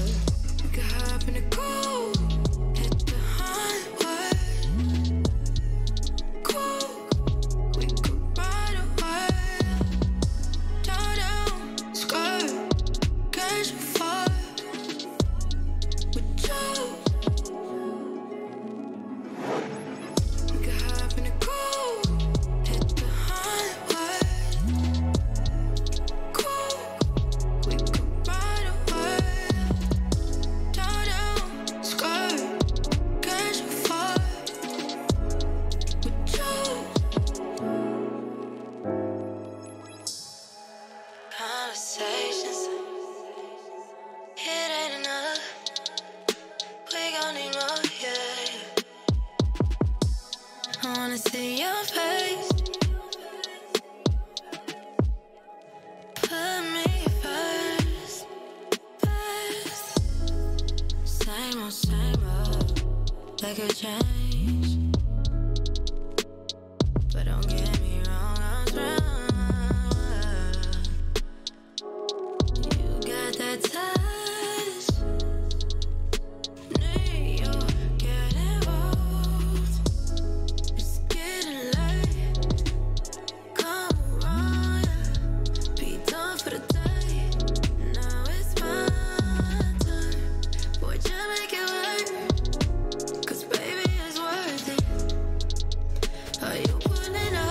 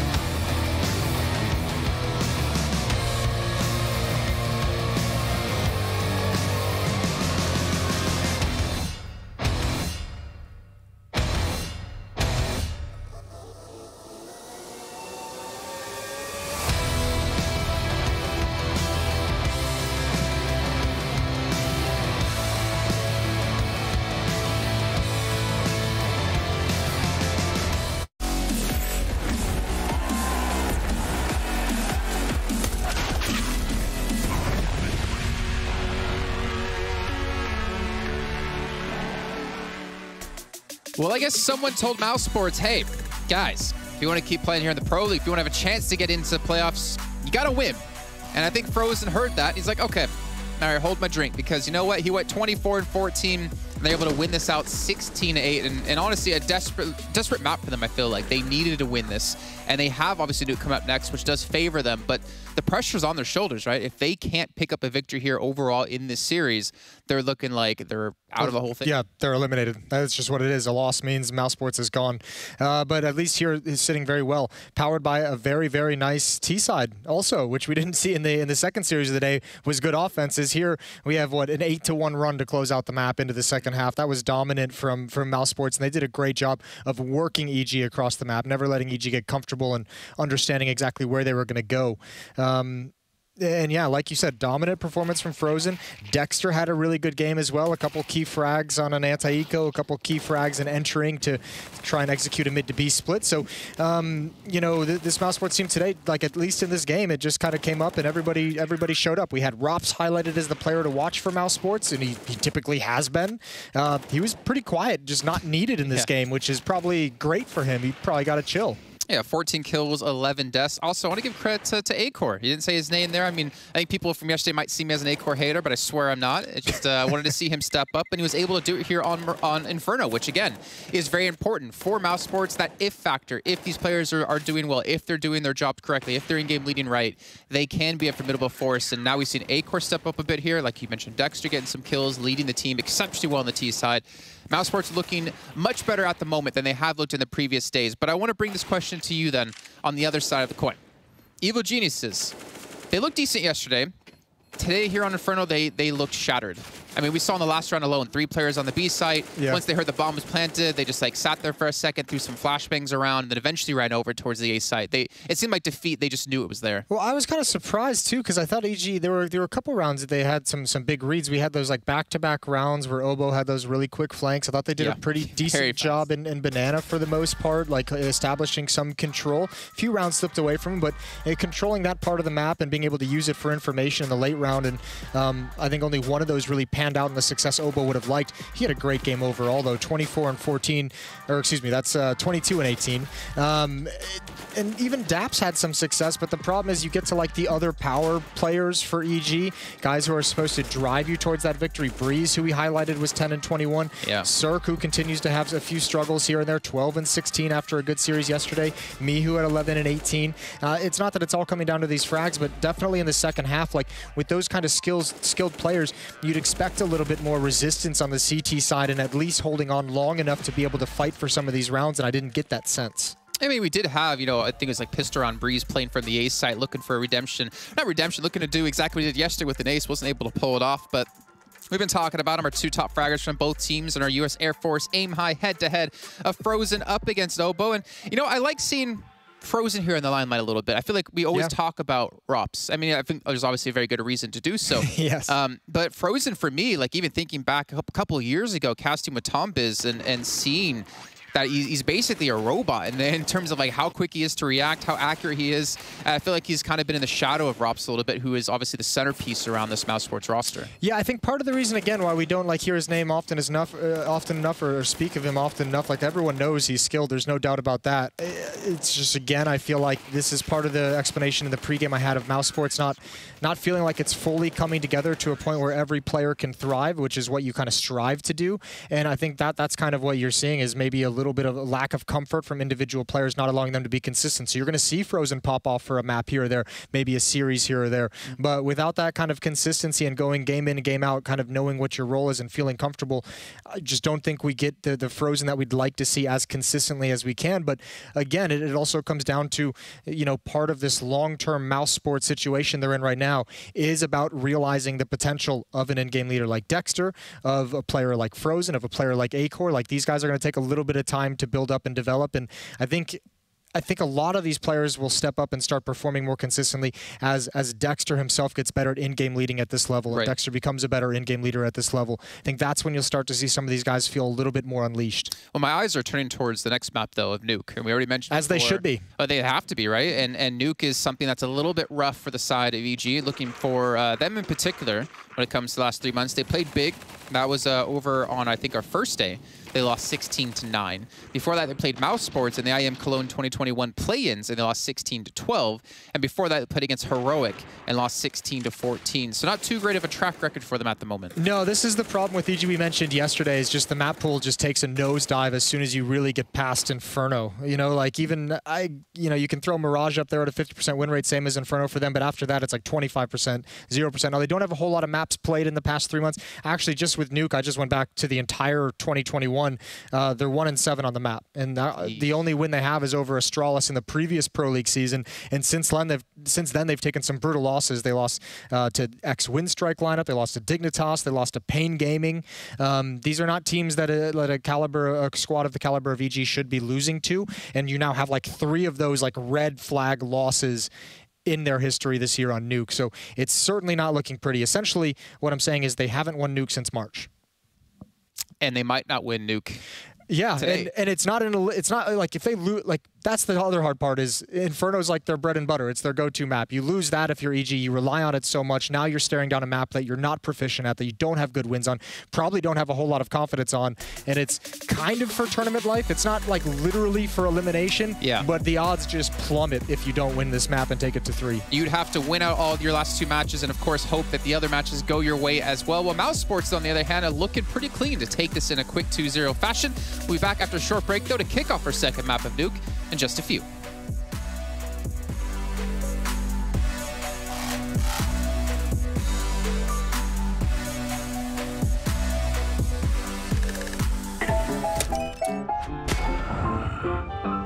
Yes, nice shot, my friend. Cheaters ruining your plays? I have eyes on the enemy. Bad servers stopping your shots? What you need is ESEA. Advanced anti-cheat to stop cheaters. And the best servers around, all with 128 tick rate. ESEA, the best way to play CSGO. Right now the team is going very good. We're boot camping in Poland with DAPS right now, and I think it's going to be really very refreshing to play with a new roster, and we also have history with certain players playing with DAPS and having success. So I think people are happy right now. I'm feeling very comfortable in the team, and I'm just I think we're gonna have a really good result here. So we're gonna have exciting matches, and I'm excited to play and when we do. Coming into Pro League, we don't really know what our shape is going to be, obviously, coming from the player break. So we're just looking to get back into shape and hopefully start right back where we left off in Cologne, because we showed there that we can beat teams and we can actually win with this lineup, and I think that's what we are looking forward to now. That's we want to get back into the same shape and just continue on.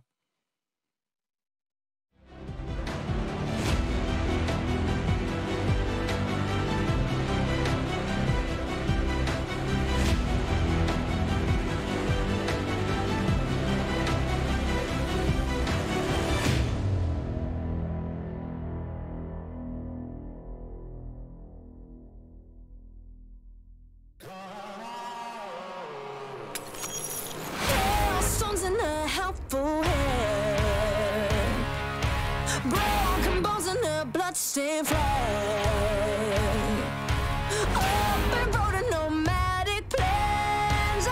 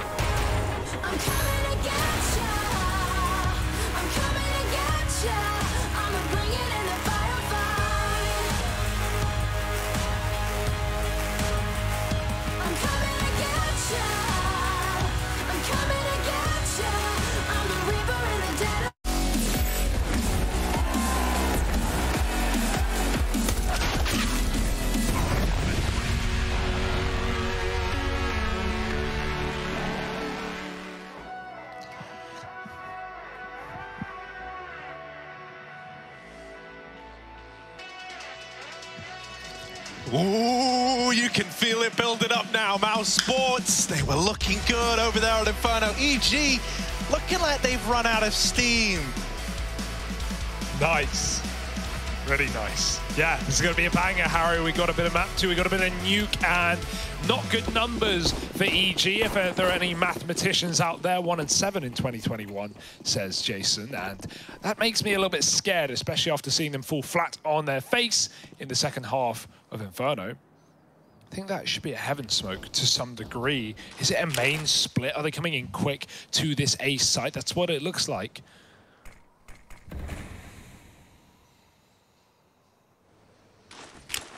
That is a heaven smoke. And here they go.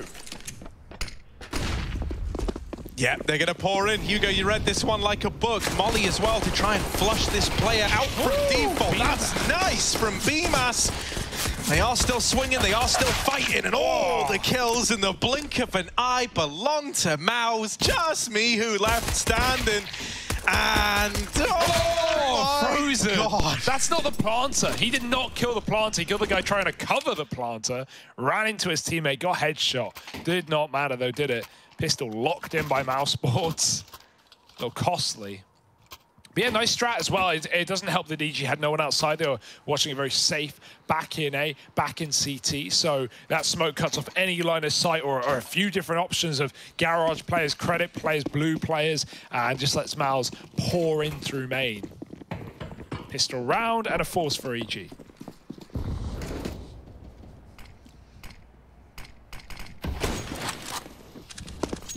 Yeah, you know, I see Cirque with a scout outside, I think. You know, maybe you can do some damage here. We've had some great Cirque moments outside on Nuke. But so far, you know, chance being a fine thing, he's not been able to find anything through that smoke. A fine thing indeed. Down to B. Sneaky through the smokes. The info's going to get grabbed by Daps. It's always a scary one. I've seen players get headshot trying to do that. Up Mouse go. Nowhere to go, but up or down, you just got to wait for the smoke to fade before you make your decision. They still want to commit lower. Will Daps allow it? Yeah, Daps might overestimate, you know, the complications caused by the smoke. Not uncommon to see teams, you know, on the back of seeing that, duck out, explore outside a little more, but Maus, they had their minds set on this B play, and one smoke wasn't enough to stop it, but Daps is CZ. How does he get 2 in 1 magazine? I didn't even think it had enough bullets to do that. All right. All right, not out of the woods yet. Frozen will get 1. Rops has missed this timing on the vent player. They think vents are clear, and they're not. That could cause you big problems. Breezy, nasty surprise, and Cirque Scout chimes in for a kill. Rops has got to make up for this missed timing now. 1-on-3 is what they're asking out of him, and another vent player coming in late. Rops missing every single timing on those vent guys. And EG steal one away with pistols, Hugo. That they do. Sneaky EG on those flanks. And yeah, the last thing that Rops expected was a second man making the play he missed the first time around. It's going to be EG flipping the script. And they can read upside down, so Maus are going to be hard-pressed to force here. We might get a full buy, honestly. Acor could buy AK and we'd have Deagle armor on everyone else. Or we eco and Acor saves for that AWP. Seems to be the latter here. Maus giving some respect away to EG, but also they just want guns ASAP. And this is the fastest path to that.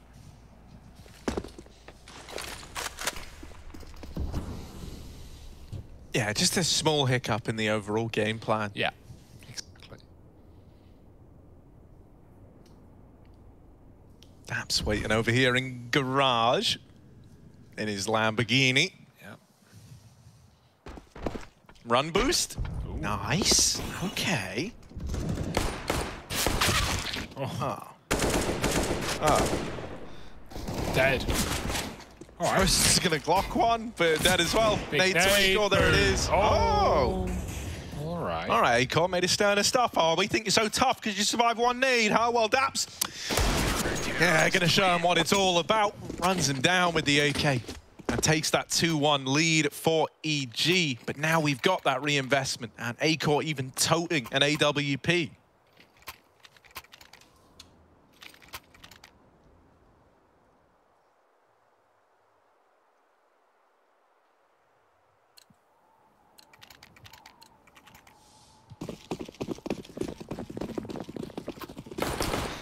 And now's the time to go for something quick with this AWP. Try surprise them. You know, they saw you eco there. I still don't know if they'll expect an AWP to be in your arsenal. So maybe some fights given over that wouldn't normally be presented to Acor. And there he is dealing death to Cirque to open up this round. Now look at Daps. flanking secret. And right now, no one from Mouse is even considering this as a possibility. Daps could have so many kills on his plate. It's only one from him, but it's enough to tip the scales in favor of EG. Oh, it's in tandem with Oba going through that main smoke with a flash from, I assume Mihu threw it from back on CT. No, not Mihu. And it's somehow Miles' attention drawn away, and Daps is able to activate. Mihu with a banging shot. 2 on 3 now for Miles. They've got to dig themselves out of this hole. They could grab the AWP if they want it, but Rops don't need it. Rifle will do for him and BMAS.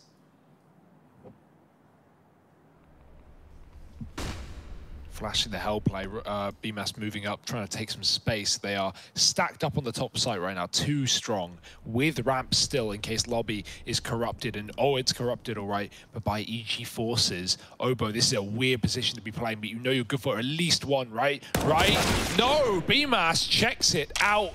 And Obo, desk slam after that, leaving BMAS alone. You know where he is. Going to try and take this 1v1 while he's got it. Doesn't know about the second man. Breezy swaps sides. BMAS hunting, but even if he gets his kill, Mihu's now got him trapped. And Breezy, through the gap, takes him out. Very weird round there. Multifaceted. But EG, with some bases and some switches, they lock in a third.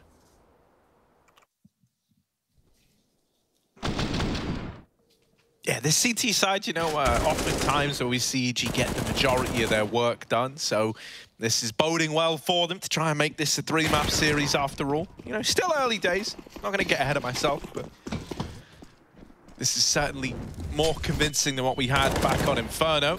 Once again, breaking the economy of Mouse Sports. So as Mouse set themselves towards outside, Daps has got free reign with this M4. Free reign. You see how free this is? Ugh. Good nade. Nope. Bad nade. You cuss everything. It looked like a good nade. I wouldn't have disagreed with this statement. He's dead to the decoy. Yeah, all right. Well, that's all your fault, Harry. Dabs will send you the Don't worry, they Cirque here with an AUG. There's no way that this goes badly. Yeah. Oh, nice run boost. Cirque chews it up. Bombs out in the open, and Cirque is wanting a little bit more for it.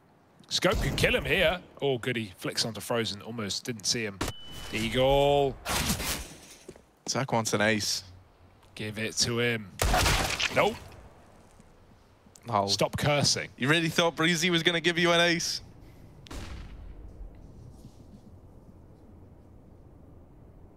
Yeah, Obo should have this kill dead to rights. The moment BMAS swings the door, he's a dead man. And it might not. Oh, I'm just gonna stop. Yeah, well, he should be dead here, Harry. 1 on 3. They've got bomb. 20 seconds. There's nothing that could even feasibly go incorrect in this 3v1. No, thankfully with Cirque scoped up in back garage, like BMAS is 100% dead on a swing if he goes for it. And this one I can promise you. Okay, there we are. Yeah, thank goodness. Same result, different man. Bomb. Oh, that's a trick shot right there. Bottle flip. Got to be careful. It might explode if you start throwing it around the place. Tack for Mouse isn't going how they wanted, Harry. Remember, EG's run on nuke has not been good. But Daps here, you never know. You never know.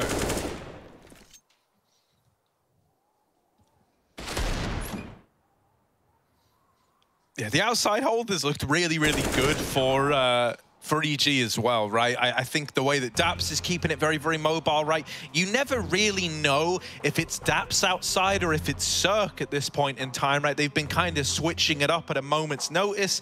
We've had Daps going for those like late secret crosses, you know, Cirque playing over towards Heaven.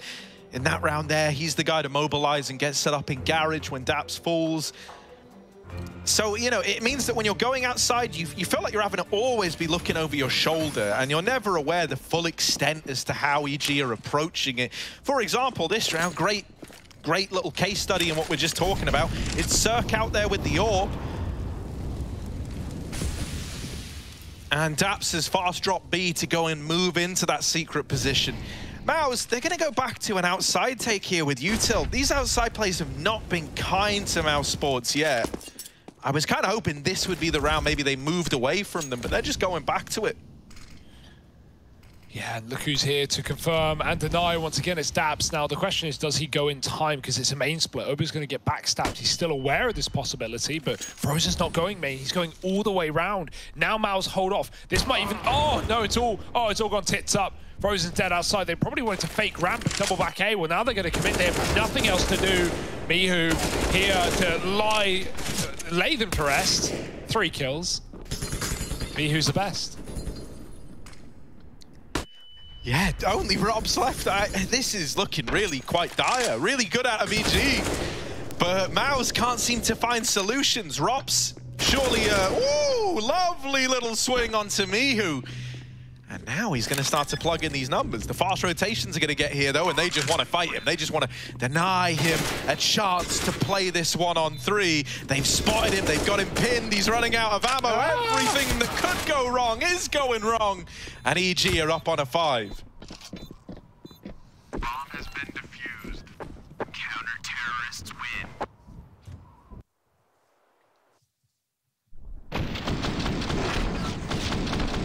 This is a good start for EG, right? Miho ramp. Sick round out of him. Obo seems very aware on main as well about those wraps. Commed into Cirque with the AWP, and Daps down the Secret. They've not really had a good time of getting past him either. So we're seeing great shape for EG on a map that they did not pick in this series, on a map that they very recently lost to Mouseboards, as the first one went that way as well. Or shut through the smoke, hits nothing. Now default smokes for Mouse as they move outside. They're going to run it this time, making a lot of noise as they go down towards lower. Got to wait the molly. Oh, Cirque, do it. Do it. Not today. And this time Daps isn't B. He's getting there, but he's going to be a little bit late. Will he be able to get set up in time as Mouse takes Secret? They've got to clear everything, right? Window, single, double. And Daps has been in all of these positions in rounds gone by. So Mouse are very cautious about Secret this time. Daps. Wondering why it's quiet at B, and that's because Mouse are taking their sweet time.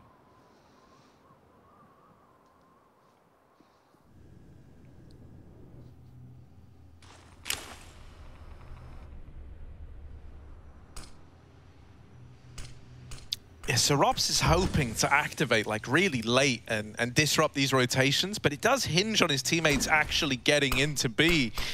And that's been the problem with these lurks a lot of the time. They never really amount to anything, but on this occasion, you get the opener. Mihu, dead after 1 as well. You finally traded into a good spot. Yep. And that's a save for EG. Fair enough. I'm still not really sold on these Rops lurks so far. I don't know if it's because, you know, Maus just haven't had the success for them to look pretty. But even in this round, right, like when you get into B and you get those 2 openers, well, the save call comes in right away. Rops never even sees anyone. Admittedly, right, he could have cut down rotations, but he's never given those fights. It just feels like he's kind of not really got to play into any of these rounds yet. And, you know, he was also pretty quiet back on Inferno. I don't want this to be a series where the guy on Maus, like the star, is always left looking for players that he's never really given a chance to fight. Still time to wall back in. That's a nice round out of Maus. Look at this spam kill as well. You often see people do that with AWPs, but perfect first frag into B. Daps waits so long down low with no sound cues, no info, and then suddenly as he's ready for the multi-kill, just spammed out, mate. Traded 1-for-1 on the ramp player, and Maus win the round off the back of that alone. Cirque still got his AWP at least, and a good bit of money in the pocket. Maus, have they got the depth on this T side? They've only shown us really outside control and smoke plays, and either going Secret or wrapping towards the back of CT. This is a Alexi B flash. They're going to pop in through that hut. Or not. They actually call it off. Oh, Frozen. Yeah, will flick back in time. All right, this is now a nice spot to be in if you're Maus. You're finally in an untraded 5-on-4. Oh, I'm getting nervous. Don't get ahead of yourself. The door spams, they always make me scared. Oh my God, Dexter. He's somehow still alive, still kicking. Dexter lives to fight another day. It's not like you even have an AWP to give him. Just got to make do. And no util either. Send him in first, trade him out.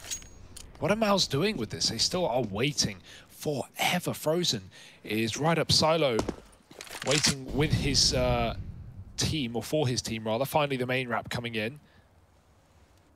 But you don't have a lot of room for error. Uh-oh. Phew. Yeah, in they go. They need to check not only the hot roof, but the CT vent. Surg's dropped into the site, and he's putting up one hell of a fight. The bomb is dropped out in the open. There's 20 seconds left here, and Surg, they're in a spot where they've got to fight him. Luckily enough, Rops will catch him on the swing. Surg was maybe a millisecond away from making that shot connect. Yeah. But there's your splitting in this kind of situation, right? When you got guys this fast going head-to-head. Mao's up onto 3. Reinvestment still pours through for EG. That's thanks to this big streak that they were on. Yeah, nice play there for Acor as well, right? With him and Robs in the 2v2, like you said, the bomb was open. And if Acor swings there and Cirque takes him down, that's what he's trying to do, get rid of that main player he knew was there. Robs is screwed. He probably doesn't have time. He has to go through hut or door. So Robs makes it cool. You know, wait, let me take that first contact, trade me. Trade not needed. Mal's make it down outside, although it's costly for Frozen at least. No AWP for Cirque. Wanted to drop guns instead. Oh, there's the spot, but it goes both ways, and oh dear, messy spray. The nade, yep, run! Just about Acor will live. 12 health doesn't matter with an AWP. Not like it would with the rifle. Mals are very lucky to be alive, and they've seen 2 lower at least. That might change their mind. Look at the confidence on Daps, bro. Like, he saw that tag, and he knows, like, in this kind of situation, you are likely to not want to recommit into B anymore. Now he is the footsteps up above him. He's called for this second B player to rotate back up. And Daps is making a lot of room here for EG at the very, very least, giving them a lot of info, a much better picture of how this round is playing out. And with Obo taking an advantage now, it's going from bad to worse for Mouse Sports. Oh, Obo gets tagged up by that AWP. Won't finish the job, though. They want to take A, they want to split main, and everyone's here to deliver the pain. Breezy with a double bomb dropped 4 on 2, and Acor, the second he turns, is a second Daps activates. Low health Rops now, and as good as he can be. This is not a clutch for Rops. 15 on the clock, and me who spams him through the corner of the door. This is a bit messy for Mals. They're looking like they're lacking direction. Getting scared at the first sign of trouble. And just trying to make up for it with these A splits that, even when they do come through, are so close. Leaving not much room for error. Well, that time there's error. I just want a round where Rops is in with the team as well. Like, the reads on this, like, he's been caught by bad timings a lot. And as mentioned, like, it feels like all of his lurking is destined around this idea that, like, the rest of the game plan goes flawlessly, and it's just not right now for Mouse, and they don't have anyone that's able to bail them out of these spots. I hope that this round, with Frozen going alone outside, he's going to be the guy taking that lurking role, and it looks like Rops is going to instead be the guy to try to open up this path through ramp. I'm already more of a fan of this round now. That from Frozen was ballsy, we'll call it. And Rops is dead right away. But there is a response from Acor, so that's something. Oh, Mihu, that's nothing. He gets out alive, though, and keeps the 4 on 3, which is fine. 4 EG again, Breezy's down lower, taking up the mantle. Daps will join him. Not far behind, Breezy. Oh, I don't know if they'll be ready for this deep angle in the corner. He has that cross.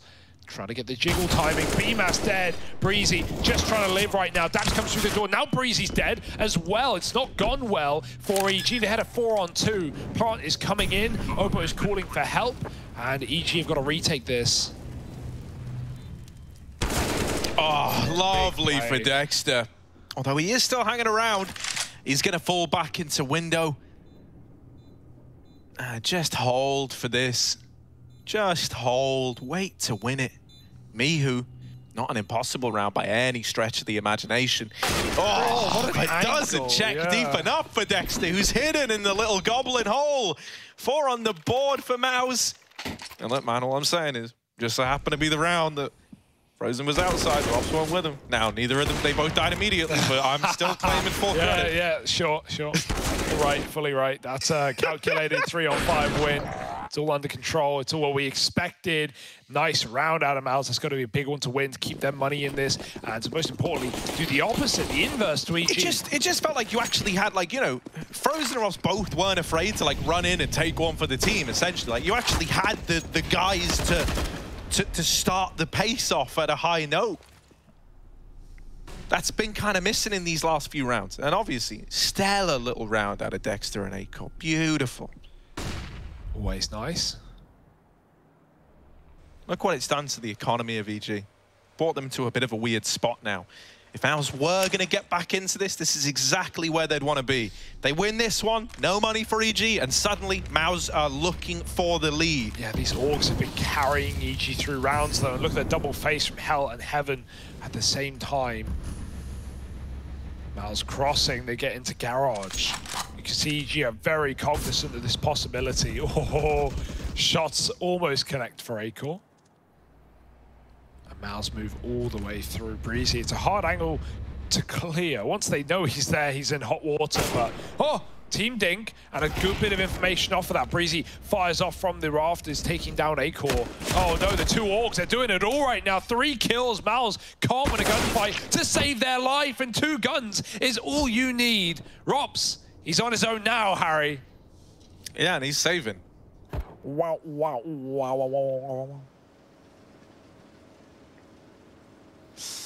Oh dear, what do you make of that one? Yeah, I don't know. Any Org fans?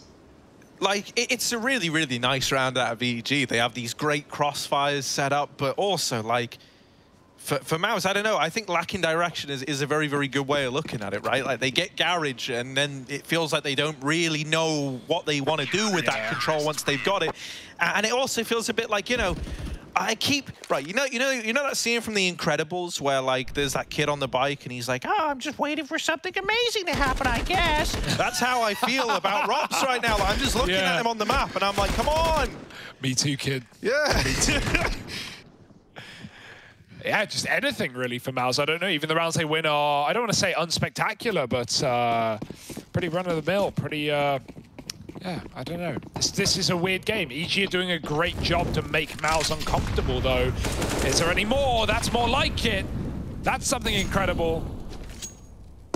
And Mr. Incredible Robs backing outside to join his team with this is so much better already, mate. Yeah. He took an opening fight, something that no one else has really wanted to do for Mouse Sports. He wins it, big gap. And now he's joined the rest of the crew on this cross into Secret. Yeah, big gap.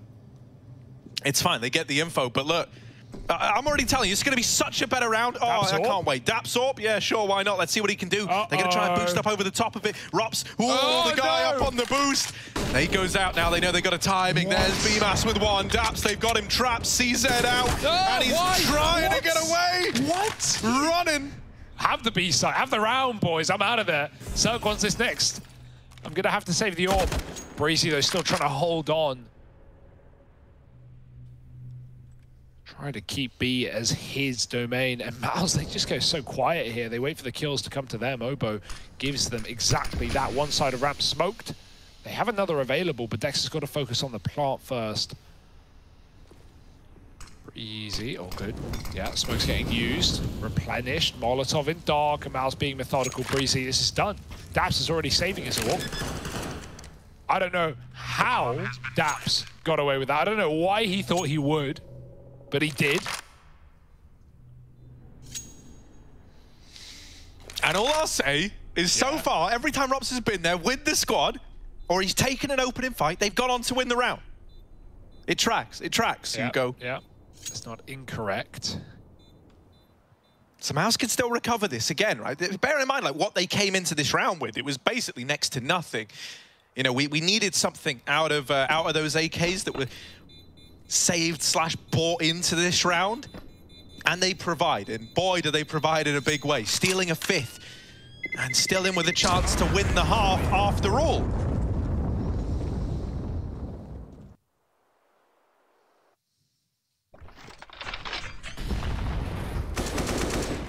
Here's the replay of this opener. Dab's got timed as well, you know, some of these unlucky seconds of, you know, pulling a flash as they boost, moving sides as they peek wide. Still got one with him, but would have wanted so much more. And this one for EG is not a lock-in by any means, 7-5, but Mal's are starting to remember what it's like to win. Sending Rops in first, fast on ramp. Can he get this opener? It could just drop you into B right now. No one's supporting. Cirque is back in that A site. He can't help out. Mihu doesn't need help often, but that smoke is very deep, and Rops has lurked his way in. Oh, he is about to get peeked from hell, but he's wider than the AWP will realize. Rops spotted, and Mihu deals with him. Sheesh. Not a trade in sight either. Everyone else went back into the lobby. It's a nice try. I admire the play. No, right, yeah, and he knows he's hit this timing. He's not worried about the AWP, but that was just Mihu stepping up, and he's continuing it, mate. Like, don't want to be these guys facing off against him when he's looking this good in the ramp room.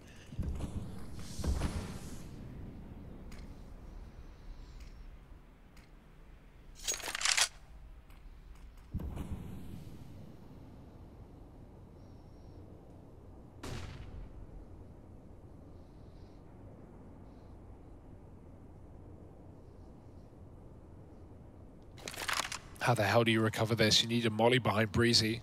We have a couple available, but you also don't want to give it up, give it away. 3 on A, dropping in his circle with your perfect silent timing, and he gets headshot. Doesn't matter. Breezy molly now. The jig is up, and Breezy has been dropped. Uh-oh. Hot roof. BMAS needs the headshot. The spray is messy. Obo delivers the goods. 2 for him. Acor low on time and low on chance. It's EG finding 8. That was a damn good try in a 3-on-5, finding both opening kills, but whew, Obo holds strong.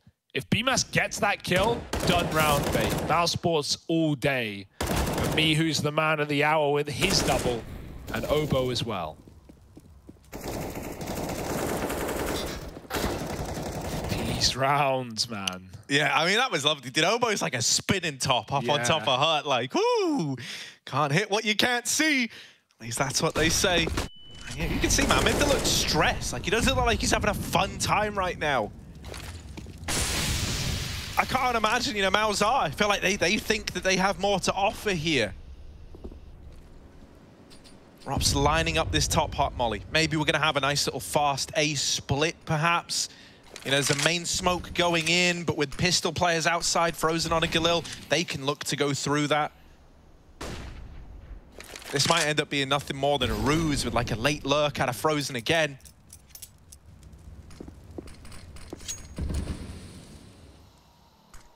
Still just waiting with this utility to pop them into A.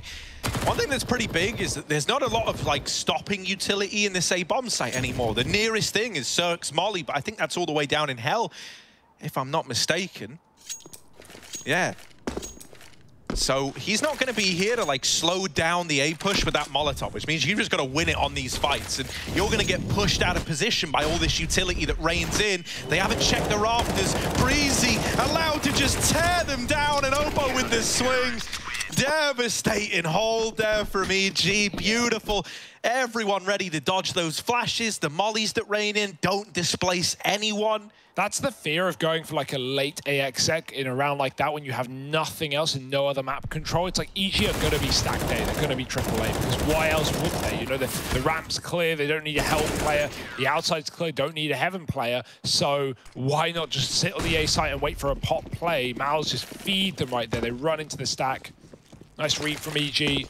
The Mals haven't really shown much on this A side. I would have loved some, you know, spawn-based A takes if they had the executes. I don't know how well drilled they are. We see teams like Ents doing it a lot right now in their group against Astralis. They had those excellent top hits. Astralis-esque. And so, yeah, you know, Mals have tried a lot of different things in this T side, but they have neglected A other than these main splits. Right now aren't really going well. That was the remix, yeah. Here we go. The Rops remix, maybe? Oh, no. Scratch disc. 3-on-5. And this record's getting shattered. throw it. Who is down in this B bomb site, just waiting on the rafters in a very grimy spot. You kind of blend in with the background here.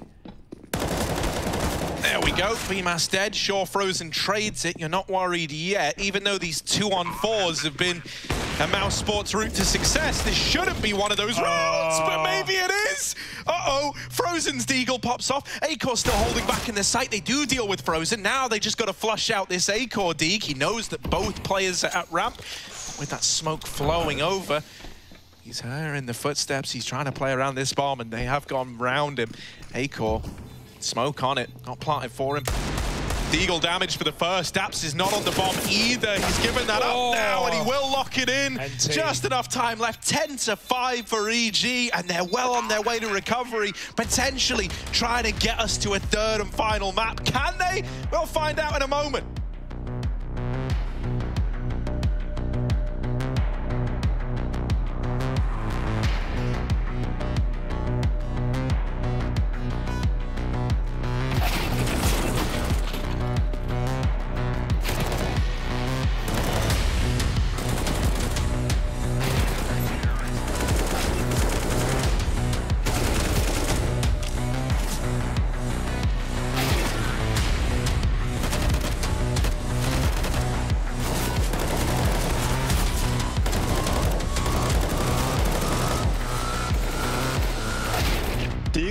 Yes, let's go Deagle. No scope, maybe. No.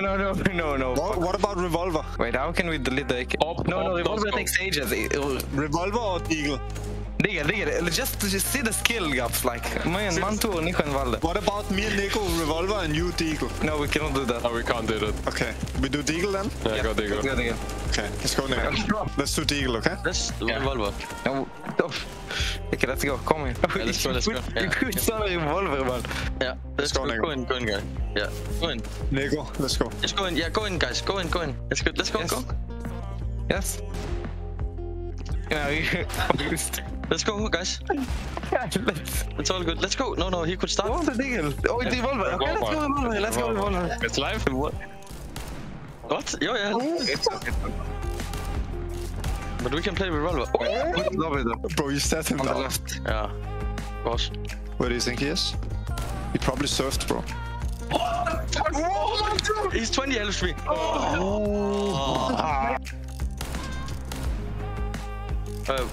Right side surf and mid ramp. No!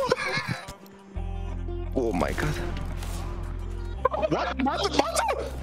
Oh, he's on the left. He's on off. You were turning while you killed me, bro. Yes, there. Oh. Nico been practicing. Maybe we need to swap to Revolver. Okay, Flames. Oh. Flamezinho. Oh, fuck it. Man, Nico is... Oh, Nico, man. No, he's low. Nice. Oh, shit. You can shoot through all walls. Just I can shoot through the...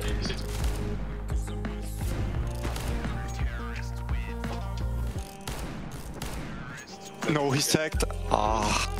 And it's not because of that, maybe it's just... No, he's tagged.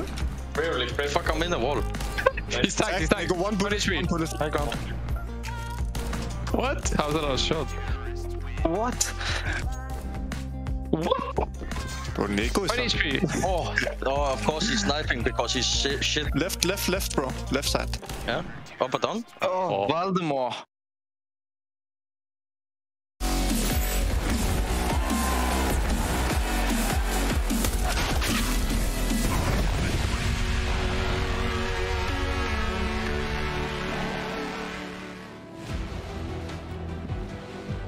EG have turned up the heat on their CT side of Nuke, whereas Mao's looked a little flat. Now we have to see who can rise to the occasion as EG move into their T side.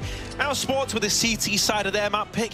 I have a little more hope in the guys here on their CT side, but it's going to take a lot to right those wrongs from the first half of play. Pissed around matters a lot here, and so what have EG got cooked up for us?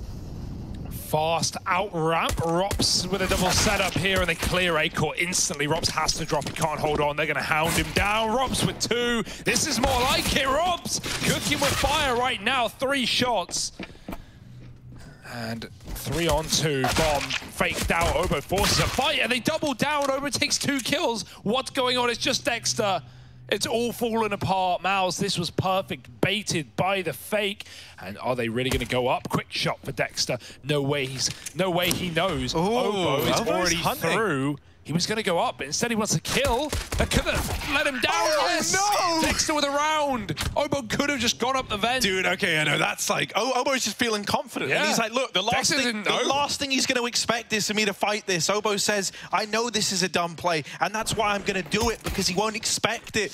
Oh. But that's the downside with when you do something like that, right? Because if it does fall short, you go, oh, why did you do that for? He had to hit it, man. He had to hit it. Dexter's just caught in the open. Other than that, incredible pistol round out of Obo. That's the saddest part.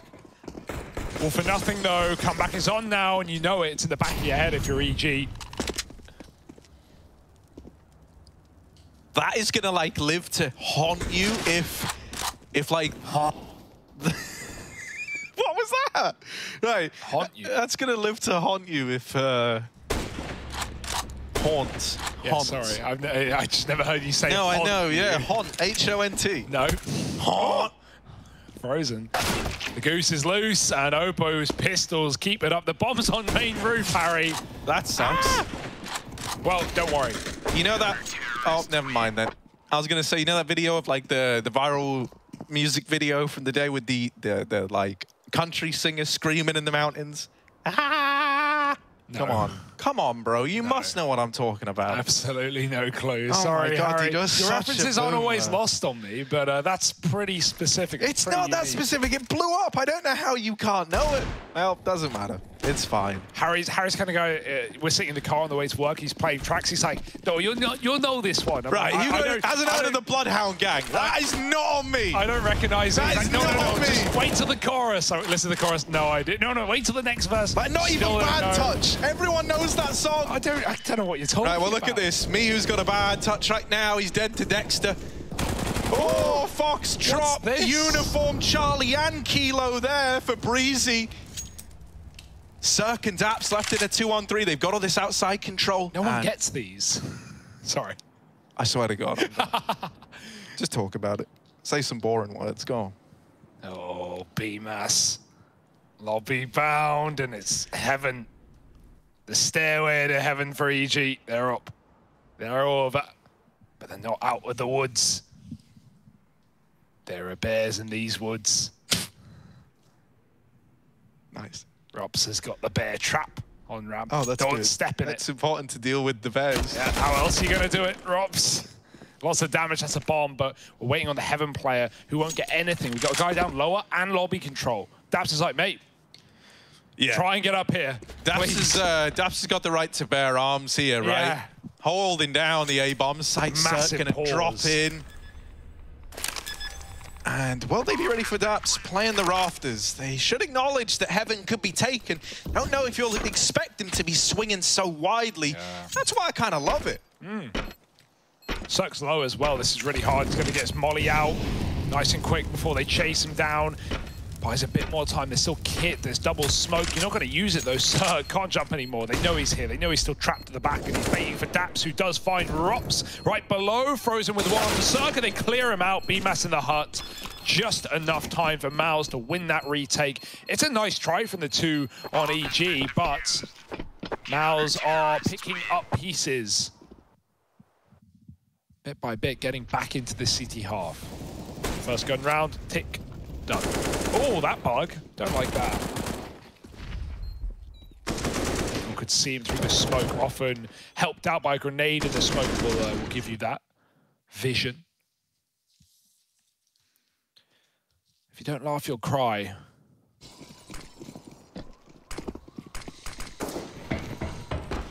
I'm still just haunted by the memory of, like, what could have been for EG if the pistol round hadn't played out the way it had. And, you know, these are thoughts that will creep into your mind as the EG side as well.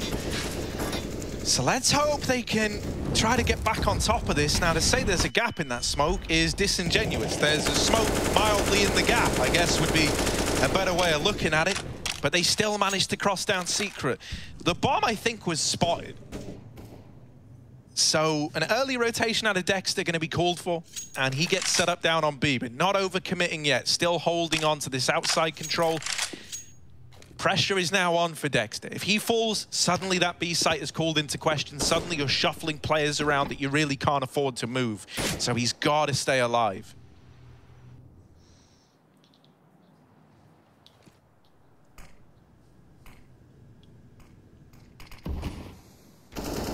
Oh, yoink. Acor catches Daps as he falls off the main roof. Frozen softened him up on the way down. Gravity almost did the job. Now it's up to Dexter. Double down, make it almost 3, but almost won't be making it. Obo 10 health. Acor wins his fight on the lurker, and now it is just Obo locked and loaded down in the lower site, and so is Rops. There's no getting out of this one. Obo up the vent might even be your best bet with only one man on A, but BMAS is holding it. And so, here it is. Or maybe it's a save. I would actually prefer that. And Obo would too. Still, there's no ignoring the road to recovery that Maus are on. EG still yet to find a single T-side round. They save an AK here on Obo, but that's really where the weaponry begins and ends for EG.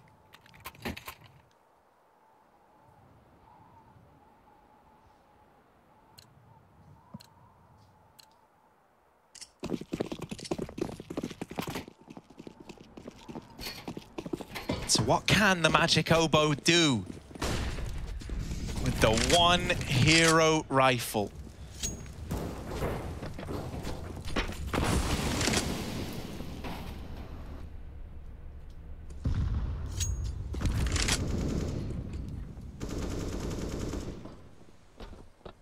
Pretty slow start to the round here, working these outside smokes, looking to be the game plan for EG. Now lob them up and over.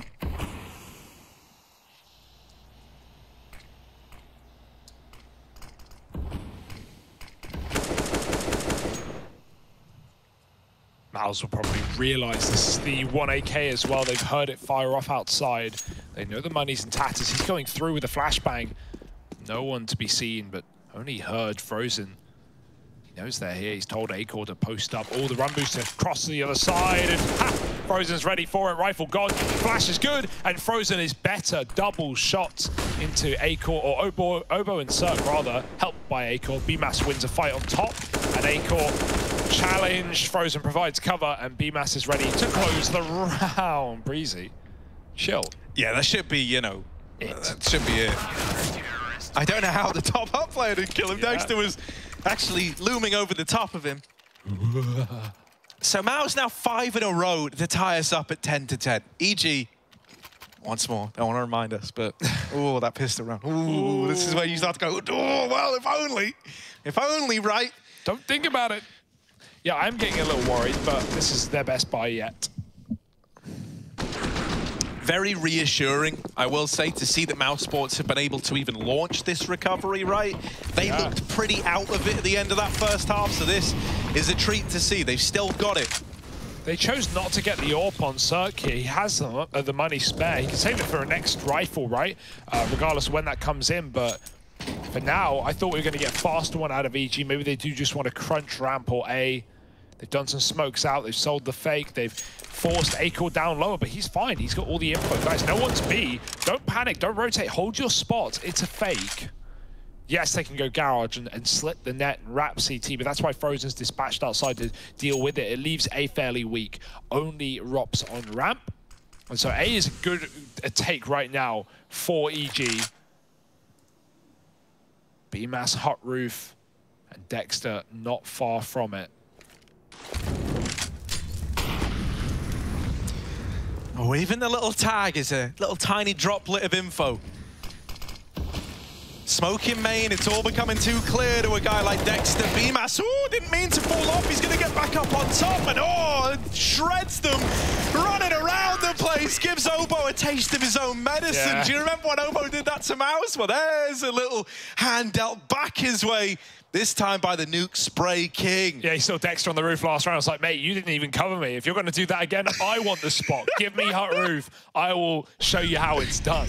And boy, does Dude, BMAS has had so many, you know, like, great spray moments on this Nuke bomb site. Sick aim, sick control, not just the transfers, which, you know, don't always come in. Like, obviously, just because you can do it doesn't mean it's always appropriate.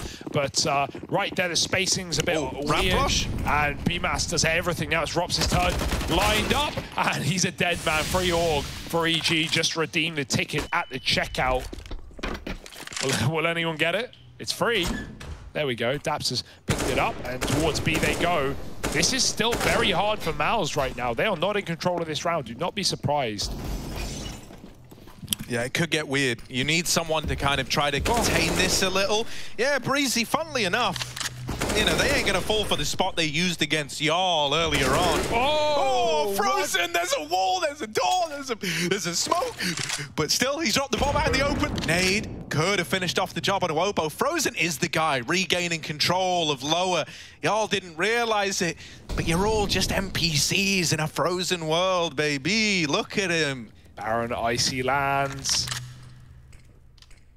And EG is stuck in it. They can't move. Tongue on the lamppost. Hell.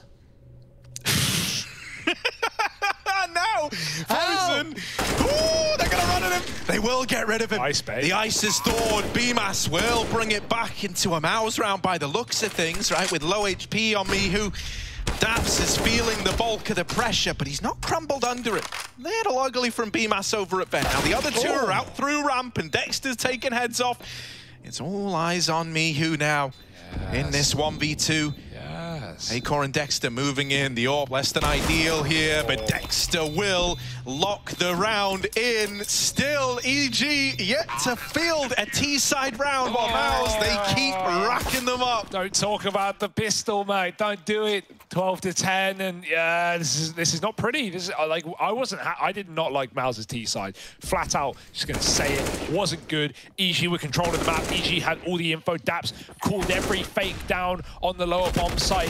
The one round Mouse went A, it was stacked. Like, it was awful. This is worse. This is, and that's the side of, I don't even want to say it's worse, because EG are getting in good positions. They're getting into winnable rounds. They're getting into these clutch 2v2 post plants with really cool rounds, but then Mouse's firepower, their individuals are bailing them out. Think about some of the situations that EG have been in that Mouse were never in, right? The 2-on-2 with Daps up in the rafters above Hut and Cirque behind the bomb site. Right there, that 4-on-2, or 3v3 rather, down on B. You know, Mouse never had these opportunities, and so no surprise they only got 5 rounds. EG have had plenty of chances, and Mouse just running rings around them.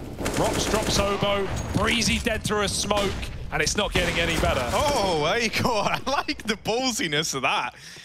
Trying to use the momentum from the ladder to steal away another, but still, you know, like the AWPs have done a great deal to open this round up for Mouse, and Rops is still keeping you guessing as to where his lies. BMAS is holding for this rotation. Whoa, no, hang on. Timing is everything. Yeah, they're aware of this possibility, but the longer you're kind of going without seeing it, especially with Rops set up in hell, the more you're going to discount it. Who also has a bomb, so he wants to wait for his team to be exactly in position, because if they're not and he dies, it's all over. I mean, it doesn't matter where they are, I guess, if he does die, but he wants to make sure they're keeping enough attention, enough time between him and this play that Mouse has stopped considering it. BMAS, oh dear, he's dead. That's the bomb. Mihu might just have to throw it onto the ground inside now. This is still risky right now. He could die to this Hell player, fumbling with nades, and he just dies up heaven. That's the round. That's the done. Round. Run it back, end it, go 13-10. There's nothing EG can do. Yeah, and Mouse know it. Like, all of them are just scrambling to go and hide, and then they go back in and take the fight. I would have just throw the bomb down. Throw it down. That nothing can go wrong at that point. The bomb cannot cause you to lose a round if you just lob it onto the ground. But instead, he's pulling nades. He's probably talking to his teammates. He's trying to work out where their second man is. But yeah, like there's no way you can lose. Oh, sorry, there's no way you can lose a round, but there's no way the bomb can lose you the round if it's on the A site. Yeah, yeah, you would at least have options, right? Like, the moment he's dead and the bomb's heaven, that's it. And Maus knew that as well. They were never going to give you the fights to win that one through kills. So EG are getting so scared right now. They're getting a little bit trembly, Harry, I think. They're realizing they're botching this opportunity, and they're going to go 0-3 in the group if they don't suddenly have this second win in the second half. Maus are on an 8-round streak on this half alone. This has just been a map of CT sides. And, okay, Mihu with an opener. That is lovely. Finally, a kill that goes untraded. And it goes untraded, and it's all fine. And they get into B. And not a trade in sight. Oh, my God. Oh, coulda. There was something there for Dexter, but unfortunately, you know, that's just how the cookie crumbles sometimes. EG, they're going to get their first T-side round right here and now. All right.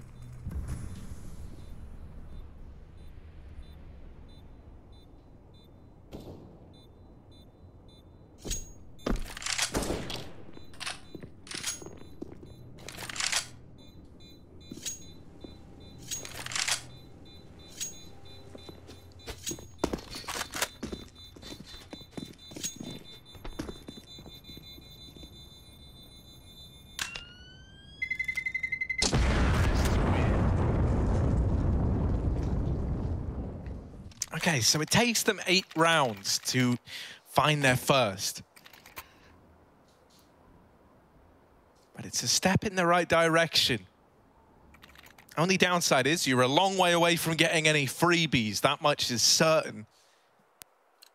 Especially with how prominent, you know, saves can be when rounds end like that. You're not going to be riding the high of any weak economy investments out of Mouse Sports for a long time to come. So this is a real grind for EG, a real test of their mettle. I was trying to make a read. Look at this stack. They put 3 outside from the get-go. The AWP even crosses red, blinded. Acorn doesn't fire out of fear, and that's good. Robs, this is a dangerous position to get more than one. Is optimistic, and Robs will do it justice. 2 frags off of the org. Outside, Obo has his knife out. He wasn't ready for so many men back behind red. Traded 3-on-2. And this outside read was wonderful for Maus, but it's already evaded, and that's when EG have finally moved in with the bomb. Mihu is crossing, Cirque is coming as well. He's just going to be a little bit late, and they're scared of ramp. This is a nice redirection for EG. Maus are completely playing for a ramp play right now. That's where they saw the bulk of this team. At a certain timing, someone's got to turn. BMAS watches lobby, Dexter just patrolling, and you can see from their positions alone that they're just scared of this ramp to B, and that's not happening. Will Mihu clear this? Looks possible. Frozen's tucked in, though. So it's not like me who's going to get the angle. Not yet, at least. Oh, he's going to get the drop if he turns. But he won't turn. And Frozen, freebie, bomb dropped again. Cirque spotted. Frozen doesn't need to fight. Can use util, can just stay alive. And Cirque, anything. Nice shot through the box. But Frozen just re-peaks and wins the round. Oh, such an unfortunate turn of events for EG. Felt like they had that one. Well, not had it, but they made the perfect play. They outread Mouse Sports, but they didn't clear their corners. And to think A was open the entire time with only BMAS and Hut.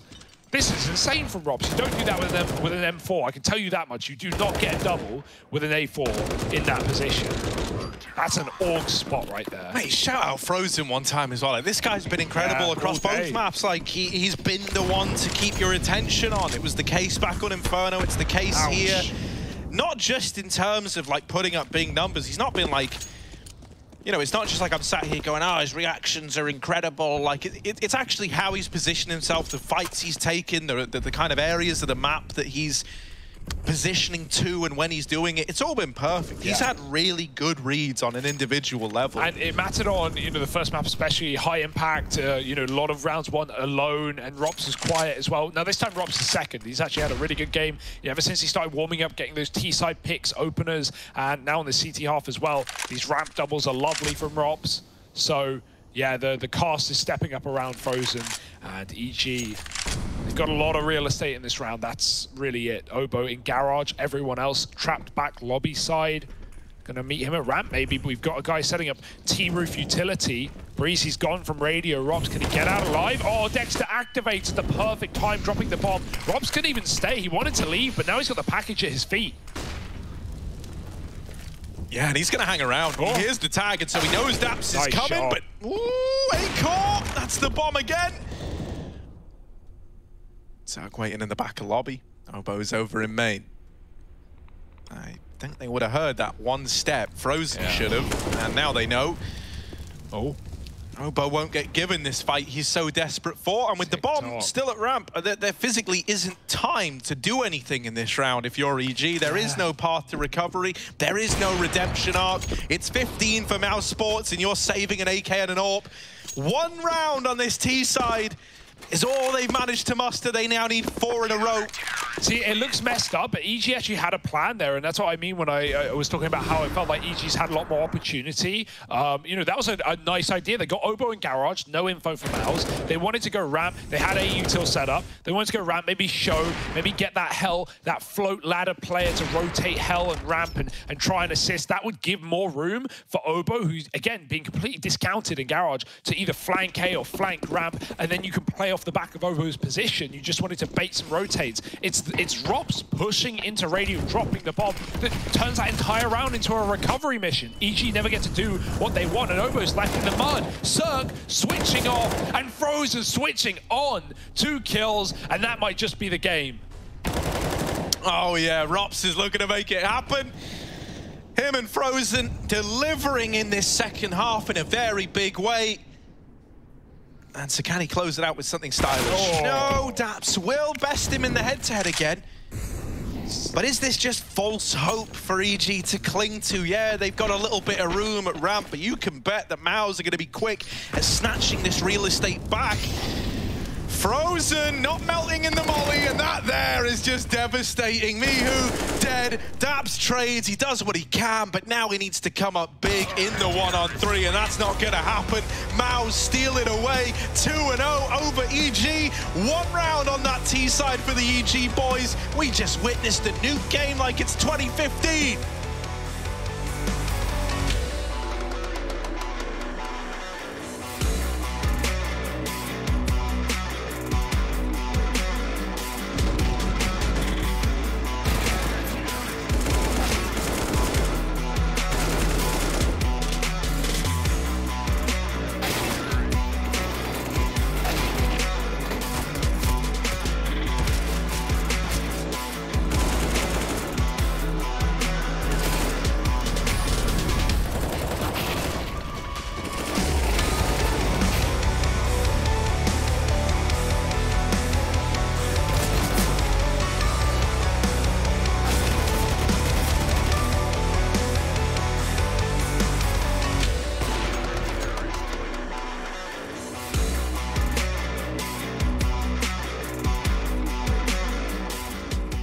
Okay. And far? Okay.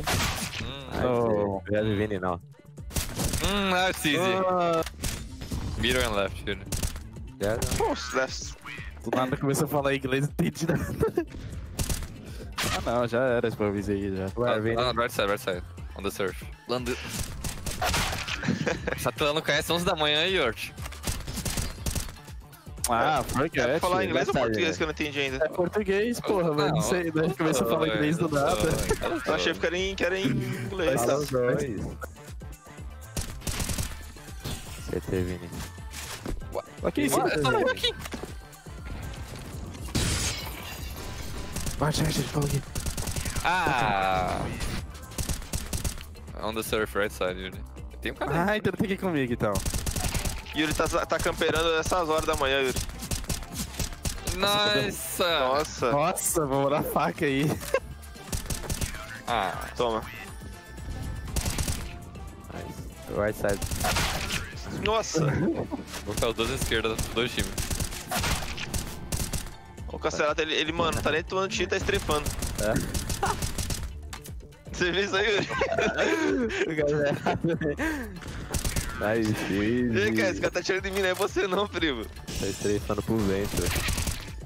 O Cacerato bangando eu. Vai, tá dele. Aí já era aqui, não tem nem team play.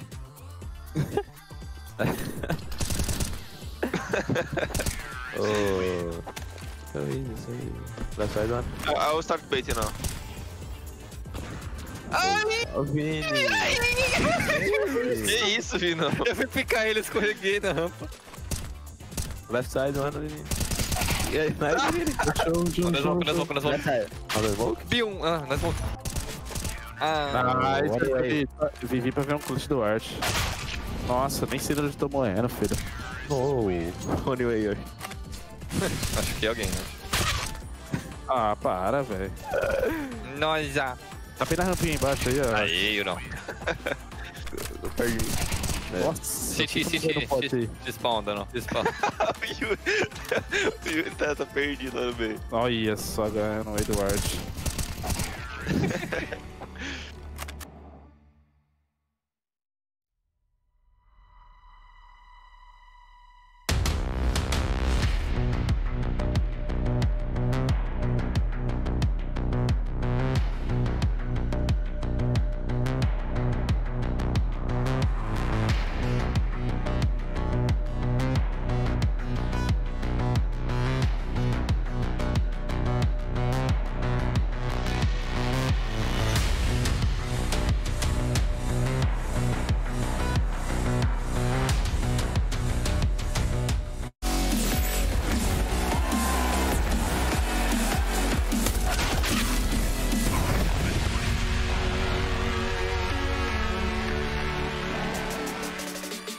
A very important match for Mouse Sports. If they lost this one, they would have been out of the entire Pro League with no chance to get into the playoffs. However, when they needed to show up, they finally did. They take the series 2-0, and they close things out for their first victory here in the Pro League. Jason Kaplan still joined by Moses, and well, with that victory, it means EG are now 0-3. However, as we said before, there is a small chance for them to still qualify, but it depends on a lot of factors that we're not nearly paid enough to be able to describe to you guys on air. Yeah, I wouldn't take that bet to see them getting through. They got a lot of things that got to go their way now. It's a dark hole for EG, but certainly for Mouse Sports, a solid win. Good to get them on the board. They're still alive for playoff contention. Again, it's going to be a tough battle for them if they actually want to realize that and make it happen. But at least the possibility is still there. Yeah. And a nice series. Both maps, it felt like first half was reasonably close, back and forth. What was it? Inferno was 8-7, Nuke was 5-10, and then second halves for Mouse Sports on both sides were just complete and utter blowouts. Yeah, and we just saw it there as well, like the stats from the overall match. Credit to Obo, over 100 ADR in a loss, in a 2-0 loss for him. Really putting up some big numbers. He finished off 24-18 here on Nuke, but it really was the story of Mouse Sports. And the sad thing is that EG were looking pretty damn good on that CT side. They had a decent start. You know, they went up to 5-1, then they went into some iffy rounds. But like I said, anything's out 10-5 on CT side is not bad whatsoever. But that T side, there's a lot of questionable plays. As you heard Harry and Hugo talking about Mihu going up in towards Heaven with the bomb. Instead of throwing the bomb down, he dies up there, and there's no chance to recover. I'm not sure what necessarily was going on in a couple of these rounds, but there are a couple of things to point out. That one in particular, I wasn't super concerned about, just because I mean sometimes with the strats you call, that's kind of just the way the cookie crumbles, where he's kind of isolated and alone up there with the bomb. I know there was one round where it seemed like they mixed up a strategy and had like 2 smokes thrown for a certain wall, and 1 smoke thrown for the standard secret wall, and it ended up just falling flat. So things like that, and I mean Nuke's a pretty hard map to manage against a professional team. When you're playing with the new in-game leader, when you have someone stepping in and you still haven't figured things out, and obviously it's not a great map for them to begin with. So I think a lot of it was just like standard miscommunication and errors out of EG. But for the most part on this T side for EG, felt like there wasn't a whole lot of trading, not a whole lot of success on entries. It didn't seem like they put themselves in a whole lot of advantageous situations, and just a tough half overall. Frozen had another phenomenal game, just deleting people, 26-18, and that's pretty tough to deal with, even though you kind of have Ovo matching it. Yeah, and I want to bring up something, because we're obviously talking a little bit negatively about EG, some things that went wrong for them, but it wasn't necessarily, even though it was a 2-0 for Mouse Sports, it wasn't like a clean victory necessarily, because we saw a lot of mistakes as well. Thinking back to a pistol round that you were watching, like, why are you peeking? Why are you re-engaging this when drops opens things up so well for you? Yeah, the nuke CT pistol round for Mouse Sports was a little bit curious. It was because we actually highlighted a similar play just the other day. I think it was actually an EG pistol round that we highlighted on Nuke where they played on the first day, but just peaking in situations where it didn't feel like they could actually take the same fight together and work together from 2 different doors. Why not let them kind of get deeper into the bomb site where you can ambush them a little bit more? But again, a little bit on the nitpicky side. Yeah. It all worked out for Mouse Sports in the end, and off the back of what Dexter had to clutch that 1 versus 2 in that pistol round. But yeah, like we kind of mentioned coming into this, like, look, when you guys are watching this game, it's going to be a little bit sloppy at times. It's going to be a little bit sketchy. But you can't deny, like, the one thing you won't be able to deny in this game is how much skill is in the server on these players. Yeah. Not every situation is going to be played picture perfect, but people are going to be fragging out. And we had that in Frozen and Oboe in this map. In this series, actually. We did, but I have to bring this name up because I was so harsh on him yesterday. Acor. Here we go. He finished off 35-29. He was +6. He had the second highest rating on his team at 1.17. And I think that's a very important factor to bring up because Inferno, he was able to shine a lot earlier in that CT side that we saw previously. He was able to hit a lot more shots and be more of an anchor for the team when it comes to hitting shots, opening up things for himself, and to mostly just pick up kills where previously he just seemed to not be able to. So I got to give him credit. He had a massive step up.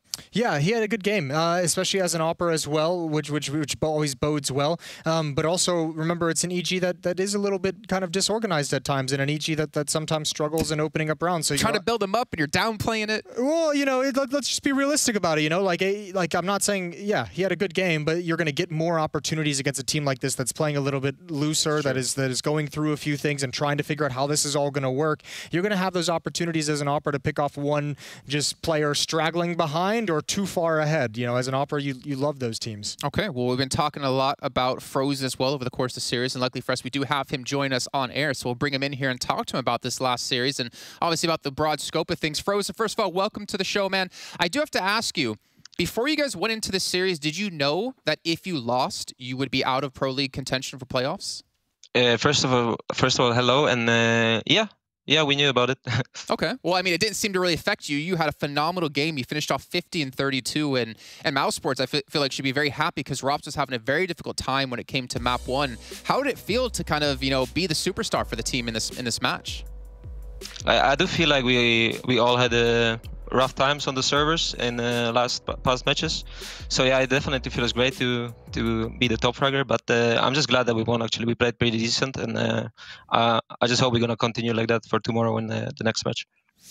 How's it feeling now within the team? You guys have been together. This lineup has probably been around since what, like mid to late February, so like 6 to 7 months. You guys have been playing together. Is everyone starting to feel a little bit comfortable in their roles and how everyone's doing on each map? I think roles like we were still figuring out even at the Cologne. And, yeah, we're still trying to figure what's the best for us.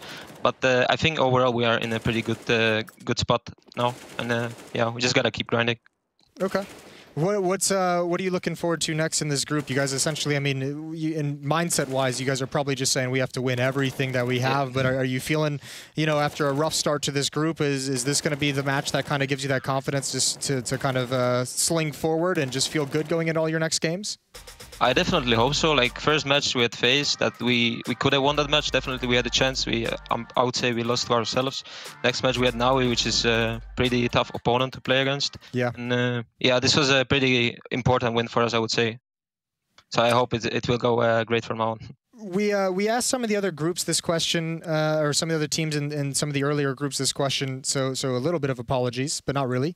But you know, you guys had a rough run at Cologne that you kind of didn't reach the expectations you would have wanted. So what was the kind of conversation? What was the atmosphere and the mindset of the team going into this extended break and coming out of it with kind of a disappointing event, you know, right behind you?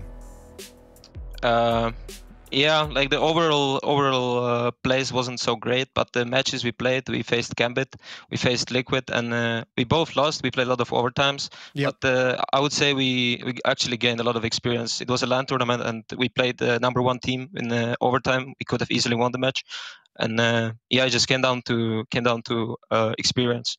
Okay. Well, I mean, speaking of experience, how's that going? You guys got, I mean, yourself, Rops, and Bamas have a good amount of experience. Acor and Dexter kind of coming into this team with probably the least experience at this level. What's it been like playing with those two guys, in-game leader and Opper, who are not only kind of trying to fit into the team and figure things out with the team, but also trying to, like, you know, figure out how they want to play at the Tier 1 level? I mean, I think they're definitely doing great. Dexter is a hardworking guy, and he's always trying to, like, fix the things, and yeah, he's just a really hardworking guy, and the same goes for Acre. He's both are great guys to play with, and yeah, I'm just happy that we find a lineup like this. Cool. Yeah. Okay. Cool stuff. I have to ask you one last question here, and I'm sorry, it's not really about the game. I did ask Twist this question. I got to ask you now. He told me the answer was a blow dryer and hairspray. How the hell do you get your locks looking so good like that, man? I'm not sure how to say it, but it's kind of like, yeah, I cannot explain this. My English is very bad for You're this. You're keeping your secrets. I get it. Twisted the same thing to me as well. Let's keep it like that. Let's keep it, just keep it like that. All right, Froze, thanks so much, man, for coming on, and congratulations on the victory. We're looking forward to the next 2 days of games from you guys. Thank you as well, guys. See you. This is like a mystery in CS that like no one wants to tell how they get their hair looking so good. I don't know what it is, but I got to find out one day. Yeah, you're very curious about the whole hair factor. I got to enjoy it while I have it, man. I know I'm going to lose it at one point. Boy, my dad's bald, my brother's balding, and it's going to hit me. Yeah. Let's go down this line of conversation. I wonder where this is going to take us. It's going to take us actually into our recap of what's all happened today in our matches. If you guys missed out on anything that's happened over the course of today, and like always, we always have 3 games for you. We start off with Na'Vi actually losing in a very big upset up against Big Clan at 2-0, and then we saw Fnatic overtake FaZe here to get themselves up to 2-1 to have 4 teams now at 2-1 overall. As we just saw, Mousesports keeping their hopes alive here for a playoff spot as they take down EG2O as well. It feels like, Moses, we haven't seen 2-0s this often here in this group. I feel like this has been definitely the most competitive group we've seen out of everything so far. Yeah, the stars kind of aligned in this one to make it happen. Yeah, that was faster than I expected this day to be. But yeah, I mean, good performances. Obviously, super pleased with how Big played today. That was Jesus. That was the kind of important matchup for me that I had starred for the day. Yeah, shut up. That name. You're gonna say that. It's just so terrible. It's fine. Yeah. Okay, tomorrow we got Mousesports up against Fnatic, Na'Vi up against EG, Big Clan up against FaZe as well. And honestly, I think this is a time for a lot of teams out here because we have 4 teams 2-1. You pick up some victories here, you set yourself up really good. And we always talk about like do or die games, but I feel like getting yourself 3-1 is so important for so many teams out there right now to have a chance to break through top 3. We got so teased in Group B with like the potential for a 3-way tie, then all the insanity that would have gone along with it. I'm going to be really upset if this group somehow manages to just like perfectly avoid all the complications. I want to have like a messy last day. I want there to be like 10 different scenarios that could possibly occur. I want it to be a mess. I want nobody to know what's happening in this group, and I'm very happy to see 4 teams at 2-1. Yeah, honestly, it would be. I guess League Ops would definitely earn their money that day, right? Mr. Sloan. Listen, they earn their money every week. They put that out, that email that outlines everything just perfectly, and the beautiful thing about it is I come on the desk and I still screw it up. So I'm very, very happy that they're able to do that. They dumb it down so much as humanly possible. Yes, and we still managed to mess up. Like bless my heart are out. Yeah, they're gone. They're done. Wait, shit. Well, you know what? That music means we're done. And that will be coming back tomorrow at the same time every day, 1 p.m. CEST here for some more Pro League action. We'll just end the show, and we'll see you guys tomorrow. Sweet dreams.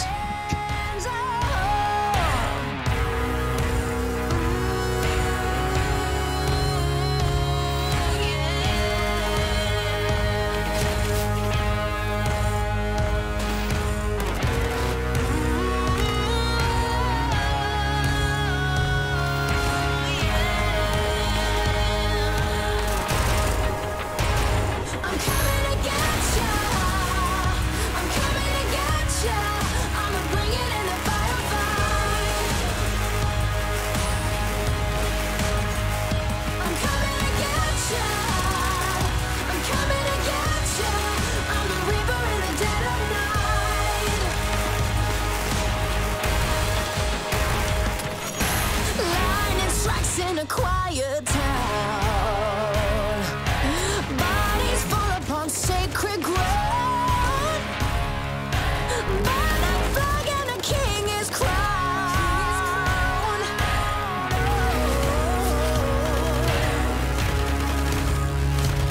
Coming to get you.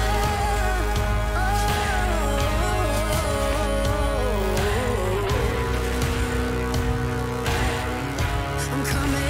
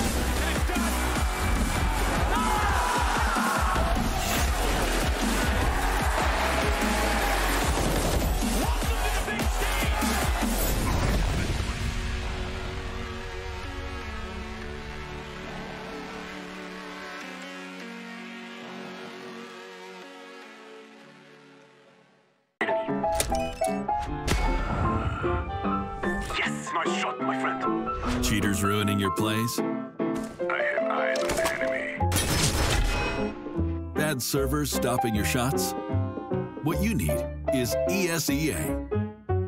Advanced anti-cheat to stop cheaters. And the best servers around, all with 128 tick rate.